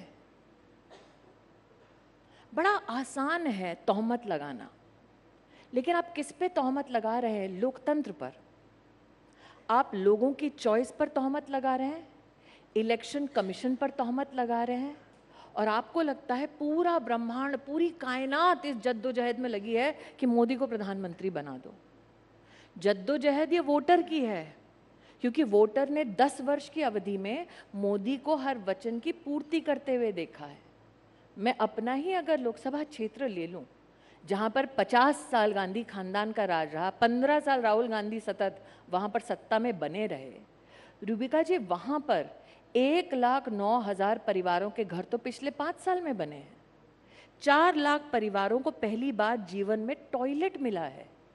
जहां 50 साल उनका खानदान रहा, अगर आप एक घर में मात्र 4 लोग गिन ले, 16 लाख लोगों के पास 25 लाख की आबादी में तो टॉयलेट नहीं दे पाया था ये खानदान, और ये ईवीएम पे शक कर रहे हैं। स्मृति जी, आपने कहा कि मरते दम तक, ये आपका अगर बयान सही है, मैं वहाँ गांधी परिवार को अमेठी में जीतने नहीं दूंगी। और ऐसा लगता है कि मेरा प्रकोप ऐसा है इस वचन का कि रायबरेली से भी गायब हो गए हैं। पर आप ये भी मानेंगे? नहीं, पर लेकिन ये ऐसी भावना क्यों? ये गुस्से की है, ये बदले की है, ये द्वेष की है? ऐसा है, मैं ऐसी भावना इसलिए कह रही हूँ रूबिका जी, अगर आपने 4 लाख गरीब औरतों को अंधेरे तलाशते हुए देखे हों कि वो खुले में शौच कर सकें उस इलाके में जहाँ 50 साल इस खानदान ने राज किया हो, आपको भी उतना ही गुस्सा आएगा जितना कि मुझे। अगर आपने 3 लाख लोगों को घर में बिना स्वच्छ पानी के जीते देखा उस इलाके में जो प्रधानमंत्री चुन के देते थे, तो आपको भी कहीं ना कहीं ये मन में कोलाहल होता होगा जैसा मुझे होता है। अगर आपने 4 लाख लोगों को बिना छत के देखा हो, आप जानते हैं जहां 50 साल गांधी खानदान का राज रहा, राहुल गांधी 15 साल वहां पर अपनी सत्ता जमा कर बैठे थे। 10 साल उनकी माताजी यूपीए की अध्यक्ष थीं, उनके मित्र अखिलेश जी की सरकार उत्तर प्रदेश में थी। आपको पता है कि कलेक्टर के ऑफिस का शिलान्यास अमित शाह ने आकर किया। वहाँ पर पहला सीटी स्कैन का मशीन मोदी सरकार लाई, पहला डायलिसिस का सेंटर मोदी सरकार लाई, पहला ब्लड बैंक मोदी सरकार लाई, पहला पासपोर्ट का ऑफिस मोदी सरकार लेके आई। ये एक ब्लड बैंक नहीं बना पाए वहाँ। क्यों नहीं बना पाए? इच्छा नहीं थी, क्योंकि जब तक लोग इनके सामने गिड़गिड़ाते नहीं तब तक इनको वोट मिलता नहीं। आप कल्पना कर सकती हैं कि ये ऐसा खानदान है, इनकी राजनीति ऐसी है कि गरीब को इन मूलभूत सेवाओं से वंचित रखो। ताकत थी, साधन था, प्रोसेस में, पॉलिसी में इनका सहयोग था, चाहते तो कर सकते थे, जानबूझकर नहीं किया। लेकिन आप ये भी मानेंगी कि आपके वहाँ जाने तक उनको ही अमेठी चुनती थी, उनको ही रायबरेली ऑप्शन नहीं था, शायद ऑप्शन नहीं था टेनेसिटी का। और मैं बता दूं आनंद, ये कोई आसान लड़ाई नहीं है। मैं 2014 में जब पहली बार लड़ने गई थी, मुझे रहने को किसी ने जगह नहीं दी, मुझे सीमेंट के गोदाम के ऊपर एक कमरे में रहना पड़ा, इतना खौफ था उस खानदान का। मैं जब 2014 में पहली बार गई तब वहाँ पर 2 लोग खड़े होने के लिए राजी नहीं थे। प्रेम की भाषा नहीं बोली जाती थी, खौफ की भाषा थी अमेठी में। आप अगर कभी, मैंने कहा गांधी जी से, शरद यादव जी तो अब नहीं हैं, उनसे पूछे जिन्होंने अमेठी में कभी चुनाव लड़ा है, राजमोहन गांधी जी का आप इतिहास उठाकर देख लीजिए। लोगों को निर्वस्त्र किया गया है, गोलियां मारी गई हैं। अमेठी के विपक्षी कैंडिडेट पे आप इतिहास उठाकर देख लीजिए, गोली चली है भाई साहब। तो ये आज किसी को लगता है इन हाइंडसाइट कि अरे स्मृति ईरानी ने कोई सास बहू किया होगा इसलिए वोट पड़ गया। वहाँ 1,20,000 घरों में तो पहली बार बिजली मोदी ने दी है। आप बिलीव करेंगे, जहाँ 50 साल उनका राज था वहाँ 60% घरों में कभी बिजली नहीं थी। तो ऐसे इलाके में पहली बार चुनाव लड़ना कोई साधारण चुनाव नहीं था वो। तो जब आपको कहा गया कि आप वहाँ चुनाव लड़िए, या अब आपको कहा गया है कि अब कहीं ना कहीं आपने अमेठी को अपना घर बना लिया, आपका गृह प्रवेश, घर बनाया है, गृह प्रवेश हुआ है, उसकी आपको बधाइयाँ, लेकिन उसमें भी आपको 5 साल लग गए। हाँ, तो वो अटल जी की कविता है ना, हार नहीं मानूंगा, रार नहीं ठानूंगा, काल के कपाल पर लिखता हूँ मिटाता हूँ, गीत नया गाता हूँ। तो जिसके पास नेता ऐसे हों, जिनकी कविताएं ऐसी हों, तो जोशीले होना उनके लिए संभव ही है। तो आपको ये खला नहीं, थोड़ा सा मैं पूछना चाहता हूँ कि मुझे ही क्यों भेजा गया अमेठी? बिल्कुल नहीं, मुझे तो ये अच्छा लगा कि उस खानदान को धूल चटाने के लिए पूरी पार्टी में मेरा ही नाम मिला था। अच्छा, लेकिन मुझे आप किसी चीज का मलाल नहीं आनंद जी। हाँ, आप कॉन्फिडेंट हैं कि वो नहीं आएंगे? आ भी जाए तो कोई फर्क नहीं पड़ता। और मैं बड़ी विनम्रता से ये कह रही हूँ, क्योंकि ऐसा नहीं है कि उनकी आजमाइश नहीं हुई है, भाई बहन दोनों की। और विनम्रता का भाव इसलिए रखती हूँ रुबिका जी, क्योंकि 2022 का विधानसभा का चुनाव हुआ, जहाँ पर दोनों के दोनों मुखातिब हुए थे अमेठी से, और तब गांधी परिवार के उस सदस्य के पास उत्तर प्रदेश में सीट लड़ाने का दायित्व था। और 5 विधानसभा की सीटें हैं अमेठी में, और जो 4 विधानसभा क्षेत्र में दोनों ने मिलकर पग धरे थे, वहाँ चारों विधानसभा क्षेत्रों में कांग्रेस की जमानत जब्त हो चुकी है, 22 में है। 2019 में कांग्रेस पार्टी अकेली नहीं लड़ी थी, अखिलेश जी, मायावती जी संग उनके रहे थे, तीनों ने मिलके मेरे सामने चुनाव लड़ा था भाजपा के सामने। तब कांग्रेस के पास लगभग 4,30,000 वोट थे इस गठबंधन के पास। अगर आप 22 का चुनाव उठाकर देख लें तो कांग्रेस के पास अमेठी लोकसभा क्षेत्र में 22 में सिर्फ 1,20,000 लगभग वोट बच गए थे। मतलब 19 से लेकर 22 तक के बीच में 3 लाख वोट उनके पहले ही हम कम कर चुके थे। अब सोचे, जब 2 सालों में या 3 सालों की अवधि में 3 लाख वोट कम हो गया, 22 से लेकर 24 तक अब क्या हश्र हो रहा होगा। इसीलिए तो जब यात्रा लेकर आए थे, जनता तो छोड़िए, उनका कार्यकर्ता भी नहीं था वहाँ। कहते हैं कि कंफ्यूजन था, क्योंकि वो अलायंस जमा नहीं था उस वक्त कि ऐसा है आनंद सपा आए कि नहीं आए। मैं आभारी हूँ कि आपने ये कहा। तो नेता भी कंफ्यूज्ड है, अलायंस भी कंफ्यूज्ड है, काडर भी कंफ्यूज्ड है। मर्सीफुली देश को कोई कंफ्यूजन नहीं है।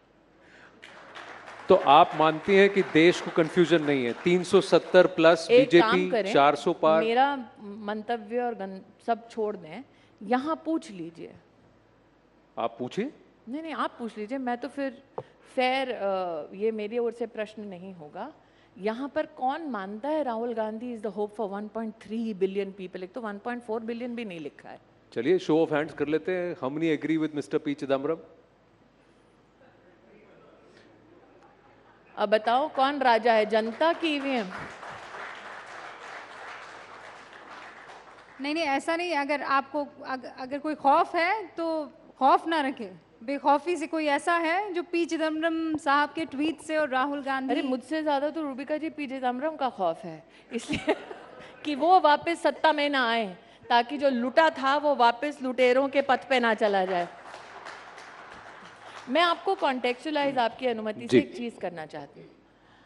जब हम कहते हैं the lost decade of opportunity, तो ऐसा नहीं है कि सिर्फ 2004 से लेकर 14 तक का लॉस हुआ है। जब जब कांग्रेस की अध्यक्षता में इस देश में, अगर आप विशेष रूप से उनकी परफॉर्मेंस देखें, आज हम मोदी जी की चर्चा करते हैं, जब अटल जी प्रधानमंत्री बने थे, उनका जो कार्यकाल था, अगर बैंकिंग की बात करें, ठीक, बैंकिंग का जब उनको इनहेरिट किया उन्होंने एनपीएस, वो लगभग 16% या 17% था।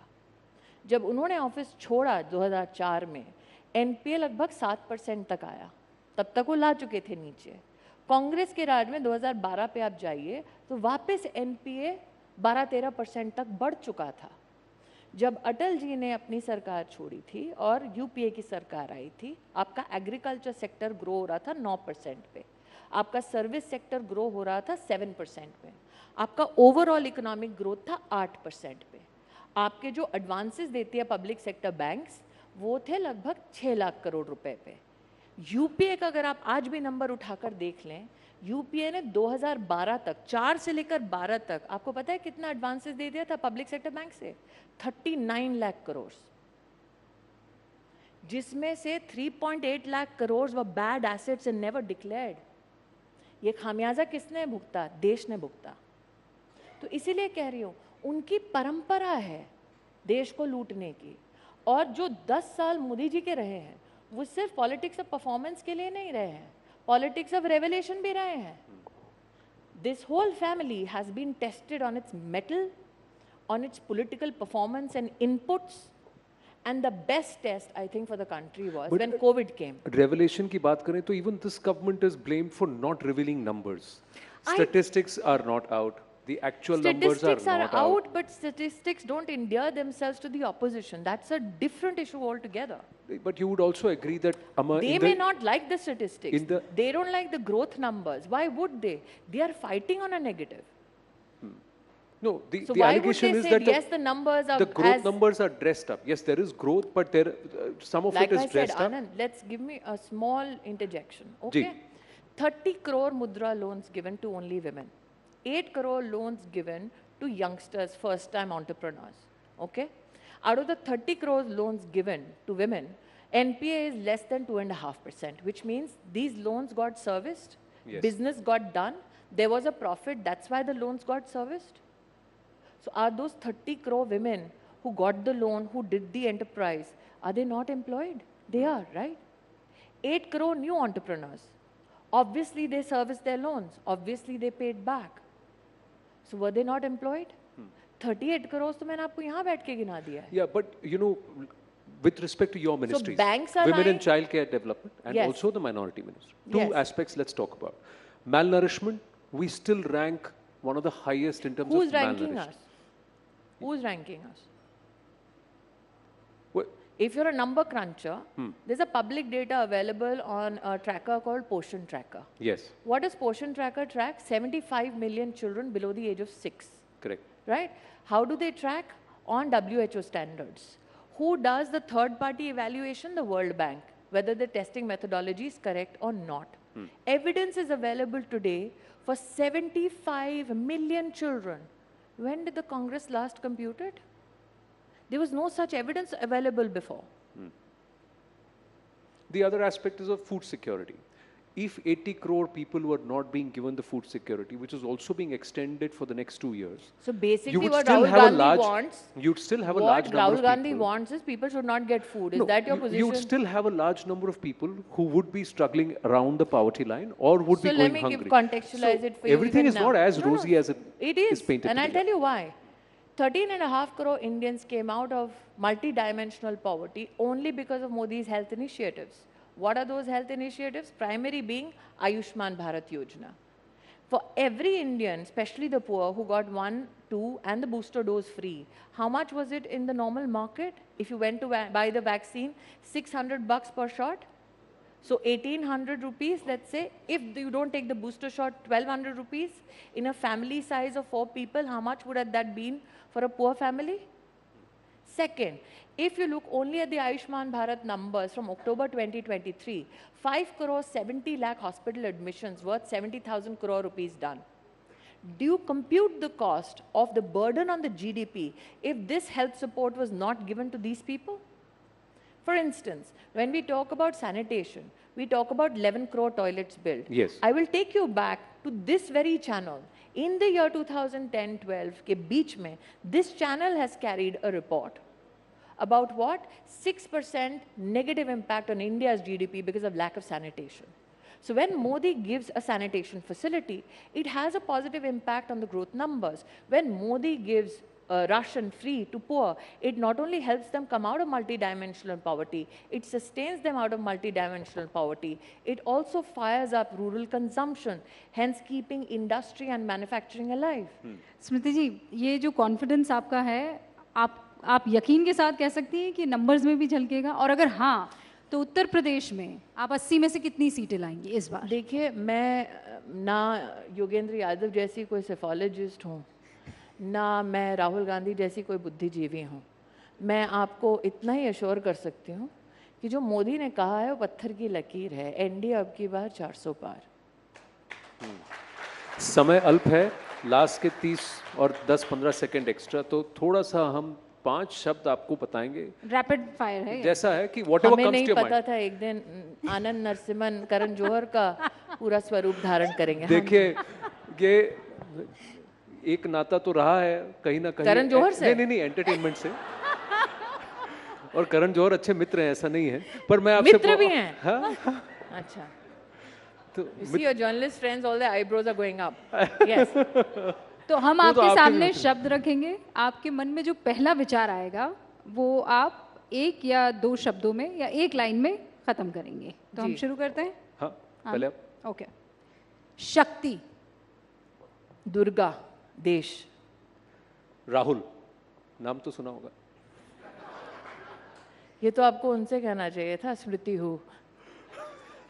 अगर आप वो शब्द कहें तो मर्यादा विहीन. मोदी. शक्ति के उपासक. 370. 400 पार. और आखिरी. स्मृति. माँ. Ladies and gentlemen, Smriti Irani ji. How lovely. A huge round of applause once again for Minister Smriti Irani at her oratorical best, and also daring Rahul Gandhi. Thank you so much, ma'am. Really lovely. Thank you. Anand Rubika, thank you so much as well. Well, she is known for a fine oratory.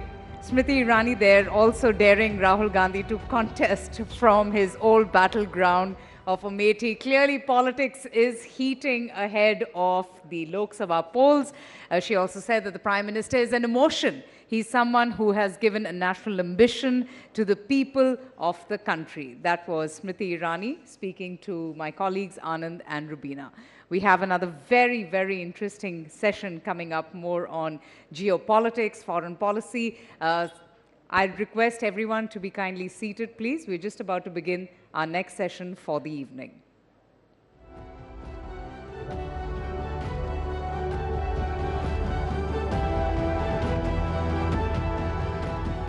So let's begin. Without further ado, ladies and gentlemen, it's a conversation that we're going to be having with a scholar and expert who is often described as one of the most influential realists of his generation. He has also been one of the most famous critics of American foreign policy since the end of the Cold War. His stand of thought, which is sometimes described as quote-unquote defensive realism, holds that the need for security and ultimately for survival makes states to be aggressive power maximizers. States do not cooperate except during temporary alliances, but constantly seek to diminish their competitors' power and to enhance their very own.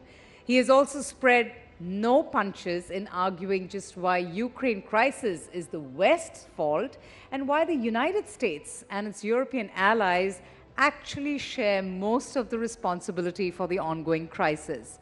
Please welcome John Joseph Mearsheimer, political scientist, international relations scholar, and also the R. Wendell Harrison Distinguished Service Professor at the University of Chicago. He joins us in conversation with News18's Palki Sharma for a session titled Geocalculus, Cracking the Code. Let's have a huge round of applause, ladies and gentlemen, for our esteemed guest. Thank you, Palki. Over to you.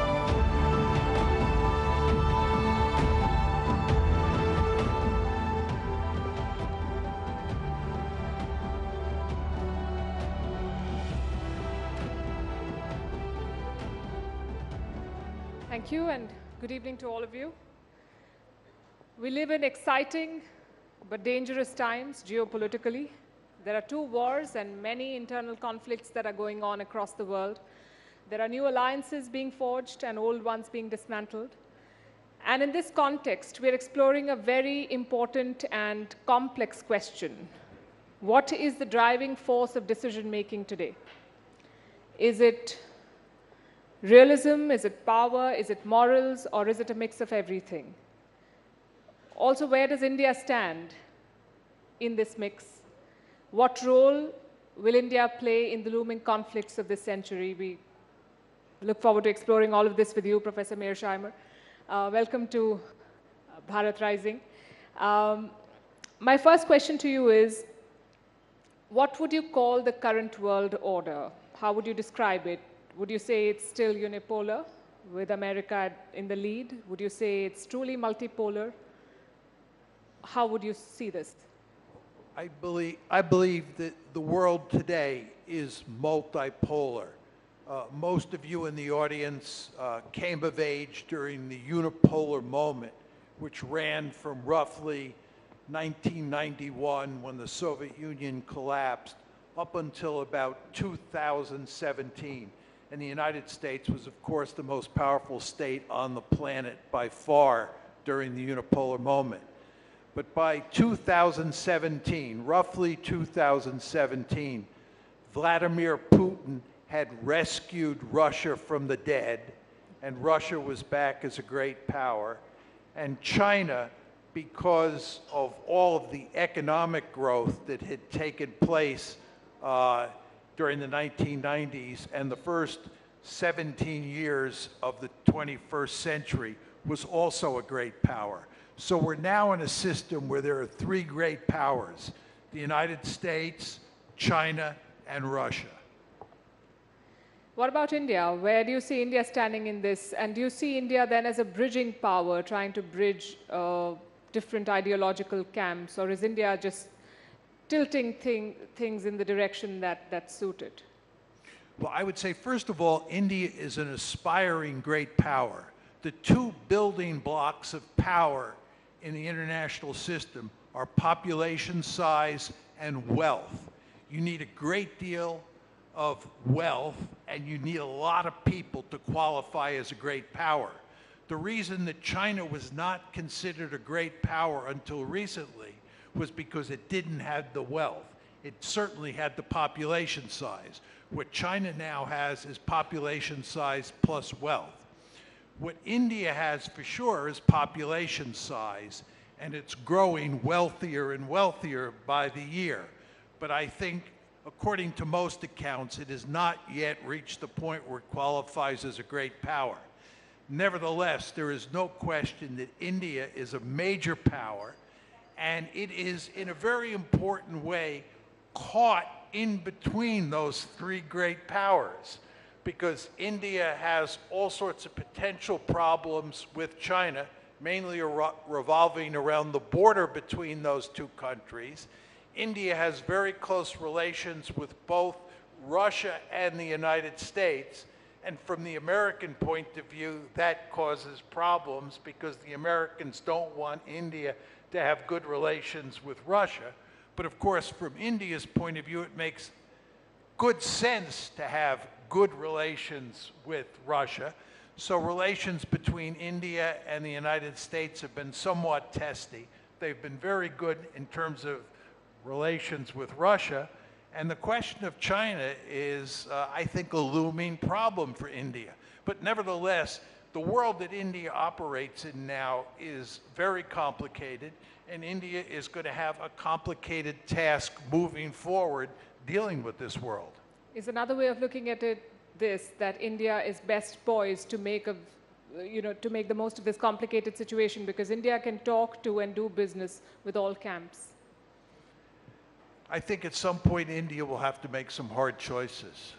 I think the most interesting question is what happens between India, China, and the United States. My sense is that China will continue to grow more powerful, that it will build a potent blue water navy, and it will try to project power into the Persian Gulf, and it will therefore move through the Indian Ocean, and this will not make the Indians happy and will push the Americans and the Indians closer together. In the event of a conflict between India and China, do you think Russia will be forced to take a side? I think if there were a conflict between India and China, the Russians would do everything they could to sit on the fence and to not get committed. The Russians have no interest in having bad relations with either China or India. So if there was, and hopefully there will not be, a conflict between India and China, I think the Russians would do everything they could to stay far away. You've said in the past that great powers will always seek hegemony or dominance over others. You say that India is an aspiring great power. When it does become a great power, do you think I would do the same? Because I've seen any or any of the rhetoric that comes with these hegemonic tendencies?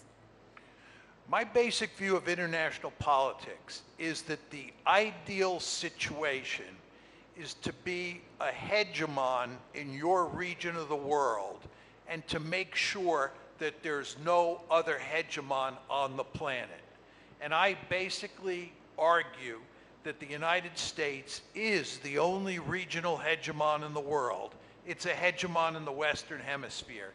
And the United States goes to great lengths to make sure that no other country dominates its region the way we dominate the Western Hemisphere. And that's why in the 20th century, we played a key role in putting Imperial Germany, Imperial Japan, Nazi Germany, and the Soviet Union on the scrap heap of history. The United States does not tolerate peer competitors. At the same time, I believe it makes eminently good sense for China to dominate Asia. I think that as China grows more powerful economically, it will try to dominate Asia. And I think from China's point of view, that makes good sense. From America's point of view, it does not make good sense. And certainly from India's point of view, it does not make good sense for China to dominate Asia. Just one final point. I would argue that if India were to grow more powerful than China, and the Chinese economy were to falter, and India's economy was to take off, and India looked like it could dominate Asia, it would try to dominate Asia. Not because of Indian culture or Indian politics, because that's just the way great power politics work. The best way to survive in the international system is to be really powerful. Interesting. Let's talk about the Ukraine war now. And you've accused the West of poking the Russian bear. It's been 2 years. It's a frozen conflict. No side is making much headway. And Putin has won a record 5th term in power. How do you see this war ending? And what do you think the West should do? Should they stop military aid to Ukraine? I believe that it's actually not a frozen conflict.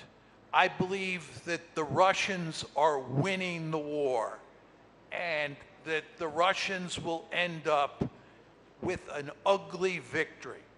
I believe the Russians now control about 20% of Ukrainian territory. The balance of power has shifted decisively in Russia's favor in terms of both weaponry and manpower, which are of great importance in a war of attrition like the one you see taking place in Ukraine. And what I think is going to happen is that the Russians will end up conquering about 40% of Ukrainian territory. I think they now have annexed 4 oblasts plus the Crimea.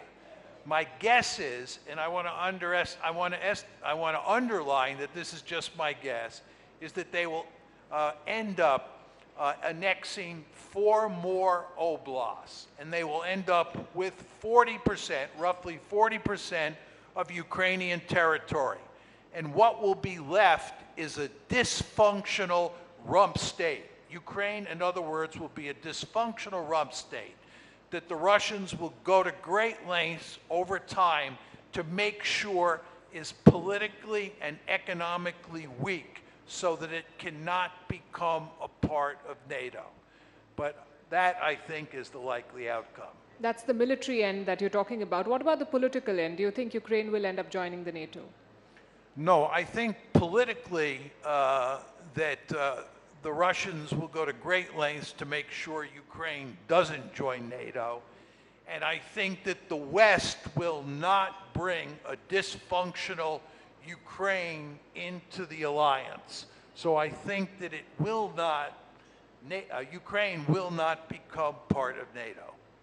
Do you then think the West should stop the military aid to Ukraine? Because the American aid is tied in the Congress and the Europeans are still struggling to find the money to fund this war. Yes, this is a great question. I believe that it is best for Ukraine, and I want to underline that. I believe it is best for Ukraine to now end the war, to reach a settlement with the Russians. And that means 2 things. One, Ukraine must sever all of its security relations with the West, not just give up entering NATO. Ukraine should become a truly neutral state by severing its military or security ties with the West, because Russia's principal concern is the possibility of Ukraine joining NATO. That, the Russians say, to a person is an existential threat, and they do not accept that.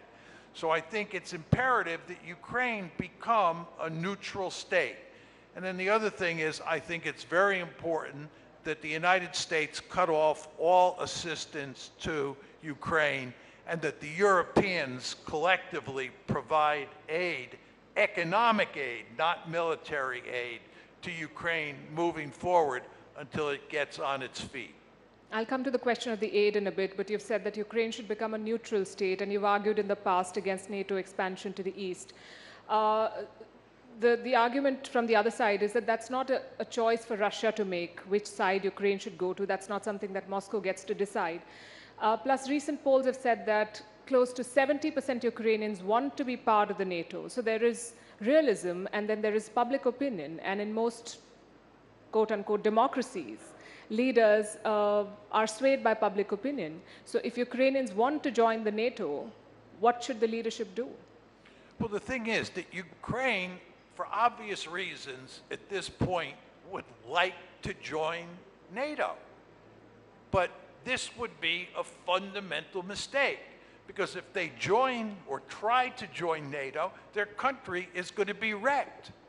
If Ukraine had never made any attempt to join, would be intact today. Crimea would be part of Ukraine. Those 4 oblasts that have been already annexed to Russia would still be part of Ukraine. This war is all about NATO expansion into Ukraine. If the West had not pushed hard to bring Ukraine into NATO, starting in 2008, there would have been no major crisis in 2014, there would have been no war in 2022, and Ukraine would be intact. So the argument that Ukraine has a right, as a sovereign democracy, to join NATO makes people feel good when they hear that, because we love to talk about rights in the West. But the fact is, talking about the right to join NATO and pushing Ukraine to join NATO has led to the destruction of NATO. And in my personal opinion, that is a horrendous disaster. Yes, and Russia's war has also led to the expansion of NATO. In the last 2 years, we've seen 2 countries join. But you talked about the West stopping military aid, America stopping military aid to Ukraine. If and when that happens, what message would it send to other players, for instance, a Xi Jinping? What would stop him from seeing a Ukraine in Taiwan? There's this argument that if the United States cuts and runs or loses in Ukraine, that this will have significant effects in East Asia, because Xi Jinping will think that the United States won't fight in East Asia if China behaves aggressively. I do not believe for 1 second that Xi Jinping or the Chinese elite thinks that the United States, for example, will not fight over Taiwan. Joe Biden has said on 4 separate occasions that the United States will fight for Taiwan. There is no doubt in my mind that the United States will fight for Taiwan, because Taiwan is of great strategic importance to the United States, and the United States, as I said earlier in my comments, is determined to contain China. So I do not believe that losing in Ukraine, and I want to be clear here, I do think the United States is in the process of losing in Ukraine. I do not think it will weaken our deterrent position in East Asia vis-a-vis the Chinese. The thing is that we do not know for sure that Joe Biden will be around until the end of this year to make that decision vis-a-vis Taiwan. Having said that, do you think that Xi Jinping is going to attack Taiwan in this decade? No, I don't think that Xi Jinping is going to attack Taiwan anytime soon. And there are a variety of reasons for that. One of the main reasons is that for him or for China to attack Taiwan, it has to cross a large body of water. And amphibious operations are among the most difficult military operations you can ask an army to perform. It is very difficult to cross a body of water as large as the Taiwan Strait. So the task that the Chinese have set for themselves, if they decide to attack Taiwan, would be a formidable one. The second point is, China has not fought a war since 1979. Just think about that. The United States of America is fighting wars all the time. The United States has a highly primed military. It's primed for combat. The Chinese military has not fought a war in a long time. It's a rusty military. And we know from watching how the Russians performed in Ukraine in the early stages of that war, armies take time to get used to fighting wars, to fighting battles. You just don't take an army that hasn't fought a war in a long time and send it into battle and expect it to do well. So what I'm telling you here is that the Chinese would have to perform an extremely difficult military task, launching an amphibious operation across the Taiwan Strait, number one. And number two, they don't have a highly tuned military that can perform that difficult task. So logic says that China will not attack, but leaders do not always operate on logic, and the region is a powder keg, so there's always the possibility of conflict breaking out. If that happens, my question is, what role do you see India playing there? Because India controls the entry to the Malacca Strait. India has an agreement with the US to allow the aircraft to refuel at Indian bases. Do you think India will have a role, and will it support America militarily in a Taiwan conflict? My sense is that if a conflict were to break out, it would not break out over Taiwan for the reasons that I just stipulated. I think the most dangerous area in East Asia is the South China Sea. And I would not be surprised if a conflict broke out between the Philippines and China and the United States got dragged in, which then goes to your question, what would India do? I think that India in that event would provide indirect support for the United States. I don't think that India would get involved in the fighting. I think if conflict broke out at a low level, the Americans would pretty much handle it by themselves, maybe with the Philippines by their side in the fight. If it escalated into a larger war, I think the Japanese, South Koreans, and Australians would be likely to come in before the Indians. But it is possible that India would come in. The problem that India faces is that it has to protect its home waters and it has to protect its border with China. And I think the last thing India is going to be anxious to do is join the fight and get into a war with with China. I think it's in India's advantage in the scenario that you described to provide indirect assistance to the Americans and do as little as possible to help the Americans. That will not make the Americans happy, but that I think is in India's national interest. You mentioned the Chinese economy, and they're not in the best phase. They have way too many challenges. The world is talking about decoupling, de-risking, friendshoring. Do you think Xi Jinping revealed his hand too soon, that he should have waited for a few more years before openly challenging the US? There's no question that it was in China's interest, as Deng Xiaoping pointed out many, many years ago, for China to rise as quietly as possible and not in any way threaten the Americans. And I believe that the Chinese, by and large, tried to do that. But the problem is that the United States eventually came to see that China was growing economically and militarily more powerful. And we started telling ourselves stories about how China might end up being a really formidable military foe.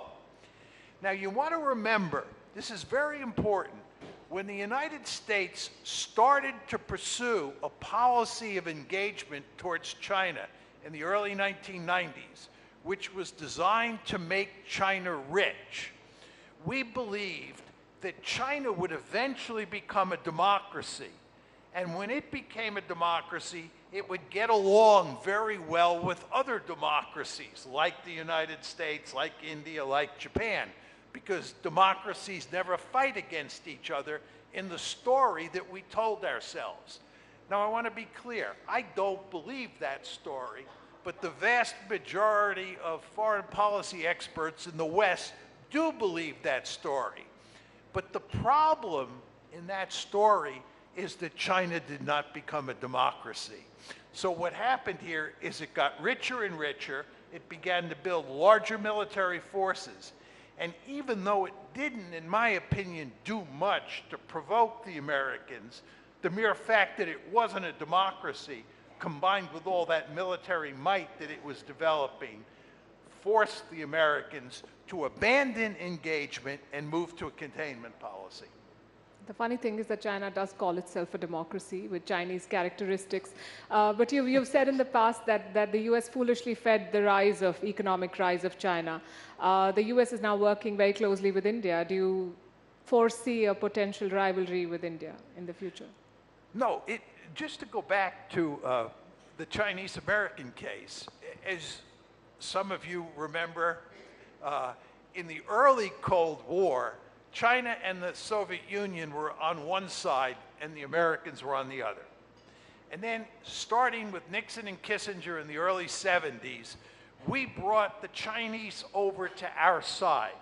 So it was the Americans and the Chinese versus the Soviet Union.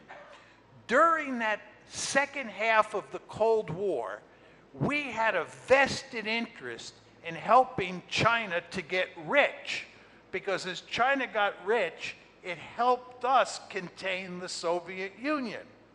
When the Cold War ended, and the Soviet Union went away, my argument is we no longer have a vested interest in helping China to get rich. Now, let's go to the India question. At this point in time, the United States has a deep-seated interest in seeing India grow wealthier and militarily more powerful, because India can help the United States contain China. India is a member of the Quad. If China develops a powerful naval projection capability into the Gulf area, India will play a key role in helping the United States deal with that scenario. So we have a vested interest in helping India grow.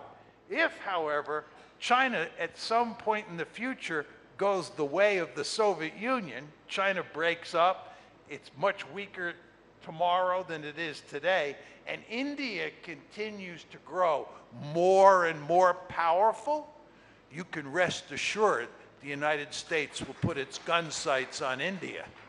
All I can say is that American policymakers do not learn from their own history. They also supported the rise of Pakistan to counterbalance India, and that did not go very well.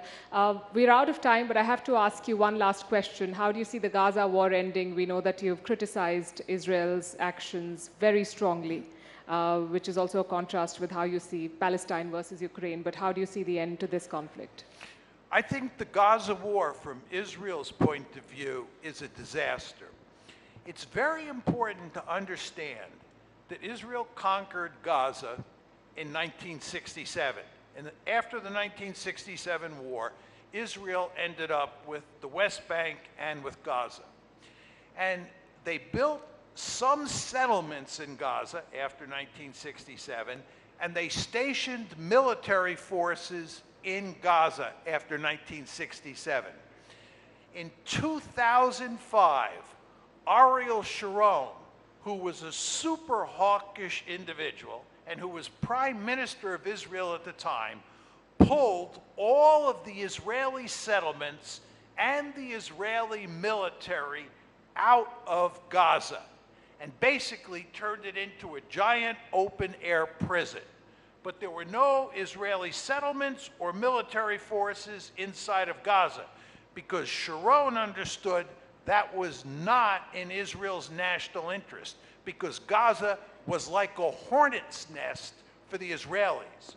Well, if you look at what's happened as a result of October 7th, the Israelis are back in Gaza. They have large-scale military forces there, and they plan to stay there.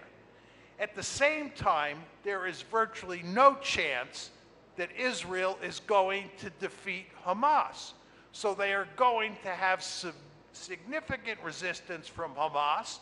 They're stuck in Gaza, and world opinion, and this includes countries like India, which favor the two-state solution, and the United States, which favors the two-state solution, are going to put enormous pressure on Israel over time to move to a two-state solution, which Israel doesn't want to do. All of this is to say, Israel is in real trouble.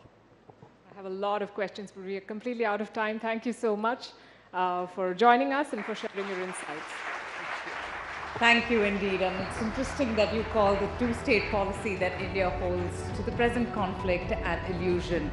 Ladies and gentlemen, once again, thank you for this engaging conversation with our guest, political scientist John Mearsheimer, expressing his insights, his recommendations, his very crucial and sometimes very interesting observations about geopolitics on just why the West is principally responsible for the Ukrainian crisis, firmly believing the reckless expansion of NATO that provoked Russia, and in his concluding remarks, how he holds Israel responsible for the present turmoil in Gaza. So very controversial statements there, but he's also someone who is extremely respected in geopolitical circles. So that was, ladies and gentlemen, John Mearsheimer.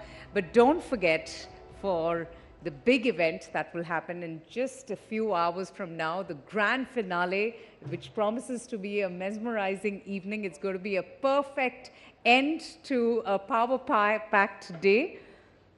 We also have our guest ready for the next session.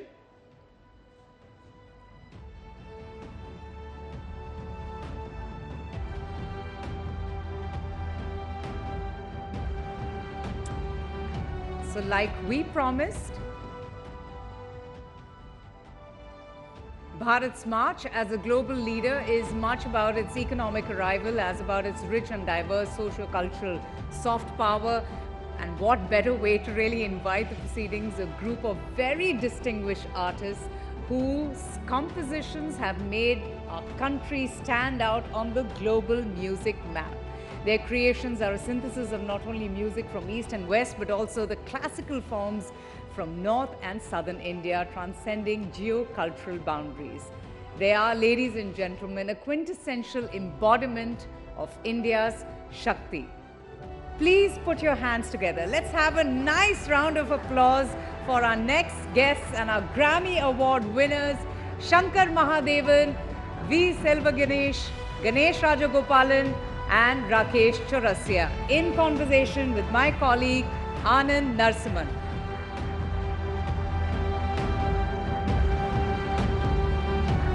A warm welcome. Wonderful to have you today evening amongst us. Let's have a huge, loud round of applause, ladies and gentlemen. Our shining stars, India's shining stars. Not 1, 2, 3, we have 4 Grammy winners amongst us.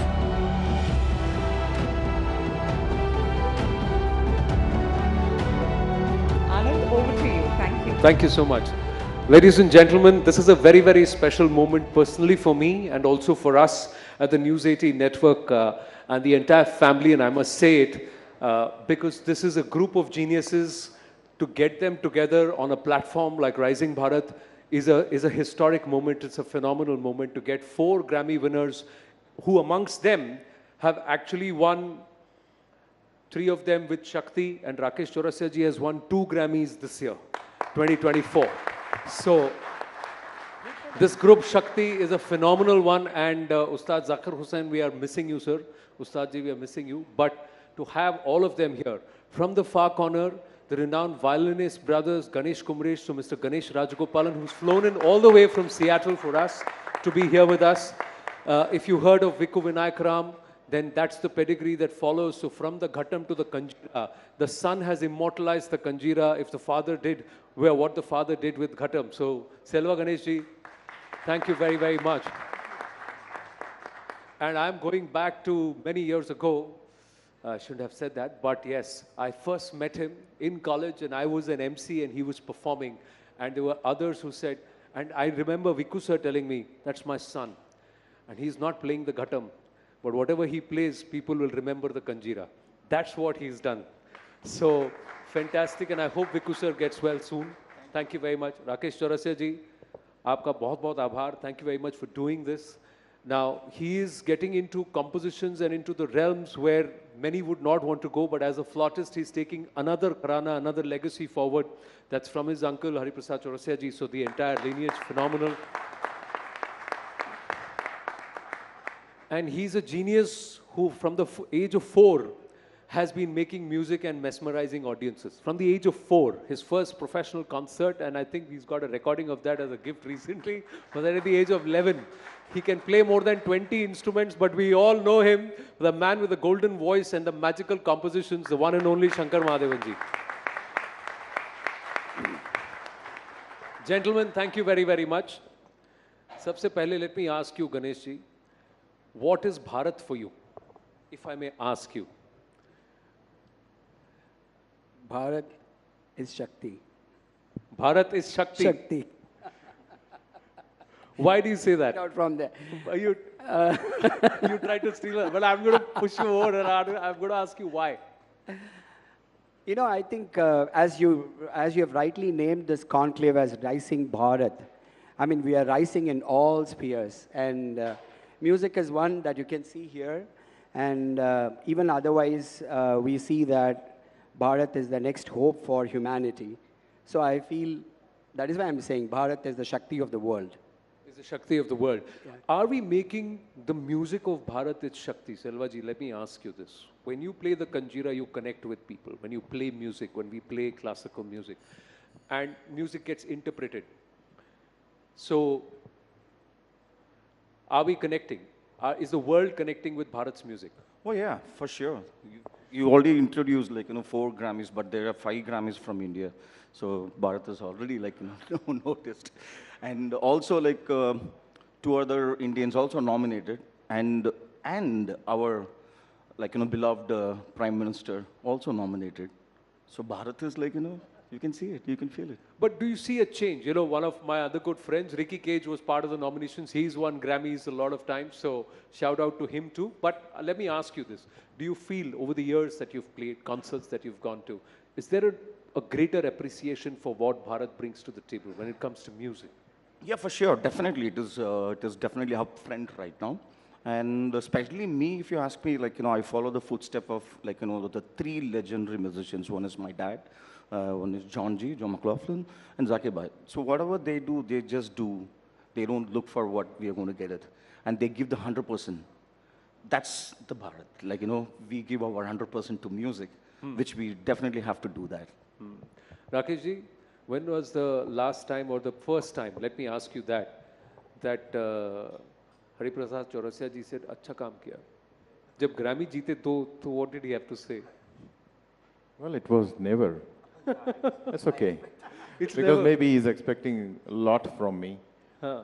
I think that's the sign of a greater guru, not to compliment and then talk about your student with other people, he's doing good. So this has happened, that he doesn't say anything to you but to... No, but the world is around, it comes back to me.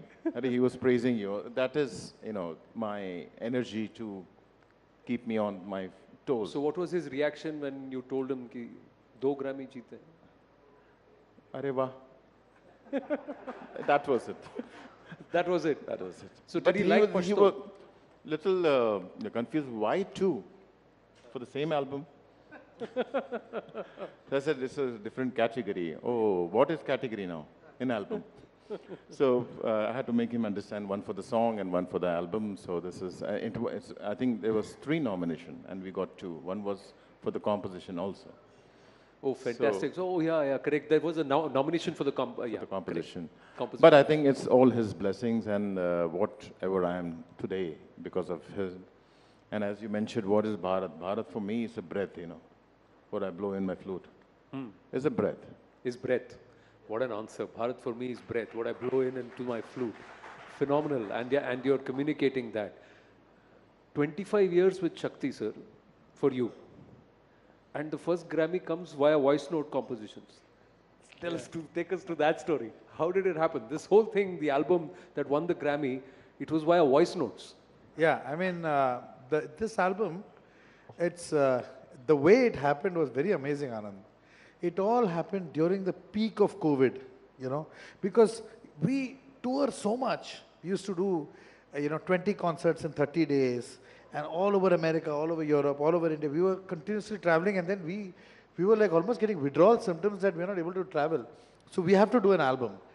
And nobody can move out of the house because of COVID. So the way this album happened was completely remote control.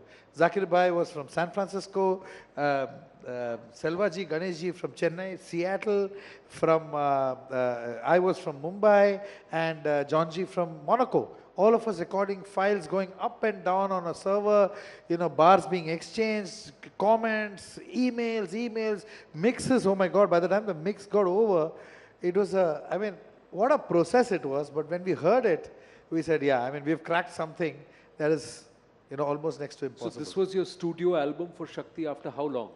46 years. After 46 years. This band is 50 years old, by the way.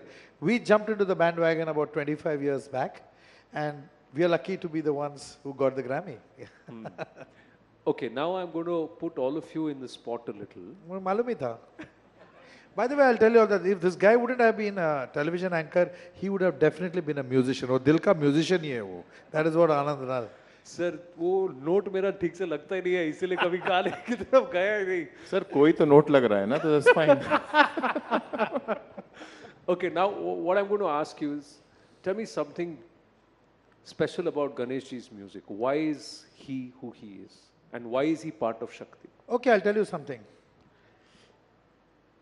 We are in the middle of Europe in a completely non-Indian atmosphere.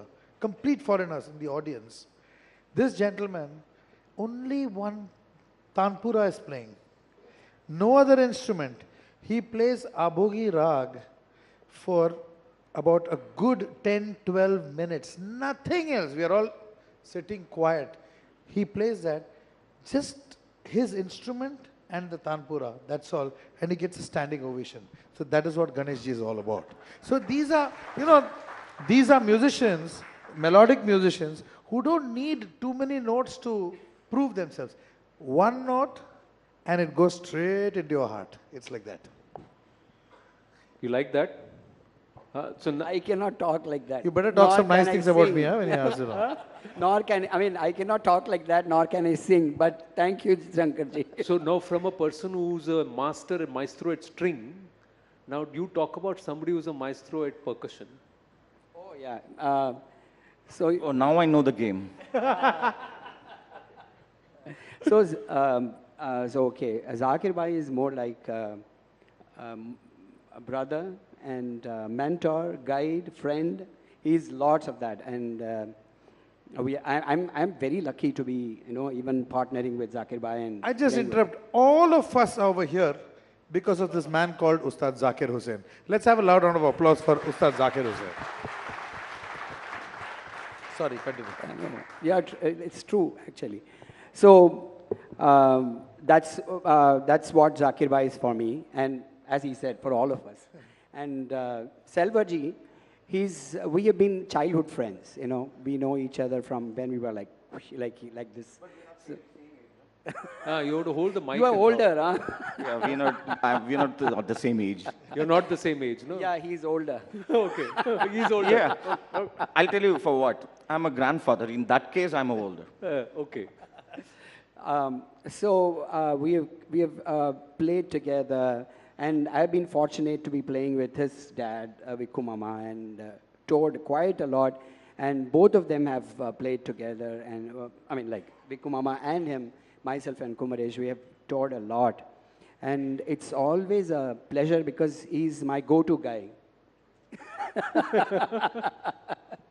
So it's just fun just being with him because he's very, very affectionate and a very lovely person to be with. So.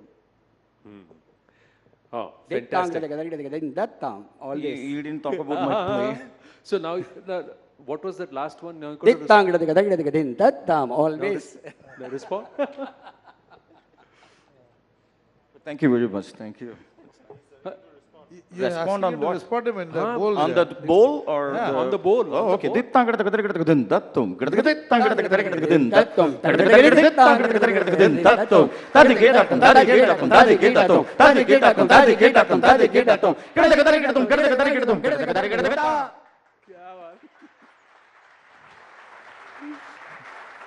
कहना क्या चाह रहे हो?